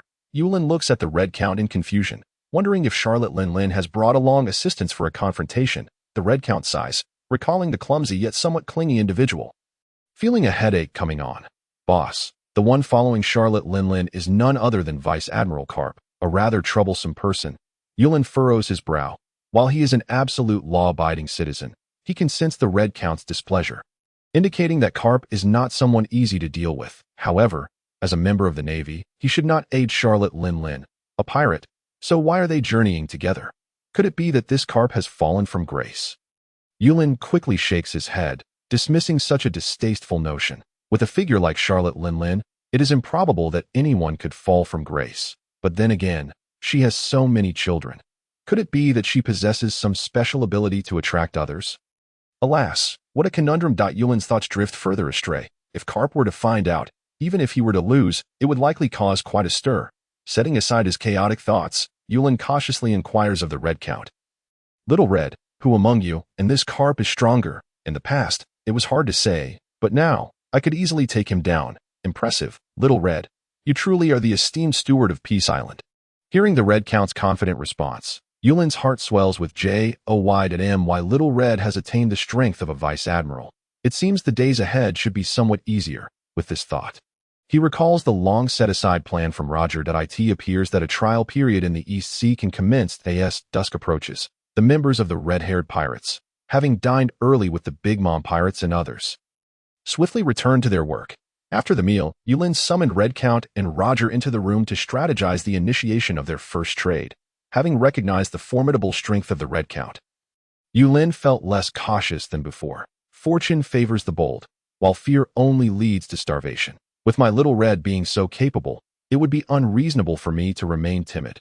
Following the principle of choosing the softest persimmons to squeeze, Yulin decided to set his sights on the approaching Big Mom pirates as the first target for trade. Firstly, it was evident that this woman truly could not contend with Peace Island. Secondly, with Charlotte Linlin's intelligence-gathering capabilities, even if he ventured to other seas in the future, they could swiftly establish contact. This would ensure the security of his channels. Eventually, having Charlotte Linlin act as an intermediary would also be a wise choice.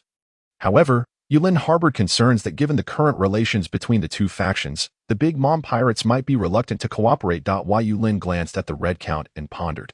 Little Red. The negotiations will be entrusted to you. Rest assured, the likes of Charlotte Linlin will undoubtedly agree, replied the Red Count, seemingly unfazed by Yulin's apprehensions, for he possessed the winning leverage in negotiations with Charlotte Linlin. The seven-colored Kuenping. As long as the Kuenping was present, all terms would bend to the will of Peace Island. Even an unequal treaty would have to be endured. Exploitation? Apologies, but exploitation has been the norm since the inception of Peace Island. As night fell, the Red Count stood still, watching Yulin's retreating figure, gently patting Roger on the shoulder. Roger, you must understand that what you are undertaking is a perilous endeavor. Roger, abandoning his previous jovial demeanor, gazed ahead with a serious expression that I have already faced death once. What is there to fear? Moreover, is this not the outcome the boss desires? As for the other troubles, our staff at Peace Island will handle them.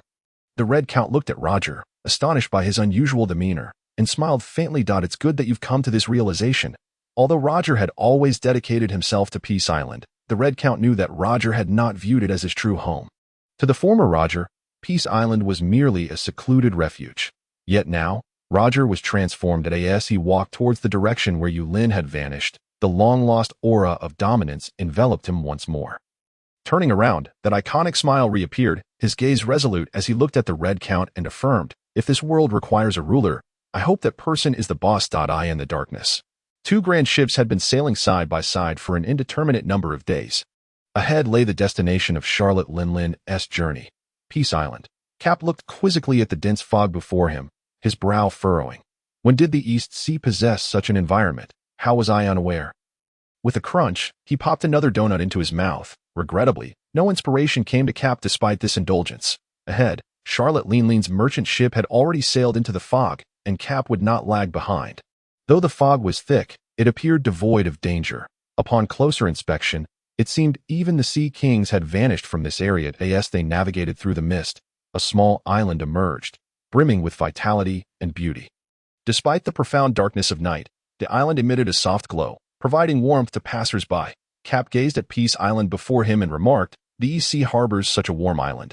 I hope Charlotte Linlin is not here to stir up trouble. At that moment, Charlotte Linlin was entirely unconcerned with Cap. The closer she approached Peace Island, the more anxious she felt. The port of Peace Island was exceptionally spacious. Even with 5 ships docked, it did not appear crowded. The first vessel to catch Cap and Charlotte Linlin's attention was the grand ship of the red-haired pirates. The red-haired fellow is here too. Both Cap and Charlotte Linlin pondered simultaneously, scanning the nearby warship. Cap grew even more perplexed. I haven't heard of any naval ships going missing recently. Why is this one here? Could it be on a mission? But wait, there isn't a soul aboard. Various oddities began to raise Cap's wariness. It was evident that Charlotte Linlin's purpose for visiting this island was clear, and it was apparent that things here were far from straightforward. Soon, Cap and Charlotte Linlin's ships docked smoothly at the port. Yet the grand gates ahead remained tightly shut. Ignoring the Navy, Charlotte Linlin ordered the unloading of all treasures from her ship and proceeded towards the gates. That Cap's suspicion of Charlotte Linlin deepened. Yet she was not provoking him, so he saw no reason to engage with the corpulent woman. For safety's sake, Cap refrained from allowing the Navy to disembark. After all, compared to formidable figures like Charlotte Linlin and the red-haired pirates, the Navy he brought along was merely there to fill numbers and assist. As he stepped forward, Cap looked up at the towering walls before him, and after several touches, he was alarmed to discover that these materials contained a significant amount of sea prism stone. It is worth noting that even the Navy would not be so extravagant. In that moment, Cap had long shed his previous lethargy, his eyes glinting with intensity. Charlotte Linlin, you are aware of what this place is, aren't you? Charlotte Linlin closed her eyes, seemingly indifferent to Cap, yet her mind was calculating how to instigate a conflict between Cap and Peace Island. She understood that even Cap could not harm Peace Island. But she was more than willing to see Peace Island and the Navy become adversaries, bringing endless troubles upon it. After a moment, Charlotte Linlin opened her eyes and addressed Cap. Do you wish to know? Then go in and see for yourself. Cap pushed against the sturdy gates with a shake of his head. They are closed, after all. Ha! A celebrated hero of the Navy, surely this level of strength should not pose a challenge. Right? Charlotte Linlin's expression seemed to convey disdain as she looked at Cap. However, Cap was not fooled. Instead, He found a comfortable spot to lie down and soon began to emit the annoying sounds of snoring. A night without rest. No, it should be said that only the members of the Big Mom Pirates had not slept. Though the previous night had been eerily quiet, the haunting memories of their past were an eternal nightmare, making it impossible for them to find peace in this place. As the first rays of sunlight illuminated the sea, Ben Beckman slowly opened the gates of Peace Island's port, casting a glance at Charlotte Linlin and Cap.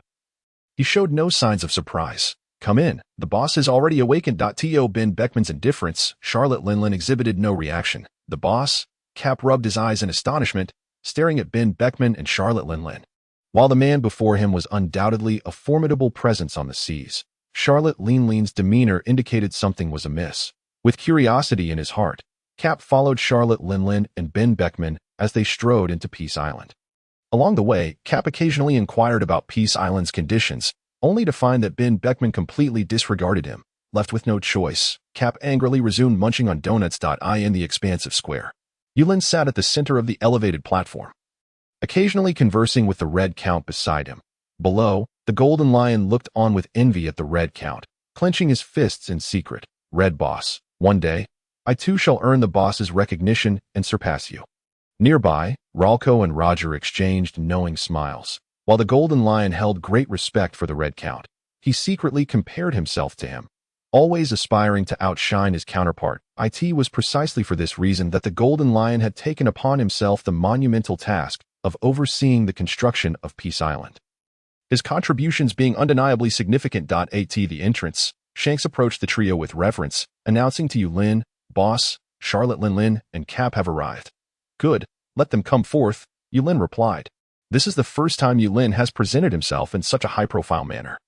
Although he still feels somewhat out of place, in order to intimidate Charlotte Linlin and secure her cooperation, as well as to establish authority over the notoriously difficult Vice Admiral, Yulin has no choice but to force himself to embody the grandeur of Peace Island.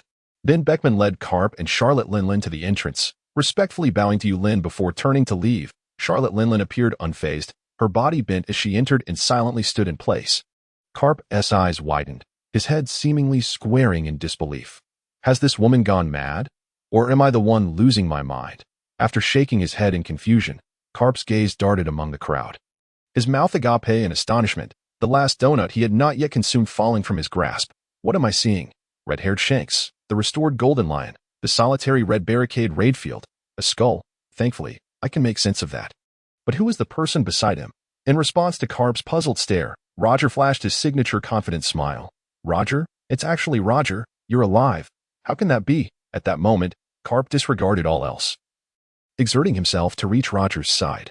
Gripping Roger's shoulders with both hands, he struggled to believe the reality before him. Impossible, utterly impossible. What lay before him was so surreal it was hard to fathom. Every individual present was a pirate capable of shaking the very seas. They had once been foes, rivals. Yet, astonishingly, every one of them regarded him with smiles. Even more alarming was the fact that not only had the Golden Lion regained his original form, but Roger, whom Carp had witnessed die, stood before him in perfect health. Roger understood Carp's astonishment. Every person here had experienced such moments. This was the marvel and terror of Peace Island. As Carp's heart wrestled with disbelief, Roger stepped forward, looking sincerely at Carp. "Carp, thank you for taking care of my child." "Child?" It seems Roger isn't as young as he once was. If he has a child of age, perhaps they could come to Peace Island to assist. Returning from his thoughts, Yulin opened his eyes to see Roger, with an arm slung around Carp's shoulders, causing a subtle twitch at the corner of his mouth. Goodness, the Rear Admiral and the Pirate King share a bond? Is this world not a tad chaotic? Previously, Roger had mentioned knowing this Rear Admiral, but it seems their relationship is far more intricate than mere acquaintance. Zizizizi, a Rear Admiral indeed. With Roger around, it seems the path ahead for Peace Island will be much smoother. Truly fortunate, with Xiao Hong and Xiao Luo. Will Peace Island not then have the best of both worlds? Yulin chuckled inwardly, his gaze once again drawn to Roger, pondering their earlier conversation as he fell into contemplation. Just as Yulin was lost in thought, Count Red gently nudged him. Meeting Count Red's gaze, Yulin coolly addressed the still-standing Charlotte Linlin below. "Charlotte Linlin, your arrival is a tad premature compared to our arrangement." "Boss, I come bearing utmost sincerity, eager to strike a deal with you." "A deal. Excellent. I do enjoy a good transaction. Hearing Charlotte Linlin's words ignited Yulin's interest once more. Charlotte Linlin took a step forward. Looking up at Yulin. Boss, this time I bring 10 devil fruits along with 1 billion berries, wishing to fully reclaim my crude. If you require slaves, name your price, and I will comply entirely. Furthermore, our big pirate crew's intelligence network remains at your disposal. 1 billion berries. Carp's eyes bulged in astonishment, already calculating how many sunbae and donuts he could procure. However, the people on Peace Island remained utterly unfazed.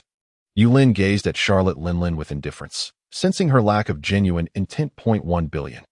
Is that substantial? Whitebeard has dined here several times, each occasion costing him 10 billion, but not to mention Shanks, who dug up dirt in the backyard. Although the prices in the EC have plummeted to astonishing lows, Yulin always feels insecure concerning monetary matters. Of course, this sentiment stems from that time Whitebeard enjoyed a meal of what Yulin considered rather ordinary fish. Regrettably, Yulin had no desire to share this tale with others. Adhering to the principle that as long as one lives, wealth will abound, Yulin had long embarked on a path of exploitation. Carp observed Yulin, clearly the leader among them, and felt a profound admiration. Truly remarkable to command such formidable pirates. Although he appeared as an ordinary person, his nonchalance towards 1 billion berries was genuinely impressive. Roger chuckled at Carp's pensive expression. That you'll get used to it the more you come here. He patted Carp's shoulder, encouraging him to continue listening to Yulin's instructions. Watching Yulin's disdainful demeanor, Charlotte Linlin, despite a torrent of anger within, could only swallow it in silence. She understood that in the face of Peace Island, she lacked the power to display her emotions. Yulin furrowed his brow, casting a cold gaze downward. The atmosphere in the venue fell into a profound silence. At that moment, even the birds seemed to cease their calls, observing Yulin's authoritative frown. Carp couldn't help but appreciate. Impressive, truly impressive. Each person present harbored their own thoughts, unaware that Yulin was vexed by yesterday's discussion with Xiao Hong regarding where to begin. Oh dear. With so much to remember, his mind felt a bit scrambled. Never mind, I'll tackle one point at a time. Clearing his throat, Yulin reinvigorated the atmosphere of Peace Island. Charlotte Linlin, your sincerity appears to me rather mediocre. Quite mediocre indeed. That it seems unlikely you will achieve your aims. Charlotte Linlin bit her lip, her head bowed as she suppressed her simmering rage. No, absolutely not.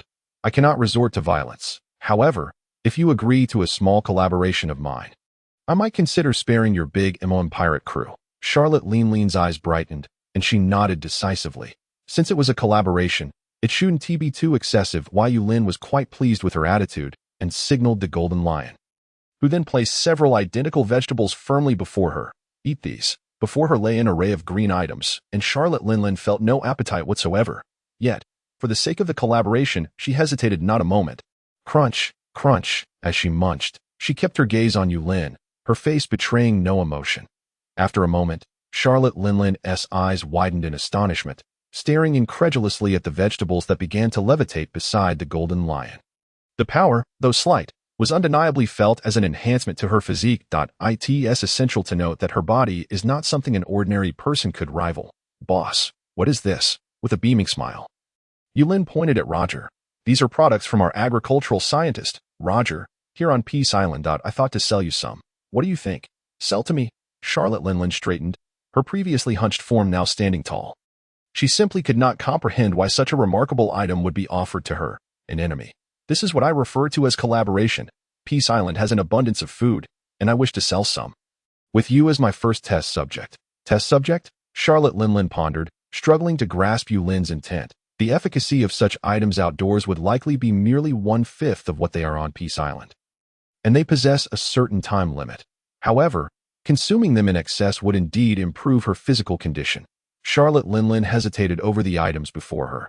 If they could replicate the strength she had just sensed, they would be formidable war materials. Yet, if they possessed a time limit, she would need to consider the scenarios in which they would be employed. Clearly, utilizing them to train and cultivate an army and influence would require a staggering amount of wealth. Just as Charlotte Linlin remained in contemplation, Carp below discreetly tapped Roger. Is this item truly that extraordinary? Carp's expression brimmed with curiosity, clearly signaling, let me have a taste. Roger chuckled softly and handed over a different fruit. This one is even better. Really? Under Roger's resolute gaze, Carp decisively took a bite. Delicious. This was Carp's initial impression, followed by a surge of overwhelming power coursing through his body. Carp clenched his slightly reddened fist, gazing at Roger with astonishment. You have this kind of ability? Roger shook his head nonchalantly, his eyes filled with admiration as he looked up at Yulin. This is the power of Peace Island. A gift from the boss. While Carp was still in shock, Yulin cast a discreet appreciative glance at Roger. Time passed slowly, and both Carp and Charlotte Lingling fell into deep contemplation. Yulin did not disturb their thoughts, content to sit at the table and enjoy the snacks prepared by Xiao Jia and Xiao Yi.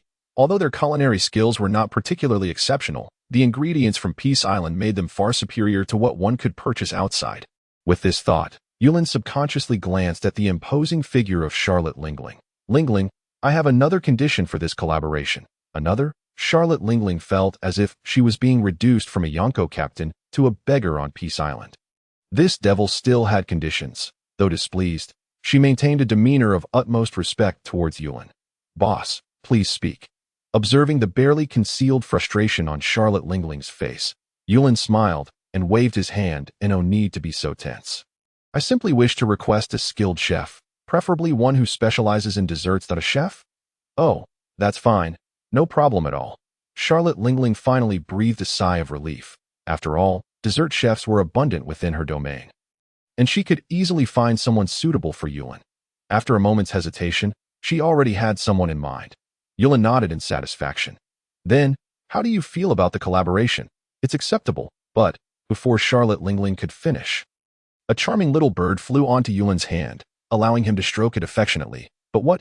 Yulin inquired, puzzled. Nothing at all. Charlotte Lingling's lips twitched, her previously upright posture slumping again, fearing the captivating gaze of Xiao Kai. All right, then this cooperation is settled. You can discuss the details with Xiao Hong afterward.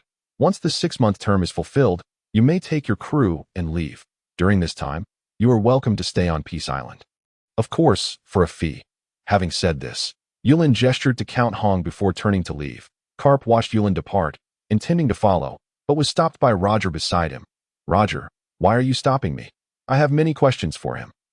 You should refer to him as boss, Roger replied softly. Carp looked at Roger, a hint of seriousness in his demeanor. That you've changed quite a lot, haven't you? Despite Carp's scrutinizing gaze, Roger laughed heartily, his confidence unshaken. A familiar aura of conqueror's haki surged towards Carp in an instant. Huh? Carp, you've been testing me for quite some time. I am who I am. Perhaps having died once has led to some different thoughts. Carp paused momentarily. As an old rival, he was all too familiar with Roger's conqueror's haki. However, at this moment, his mind was elsewhere, focused on the man who had just departed, the one Carp truly needed to consider. More so than any of the notorious pirates. The master of Peace Island, who holds sway over numerous peak-level pirate powers. Who exactly is he? What is his purpose in the East Sea? Countless questions echoed in Carp's mind, yet regrettably, no one would provide him with answers. In the orchard halfway up Peace Island, Carp and Roger sat beneath a tree, casually enjoying the fruits there. Crunch, crunch. Carp's surroundings were already piled high with fruit cores. Delicious. Wow, Roger, your fruits are truly remarkable. However, this one looks the same as the one you gave me before. But their effects are worlds apart. Roger laughed heartily. Of course, that fruit was something the boss asked me to deliver to you. This is all personally tended by me, similar to what Charlotte Lingling consumes. Is there really a difference? Aren't they the same fruit? Everything provided by the boss is the finest in this world, even if they appear identical. Whenever Yulin was mentioned, Roger's eyes brimmed with admiration. Carp felt somewhat perplexed, but with delicious food at hand, he was too lazy to consider anything else. After all, it didn't cost him anything, although these fruits were not as potent as the previous ones. Consuming more would still enhance his strength. Why not indulge? Roger sat beside him, watching Carp devour the fruits, hesitating twice before glancing at Carp with anticipation. Are they doing well? At the sound, Carp's hand, which was about to bring the fruit to his mouth, slowly dropped. Ace, your son, he is still alive. Thank you. I understand. Roger's jovial expression stiffened slightly. He had already come to terms with the answer he had long feared to face, and his demeanor dimmed as he turned away from Carp. Sigh. Carp sighed deeply, setting down the fruit core and rising slowly. He looked at the vast fields of fruits and vegetables with envy and remarked, what a lovely place. If only there weren't so many terrifying beings around. Casually tossing the fruit core behind him, he glanced towards what should have been a mountain of discarded cores, now entirely absent. In fact, the few fruit trees he thought he had nearly devoured were visibly blossoming and bearing fruit. Such mysterious and bizarre occurrences only heightened Carp's curiosity about Peace Island. Looking down the mountain path, Carp turned back.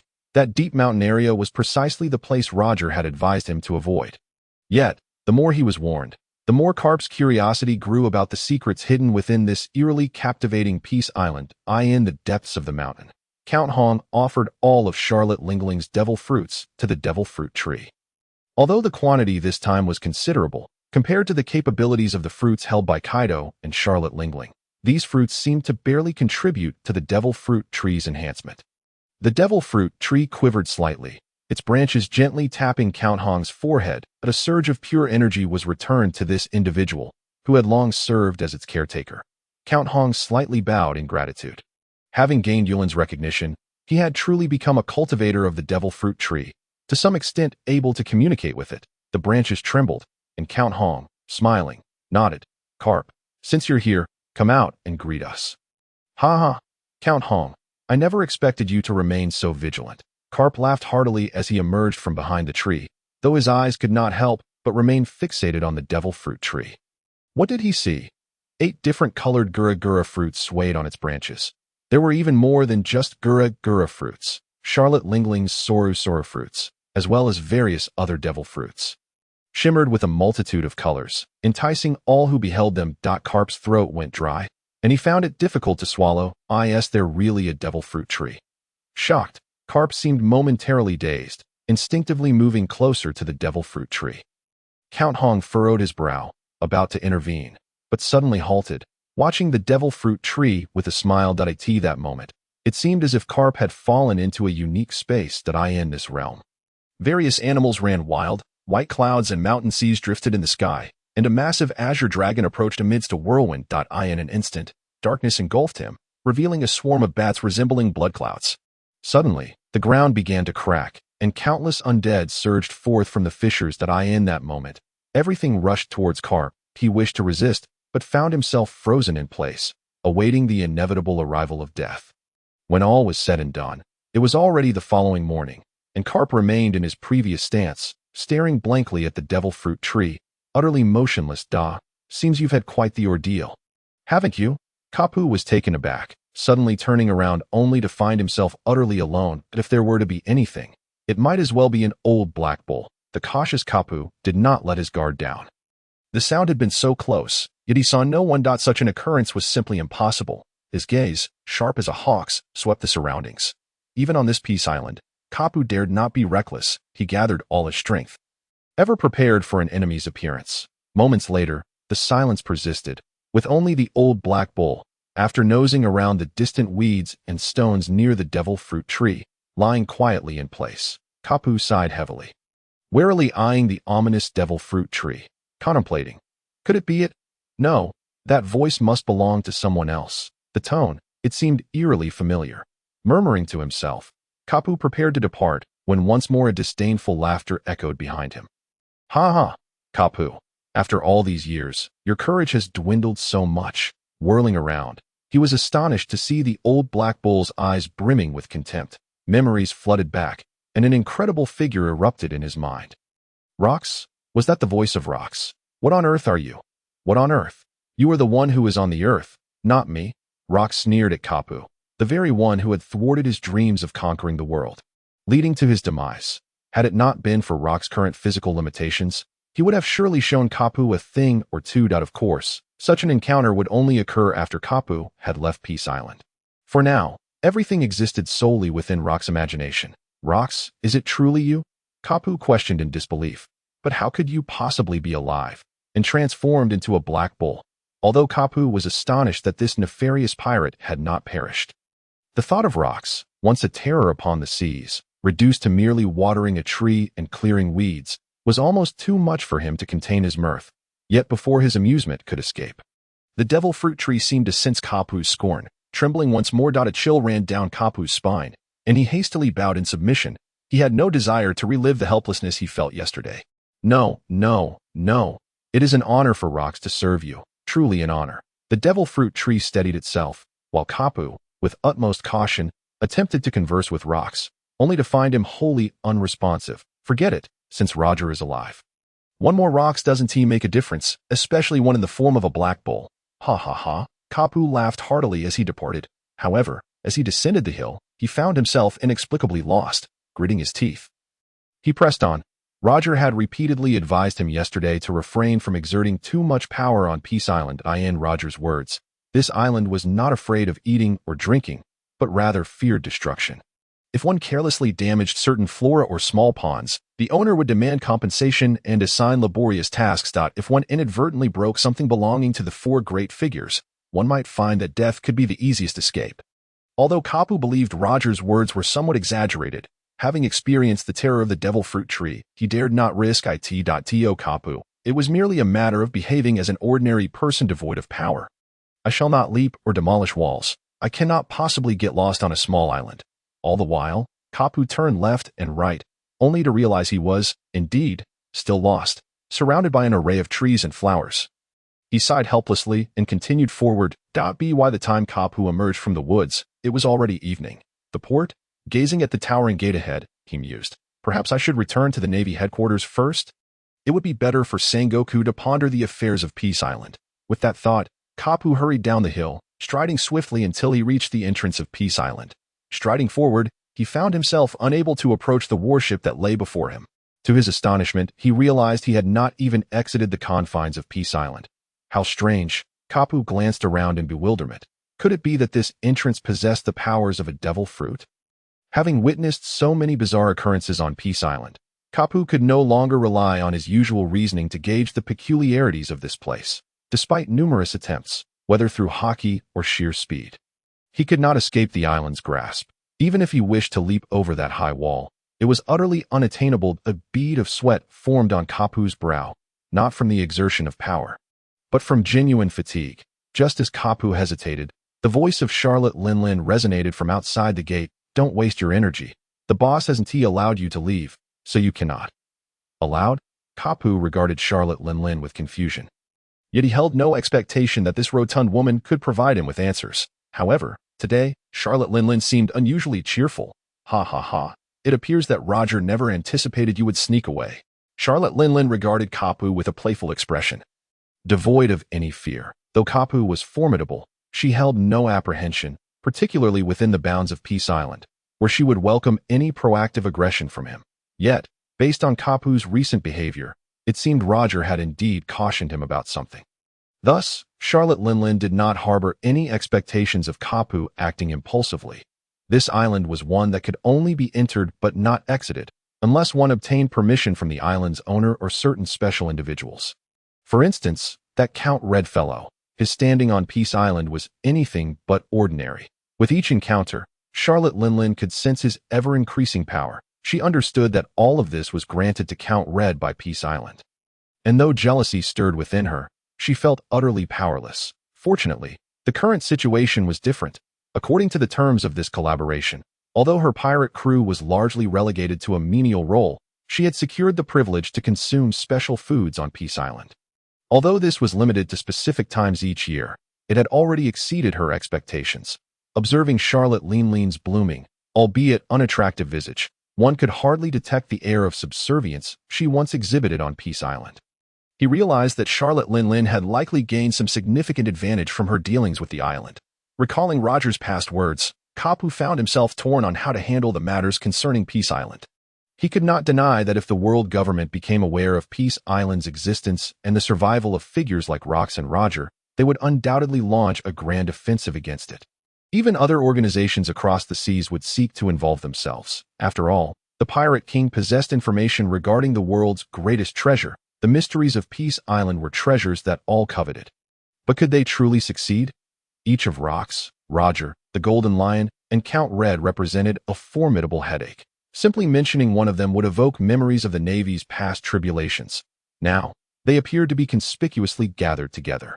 Moreover, there was the enigmatic island master, Lin, and concerning the other four emperors, Charlotte Linlin felt like a mouse in their presence. The red-haired Shanks was digging in the backyard, and Whitebeard was rumored to have ties to Peace Island. If anyone were to be unafraid of Peace Island, The only name that came to Kapu's mind was the reckless and chaotic Kaido of the beasts. Just as Kapu sank into contemplation, Charlotte Linlin's gaze suddenly turned towards the S.E. It seemed that Kaido had arrived. Kaido? Cap looked perplexedly towards the horizon. Under the moonlight, a tall figure appeared on that small boat. Standing out incongruously to Cap's mind was clouded with confusion. Cursed be this place. It must be under some spell. He had just asserted that Kaido had no connection to this locale. Yet upon witnessing Charlotte Linlin's demeanor, it was evident that they had both encountered this place.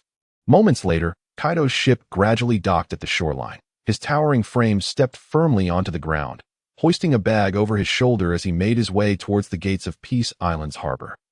Lin, you truly haven't taken residence within Peace Island, have you? Ha ha ha. Kaido chuckled heartily, glancing at the sky's hue before abruptly stifling his laughter. At this hour, disturbing a certain esteemed individual could result in a rather unpleasant day ahead. Charlotte Linlin observed Kaido's demeanor with a tumult of emotion swirling within her, lost in thought. At the entrance, Cap watched as the two greeted each other with familiarity, further solidifying his previous conjecture. Indeed, even Kaido had ties to Peace Island. This place was nothing short of a den of demons. It should be renamed Devil Island instead of Peace Island. Kaido's gaze swept toward Cap without any hint of surprise. Having spent a decade in Peace Island, he had witnessed its transformations and wonders. With rocks having been unearthed and enslaved, a mere Cap was hardly worthy of his attention. After all, Kaido was no stranger to the world. He hefted the bag and strode inside. Though it was nighttime, Kaido was aware that someone awaited him at this hour on the shores of Peace Island. The Red Count gazed into the abyss of the sea. Opening his eyes from a meditative state, "Kaido, you've arrived earlier than expected," he exclaimed with a laugh. "Alas, the Navy is vigilant. To avoid causing trouble for the boss, I followed Linlin's influence." The Red Count smiled lightly. Regarding the man before him, despite his brutish demeanor, he was astutely clever and full of schemes. "Have you brought the goods?" Kaido nonchalantly presented the bag to the Red Count and emptied its contents onto the ground. 20 devil fruits lay before them. Though most were ordinary zoan types, their value exceeded 3 billion berries. The Red Count internally nodded, recognizing that this fellow was indeed catering to his preferences, knowing well his association with the devil fruits. With a wave of his hand, a gentle breeze enveloped the fruits, positioning them steadily beside him. "Shall we meet the boss tomorrow?" Kaido hesitated before shaking his head, although his decade at Peace Island had enhanced his strength and revealed its marvels. His aspirations precluded any possibility of returning to reside there in the near term. The Red Count nodded, refraining from further interference with Kaido's thoughts. The following morning, Yulin indulged in an unusual lie-in. Despite the East Sea's serene environment, he had not paused in his endeavors. The construction of Peace Island was now nearing completion, even with the Red Count and the Golden Lion overseeing the work. Yulin diligently traversed every corner of Peace Island. By the time he had completed his inspections, it was already lunchtime. The core personnel at Peace Island were few, each occupied with their respective tasks. Yulin had grown accustomed to dining alone, as even the Red Count seldom joined him except on special occasions. Yet, solitude did not weigh upon him. He understood that, in the grand scheme of the world, he had always been an outsider. A series of knocks echoed from the door. The small chef, Xiaojia, placed down the dishes and hurried to answer the door. Yulin looked up to see Roger entering, accompanied by a visibly exhausted Cap, who appeared to tremble with each step. Throughout the night, Cap had relentlessly attempted to escape Peace Island through various means, but alas, all efforts had been in vain. Roger laughed heartily, unabashedly reveling in the situation. The once celebrated hero of the Navy, Iron Fist Cap, had found himself in such a predicament. Yulin regarded Roger's confident and cheerful demeanor with satisfaction. He preferred this more relatable version of Roger to the past, when he was merely a laborer in the fields. "Xiaoro, what amusing antics have transpired?" Yulin chuckled, eyeing Cap's bear-like appearance. "Ha ha ha, boss, you have no idea. This fellow got lost in the back mountains yesterday, and I stumbled upon him this morning while heading to the port to meet Charlotte Linlin." Roger recounted, laughing heartily without regard for Cap's dignity. Already beleaguered from the previous night, Cap's expression darkened further. Were it not for Yulin's presence, he would undoubtedly have confronted this audacious man. Approaching Yulin, Cap spoke with gravity. "Boss, there is a matter I wish to discuss with you. Of course, go ahead," Yulin replied calmly, sensing the direction of the conversation. After a moment of contemplation, Cap expressed his desire to procure a shipment of fruits and vegetables from Yulin's Peace Island, similar to what Charlotte Linlin had acquired, specifically those that could enhance physical capabilities. As for the price, no problem, Yulin interjected promptly, continuing, "You are Roger's friend, and thus, a friend of Peace Island. Although your navy has not provided me with any intelligence or resources, I shall sell to you at half the original price." Half? Cap's eyes widened in surprise. He had not anticipated such generosity from the island's proprietor. Yulin nodded, conveying a sense of camaraderie. "Of course. It is indeed half, considering you are a friend of Roger. Very well. I shall request the same quantity as Charlotte Linlin, amounting to 500 million berries. I will fetch it from the ship shortly." Observing Cap's excitement, Yulin shook his head slightly, a look of exasperation on his face. "I must clarify, Cap, that I meant half of our unit price, which is 2,000 berries per fruit. Thus, it should amount to 2 billion berries. So do not miscalculate. 0.2 billion. Cap stared at Yulin in shock, then turned to Roger. "Did you not say that Charlotte Linlin spent only 1 billion for 10,000 fruits?" Roger approached Cap, speaking earnestly. "Cap, while we are old friends, we cannot let Peace Island suffer losses, can we?" Cap regarded Roger with suspicion. This once carefree and sunny individual now bore a hint of cunning. "Cap, consider this. Charlotte Linlin has provided us with her entire intelligence network for free. Something your navy would never do," Roger reasoned, patting Cap on the back. Cap nodded in agreement, recognizing the immense value of the navy's intelligence system, which could not possibly be shared with Peace Island. Furthermore, Charlotte Linlin's pirate crew served as a steady channel for Peace Island. Such matters were beyond Cap's authority to decide unilaterally. Now, given that your navy offers nothing in return, do you think it fair for the boss to provide you with the fruits at a unit price of 4,000 berries? At half price, Roger pressed. Cap hesitated, sighed deeply, and ultimately acquiesced with a nod. "Very well." Observing Carp nodding in agreement, Roger exchanged a knowing smile with Yulin, and the two simultaneously turned their gaze towards Carp. Thus, the matter was settled with pleasant ease. It was evident that among the 3 individuals in the room, 2/3 were exceedingly satisfied. A remarkably high ratio as dusk approached. Carp's warship was now laden with an abundance of vegetables from Peace Island. Totaling 10,000 standing on the deck, Carp delightedly munched on a bag of red fruits that Roger had gifted him before his departure. Waving farewell to Roger on the shore, the earlier events had long since been cast aside by Carp. After all, the value was undeniable. If necessary, he could always return and persuade Sengoku for a bit more financial gain at the harbor. As Carp gradually sailed away, Charlotte Linlin approached. "Roger, has Peace Island also begun trading with the Navy?" Recently, a peculiar hurricane had swept across the East Sea, accompanied by heavy rain. Yet today, Peace Island remained bathed in warm sunshine. In the expansive square, all the inhabitants of Peace Island had gathered. Even the mighty Raucous had been tethered to the side. On the elevated platform, Yulin sat at the center, flanked by the official laborers of Peace Island. Clad in new attire, Xiao Jia and Xiao Yi trembled as they stood below, gazing at the individuals they had once dared not even glance upon. Now filled with pride for being part of Peace Island, in the square, the red-haired pirates donned matching work uniforms, with Shanks gazing at Roger and Yulin with profound reverence, a sense of inexplicable pride swelling within him. Meanwhile, the members of the Big MOM pirates appeared visibly relieved. The remaining members of the rocket launcher pirates, however, had succumbed to a state of numbness, having become true slaves on Peace Island, destined to toil within the cursed island's mines. Yulin rose slowly, surveying Peace Island with immense satisfaction. Compared to the diminutive island of Ur, the current Peace Island had truly begun to resemble the grand resort that Yulin had envisioned. Towering walls encased the 3 islands securely, and a spacious harbor was ever ready to welcome numerous visitors. The mid-hill was adorned with the fruits and flowers cultivated by Roger, their fragrance rich and inviting. Surrounding waters cradled Yulin's exclusive palace, while further afield lay expansive residences crafted in the likeness of Whitebeard, capable of accommodating thousands without issue. Here, wide plazas and stages awaited, ready to host grand feasts at any moment. To the left of the main island, the verdant zoo thrived with life, while to the right, the cursed island brimmed with valuable sea stone and mineral deposits. Possessing such land ignited an unexpected desire for control within the usually cautious Yulin. Glancing at those beside him and below, Yulin stepped forward, extending his arms as if to embrace something grand. To commemorate the completion of construction on Peace Island today, an annual festivity would be held on this date henceforth, which could aptly be termed New Year. Turning to the gathered crowd, he continued, addressing Red Count.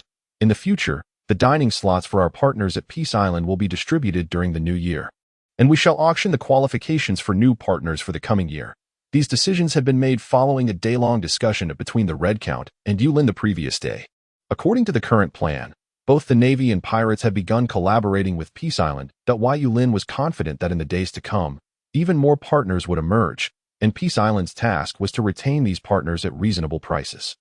In due time, the wealth of the seas would gradually converge upon Peace Island. Charlotte Linlin furrowed her brow, already aware of Peace Island's dealings with the Navy if she were to be excluded in the future.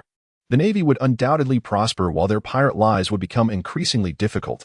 Linlin contemplated, "It seems I must invest greater effort into our dealings with Peace Island." As Yulin concluded his polite remarks. The festivities at Peace Island commenced amidst a chorus of cheers. Compared to the constraints faced by the big MOM pirates, Shanks and his crew appeared far more relaxed as they indulged in drinks. Strolling past Charlotte Linlin, Shanks cheerfully raised a toast with the three commanders he had worked alongside, proclaiming, "Let us drink to Peace Island." Charlotte, Kokuri, and others turned to their mother, and upon receiving a nod from Linlin, they too smiled and joined Shanks in a toast. Although they were adversaries and had clashed in the past, during their time on Peace Island, they had maintained sincere cooperation. After all, even if they found each other distasteful, it was far better to collaborate amicably. Over time, a semblance of camaraderie had developed among them. While this would not hinder future skirmishes across the seas for the moment, they could temporarily forget past grievances within the confines of Peace Island. The celebration continued until dusk, bustling with excitement. Particularly, Shanks and his crew seemed to revel in the festivity, as if the banquet would never cease. And amusingly, Roger had joined in without any pretense. It appeared they truly were cut from the same cloth. Sharing similar tastes, Charlotte Linlin summoned the four mightiest commanders of her crew to her side, holding out 4 red fruits. "This is part of our collaboration with the boss, though the partnership has yet to commence. The boss declared today is New Year, allowing us to utilize half of our quota in advance. Consuming these will greatly benefit your physiques." Having worked on Peace Island for 6 months, Charlotte Katakuri and the others were well acquainted with the fruit's powers and did not hesitate to consume them. Moments later, a radiant glow emanated from each of them in varying intensities. Just as Yulin had indicated, the potency of the consumed items manifested differently based on individual physiques. Charlotte Linlin cast a heavy glance at Charlotte's snack. Her thoughts inscrutable. The following dawn, the big MOM pirates and the red-haired pirates departed from Peace Island in succession. Yulin stood at the shore, watching the departing figures with a tinge of gratitude in his heart. They are all good people.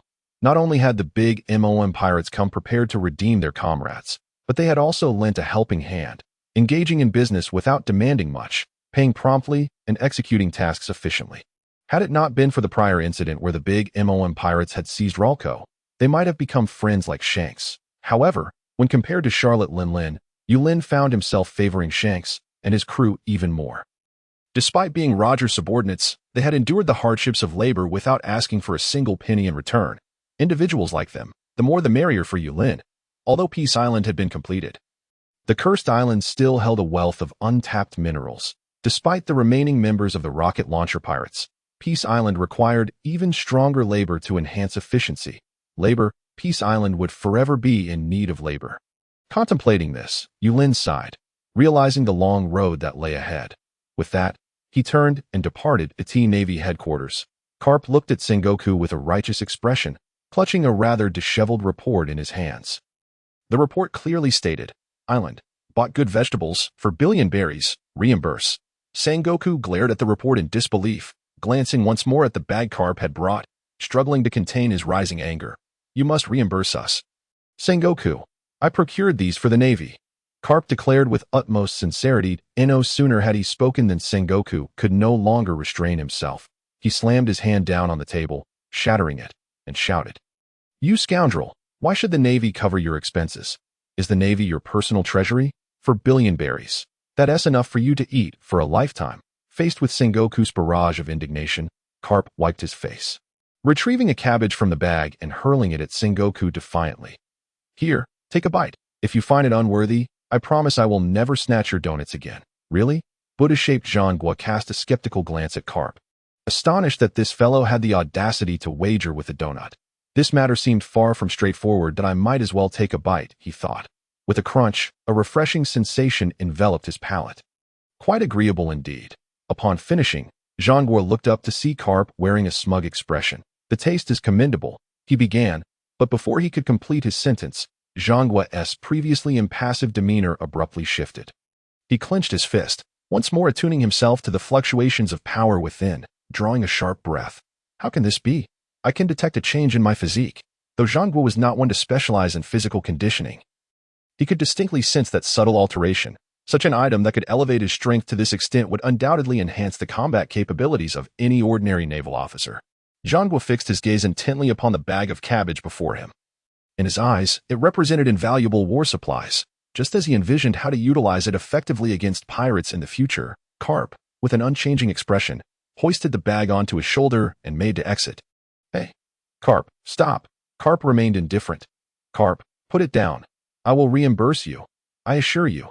Turning his back, Carp stifled a chuckle but continued onward. Zhangguo could no longer remain passive. He hurried to intercept Carp. How about this? Carp, I will reimburse you and throw in 10 boxes of donuts. Observing Zhangguo's eager expression, Carp replied coolly, make it a year's vacation. That's impossible, Zhangguo asserted with conviction. As he swayed slightly. Carp resumed his march toward the door. 2 months. Zhangguo bellowed from behind. 10 months. Carp retorted mercilessly. 3 months. It cannot be more. 8 months, Carp countered. How about 4 months? We can each concede a little. Carp remained silent. 5 months. This is my final offer. Carp. If you disagree, you may leave. Zhangguo feigned indifference as he returned to his chair, observing Carp with apparent ease. Oh, in that case, I shall sell it at a premium to Shanks and the others. After all, they seem to be still in the East Blue. This. Zhangguo erupted in fury, pointing at Carp, yet remained momentarily speechless. 6 months, he ground out through clenched teeth. Deal, Carp replied, instantly turning on his heel. A satisfied smile adorning his face as he placed the bag before Zhangguo. By the way, Zhangguo, the rest is on my warship. Make sure someone retrieves it. Get lost, Carp shrugged, entirely unconcerned with Zhangguo's ire. As he approached the exit, Zhangguo's voice called out once more, by the way, Carp, where did these items come from? Carp paused, hesitated for a moment, and then replied earnestly, pointing into the distance. 10 years vacation. Now get out, Zhangguo commanded, gesturing toward the far side. Yes, today your task is to finish excavating the remaining mine. Holding a small red flag, Golden Lion adeptly directed the slaves of Peace Island to continue their mining efforts. The rocket pirates had thoroughly become slaves to Peace Island. Despite their status, however, Yulin did not mistreat them. Although they received no wages, their basic needs were met, and he was never stingy with supplies. While the dead island was perpetually shrouded in mist, navigating it was not overly arduous with a powerhouse like Golden Lion present. Today, yet another new mine had been discovered. Time swiftly passed, as the sun dipped below the horizon. The visible remnants of the mine diminished under the labor of the slaves, now reduced to a small mound. Golden Lion, a hurried figure called out, searching for him. Moments later, Golden Lion descended, regarding the newcomer with an expression of indifference. What is it? Reporting to you, Golden Lion. We have unearthed a person.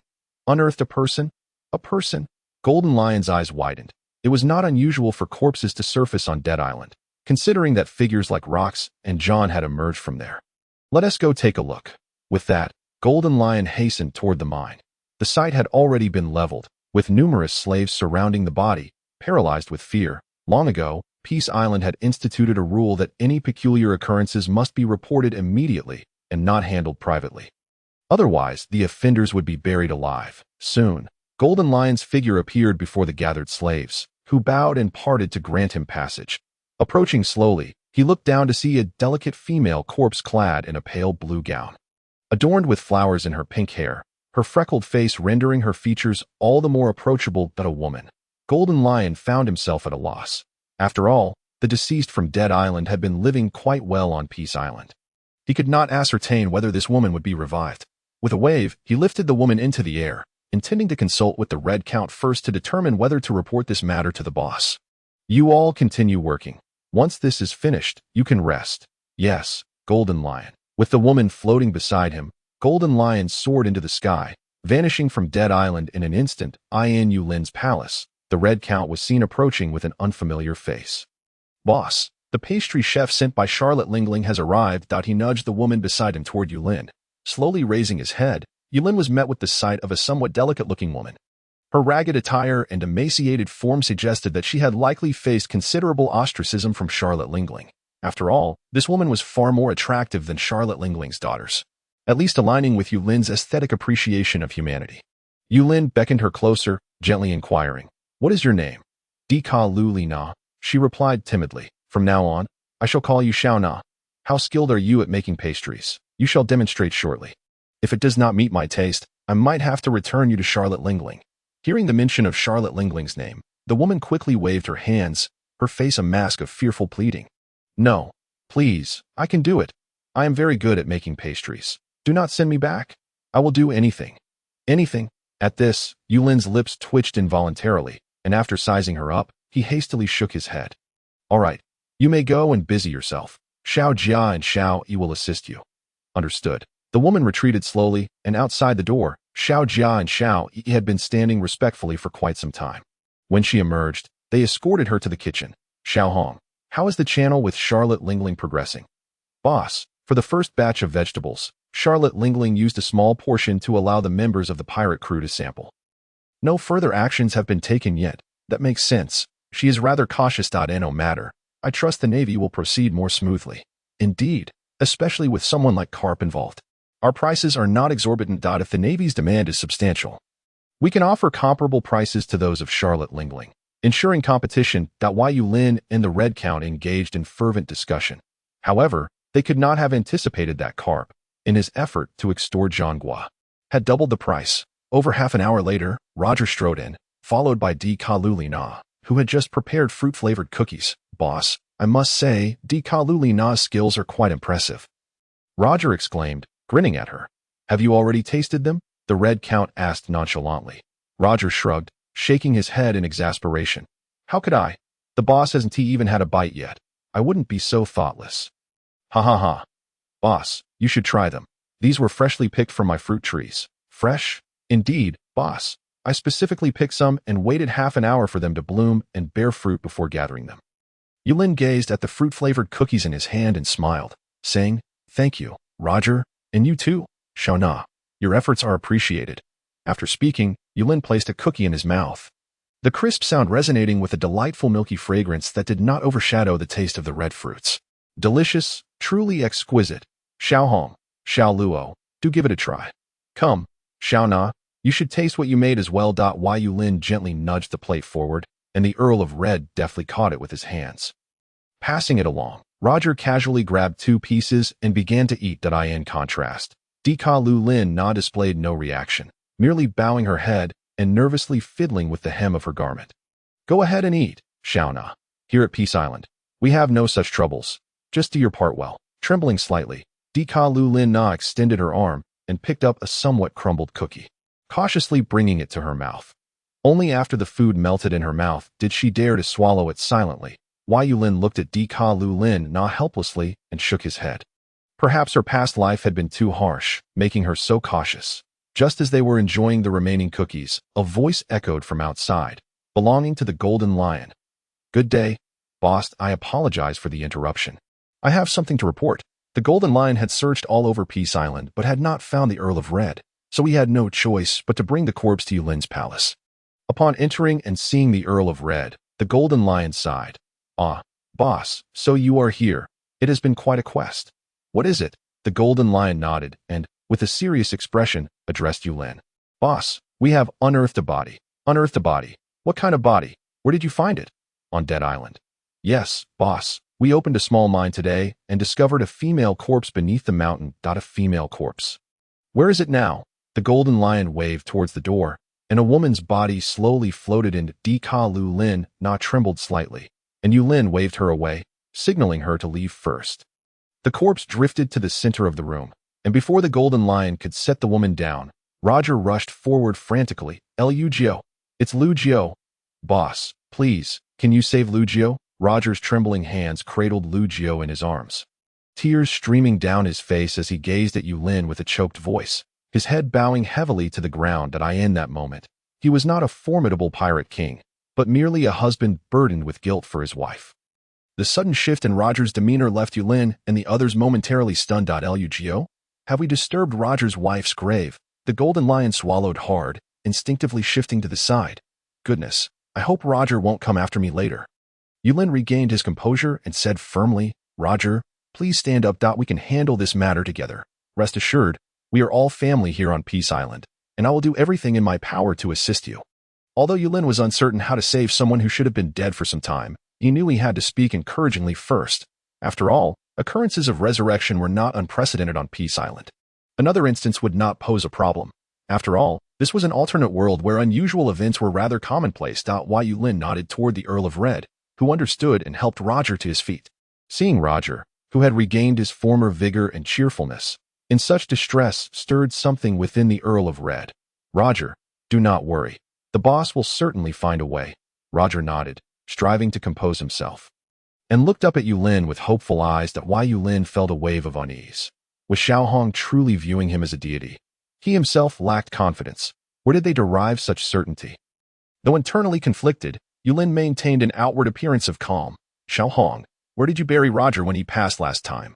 Well, the Earl of Red hesitated, feeling the weight of Roger's hopeful gaze, and awkwardly replied, Boss, Peace Island has changed significantly. It has expanded greatly, and I cannot recall the exact location at this moment. I assure you, I will remember. Faced with Roger's increasingly expectant and confident gaze, the Earl of Red found it difficult to refuse and had no choice but to force himself to think. Why Yulin understood the Earl's predicament and pondered. If they could not find the spot, perhaps they could simply dig a hole in his backyard. After all, he had meticulously chosen this palace's location, which was a prime spot according to feng shui.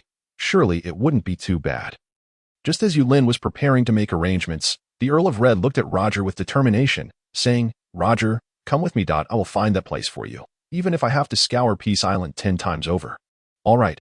Roger looked at the Earl of Red with gratitude. After bowing to Yulin, the two turned and departed. Why Yulin watched them as they examined every inch of land, feeling a surge of emotion, and called out encouragingly, Roger, rest assured, Lu Jiao will undoubtedly come back to life. Roger turned, cradling Lu Jiao, and looked at Yulin with gratitude. Suddenly, a clap of thunder echoed across the previously clear sky, causing the 4 adorable little ones resting in the distance to glance up at the sky, their lips curling into smiles as they drifted back to sleep. As the thunder rolled, Roger instinctively covered Lu Jiao's ears, knowing she would not hear it but unable to suppress his instinct to shield her from the fright. Ahem, Roger, could you set me down? A soft, melodious voice emerged from Roger's embrace, lowering his gaze. Roger's eyes widened in astonishment. His voice once again choked as he looked at the now awakened Lu Jiao, her eyes bright with life. Lu Jiao, you're all right. Thank goodness. Roger held her tightly, not releasing her for quite some time. All right, but Roger, didn't we both die? Lu Jiao looked at him in confusion, her eyes widening in shock as she spotted the unfamiliar faces of Yulin and the Earl of Red in the distance. I am not dead?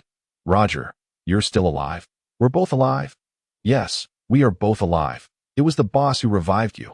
With that, Roger gently supported Lu Jiao and began walking slowly toward Yulin. Yulin stared in astonishment at the resurrected Lu Jiao, wondering if that thunder had signified the success of his wish. In contrast to the shock displayed by Roger and Lu Jiao, the Earl of Red remained remarkably composed. Truly, my master, my deity, it seems the master sensed Roger's sincere feelings and resurrected Lu Jiao without even the need for a burial process. May I serve you for eternity? My master. As the Earl of Red gazed at Yulin with genuine admiration, Yulin felt a bit bashful and lowered his head slightly. Surely this fellow Xiaohong does not truly regard me as a deity?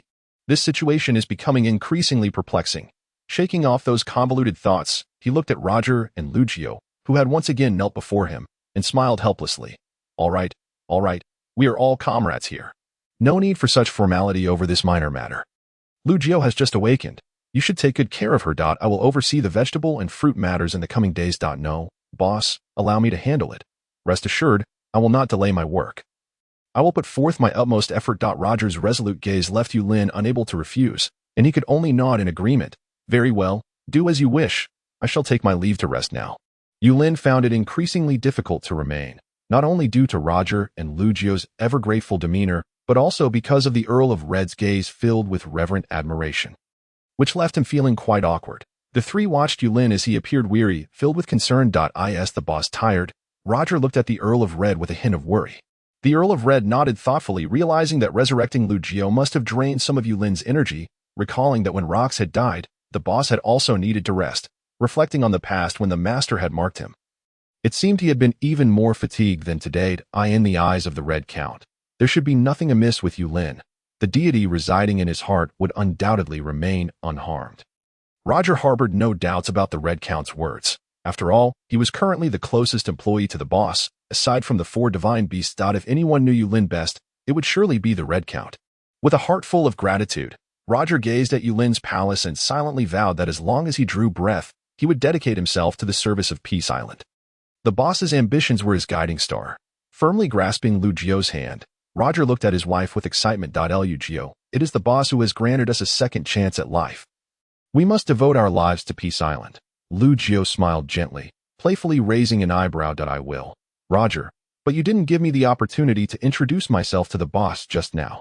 Roger recalled his earlier excitement and felt a bit embarrassed. Just as he was about to say something to make amends when Lu Jio softly asked, by the way, Roger, have you taken up farming now, on Peace Island?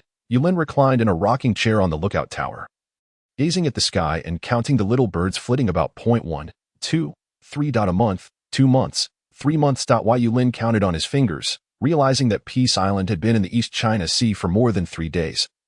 And astonishingly, it had not moved. Could it be that Peace Island was on a holiday? Or would it remain stationary in the East China Sea from now on? After some contemplation, he considered that if they were to stay in the East China Sea, it wouldn't be so bad after all. The environment here was far quieter than in previous locations, the cost of living tantalizingly low, and the people outside were sufficiently weak, ensuring his safety when he ventured out. Unbeknownst to him, Yulin began to dream of a leisurely life in the East China Sea. Just as Yulin was lost in his reverie, a voice from Little Green broke through. Boss, Carp is here again. Why Yulin's eyes widened. Carp? Has he returned so soon? Could it be for business? With a leap, Yulin instructed Little Green, go fetch Xiao Hong and Roger. Understood, boss. At the harbor of Peace Island, Carp had come on vacation this time, sailing over in a small boat and effortlessly making his way toward the island's interior. Halfway there, he fortuitously encountered the Red Count, who was also heading to Yulin's palace. Carp, you've arrived so quickly. Ha ha ha. Red Count, it's nothing much. I just thought the scenery here is delightful, and there are many old friends, so I came to visit. Carp grinned widely, completely unfazed by the disdainful look from the Red Count. Old friends. The corners of the Red Count's mouth twitched, clearly skeptical of Carp's words. Come on, the boss is waiting to see you. The boss knows I've come. The Red Count shot Carp a bemused glance and replied, do you think this sea territory belongs to anyone else? Carp awkwardly laughed, scratching his head as he followed the Red Count onward. As noon approached, Yulin sensed it was nearly mealtime and instructed the 3 chefs to prepare a feast. In addition to the usual vegetables and meats, there were cookies made by Dika Lu Li Na. These cookies had become the most popular snack on Peace Island, with Dika Lu Li Na developing various flavors. Meanwhile, Roger had been collaborating with Dika Lu Li Na on how to infuse the power of fruits into the cookies, further enriching the offerings of Peace Island. The first to arrive at the dining hall were Roger and his wife. Since Lu Jio's resurrection, the once dominant Roger had seemingly gained a touch of tenderness. People often said that absence makes the heart grow fonder, and judging by Roger's demeanor, it seemed they had tied the knot several more times during the nights of their reunion. Oblivious to Yulin's playful thoughts, Roger beamed as he brought Lu Jio to the entrance. Boss, we are late. Hello, boss. They greeted in unison. Why Yulin smiled and waved. Come, take a seat. You're not late. Haven't you noticed that Xiao Hong and Carp haven't arrived yet? Ha ha ha. Roger laughed heartily while Lu Jio gazed affectionately at him, her love evident. Suddenly, Yulin felt as though he were witnessing a live display of affection and glancing at the sumptuous spread before him. He felt inexplicably satisfied. Moments later, gentle footsteps were heard outside. The Red Count entered with Carp, respectfully greeting Yulin. Apologies, boss. I encountered Carp on the way and brought him along to prevent him from getting lost. Lost? Carp's expression turned comically dark as he recalled a recent embarrassing moment. Hello, boss. I'm here to catch up with old friends. With that, he winked at Roger, his smile faltering slightly. Lu Jio? Carp's eyes widened in disbelief as he looked at Lu Jio. In contrast, Lu Jio wore a tender and grateful expression, for without Carp's intervention, her child would likely have been taken away by the Navy long ago. Rising slowly, Lu Jio bowed deeply, saying, Thank you for your help. Mr. Carp. Oh, it's nothing. Resurrection is no big deal. Come, sit down. Having become accustomed to the strange occurrences on Peace Island, Carp mechanically took a seat, still struggling to comprehend the revival of Roger and Lucio. Carp, come, try our snacks from Peace Island. Aren't they better than the donuts you've had? Yulin's voice jolted Carp from his thoughts. Better than donuts? He looked at the plate Yulin pushed toward him, filled with fragrant cookies, and without hesitation, grabbed a handful. Crunch, crunch. Carp's face lit up with delight, but when he reached for more, he found the red count had swiftly moved the plate aside. Carp, what did Sengoku say about the vegetables you brought back to the Navy? Carp leaned toward the plate of cookies, a hint of confusion crossing his brow. Ah, you mean Sengoku? Well, crunch, crunch. Yes, it's really delicious, Carp continued, glancing at the red count's increasingly grim expression. Sengoku was quite satisfied, but he felt the price was a bit steep. As he mentioned pricing, Carp lowered his head, feeling a twinge of guilt. He dared not reveal that he had marked up the price when selling to Sengoku. If Sengoku ever found out, his future vacations would be in jeopardy. Pricing? Huh? Yulin also pondered, as the Navy found the current prices expensive. If he acquiesced now, there would be little room for negotiation in the future. The red count fell into contemplation as well, unable to devise a suitable plan. After all, Sengoku was too sharp-witted. Rash actions would only lead to disadvantage. Noticing that Yulin and the others had fallen silent, Carp seized the opportunity to snatch more cookies, devouring them voraciously. At the dining table, each person munched away, lost in their own thoughts, while Carp blissfully continued to indulge in the cookies. His obsession with the cookies had surpassed that for donuts. Had it not been for Yulin's concern for his dessert chef's well-being, Carp would have insisted on having Kaluli bake more. After a satisfying meal, it was evident that Carp had no intention of leaving easily. Consequently, Roger arranged accommodations for him. Although Carp had a hearty appetite, it was a trivial matter for the prosperous Peace Island. Carp had become a bridge between Peace Island and the Navy, and Yulin was more than willing to accommodate him for a time. As night fell, Carp found it difficult to sleep in the spacious room. Despite the island's splendid environment and delectable food, he was acutely aware that beneath the surface of this seemingly peaceful island lay a force capable of devouring everything. Bored, he aimlessly wandered to the seashore, gazing at the swirling tornadoes and the colossal sea creatures leaping from the depths. Carp rubbed his eyes in disbelief, his mouth agape. What the hell? This is the new world. The following morning, as Yulin awoke from his slumber, Carp stood outside the door, sporting a pair of prominent dark circles under his eyes. What the heck, Carp? What are you doing, scaring people so early in the morning? Boss, we have arrived in the new world. In just one night, we have unexpectedly reached this new realm. Observing Carp's astonished expression, Yulin let out a long sigh, lamenting that what was destined to happen has indeed come to pass. The look of concern on Yulin's face only heightened Carp's anxiety. Could it be that Peace Island was abducted overnight? What kind of power could possibly move such a vast island to the new world in a single night? As Carp's mind raced with speculation, Yulin sighed once more. Alas, I was hoping to enjoy a few more days in the East Sea. Yet here we are, in the new world, a place where prices soar exorbitantly. I should take a moment to reach out to Whitebeard. Perhaps he could come over and share a meal, or rather, bring some funds. Boss, should we summon Red Earl and Roger? For what purpose? Yulin looked at Carp with confusion. Carp, his face etched with worry, replied, of course to address the current situation. We have been inexplicably transported to the new world. It is quite terrifying. Oh, you mean that Peace Island has always been prone to random relocations? We are accustomed to it. With that, Yulin turned and walked toward his room, finding little interest in the grim news Carp had delivered so early in the day. Carp stood rooted in place, his mind in turmoil. Random relocations? Acclimated to it? What kind of habit is that? Not to mention the resurrection of the dead, but islands behaving so whimsically. It must be the Devil's Island. Undoubtedly so. At the mountainside, Roger and Lucio were tending to the fruit trees when they noticed Carp approaching in a rather lackluster manner. Curiously, they inquired, "What is the matter, Carp? Did you not sleep well on Peace Island?" Carp nodded absently. Is at the change of environment. Carp shook his head. Roger's expression darkened. This fellow seemed to be acting strangely today. With a swift kick aimed at Carp, he sent him tumbling backward like a cannonball, his body instinctively twisting in midair. You bastard! How dare you strike me? Roger laughed heartily. I was merely trying to wake you up. You looked as though you had lost your soul. The previously fiery Carp fell silent and approached Roger, whispering, "Don't you find Peace Island rather peculiar?" Peculiar? Not really. Roger shrugged. I can accept being resurrected. What else could be deemed strange? running from the East Sea to the New World in a single night. Isn't that bizarre enough? Huh. We've arrived in the New World again. Roger casually munched on a fruit. I didn't even go to the seaside, so I had no idea. Huh. Did you know? Carp, perplexed by Roger's nonchalance, asked out of course, it's not our first time. The frequency of relocations used to be higher. In fact, calculating the days, our last stay in the East Sea was the longest. Carp was left speechless, realizing that the inhabitants of Peace Island were indeed quite unusual. But then again, considering Roger's resurrection, perhaps random relocations held a semblance of logic. Noticing Carp's exasperated demeanor, Lucio handed him 2 fresh fruits, saying, Mr. Carp, to try these. Carp's eyes lit up. If there was anything alluring about Peace Island, it was undoubtedly the delectable food. Gratefully accepting the fruits, he began to munch away, his earlier confusion dissipating. The New World? What of it?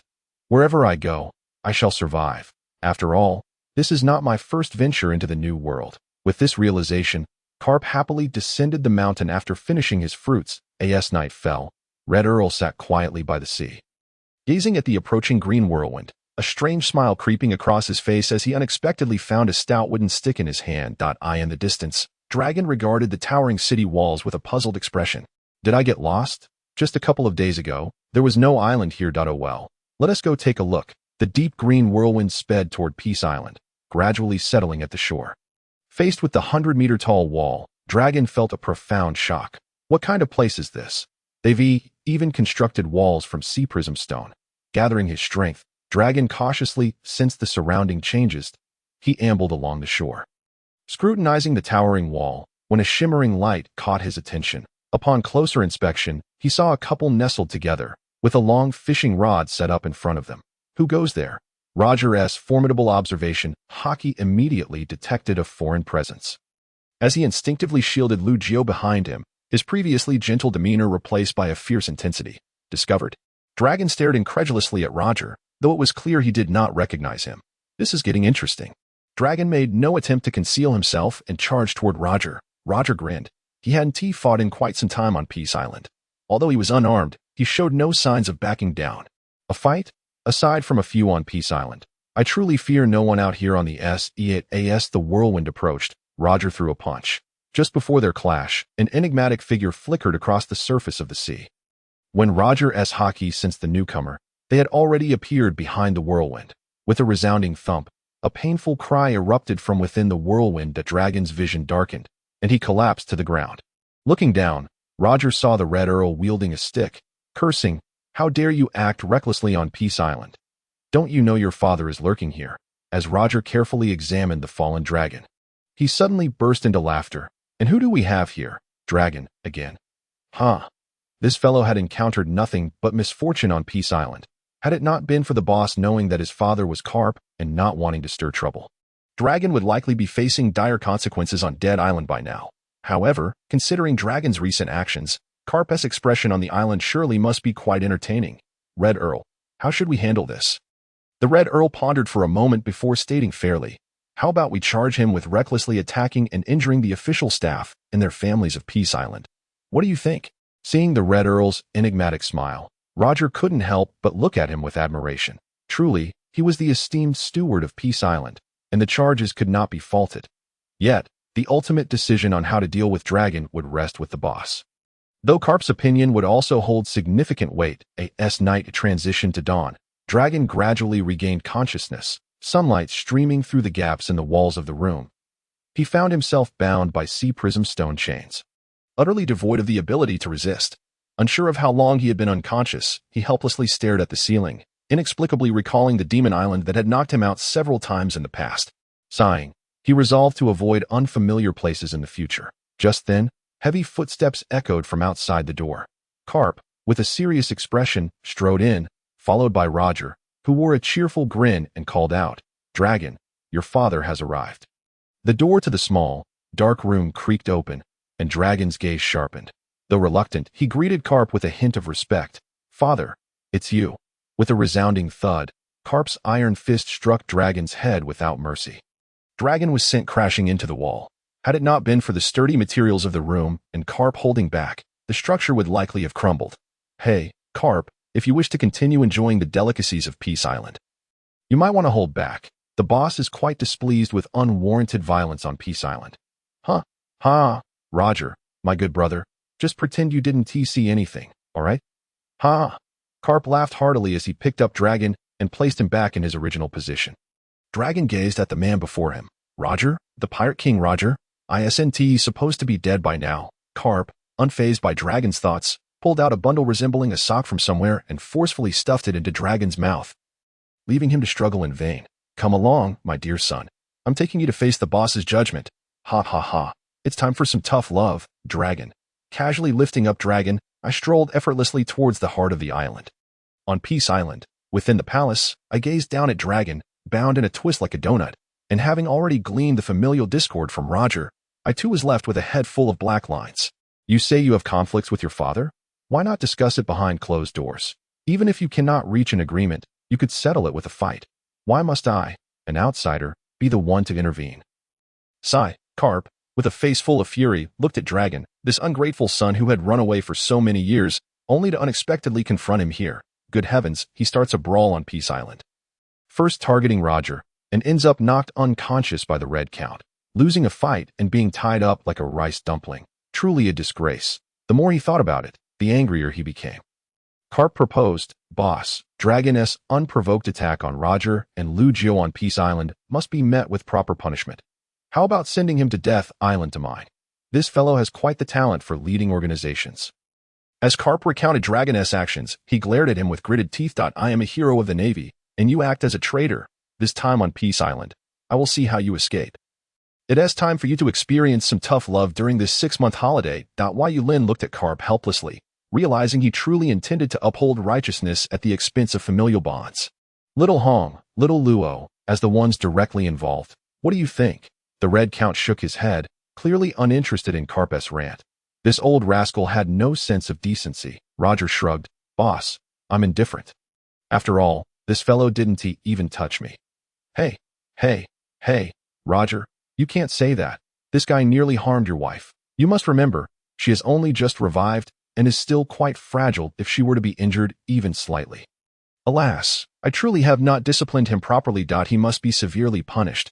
Upon seeing Roger's willingness to let Dragon off the hook, Carp hastily waved his hands in refusal. His gaze filled with loathing as he looked at Dragon when Lugio was mentioned. His rich expression suggesting a deep-seated enmity between the father and son. Moreover, his reckless actions on Peace Island have disrupted our rules. Wouldn't you agree, boss? He must be properly punished. Our Peace Island? Yulin had come to understand Carp's shamelessness. When had Carp ever been so protective of Peace Island? He would go to any lengths to punish his son. However, Carp was indeed right. Peace Island must adhere to its own regulations. Furthermore, Carp was an employee of Peace Island, and his offspring would naturally receive no special treatment. Having pondered this, Yulin slowly rose and approached Carp, saying, Then let us do this. Dragon will go to Death Island to mine. And you, Carp, shall supervise him. Upon hearing this, Carp instantly perked up, straightening his posture and eagerly agreeing. All right, boss, rest assured, I will ensure Dragon works diligently for Peace Island. Let us go. Yulin waved his hand, urging Carp to take Dragon away. He had no interest in this tiresome father-son drama. Carp, dragging the chains binding Dragon, clanged his way toward the door, his smile growing increasingly radiant, even taking on a somewhat sinister aspect as he reached the threshold. Dragon, prepare to experience your father's tough love. With a loud bang, Dragon shot into the sky like a firework, heading toward Death Island, the sea stone chains binding him shattering dramatically in midair. Though a bit unseemly, it indeed resembled a firework display. Inside, Yulin sat comfortably in a chair, chatting with the Red Count and Roger about future developments, a cup of light green liquid in hand. Little Luo, is this the wine Lugio has brewed recently? Yulin brought it to his nose, detecting a faint floral and herbal aroma mingled with a subtle fruitiness, smooth and refreshing on the palate, reminiscent of a light minty coolness. Quite nice. Does this wine have any special effects? Roger stood and refilled Yulin's cup. Boss, this is green fruit wine, made from picking red fruits while they are still immature. As for its effects, we've already tested it on the slaves. It can rapidly restore stamina that you've already tested it. Little Luo, your speed is impressive. Yulin nodded in satisfaction, ever since Lugio's revival. The Roger couple had been diligently working on this. and he was pleasantly surprised by their prompt results. However, at present, the channels for vegetables had yet to be fully opened, so Yulin had no intention of investing in new products. Furthermore, as Roger indicated, this fruit wine could not yet be mass-produced. After all, the fruits and vegetables on Peace Island ripen at a remarkable pace, making it difficult to procure unripe produce in bulk. Even a powerhouse like Roger found it challenging. This was the first time Yulin felt troubled by the rapid ripening of his homegrown produce. Of course, it was a delightful kind of trouble. The three of them raised their glasses for a toast.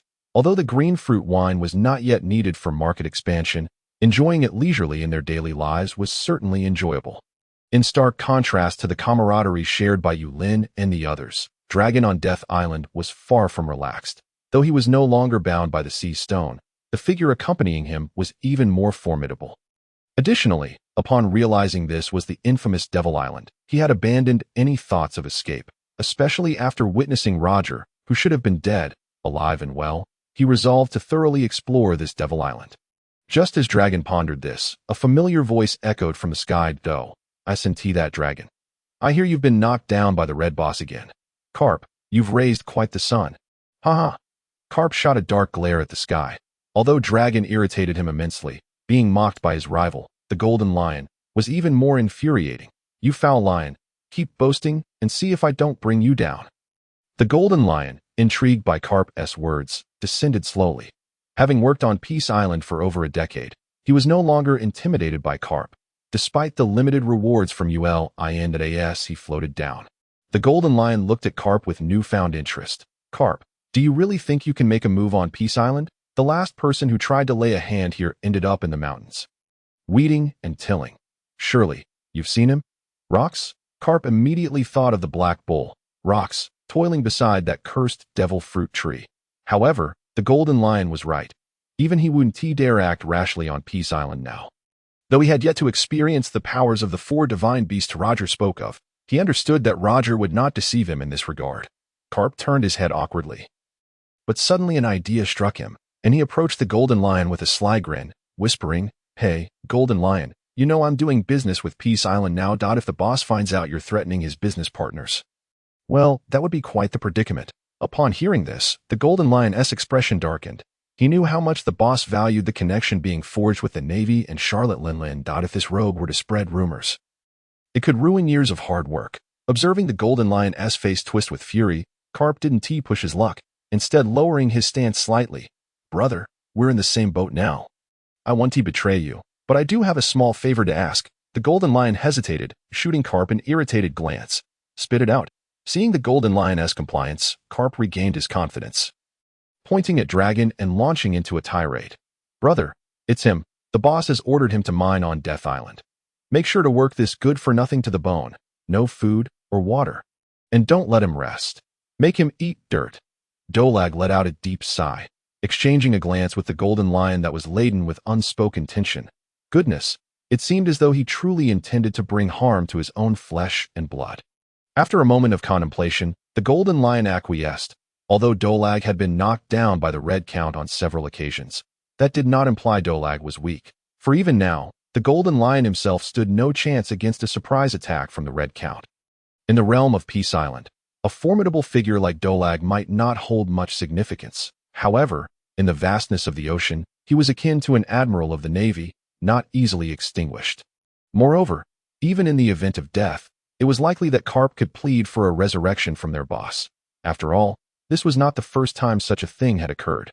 Well then, I shall take care of the rest, but if Dolag decides to flee, that is beyond my purview. The boss must have entrusted you with the task of supervision, correct? How could that be? The boss never consented to let him leave the island. And he won't be able to escape, Carp mused, recalling his own experience when he could not step a foot outside Peace Island without Yulin's permission, no matter how much he toiled through the night. The Golden Lion stared at Carp in disbelief. "What I mean is, if this fellow manages to escape from Dead Island and runs amok elsewhere on the island, causing damage to Peace Island, then you, the naval hero, would find yourself in quite a predicament." That a chill ran through Carp as he observed the Golden Lion's vengeful expression. "Rest assured, Golden Lion, I will not run amok." Although Dolag disdained his father's stagnant sense of naval justice, he still defended Carp in the presence of the Golden Lion. Without waiting for a response from either, he ventured into the depths of the mist that shrouded Dead Island, harboring uncertainties about Peace Island.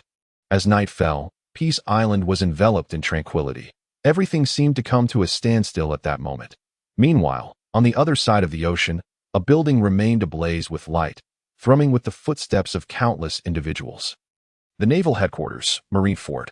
Sengoku gazed pensively at the vegetables before him. The vegetables brought by Carp had been thoroughly examined under Sengoku's scrutiny, revealing their extraordinary properties. Consuming this peculiar vegetable indeed enhanced one's strength. Though the degree of enhancement varied depending on the individual's inherent abilities, and the effect lasted merely 3 days. According to Sengoku's research, when consumed by individuals of Navy ranks such as ensign or lieutenant, these vegetables could potentially bolster their combat effectiveness by 10%, making it an optimal choice. However, to elevate the strength of commanders, vice admirals, or even rear admirals, a far greater quantity would be required, which would significantly escalate the associated costs, rendering it somewhat impractical. Nevertheless, these vegetables remained a precious wartime resource. It is worth noting that while the senior naval officers were formidable, they still constituted a scarce population relative to the current number of pirates. Most of the navy stationed across the 4 seas were of the ensign rank. Thus, a 10% enhancement in combat effectiveness during critical times would be quite substantial. For this reason, Sengoku was immensely satisfied with the findings before him. "Have you not yet located Carp?" Sengoku inquired without lifting his gaze from the table, addressing the Marine standing before him. "Report to Commander Sengoku. There is still no news regarding Vice Admiral Carp." "That rascal Carp, he truly leaves things behind and vanishes," Sengoku exclaimed, slamming his hand down on the table, startling the Marine opposite him, whose legs quivered as though he might collapse, reviewing the report in his hand. It was evident that Carp had not departed from the East Sea, yet there was no trace of him anywhere in the region, if one were to suggest that he was hiding. Sengoku found that hard to believe. He had granted Carp leave, and unless the naval headquarters were under attack, Carp was certainly unafraid of being sought after. With a heavy sigh, Sengoku turned to Tsuru, seated beside him, and asked, "Tsuru, where do you think Carp might have gone?" Tsuru slowly opened her eyes, observing the vegetables in Sengoku's hand, a subtle smile gracing her lips. Carp had always been restless, and his sudden disappearance in the East Sea was indeed suspicious. Moreover, based on the intelligence gathered, it seemed this batch of special vegetables was linked to the previous encounter with Charlotte Linlin. After all, Carp seldom ventured out, which suggested that this disappearance was not without reason. Upon hearing Tsuru's words, Sengoku experienced a moment of clarity. Indeed, Carp was notoriously lazy. Who would believe he would go to such lengths to procure such excellent resources for the Navy? Humph, I seriously suspect that this fellow inflated the costs when I asked him for reimbursement. Tsuru wore a smile, observing that despite Sengoku's reputation as a wise strategist, he invariably fell victim to Carp's schemes. Sengoku recalled Carp's smug expression as he departed, and, begrudgingly, he glared at the door, muttering, "Phew, do you think that rascal Carp might have been taken out, left for dead, and then desecrated before being tossed into the sea?" Tsuru flinched at his words, but chose to ignore them. In the unpredictable climate of the New World, as dawn approached, 5 colossal pirate ships adorned with a sinister red cannon skull drifted through the dark waters. "Lads, do you see ahead? There are 3 Navy vessels. Let us sink them and reign supreme over this sea," roared the pirates aboard, erupting in ecstatic cheers as they brandished their weapons, hastening toward Peace Island. As the pirate ships drew nearer, the captain, a towering figure, grasped the ship's cannon with one hand. In an instant, the cannon glowed a fiery red, its barrel thick and elongated. Intense heat began to radiate from the ship's bow, and the pirates on board erupted in fervent cheers for their captain. "Dilu, Dilu, Dilu," with mounting excitement, Dilu laughed heartily, and in a sudden boom, the cannon fired a blazing fireball that soared like a meteor toward the Navy vessels anchored at Peace Island. The pirates held their breath, poised to celebrate. However, the fireball struck the warship with a dull thud, seemingly deflating upon impact. Not only did it fail to explode, but it also ricocheted back toward its source, Dilu himself. Frowning, Dilu quickly readied the cannon once more. There was no time for bravado now, and with another fiery projectile launched, a brilliant crimson streak illuminated the darkness, sending massive waves crashing across the waters. Dilu finally exhaled in relief, unaware that he had awakened a host of irritable demons. Within Peace Island, the 4 beasts' eyes glinted with cold light. Had they not sensed Yulin awakening? the pirate crew on the surface would likely have already met their demise. Yulin, roused from a pleasant dream, stumbled outside, only to be met by the sudden apparition of the Red Count at his side. "Boss, what is happening?" Yulin inquired with an air of indifference. "There appears to be a pirate crew outside. They are likely responsible. What is their strength? A bunch of rubbish." Yulin waved his hand dismissively, stating coldly, "See if the little lion needs anything. Capture them for slaves. If they prove useless, dispose of them. I wish to return to my slumber." "Understood." The Red Count bowed respectfully, turning with a bloodthirsty smile before vanishing from Peace Island in an instant. Yulin sighed as he retreated indoors, grumbling in displeasure. What a troublesome fellow. Does he not know that disturbing someone's sleep invites misfortune? No sooner had he spoken than dark clouds gathered above Peace Island, and lightning flashed as if homing in on the pirate crew. "Ah, Captain, save me." A single clap of thunder reduced half the pirate crew to ash. The booming sound of thunder echoed relentlessly, accompanied by more strikes of lightning. The 5 massive pirate ships disintegrated in an instant, and those with animal-type devil fruit powers found themselves powerless, flailing helplessly before vanishing beneath the waves. Captain Delu gazed in terror at the lightning above, preparing to meet his demise, only for the bolts to dissipate at that very moment, while Yulin once more succumbed to slumber in the distance. The Red Count and his companions, having arrived just in time, could only wait outside as the chaos unfolded. When all had faded away, only a few fortunate souls remained, clinging to a plank upon the surface of the sea. Oblivious to their fate, the Golden Lion soared swiftly, leaping into the depths of the ocean. Having worked on Peace Island for over a decade, he no longer feared the waters, even possessing the ability to manipulate lesser life forms at his will.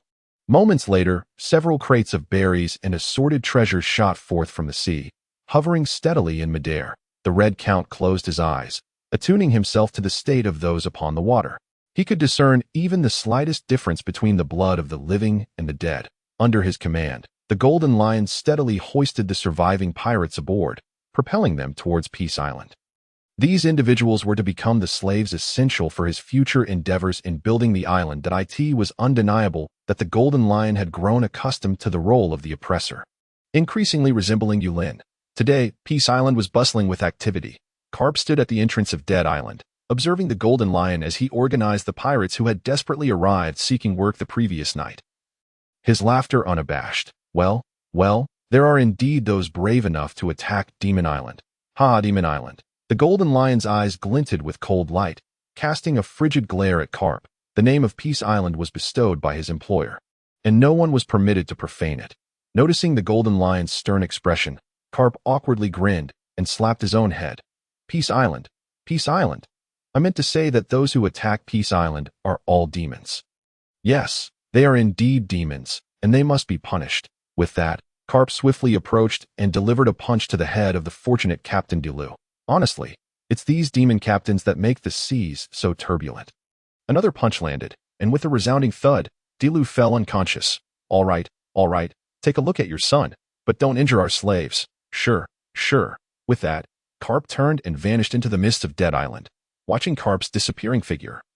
The Golden Lion let out a resigned sigh, then turned to face the pirates before him, a fierce aura emanating from him. Before the pirates stood not a man, but an enormous sea lion, poised to devour everything in its path. A terrifying presence enveloped all the pirates. Even Delu, who had just been knocked unconscious by Carp, was roused by this chilling atmosphere. From this day forth, you shall be the slaves of Peace Island, dedicated to the mining operations of Dead Island. Do you have any objections? Delu, still dazed, looked at the Golden Lion and raised a hand, seemingly wanting to inquire. The Golden Lion's eyes flickered slightly, and a nearby twig shot forth, instantly transforming Captain Delu's head into a mass of wounds, his body remaining upright as blood began to flow. However, just as the blood reached his waist, it abruptly dried up, and in an instant, Delu collapsed like a desiccated corpse, gradually merging with the earth, becoming fertilizer for Peace Island. The Golden Lion gazed at the mysteriously vanished slave, a faint smile crossing his lips. Red Boss, you've arrived. The figure of the Red Count materialized in response, causing all the pirates to gasp in shock, burying themselves lower, fearful of attracting the attention of the demon before them. The Red Boss's power had grown remarkably, capable of disposing of bodies without a sound. The Golden Lion held a firm belief in the strength of the Red Count. The power of the steward of Peace Island had long transcended his understanding. Even the Whitebeard, rejuvenated by the island's nurturing, would not stand a chance against the Red Count. The Red Count shook his head slightly, gazing at the ground. No, I simply wish to prevent his blood from staining the land of Peace Island. The subsequent events were not my doing. Was it not the handiwork of the Red Boss? The Golden Lion shook his head. There were no others nearby, and the core figures of Peace Island were few. He was well aware that no one possessed such capabilities. The Red Count pondered, a question lingering in his mind. Especially after receiving the mark from Yulin, he felt an enhanced sense of the extraordinary nature of Peace Island beneath his feet. However, being a sensible individual, he refrained from inquiring further. A good steward is one who fulfills the tasks assigned by the employer, leaving the rest beyond his purview. Indeed, just so. The Red Count repeatedly affirmed his own goals in his mind and resumed his patrol of Peace Island. Outside Peace Island, the seas were ever-changing. A small vessel navigating the tumultuous waters. It was hard to imagine how such a craft could survive in the treacherous environment of the New World. On board, a man with short black hair and piercing yellow eyes reminiscent of an eagle sat calmly. Undisturbed by the raging waves, this man, donned in a black top, had adorned with white fur. A burgundy-patterned shirt, a black coat, white trousers, and black boots, was none other than the renowned swordsman, Dracul Mihawk. A small dagger hung from his chest, and on his back rested the world's strongest black blade. Yuru. Only a warrior of his caliber could navigate the treacherous New World with such ease. Mihawk drifted along with the waves, displaying no signs of panic as he effortlessly dispatched the occasional sea kings that surfaced. Sheathing his blade, he sat composed, revealing no hint of emotion. As he traversed through layers of mist, the man opened his eyes. The Navy? Could this be a base established by the Navy in the New World? Clearly, Mihawk had no intention of entangling himself with the Navy, and he quietly steered his small boat around the periphery of Peace Island, continuing to drift. At this moment, Peace Island loomed large. The small boat had yet to leave its vicinity after some time.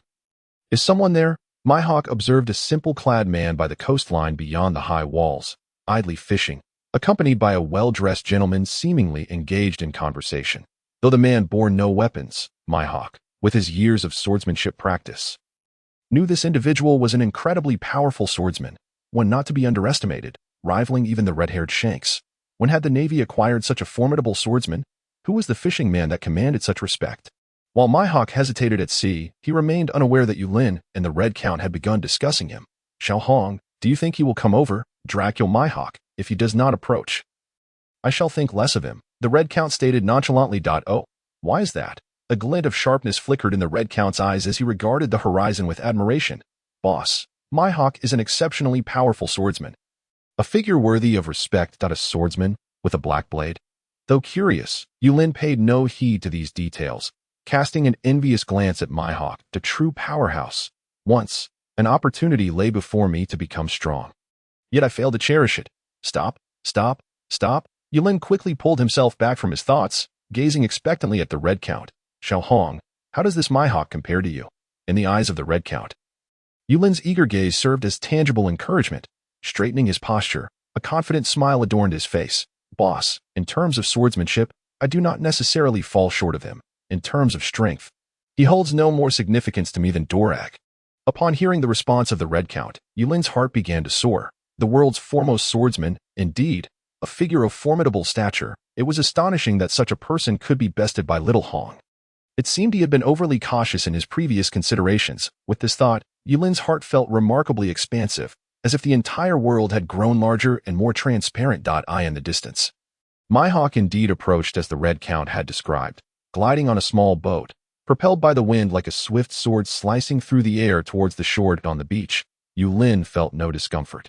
His wrist casually draped over the chair, he was poised to witness the forthcoming clash. As the wind swirled, the sea suddenly fell into an eerie calm, reflecting the ominous clouds above like a mirror.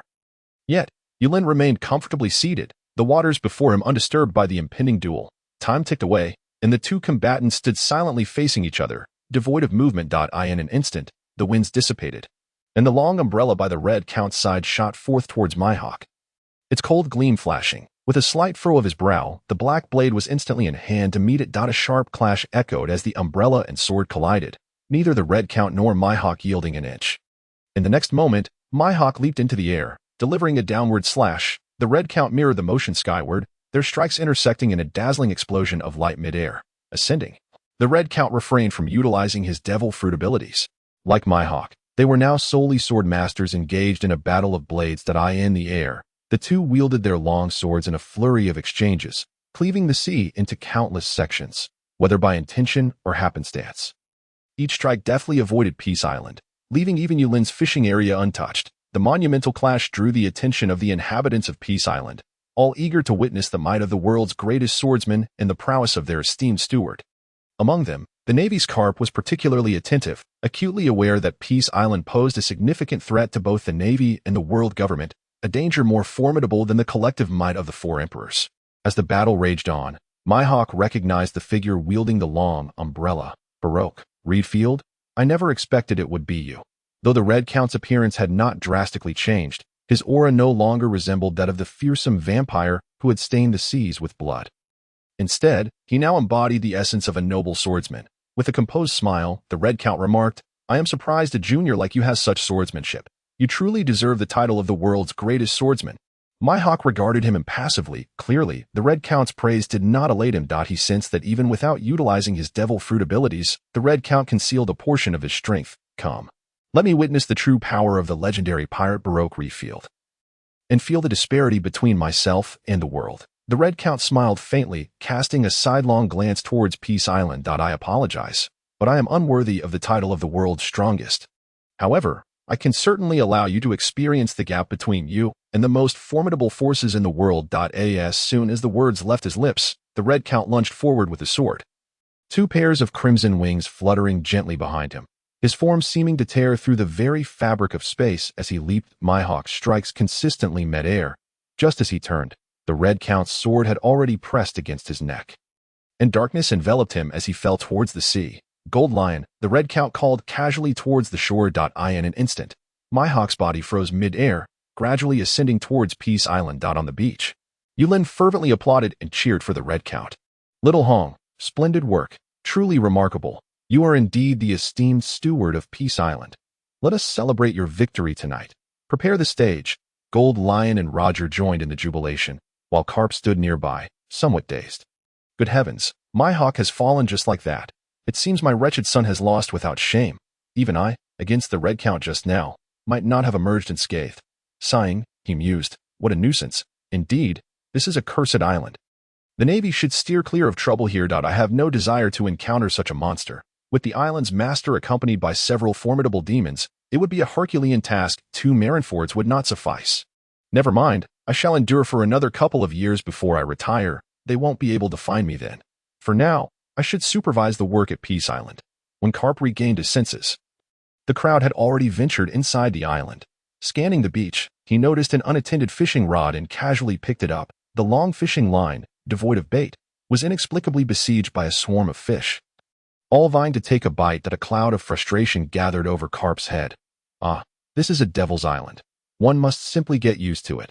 Hoisting the fishing rod, Carp shouted towards Yulin. Boss, you forgot your fishing rod.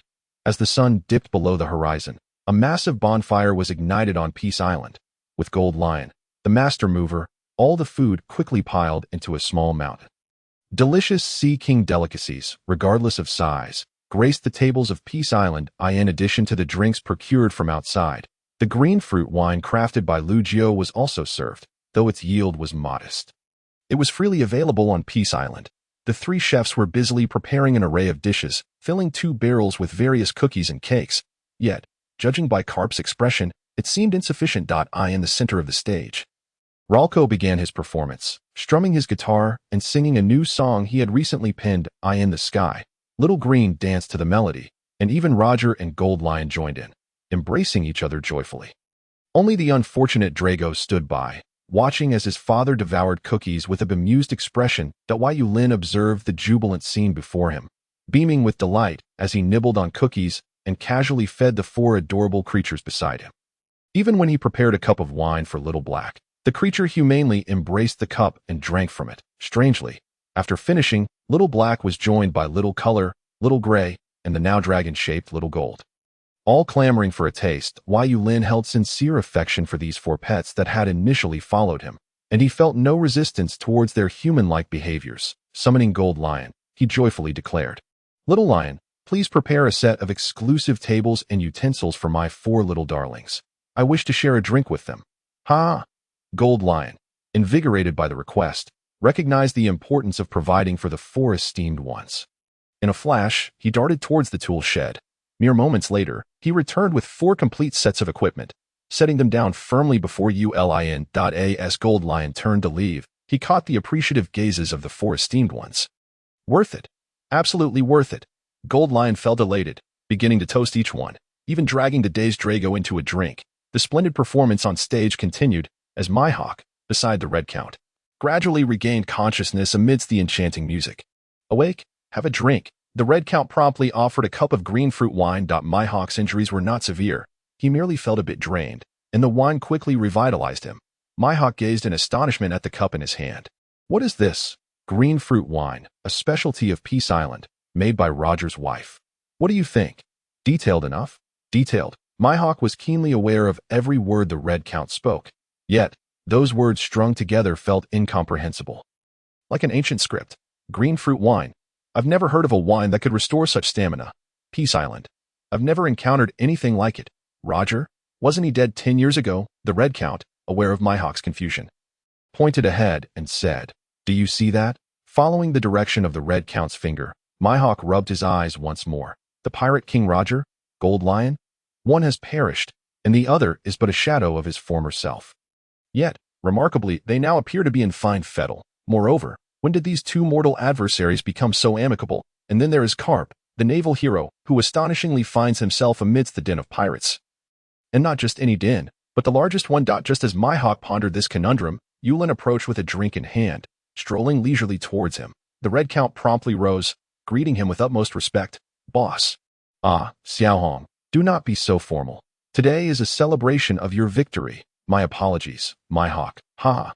Yulin chuckled awkwardly, acutely aware that mentioning a celebration in front of the defeated Mihawk could be somewhat disheartening. Observing the formidable Red Count showing such deference to this man, Mihawk instinctively inclined his head in a BOW.MY apologies, boss. Yulin waved his hand dismissively and said nonchalantly, Come, let us share a drink. After consuming this, your body shall be restored. Under the affirmative gaze of the Red Count, Mihawk accepted the green fruit wine handed to him by Yulin and drank it in one gulp. Expecting it to have an effect akin to the previous drink, Mihawk was suddenly enveloped by a gentle yet immense force. The lingering injuries from his sword training began to heal in an orderly manner. Noticing the rosy hue on Mihawk's face, Yulin quietly inquired of the Red Count beside him, Xiaohong, do you think this fellow might be allergic to alcohol? Perhaps, the Red Count replied, often unsure how to respond to Yulin's seemingly teasing remarks. Fortunately, Mihawk, now fully aware, swiftly positioned himself directly in front of Yulin, bowing deeply in gratitude. Thank you for your generosity, boss, he expressed with profound appreciation. Gratitude? Not at all. It is merely a cup of wine. While for Yulin it was simply an ordinary green fruit wine, for Mihawk, it signified the healing of his hidden injuries and provided him with an opportunity to explore new realms in swordsmanship. For one who lives and breathes the sword, such a gift is akin to a rebirth. Unaccustomed to Mihawk's gratitude, especially from such a handsome man, Yulin found himself at a loss. Perhaps had it been a beautiful maiden, he might have engaged in further conversation as the moon hung high. Although Yulin had suggested they revel to their heart's content, the group dispersed in an orderly fashion to avoid disturbing their lightly sleeping boss. The remaining tidbits would, of course, be tidied up by the slaves of Peace Island. The following day, perhaps having indulged too late the night before, Yulin awoke close to noon. Upon entering the dining area, he was greeted by a spread of 4 dishes and a soup. Taking a bite, he blinked in astonishment. Delicious. Moreover, this dish was not prepared by Xiaojia or Xiaoi. Wait, this dish isn't theirs either. Could it be Xiaona's handiwork? With this curiosity in mind, Yulin quickly finished his meal, wiping his mouth in satisfaction as he called out for Xiana. Xiana, come here for a moment. Yes, boss. Daikalulina hurried towards the dining room, her face still dusted with flour, as she had not even had time to wipe it off upon hearing Yulin's call. Boss, what do you need? Nothing much. I was just wondering if you made these dishes. In response, they were not made by me. All these dishes were prepared by Lord Mihawk just now. Mihawk? Yulin gasped in surprise. The world's greatest swordsman, renowned for his blade, is also a skilled cook. It was as if he had stumbled upon a treasure. And with eyes gleaming, he inquired of Dicalulina, "Where has my hawk gone now?" "Just a moment ago, he was taken away by Lord Roger. It seems they headed towards the orchard." "The orchard?" Yulin pondered, stroking his chin thoughtfully. Could it be that he is also a fruit farmer? On Peace Island, halfway up the mountain, Roger proudly led my hawk to his vegetable and fruit garden, enthusiastically showcasing his produce. He casually picked up 2 cups of green fruit wine from the ground and handed them over. "Here, let us have a drink first." Ha ha ha. With Roger's cheerful demeanor, one would hardly suspect him of being the Pirate King.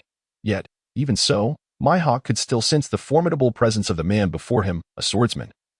And indeed a purer swordsman than both the Red Count and the Golden Lion. Now that his hidden injuries had been healed by Yulin, my hawk felt an invigorated confidence in his future swordsmanship. If he could remain on this island for an extended period, sparring with formidable opponents would surely elevate his skills. "Hey, my hawk, what are you daydreaming about?" Snapping back to reality, my hawk noticed Roger's puzzled expression and quickly replied, "Oh, nothing much. I was merely surprised to discover such an extensive and splendid orchard on Peace Island." Though my hawk had an unwavering devotion to the sword, he occasionally engaged in gardening himself. Most of his meals were prepared by his own hand, which had honed his culinary skills remarkably well. Hearing my hawk's praise, Roger beamed with delight and pulled my hawk towards the plot brimming with red fruit. "Come, let me show you a different way to practice your swordsmanship." Swordsmanship? My hawk's interest piqued at once, and he hurried to follow. Before the red fruit grove, an ordinary long sword was casually embedded in the ground. With a swift motion, Roger drew the sword, slicing down the red fruit hanging from various directions. My hawk observed Roger's actions in confusion, questioning how such a display could be deemed practice. Roger smiled casually. "Now, my hawk, you shall cut down the ripening green fruit as they mature." Green fruit? Looking over, he saw the branches that had just been stripped of red fruit, now sprouting anew, blooming and bearing fruit at an astonishing rate. Goodness, do they ripen that quickly? My hawk's attention shifted entirely as he gripped his black blade, deftly executing precise strikes that severed the green fruit from the trees. With a rustle, a multitude of unripe fruits fell to the ground. Roger stepped forward to examine a few, shaking his head slightly before tossing one towards my hawk. "Look, this fruit is a bit red at the back." My hawk frowned, realizing he had failed at such a seemingly simple task. Again, yes, soon as Roger finished speaking, he swung his sword to the left, causing a red fruit to drop, paused for half a second, then swung again, and finally struck to the right. The red fruits on the trees fell one after another under Roger's seemingly erratic strikes. "My hawk, your turn." "All right." My hawk focused intently, like an eagle eyeing its prey, fixating on the trunks, branches, buds, and blossoms ahead. Moments later, a black aura surged forth, and the green fruits fell once more. However, this time, even without Roger pointing out the issues, my hawk found himself even more furrowed in thought. Due to Roger's irregular strikes, the ripening rates of the green fruit had become staggered, resulting in a wide variance in maturity among the fallen fruits. "Well done today. Your efforts were commendable." No, your practice was commendable." "My hawk, you must ponder this well. What is more important in swordsmanship beyond strength and speed? What else is there?" My hawk felt he had grasped something elusive, but was unable to articulate it clearly. Of course, while strength and speed are crucial in swordsmanship, a proficient swordsman must also be attuned to timing, angles, and the nuances of the environment, elements that require not just practice but also one's own enlightenment. After Roger thoughtfully articulated this, he glanced at the ground strewn with fallen fruit, a hint of melancholy crossing his face. "Goodness, today's yield seems rather bountiful. I suppose I ought to summon the Golden Lion to help with the cleanup." My hawk stood still, staring at the half-red, half-green fruit in his hand, lost in thought. Just as both men were deep in contemplation, Yulin's figure appeared before them. "So you are indeed here." Upon hearing Yulin's voice, both men turned and respectfully bowed to him. "Boss, have you come here for something?" "Oh, nothing much. I simply wanted to express my gratitude for the delicious meal prepared by my hawk this morning." In Yulin's perspective, although my hawk and the Red Earl's battle ended in defeat, the opponent was neither an employee nor a slave, but had come to prepare his own meals. Out of courtesy, he was certainly obliged to express his gratitude. And as for any ulterior motives, only Yulin himself was privy to that knowledge. My hawk stood respectfully to the side and said, "Boss, you are too kind. You have healed my hidden injuries. and it is truly an honor for me to prepare meals for you. Ah, is that so? Then I shan't be modest. Ha ha, Yulin laughed heartily and inquired of Mihawk once more. Do you have any particular purpose for this voyage? Though unaware of Yulin's reasoning behind the question, Mihawk replied candidly, not particularly. I merely wish to seek opportunities to enhance my swordsmanship. Why Yulin responded with an O, stepping a couple of paces closer to Mihawk, and suggested, if you are not in a hurry. Would you consider staying on the island a few more days? If you have the time, perhaps you could teach my chef a few culinary skills. What do you think? At this, Roger raised an eyebrow, astonished that the world's greatest swordsman was contemplating a career change to that of a chef. However, upon reflection, it was understandable given that the boss had made the request. After all, while the island was not lacking in swordsmen, it certainly had a shortage of chefs. Of course, I would be more than willing to serve you. Mihawk had been pondering how to extend his stay on the island, and to his surprise, the boss had invited him to cook. It was only natural to serve his benefactor. The prospect of honing his swordsmanship alongside formidable opponents filled him with delight, for the strong on this island were nearly all at the pinnacle of the world. Mihawk's agreeable nature brought immense joy to Yulin. What a good person, truly a good person, just like Xiaohong, who is grateful and knows how to repay kindness. Very well, then I shall not interfere with your daily activities. For your needs regarding food, clothing, shelter, and transport, you can consult Roger. He will assist you with arrangements, as long as you can spare some time to help train the chef. Rest assured, boss, I will give it my utmost effort. Yulin nodded in satisfaction and departed, his heart brimming with joy at the thought of a change in culinary flavors. Roger watched Yulin descend the mountain and turned to Mihawk, remarking, I never expected someone like you to agree so readily. Meeting Roger's penetrating gaze, Mihawk replied candidly, one must repay the boss's kindness, and besides, the opportunity to spar with strong individuals here would greatly benefit my swordsmanship. You are quite straightforward. Ha ha ha ha. Mihawk's lips curved into a subtle smile, revealing no intention to conceal his motives. Just remember to come by daily to gather fruits for me. That goes without saying. Mihawk nodded in agreement.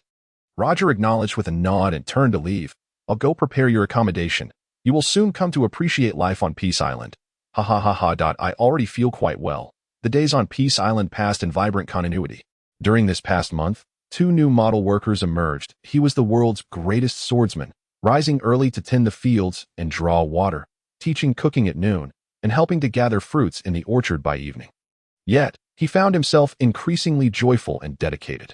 Once a shining star in the Navy, he had now become a thorn in the side of the world government, toiling in the mines by day, laboring alone as if carrying the weight of 10 men, eating little while working hard, all in pursuit of his father's approval. Dragon, are you slacking off? Hurry up, move faster. Crack, crack, crack. Carp, wielding a long whip, wore a smug expression as he randomly cracked it against the ground. The golden lion hovered in midair, his lips twitching. This old man was truly driving his son to the brink, sighing at the notion of paternal affection and filial duty, laughing heartily. Thus, Peace Island continued to thrive in such a warm and egalitarian atmosphere for another fortnight. Today, Yulin was in particularly high spirits as he arrived at the lookout tower early in the morning, enjoying the gentle breeze and sipping on wine while gazing at the flourishing Peace Island with great delight. Occasionally, small birds fluttered past overhead, chirping lightly, which was quite pleasant to hear. Suddenly, a massive shadow loomed over Yulin, prompting him to glance up and discover that it was Little Green, restored to its original size. It seemed that this time, a plethora of new treasures had been brought back. Little Green, did you bring back any new animals this time? Yulin inquired softly. Little Green looked down warmly and replied, Yes, boss. I brought back a creature unlike any I've seen before. It resembles a bear, looks adorable, and isn't too fierce, but its appetite is enormous. By the time I transported it, it had already consumed half of the food. A bear, you say? A large appetite is quite normal. Little Green, I'll come to take a look shortly. Sure thing, boss. With that, Little Green headed towards the Green Island Zoo. While Yulin took a sip of his drink, watching Little Green's retreating figure with a hint of melancholy. Sigh, the zoo has been open for quite a while, yet the number of visitors remains scarce. This world is so vast, yet so few venture out to explore. It was certainly better in the East Sea, where even without business, one could still wander freely. Rising leisurely, Yulin effortlessly leaped down from the lookout tower, snacking on treats as he made his way towards the Green Island Zoo. Crossing through the entrance of the Green Island Zoo, everything before him felt as if he had stepped into a genuine jungle. The undulating mountains stretched endlessly, with lush forests verdant and dripping with vitality. The vast expanse of the lake lay before him, its surface smooth as a mirror, crystal clear like jade. Pairs of vividly feathered waterfowl soared gracefully above the water, inseparable as they flapped their wings, diligently preening each other's resplendent plumage with their colorful beaks. Suddenly, a fierce roar shattered the tranquility of the waterfowl. Upon closer inspection, it turned out to be merely a blue rabbit, baring its teeth and staring intently at Yulin. Yulin offered a gentle smile, yet for some inexplicable reason, the rabbit seemed startled and fled in a flash. Oh my, what a timid creature, yet it has quite the voice. Little Green, where are you? I'm coming over. While the Green Island Zoo may not compare to the main island, navigating through the lush forest in search of a clear path was no easy feat for someone as directionally challenged as Yulin. No sooner had he spoken than a cacophony of cries erupted from within the zoo, and a colossal figure loomed over the treetops, swiftly approaching Yulin's side. Boss, I sincerely apologize. The newly arrived animals are quite difficult to care for. They only eat bamboo, and it must be fresh. Bamboo. Instantly, an adorable image filled Yulin's mind, the creature once said to be the mount of a certain notable figure, affectionately known as the iron-eating beast. Let us go see it. Little Green, pleased by Yulin's enthusiasm, led him swiftly through the thicket, and in no time, they arrived at a refreshing bamboo grove. Peering into the grove, they discovered a creature resembling a bear. Plump and rotund, with a round head and a short tail, ravenously gnawing at the bamboo as if it had not had a hearty meal in years, approaching with a sense of anticipation. Yulin wished not to disturb the creature's feast. Perhaps sensing Yulin's presence, the creature abruptly halted its frenzied consuming, turning its head to regard Yulin, a human-like smile spreading across its face. Upon seeing those familiar, bear-like eyes paired with its black and white fur, Yulin gasped in delight. Goodness, it's a giant panda. Ha! Yulin laughed heartily and turned to Little Green with an expression of admiration. Little Green, you have truly done an exceptional job this time. Receiving Yulin's praise, Little Green instinctively bowed in gratitude, only to see the giant panda bounding towards Yulin, its mouth agape and tongue lolling. Boss, watch out, watch out. Yulin turned just in time to collide with the panda's hefty face, yet surprisingly, he felt no fear whatsoever. The panda crouched down, wrapping its arms around Yulin's legs, its massive head affectionately rubbing against him. Appearing exceedingly adorable, Yulin stroked the panda's head gently and said, From now on, you shall accompany me. I promise you will be well fed and cared for. What do you say? The panda, remarkably intelligent, could not speak. Yet after Yulin's words, it nodded vigorously. Let me give you a name. How about Little Fatty? Hearing this name, the panda seemed a bit hesitant. However, it could not refuse and simply stared at Yulin with its big, watery eyes. After a moment of contemplation, Yulin had a sudden flash of inspiration. Little Bear, Little Lee, Little Dong, Little She, Little Fatty. Choose whichever you prefer. Upon concluding his statement, Yulin gazed at Deshiong with an expression that conveyed his democratic disposition. As if to say, the name I have chosen is indeed wonderful. Isn't it quite a challenge to decide? Although Deshiong was oblivious to Yulin's thoughts, he nevertheless struggled to draw 6 circles on the ground from left to right, indicating the last name with a resolute nod. Little Fatty, ha ha ha. I told you, Little Fatty sounds delightful. Yulin chuckled as he beckoned to Xiao LV. Come, Xiao LV, from now on, Little Fatty will reside on the main island. Please inform the others that we shall gather for dinner tonight. Ha ha ha. After receiving his orders, Xiao LV took flight, leaving Yulin affectionately gazing at Little Fatty. Although he was aware that the creature before him was not a native of his original world, Yulin felt an inexplicable kinship towards Little Fatty. Come, Little Fatty, we are off to the feast. With that, Little Fatty lay down steadily, and Deshiong gently lifted Yulin, placing him securely upon his back as they set forth with unwavering determination. The swiftness of their pace belied any notion of clumsiness. Half an hour later, the duo returned to their original spot. Yulin, with an exasperated expression, patted Little Fatty's head, a twitch appearing at the corner of his mouth. Little Fatty, you must have gotten lost, right? Peace Island, the square. At this moment, the inhabitants of Peace Island had gathered, including the 4 adorable creatures who joined in the revelry. During Little Fatty's brief detour, the Count of Red had ensured that all the preparations for the feast were impeccably arranged. The crowd looked on with mild curiosity as Deshiong approached at a rapid pace. Xiao LV, is that the animal you mentioned? The Count of Red inquired calmly. Indeed, Boss Red, the boss was quite pleased upon seeing it. And the creature is exceptionally obedient to his commands. The Count of Red nodded thoughtfully, falling silent, while the eyelids of the golden lion behind him began to twitch involuntarily. Could it be that his status was about to diminish yet again? Moments later, little Fatty came to a steady stop in front of the square, facing the gathering without a trace of trepidation. Yulin leaped down from little Fatty's back with a smile. Come, allow me to introduce our new friend, little Fatty. From now on, he shall be our laborer on Peace Island. As for his duties, he will serve as my steed. What do you think, little Fatty? Little Fatty grinned widely. Nodding enthusiastically, his face radiant as if being Yulin's mount were an immense honor. Indeed, it was. I in the distance, the golden lion sighed deeply, realizing that his standing was, once again, about to be overshadowed. Yet this feeling of despondency did not linger for long. A fierce determination ignited within him. No, how could he allow himself to be outdone by an animal? He must strive harder. The boss would surely recognize his efforts. Roger observed the suddenly fervent golden lion with a bemused expression, shaking his head in resignation. Truly, that golden lion was ever so competitive. The lively feast commenced amidst laughter, with everyone thoroughly enjoying the delights of Peace Island. Except for Dorji. He watched his father. Carp, indulgent food with abandon, he began to question whether his father had been assimilated by Peace Island during this time. Even in his capacity as the leader of the rebels, Dorag felt the urge to leap up and remind his father. You are a Marine. What of your justice? Even if you are not apprehending pirates, you cannot simply join the revelry. Alas, these thoughts remained unvoiced, as he lacked the courage to speak them aloud. The joyous atmosphere of Peace Island reached its zenith. Buoyed by cheerful music and the influence of alcohol, the gentle Lugio pulled Roger onto the stage to dance, causing envy among several lonely souls. Dika Lulin was also pushed onto the stage by Yulin.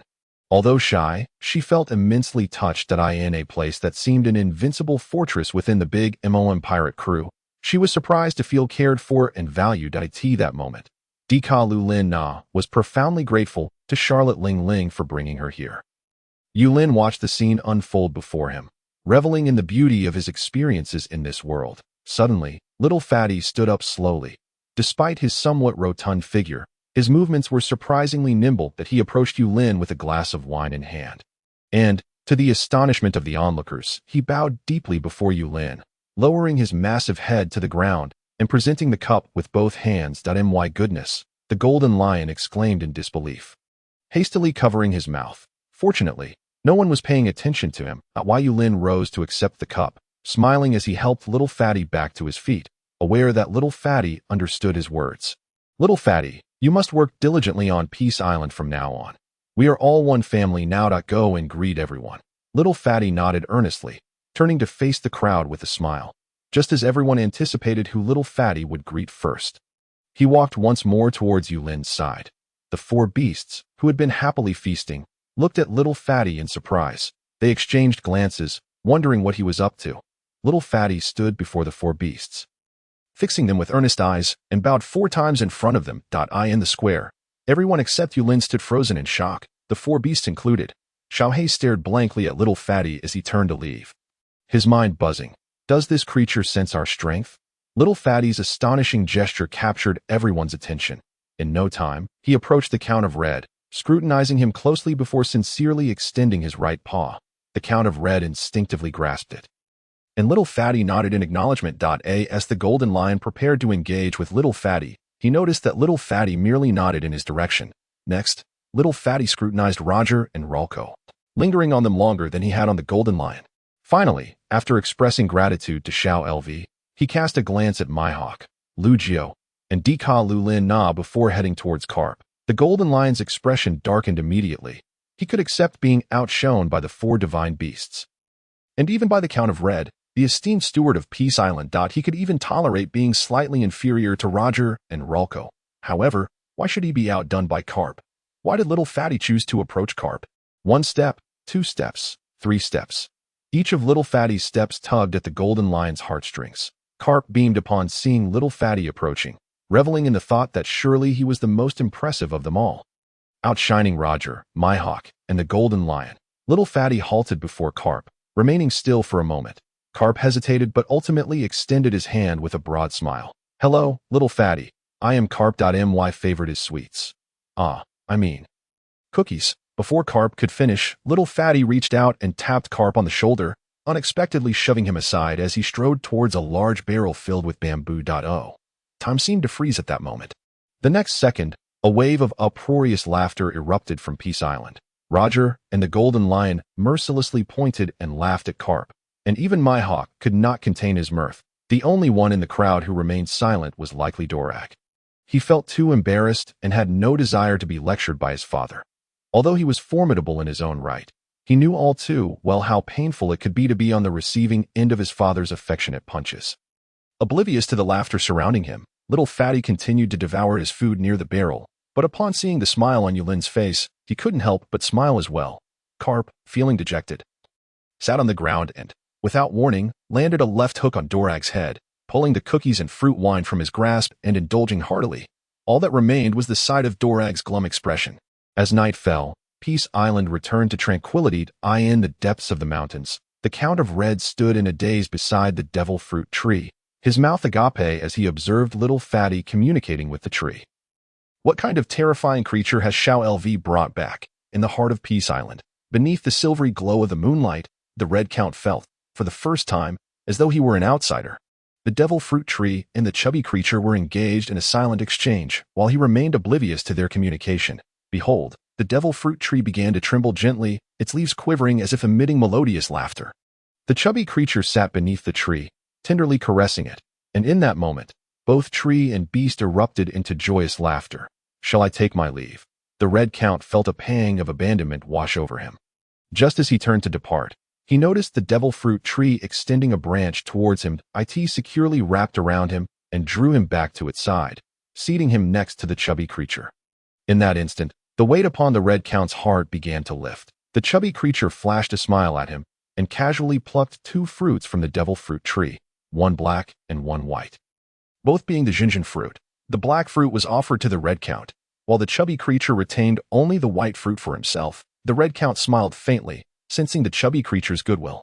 He understood that each type of devil fruit born from the devil fruit tree possessed 8 distinct colors, each representing different enhancements: black, white, red, yellow, purple, green, blue, and gray. Among these, black was the most potent, granting a second awakening of power without fear of the constraints posed by seawater and sea stone. Furthermore, as long as one's physique was sufficiently robust, consuming other devil fruits would not be impeded. The white fruit, while still granting a second awakening, could not bestow additional powers from other fruits, even with an enhanced physique.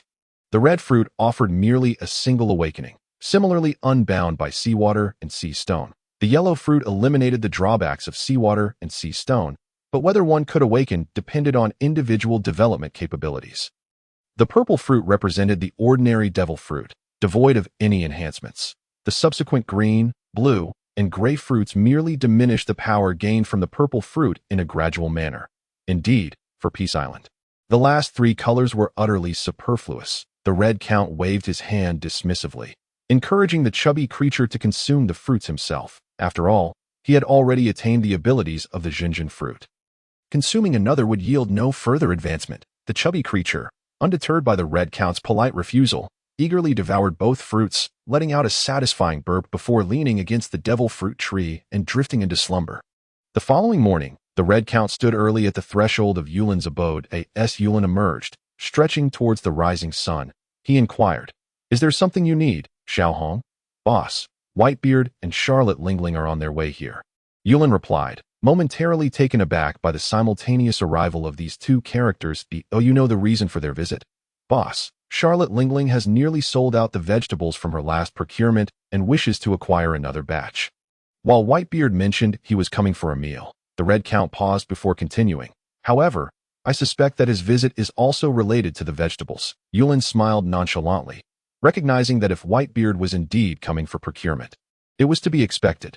Business was business, and Yulin had no intention of concealing anything. Although Whitebeard did not possess the extensive intelligence network and channels of Charlotte Lingling, Yulin certainly would not refuse an additional business opportunity. How long until they arrive? If they delay, Peace Island may drift away to who knows where, the Red Count mused. After a moment's contemplation, he answered, "At their current pace, they should arrive within 2 to 3 days. Barring any significant changes." Yulin nodded, instructing, "Then let Roger prepare accordingly." The Red Count acknowledged him with a nod and turned to depart. Outside, the somewhat groggy chubby creature approached, swaying slightly as they exchanged nods in greeting. Suddenly struck by inspiration upon seeing the chubby creature's dazed expression, Yulin called out to the departing Red Count, "Xiao Hong, please fetch Lu Jio, Ralco, and Dekalulina." "Understood, boss," the Red Count replied, swiftly vanishing from sight. Outside the palace, the four individuals stood with paintbrushes in hand, gazing at the chubby creature seated before them, beginning to sketch on the paper. Moments later, Lu Jio, adorned with a gentle smile, presented the drawing to Yulin. "Boss, what do you think of this?" Yulin eagerly accepted the paper, but as he glanced down, time seemed to momentarily freeze. The large circle at the center was unmistakably the chubby creature's belly, while the other ovals presumably represented its head and limbs. Yulin's lips twitched as he struggled to muster a semblance of approval. Goodness, I had anticipated that the gentle Lu Jio, even if not adept at drawing, would provide some inspiration. Yet, what on earth are these 6 circles on the blank page? Is it a 6-ring design? It certainly does not resemble the chubby creature in any way. To avoid discouraging Lu Jio, Yulin maintained a smiling facade as he set the drawing aside at that moment. Ralco and Dekalulina also presented their sketches. Upon inspection, Yulin couldn't help but express admiration. Ralco, the singing artist, had infused musical notes into his artwork, yet, glancing at the round shape of the chubby creature, Yulin found it impossible to connect the convoluted notes on Ralco's paper to the chubby creature's likeness. As for Dekalulina's drawing, Yulin suspected the chubby creature would prefer not to see it.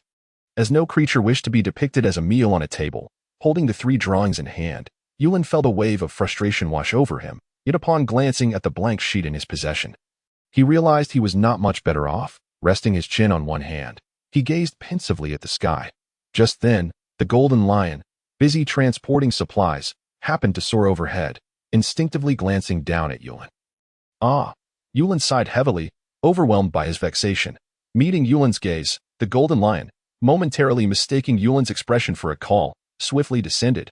The supplies were set down with precision, and the golden lion bowed respectfully. Addressing Yulin, "Boss, did you call for me?" "Huh? Oh, golden lion." Yulin paused, momentarily lost for words, then gestured towards the chubby creature, which had become somewhat stiff in its seated position. "That I wish to create a flag for Peace Island, using the chubby creature as a prototype." But Yulin hesitated, feeling somewhat awkward. Upon hearing this, the golden lion's interest piqued. "Boss, what if we capture a photo of the chubby creature with the photo phone bug, and then I can craft the flag?" Yulin shook his head, having considered the idea of the photo phone bug himself. "I want to use the chubby creature as a model, then modify it slightly. For instance, having the chubby creature hold a ball adorned with green foliage, yellow soil, and ocean designs. It wouldn't do to simply find a ball for it to hold, would it?" The golden lion hesitated before timidly suggesting, "Boss, perhaps I could give it a try." "You?" Yulin exclaimed, taken aback by the golden lion's unexpected proposal. The very idea of this construction-loving overseer designing a flag for Peace Island had not crossed his mind. Could this creature possess artistic skills as well? Observing Yulin's astonished expression, the golden lion felt a tinge of embarrassment. It wouldn't do to admit that in its quest to conquer the world, it had often sketched visions of its future dominion, gradually acquiring some foundational skills in the process. Drawing had become a habitual pastime for the golden lion, and it never anticipated such a talent would come to fruition. Taking the paintbrush and blank paper from Yulin, the golden lion focused intently on the chubby creature's likeness, immersing itself in the creative process. Yulin stared, mouth agape, incredulous at the golden lion's concentrated demeanor. Nearby, Ralco and the 2 women gazed at the golden lion with admiration. In comparison to the golden lion's yet-to-be-finished artwork, the trio felt a blush of embarrassment creeping upon them. Though Ralco's blush was merely a skeletal grin. After more than half an hour had passed, the golden lion exhaled deeply, holding up the paper and comparing it once more to the chubby creature, a satisfied smile spreading across its face. "Boss, thank you for your patience." The golden lion bowed and handed the drawing paper to Yulin, eagerly awaiting his evaluation. Yulin lowered his gaze to the paper, his eyes sparkling with delight as he beckoned Xiaopeng over. Xiaopeng leaned forward, ready to approach, but suddenly realized his legs felt a bit numb and nearly stumbled to the ground. Strangely, however, he did not fall. Instead, he floated just above the ground. The golden lion gestured lightly, and Xiaopeng steadied himself beside Yulin. Gratefully, Xiaopeng glanced at the golden lion before looking down at the drawing paper alongside Yulin. On the paper, Xiao Pang's large head appeared even more exquisite, with his hands cradling a round sphere and a charming smile adorning his face. The sphere was adorned with the green embellishments of land and the blue of the ocean. As Yulin had described, Yulin, his face alight with surprise, looked at the drawing and then at Xiao Pang, saying, "What do you think? You will be the flag bearer of our peace island." "Doesn't it look splendid?" Xiao Pang nodded vigorously, mimicking the smile from the drawing as he beamed at the golden lion. He took a step forward, grasping the golden lion's hands tightly and shaking them enthusiastically. Yulin also stepped closer, expressing his gratitude to the golden lion, patting his shoulder with sincerity. "Little lion, we owe you a great deal for this. Who would have thought we have such a talented artist on Peace Island? Haha, we shall trouble you more in the future." With Yulin's approval and Xiao Pang's goodwill, the golden lion felt as though he were floating with elation that a subtle power began to blossom within him. And he realized that his efforts had finally borne fruit. Yet, this recognition felt somewhat detached from his past labors. Any lingering thoughts vanished in a fleeting moment, for he believed that his current achievements were indeed tied to his hard work. He resolved to strive even harder in the future, especially in his artistic endeavors. Yulin, satisfied, held out the drawing paper once more to the golden lion. "Little lion, the flag of Peace Island is your creation. This first flag project is entrusted to you. Once it is complete, the task of raising it will be yours." The flag, a symbol of a collective spirit, filled the golden lion with honor at the thought of being the first to engage with it and to raise it. Trembling with excitement, he accepted his artwork. His voice slightly choked as he replied, "Rest assured, boss, I will ensure the flag of Peace Island flies here today." This honor left the golden lion somewhat dazed. Observing his emotional state, Yulin thought to himself, "What a charming and kind-hearted fellow." Yulin felt elated, and it seemed as though the entire expanse of Peace Island was suffused with this joyous energy. Even the depths of the ocean were devoid of conflict today. Everything was so serene and peaceful. In the depths of the mountains, the golden lion, eager to hasten away to create the flag, was unexpectedly led by Xiao Pang to the devil fruit tree. The Red Count, observing the golden lion's uncontainable excitement, sensed the shift in the power within him. Upon learning the circumstances, he understood Xiao Pang's intention in bringing the golden lion here. The devil fruit tree, upon seeing Xiao Pang, promptly extended its branches and leaves in greeting. The golden lion gazed in astonishment at the devil fruit tree and Xiao Pang, having never witnessed such treatment towards anyone other than the Red Count. Xiao Pang gestured towards the devil fruits, and the tree presented 3 distinct black devil fruits. Upon closer inspection, the golden lion identified them as the tremor fruit, the fish fruit, and the bat fruit. Xiao Pang pointed at the 3, indicating that the golden lion should consume them. Noticing the golden lion's hesitation, the Red Count reassured him, "Feel free to eat. Your current physique can certainly accommodate another devil fruit without issue." Without issue, the golden lion was well aware of that. Having spent over a decade on Peace Island, he had become accustomed to its wonders. Once frail, he now thrived, unafraid of the sea or sea prism stones, and had witnessed several miraculous resurrections. Therefore, he no longer worried about whether he could consume another devil fruit. Each of the 3 fruits before him was undeniably powerful, especially considering that consuming one would grant him the ability for a second awakening.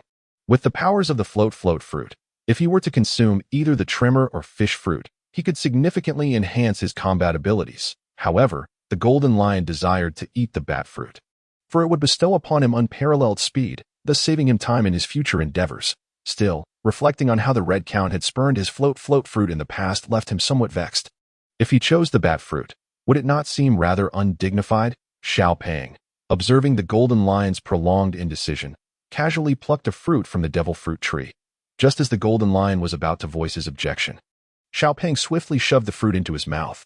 Unfazed by the golden lion's astonished expression, Xiao Pang then picked another tremor fruit and consumed it with satisfaction. The devil fruit tree trembled with laughter at Xiao Pang's delight. After Xiao Pang's selection, the branches slowly retracted, and new devil fruits appeared as if nothing had transpired. The golden lion was left astonished by Xiao Pang's treatment of the devil fruits, while the Red Count remained unfazed by the scene. Golden lion, how do you feel? In the new world, the sea ahead lay calm and tranquil, yet it bore an eerie and oppressive air. 2 colossal ships raced swiftly towards the same destination that on the Moby Dick. Whitebeard, with his grand stature, cast a glance at the nearby big Imoan pirate crew and erupted into laughter. "Ha, my sons, we are about to enter the waters of Peace Island, though we cannot engage. We must not let that Charlotte Linlin outpace us. Increase our speed."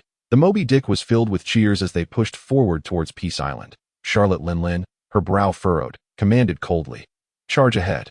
We cannot let that fellow get ahead of us." The members of the big MOM pirate crew responded with all their might. However, regrettably, compared to the Whitebeard pirates, they harbored a deep-seated fear of Peace Island.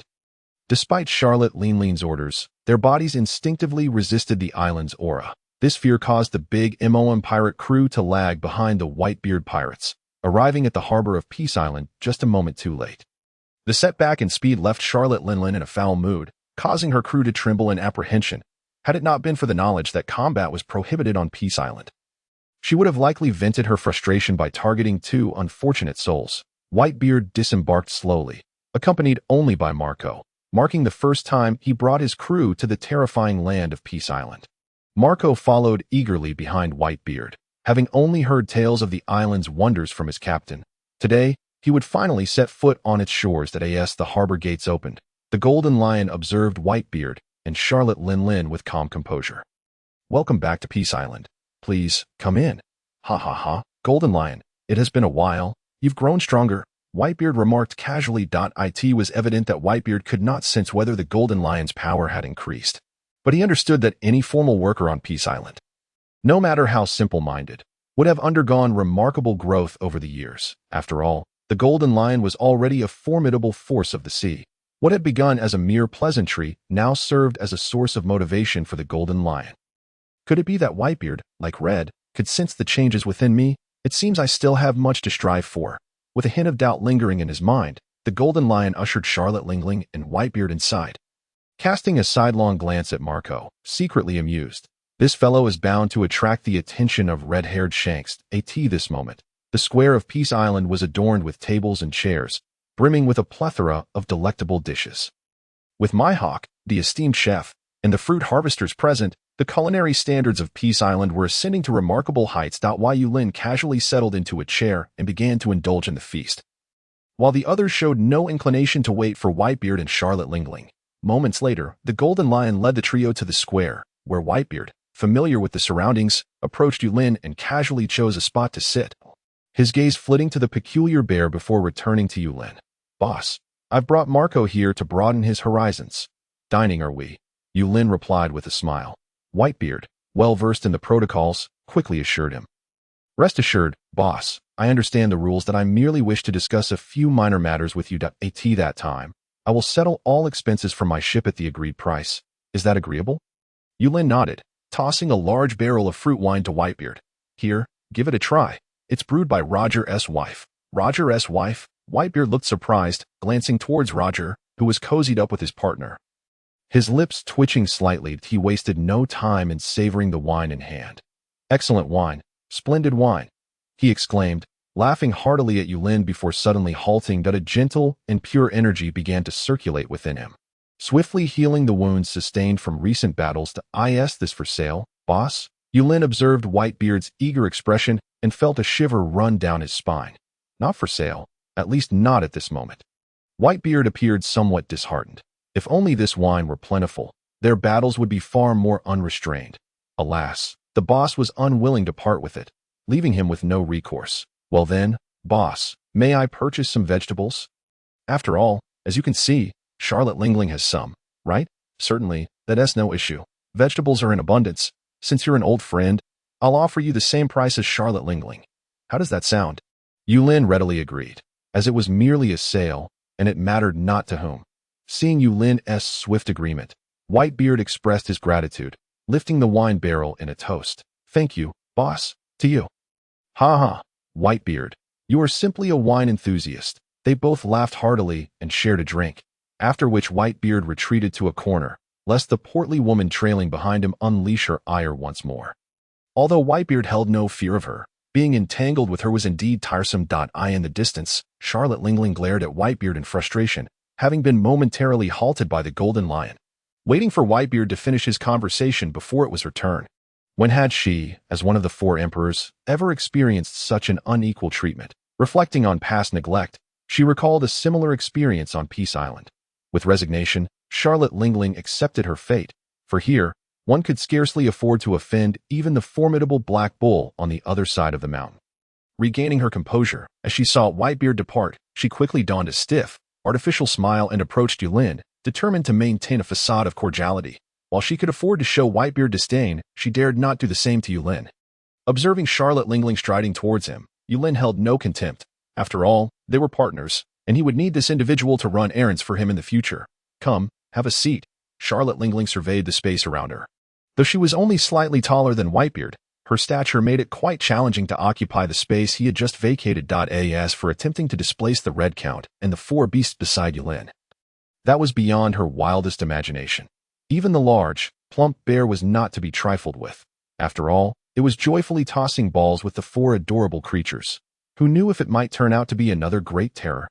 If offended, she might find herself on the receiving end of its playful antics. After deliberation, Charlotte Lingling ultimately chose to remain standing. No need for concern. Boss, I can stand.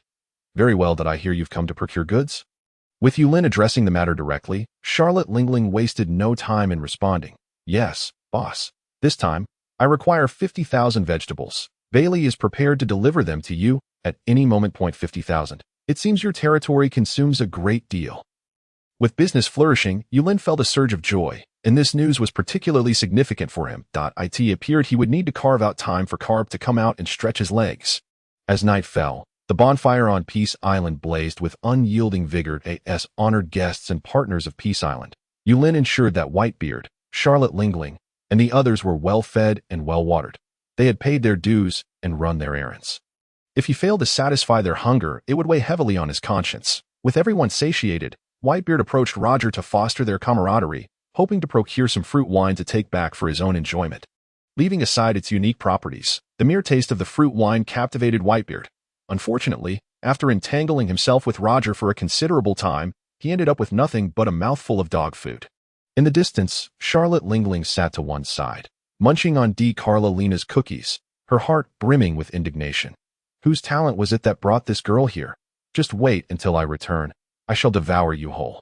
Although she relished Carolina's cookies, she could only indulge in the moment, for seizing the girl away was out of the question. In the shadowy port, Carp watched the slaves tirelessly transporting vegetables. Lost in thought, his brow furrowed with persistent concern. Regardless of his worries, his hands remained diligently engaged. Pieces of cookie found their way into his mouth with notable sound amidst the stillness. So, Charlotte Lingling has returned for more supplies. It appears the boss's vegetables are indeed in high demand. What's more, even Whitebeard has joined the fray. While Whitebeard's crew is relatively stable, this development poses a significant threat to the Navy. Alas, what a predicament. Should I report this to Sengoku, it could very well lead to a storm of bloodshed. Carp understood that, were such an event to transpire, the blood spilt would undoubtedly belong to the Navy. Peace Island. It's no longer a hypothetical foe for Carp. Currently, Peace Island stands as a paragon of prowess and influence. Even the combined forces of the Navy and the world government would find it a fantastical endeavor to shake the very foundations of Peace Island. Reflecting on Roger's previous words, Carp found himself swayed. Yet he was also aware that even if Sengoku were to compromise and refrain from opposing Peace Island, the world government would not tolerate the existence of such a hidden hegemon.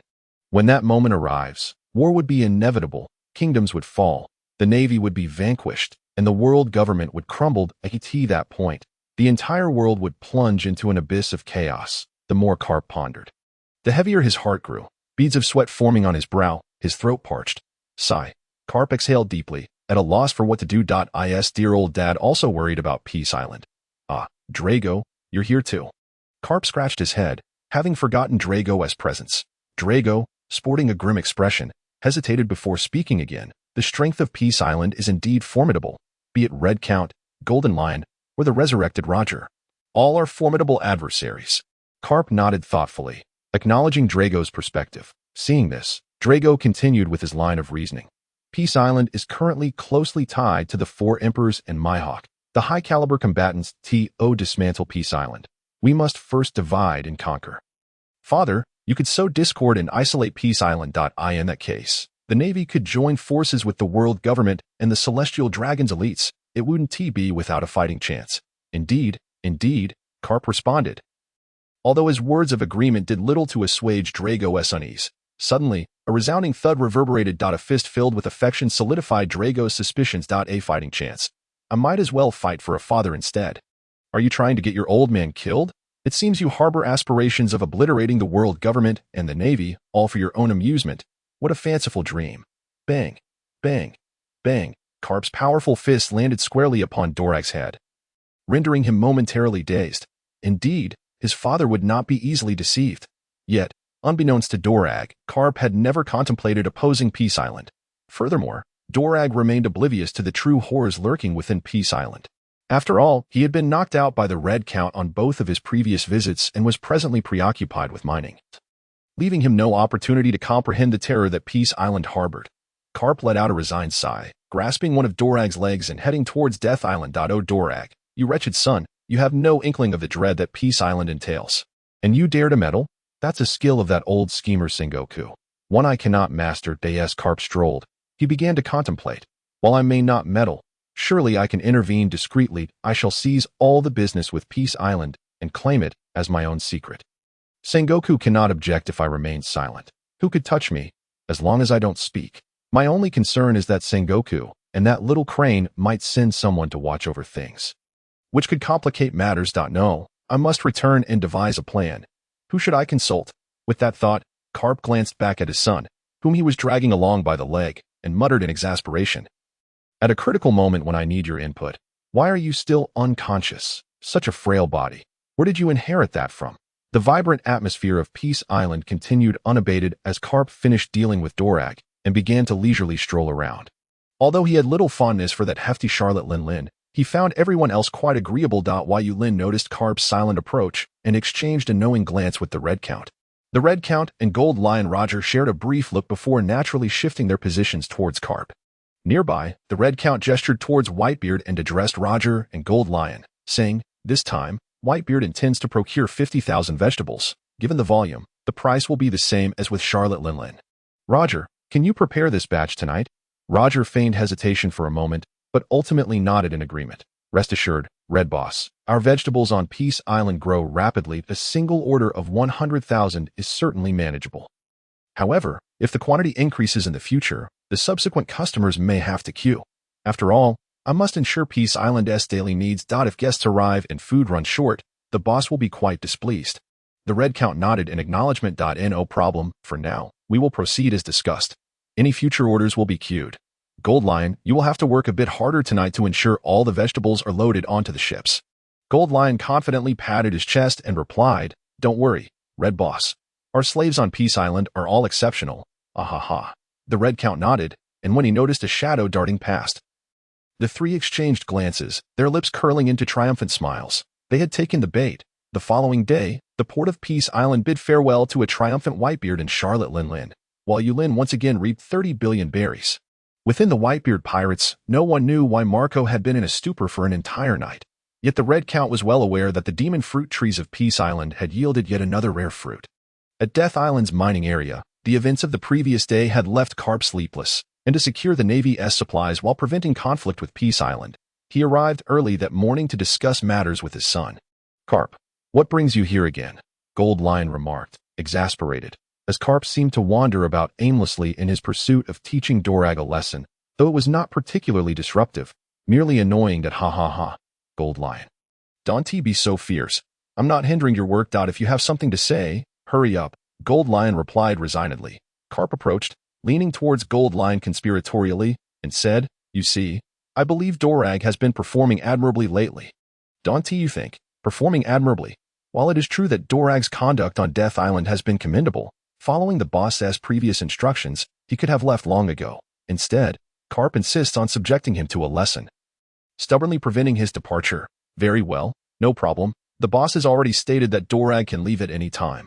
Gold Lion gestured towards the distant mine and said, "Dorag is over there. Go ahead." "Great, thank you." Gold Lion. With that, Carp strode purposefully towards Dorag, disregarding his son's willingness, and seized him by the neck, making his way towards the outskirts of Death Island. Observing Dorag's resigned expression, it was evident he had grown accustomed to such treatment. "What a pitiful fellow," Gold Lion chuckled before returning to his work. Under the clear skies of Peace Island, Carp dragged his long-suffering son into the shadowy depths of the mountains. My dear son, I wish to consult you on a matter. You must assist your father in devising a clever plan." Noticing Carp's amiable demeanor juxtaposed with the clenched fist he brandished, Dorag felt a shiver of apprehension. What is it, father? Carp cautiously surveyed their surroundings before whispering, I wish to procure something from Peace Island to sell to the Navy, but I do not want them to realize Peace Island's existence. What do you suggest? Upon hearing this, Dorag perked up. Father, are you seeking to profit from the Navy? This is for the good of the Navy. Don't divert the topic. Quickly tell me what to do. If I am satisfied, I shall speak to the boss about letting you go. After pondering for a moment, Dorag concluded that given his father's standing in the Navy, as long as he did not betray them or harm the celestial dragons, he would not face repercussions for his actions. Therefore, as long as his father engaged in legitimate business, no suspicions would arise. However, if Carp were to maintain close ties with an island full of notorious pirates, it would undoubtedly attract the attention of higher-ups, especially since he sought to act as a bridge between the Navy and Peace Island. In such a scenario, it would be nearly impossible to evade Sengoku's notice. At least, Carp lacked the capacity to accomplish this. Yet there were those who could, namely the inhabitants of Peace Island. Snapping back to reality, Dorag observed Carp's increasingly menacing gaze and promptly elucidated the matter.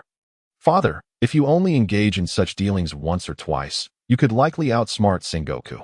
However, if it becomes frequent, he will undoubtedly grow suspicious. Carp understood Dorag's implication. Sengoku possessed not only strength but also a cunning intellect. And over time, he would certainly discern the truth. All right, I understand the challenges, which is why I sought your counsel. Just tell me what to do. After a brief pause, Dorag suggested, there is a method worth trying. At least for the time being. What method? Carp inquired curiously. Reduce the frequency of your transactions with Peace Island while increasing the volume. Since Peace Island's location changes frequently, each time you appear, it will be under a different guise. This way, the Navy will struggle to keep track of Peace Island's whereabouts. Carp nodded in agreement, appreciating the insight. According to Roger, Peace Island now randomly reappeared in different locations approximately every 3 months, greatly enhancing its concealment. However, Father, you must ensure that you are not followed when you come to trade. Otherwise, it could present a problem. This, however, is manageable. Every visitor to Peace Island traverses a foggy area, and if we enlist the help of the islanders, it should not be too difficult to ensure the Navy inadvertently runs aground.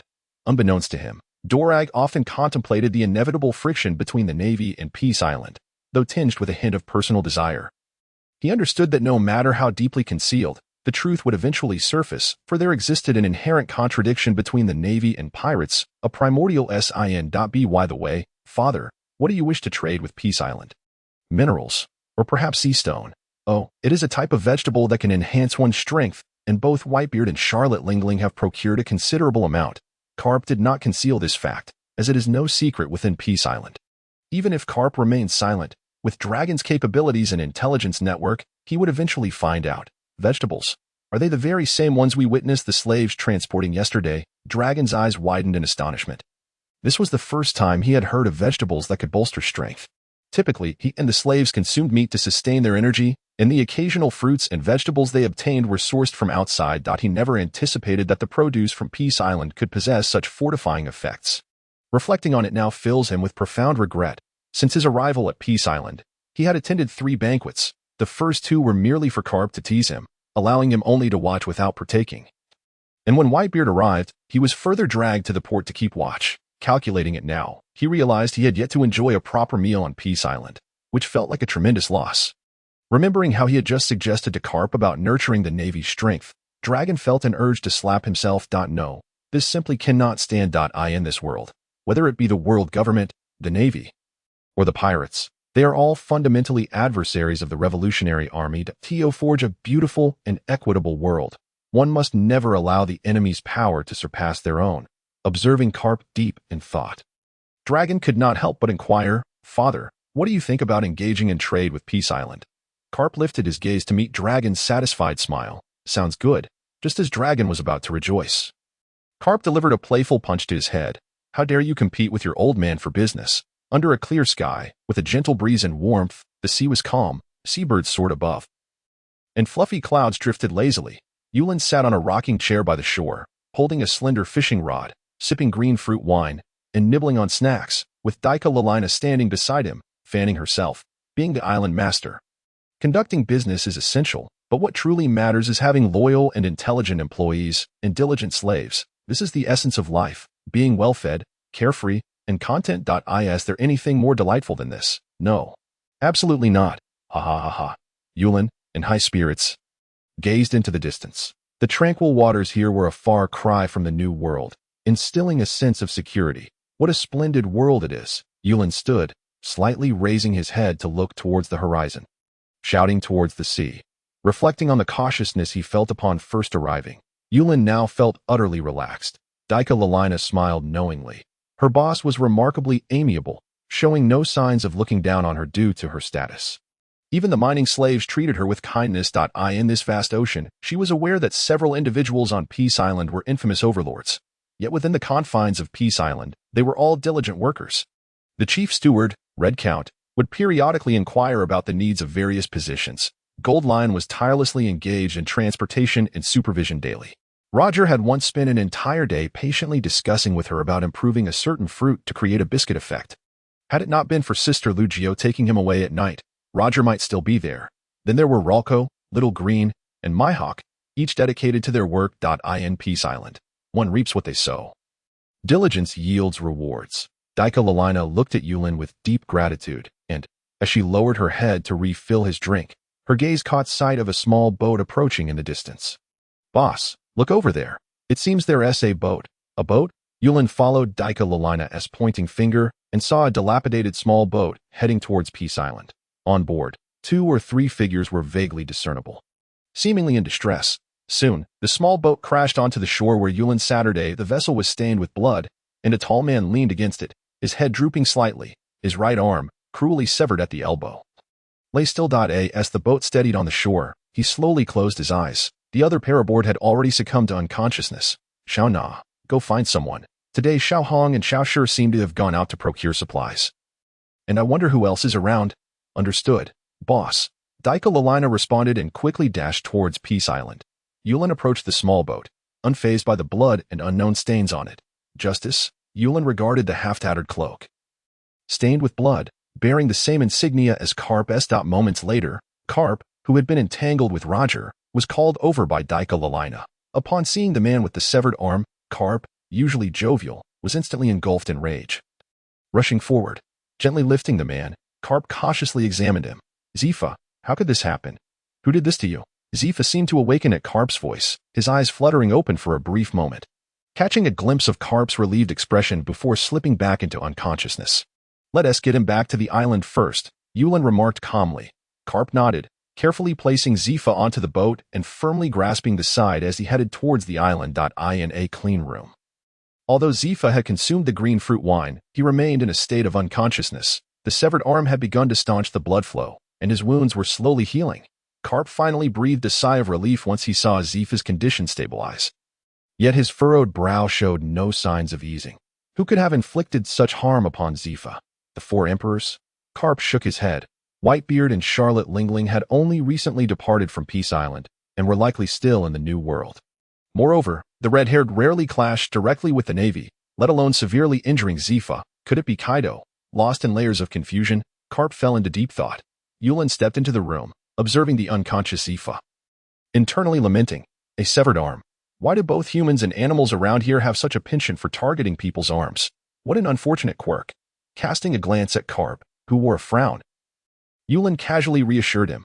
Worry not, your colleague is fine. He has consumed the green fruit wine and should awaken soon. Carp understood that Yulin was merely comforting him and nodded absent-mindedly. When he looked back at Zifa, he noticed Zifa's eyes beginning to flutter. Zifa, how are you feeling? Carp inquired with concern. Carp, so it wasn't a dream. You saved me. Zifa weakly gazed at Carp, a sudden panic flashing in his eyes. What about Ein and Binz? What happened to them? Zifa struggled to rise, but Carp firmly pressed him down. Rest easy. They are safe, just a bit exhausted and resting. Hearing Carp's words, Zifa finally exhaled in relief, yet his expression soon turned to one of profound sorrow. Carp understood that something grave had transpired.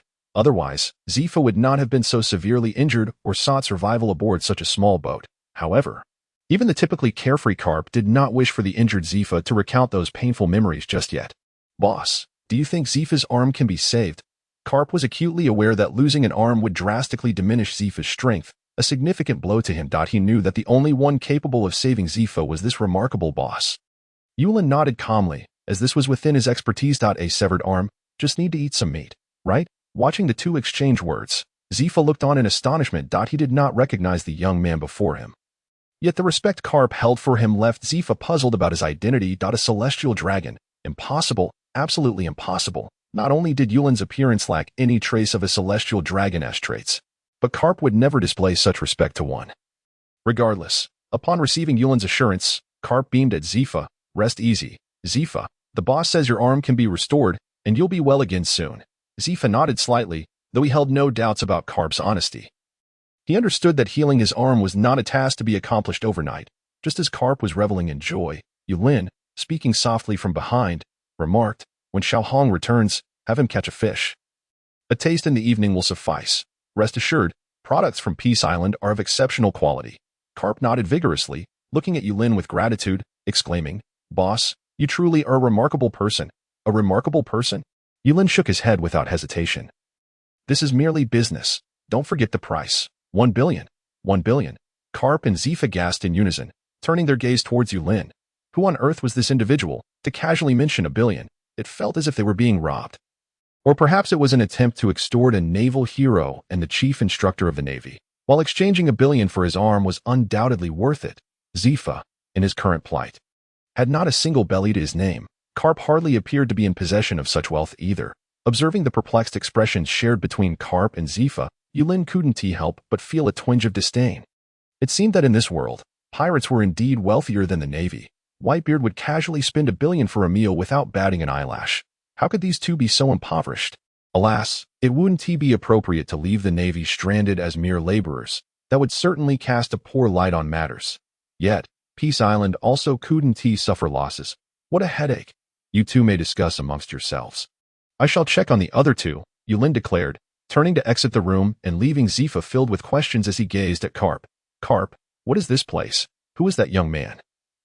And why do you seem somewhat apprehensive of him? Carp, with an awkward smile, scratched his head and replied, he is the boss, the master of Peace Island. To be honest, I am a bit uncertain about him. What? Zifa's mouth fell agape in astonishment, his hands instinctively reaching for the bed's edge. However, he forgot about his severed arm and toppled back onto the bed. His wide eyes stared at the ceiling. Reflecting utter disbelief, the man beside him was Carp, a renowned naval hero, a figure whose reputation rivaled even that of Sangoku. Though Carp was often unpredictable, the fact that he appeared to fear a seemingly powerless young man was simply inconceivable. Zifa rose once more, gazing deeply into Carp's eyes. Carp, could it be that he is a child you wronged in your youth, someone to whom you owe a debt? Before Zifa could finish, Carp, disregarding Zifa's injuries, swiftly covered his mouth, glancing around nervously as if fearing eavesdroppers. Do not speak such nonsense. Mentioning the boss like that could be fatal. Seeing Carp's serious demeanor, Zifa understood he was not jesting. He attempted to nod in agreement, but realized Carp was pressing too firmly. Struggling proved futile against Carp's strength. Observing Zifa's desperate attempts to free himself, Carp quickly released his grip. The situation is urgent. I may have been too forceful, my apologies, Zifa. Coughing to regain composure, Zifa shot Carp a disapproving look. Dying in battle was not fearsome, but being smothered to death by this foolish fellow would indeed be a disgrace. Listen, Zifa, on this island, one must never speak ill of it or the boss. When encountering animals, try to maintain a low profile. As for other individuals, you will learn in due time. Animals. Other individuals. Carp's words only deepened Zifa's confusion. Yet it was evident that Carp did not wish to elaborate further. Rest well. Everything will be all right. I will check on those two children. I fear they may not understand the situation, Carp said. Patting Zifa before turning to leave. As he gently closed the door behind him, Carp leaned against the wall, a look of concern etched on his face. Zifa, throughout his life, had battled countless pirates but had never taken a single enemy's life. Yet pirates had mercilessly slain his wife and children. Now, as he devoted himself to training the new navy, he found himself suffering yet again. Even without Zifa's words, Carp understood the devastation was surely at the hands of pirates.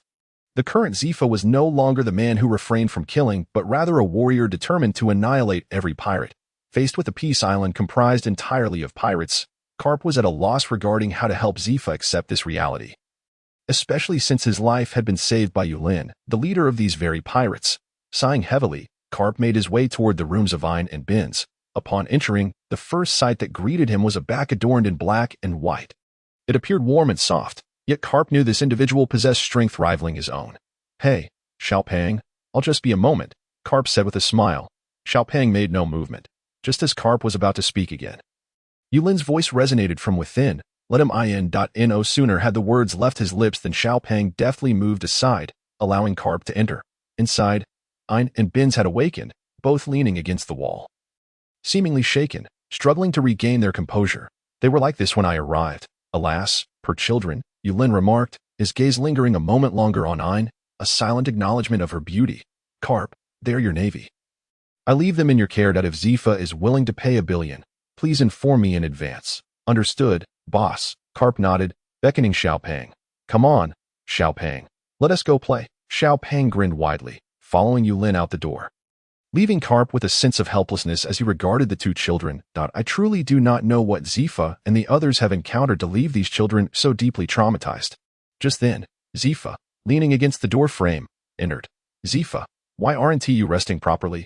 What brings you here? Carp asked, concern etched on his face. Zifa shook his head. It's nothing. My injuries are nearly healed. I am merely a bit fatigued. Upon hearing Zifa's voice, Ein and Binz, who had appeared dazed, slowly lifted their heads. Tears welled in their eyes upon seeing Zifa, their expressions contorting into a grotesque mask of anguish. Zifa stepped closer, wrapping an arm around each of their necks, pulling them into an embrace. Let it out. The floodgates opened, and all the pain and grievances erupted in their cries. Heart-wrenching sobs echoed throughout the room. Even Carp, usually jovial, found himself moved, his throat tightening. After half an hour, the children gradually ceased their sobbing, lulled into slumber under Zifa's gentle reassurances. They were utterly exhausted. The harrowing blow had left them in a state of perpetual tension. Let them rest. Carp, we should step outside to talk, Zifa suggested. Carp nodded. Very well. The two made their way outside, and Zifa sighed helplessly as he gazed at the sky. Carp, the golden lion should be here, right? The golden lion? Have you encountered him? Carp hesitated. As I stepped out, something floated across half the sky. It was hard to miss. Zifa offered a grim smile, speaking earnestly. Carp, I know you would never betray the Navy, but the fact that you are associating with the golden lion truly astonishes me. What on earth has transpired? What has transpired? In a moment of speechlessness, Carp found himself at a loss for words. He could hardly disclose that he had come to partake in the food and drink, only to be ensnared by the island and whisked away to the New World, subsequently returning. If he were to express it thus, Zephyr would undoubtedly consider him deranged. When Carp first learned that Peace Island could shift locations at random, he too regarded its inhabitants as mad. However, he had long since acclimated to the island's wonders. For Peace Island, nothing is deemed impossible. Zephyr, I am aware of your disdain for pirates, yet perhaps here on Peace Island, you may encounter a different facet of them. Zephyr cast a puzzled glance at Carp, recognizing that Carp was not always enthusiastic about matters concerning pirates. Yet, a glance at the East Blue, widely acknowledged as the weakest sea, illustrated that this seemingly erratic fellow was merciless when it came to confronting pirates. He simply could not fathom how Carp could coexist peacefully with his arch-nemesis, the Golden Lion. Could it be due to the young man he had just encountered? Reflecting on the youth named Yulin, Zephyr wondered if Carp held him in such reverence that the Golden Lion felt similarly. Is at him. In response to Zephyr's knowing gaze, Carp nodded slowly. Zephyr, there are numerous things on Peace Island that may challenge your beliefs. However, you must understand that all impossibilities pale in comparison to the realities of this island. The Carp's words plunged Zephyr into a brief state of confusion. Such sentiments hardly seemed characteristic of Carp. Just then, a familiar figure gradually approached from a distance. You're awake, Zephyr. Turning at the sound, Zephyr appeared momentarily petrified. Roger, how is this possible? Carp firmly grasped Zephyr, fearing he might act recklessly. Zephyr, when you appeared by the seaside that day, both Roger and I were present. Zephyr regained his composure, his eyes widening as he stared at Carp. Is that the matter I was referring to? Shouldn't this man be dead by now? Hey, Zephyr, must you react so dramatically? After all, we are old friends, and isn't it great that I am still alive? Who are you calling an old friend? I am a Marine, and you are a pirate, the Pirate King at that. Zephyr retorted angrily. Roger shrugged, seemingly unfazed. Fine. Suit yourself. I brought you some green fruit wine for free, so whatever. With that, Roger turned to leave. Carp lamented the loss of the precious barrel of green fruit wine. And as he was about to step forward, Zephyr halted him. Carp, I believe there are some matters you should clarify with me. Carp sighed in resignation as he regarded Zephyr's determined expression. All right, It's a shame to waste good wine. You will certainly regret this later, Zephyr. Upon reaching the door of the room, they saw the door across the hallway slowly open, revealing Ein and Binz, both appearing fatigued as they looked at Zephyr. Teacher. You two should come over as well. Inside the room, Carp felt as though he were under interrogation by the three of them. Reluctantly, he summarized the basic situation on Peace Island. After all, now that these individuals had arrived at Peace Island, allowing them to leave with such information would undoubtedly stir a tremendous uproar. Should they disturb Yulin's tranquility, Carp did not believe that Zephyr's modest strength could withstand the wrath of Peace Island. Moments later, Carp perceived a mix of disbelief and astonishment in the wide eyes of the three. After all, as Marines, who would willingly believe that such a multitude of formidable pirates had congregated on an unremarkable island? The most terrifying aspect was that someone had managed to tame them, transforming them into a unified force, and this force had even reformed. Carp, what do you think of the current state of Peace Island compared to the full might of the Marines? Zephyr regarded Carp solemnly. Although he had his expectations, he yearned to hear Carp's thoughts. Carp shook his head, well aware of the horrors that Peace Island harbored. He had long dismissed such unrealistic notions. Zephyr, they are no longer the individuals you remember. Whether it be the Red Count, Roger, or the Golden Lion, any one of these three would be beyond our combined ability to subdue. If the Marines were to recklessly declare war, it is likely that there would be no Marines left to speak of in these waters. Zephyr understood that a man of Carp's stature would not make baseless claims. Yet, he still found it difficult to accept such a staggering change.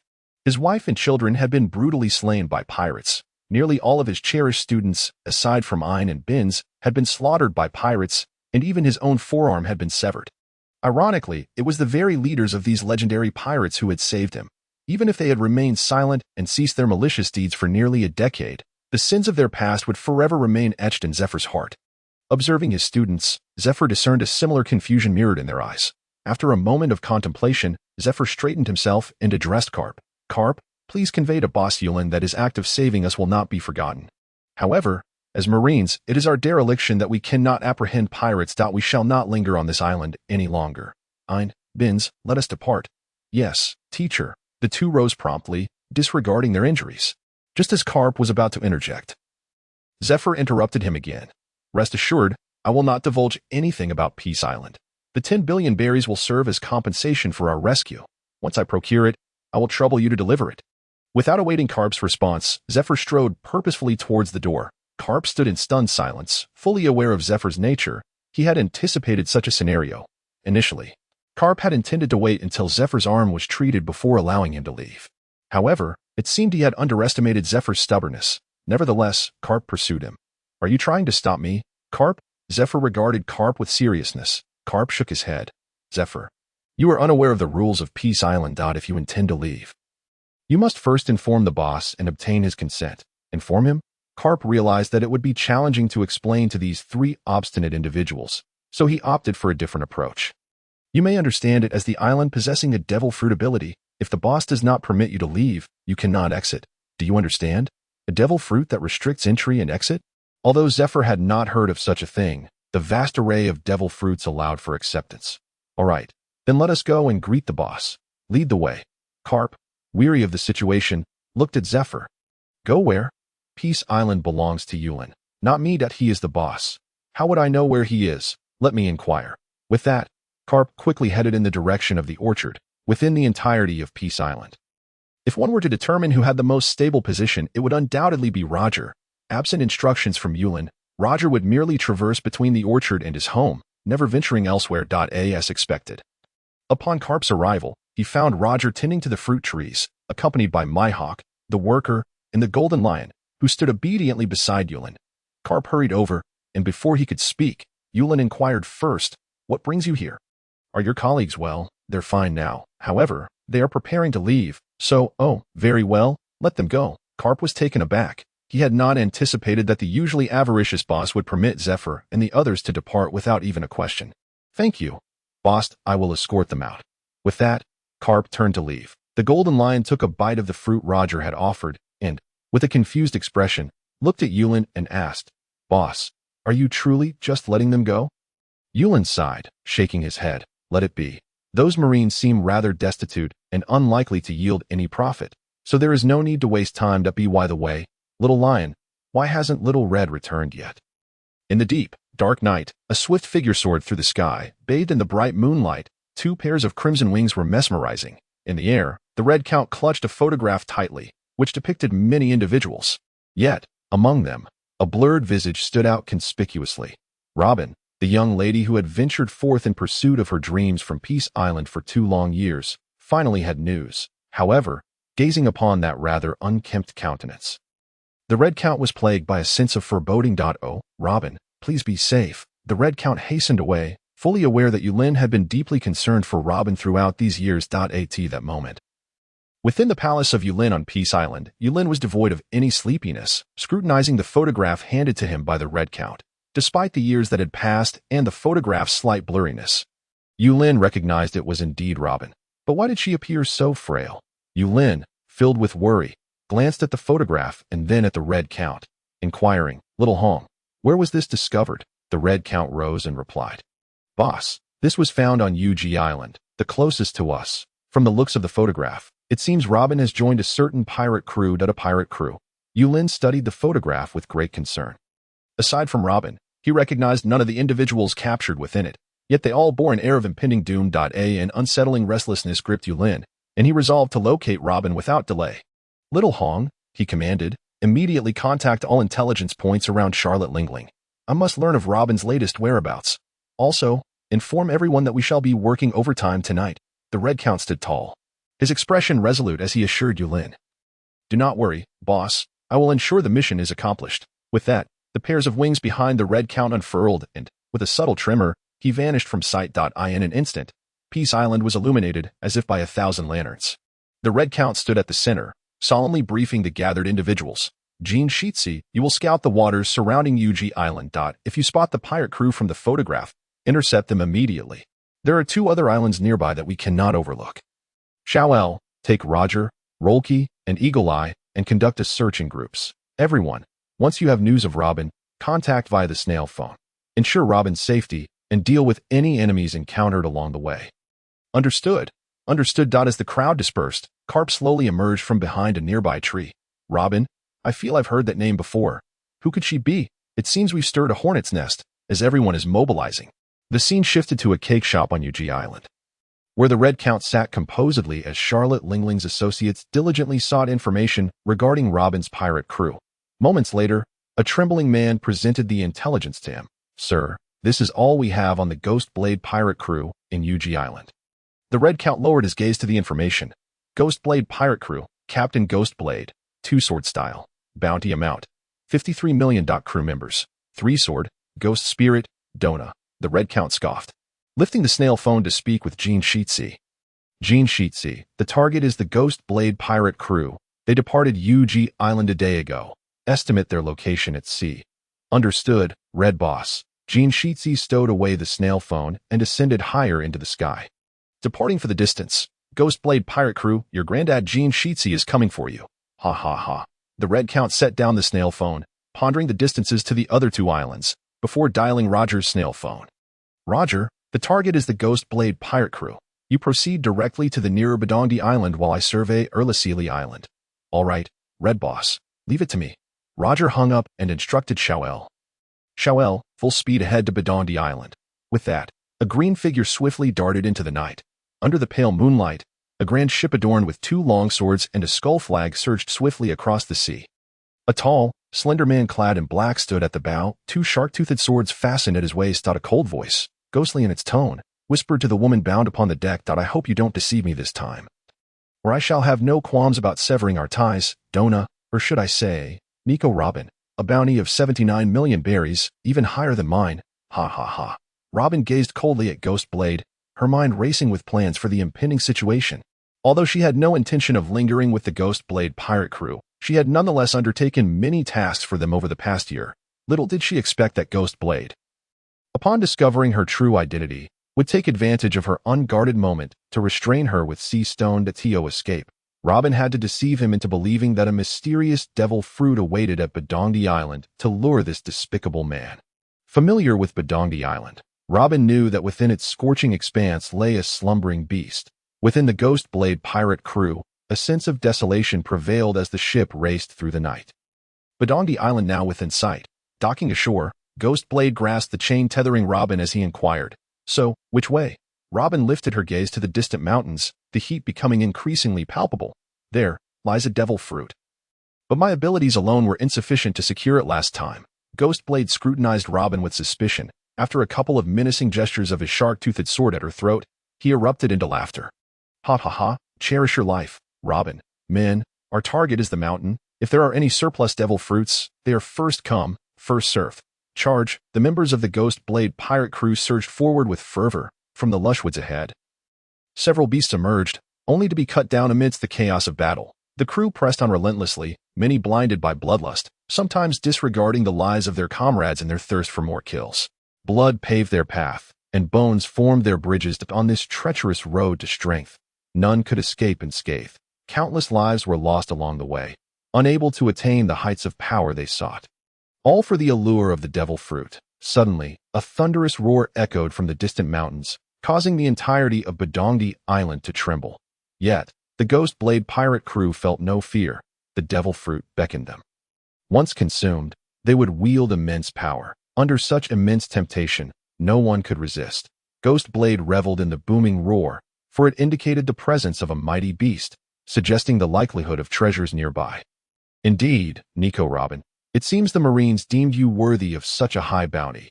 Even an ordinary Zoan-type devil fruit would undoubtedly be valued at over 100 million. This deal was undeniably profitable."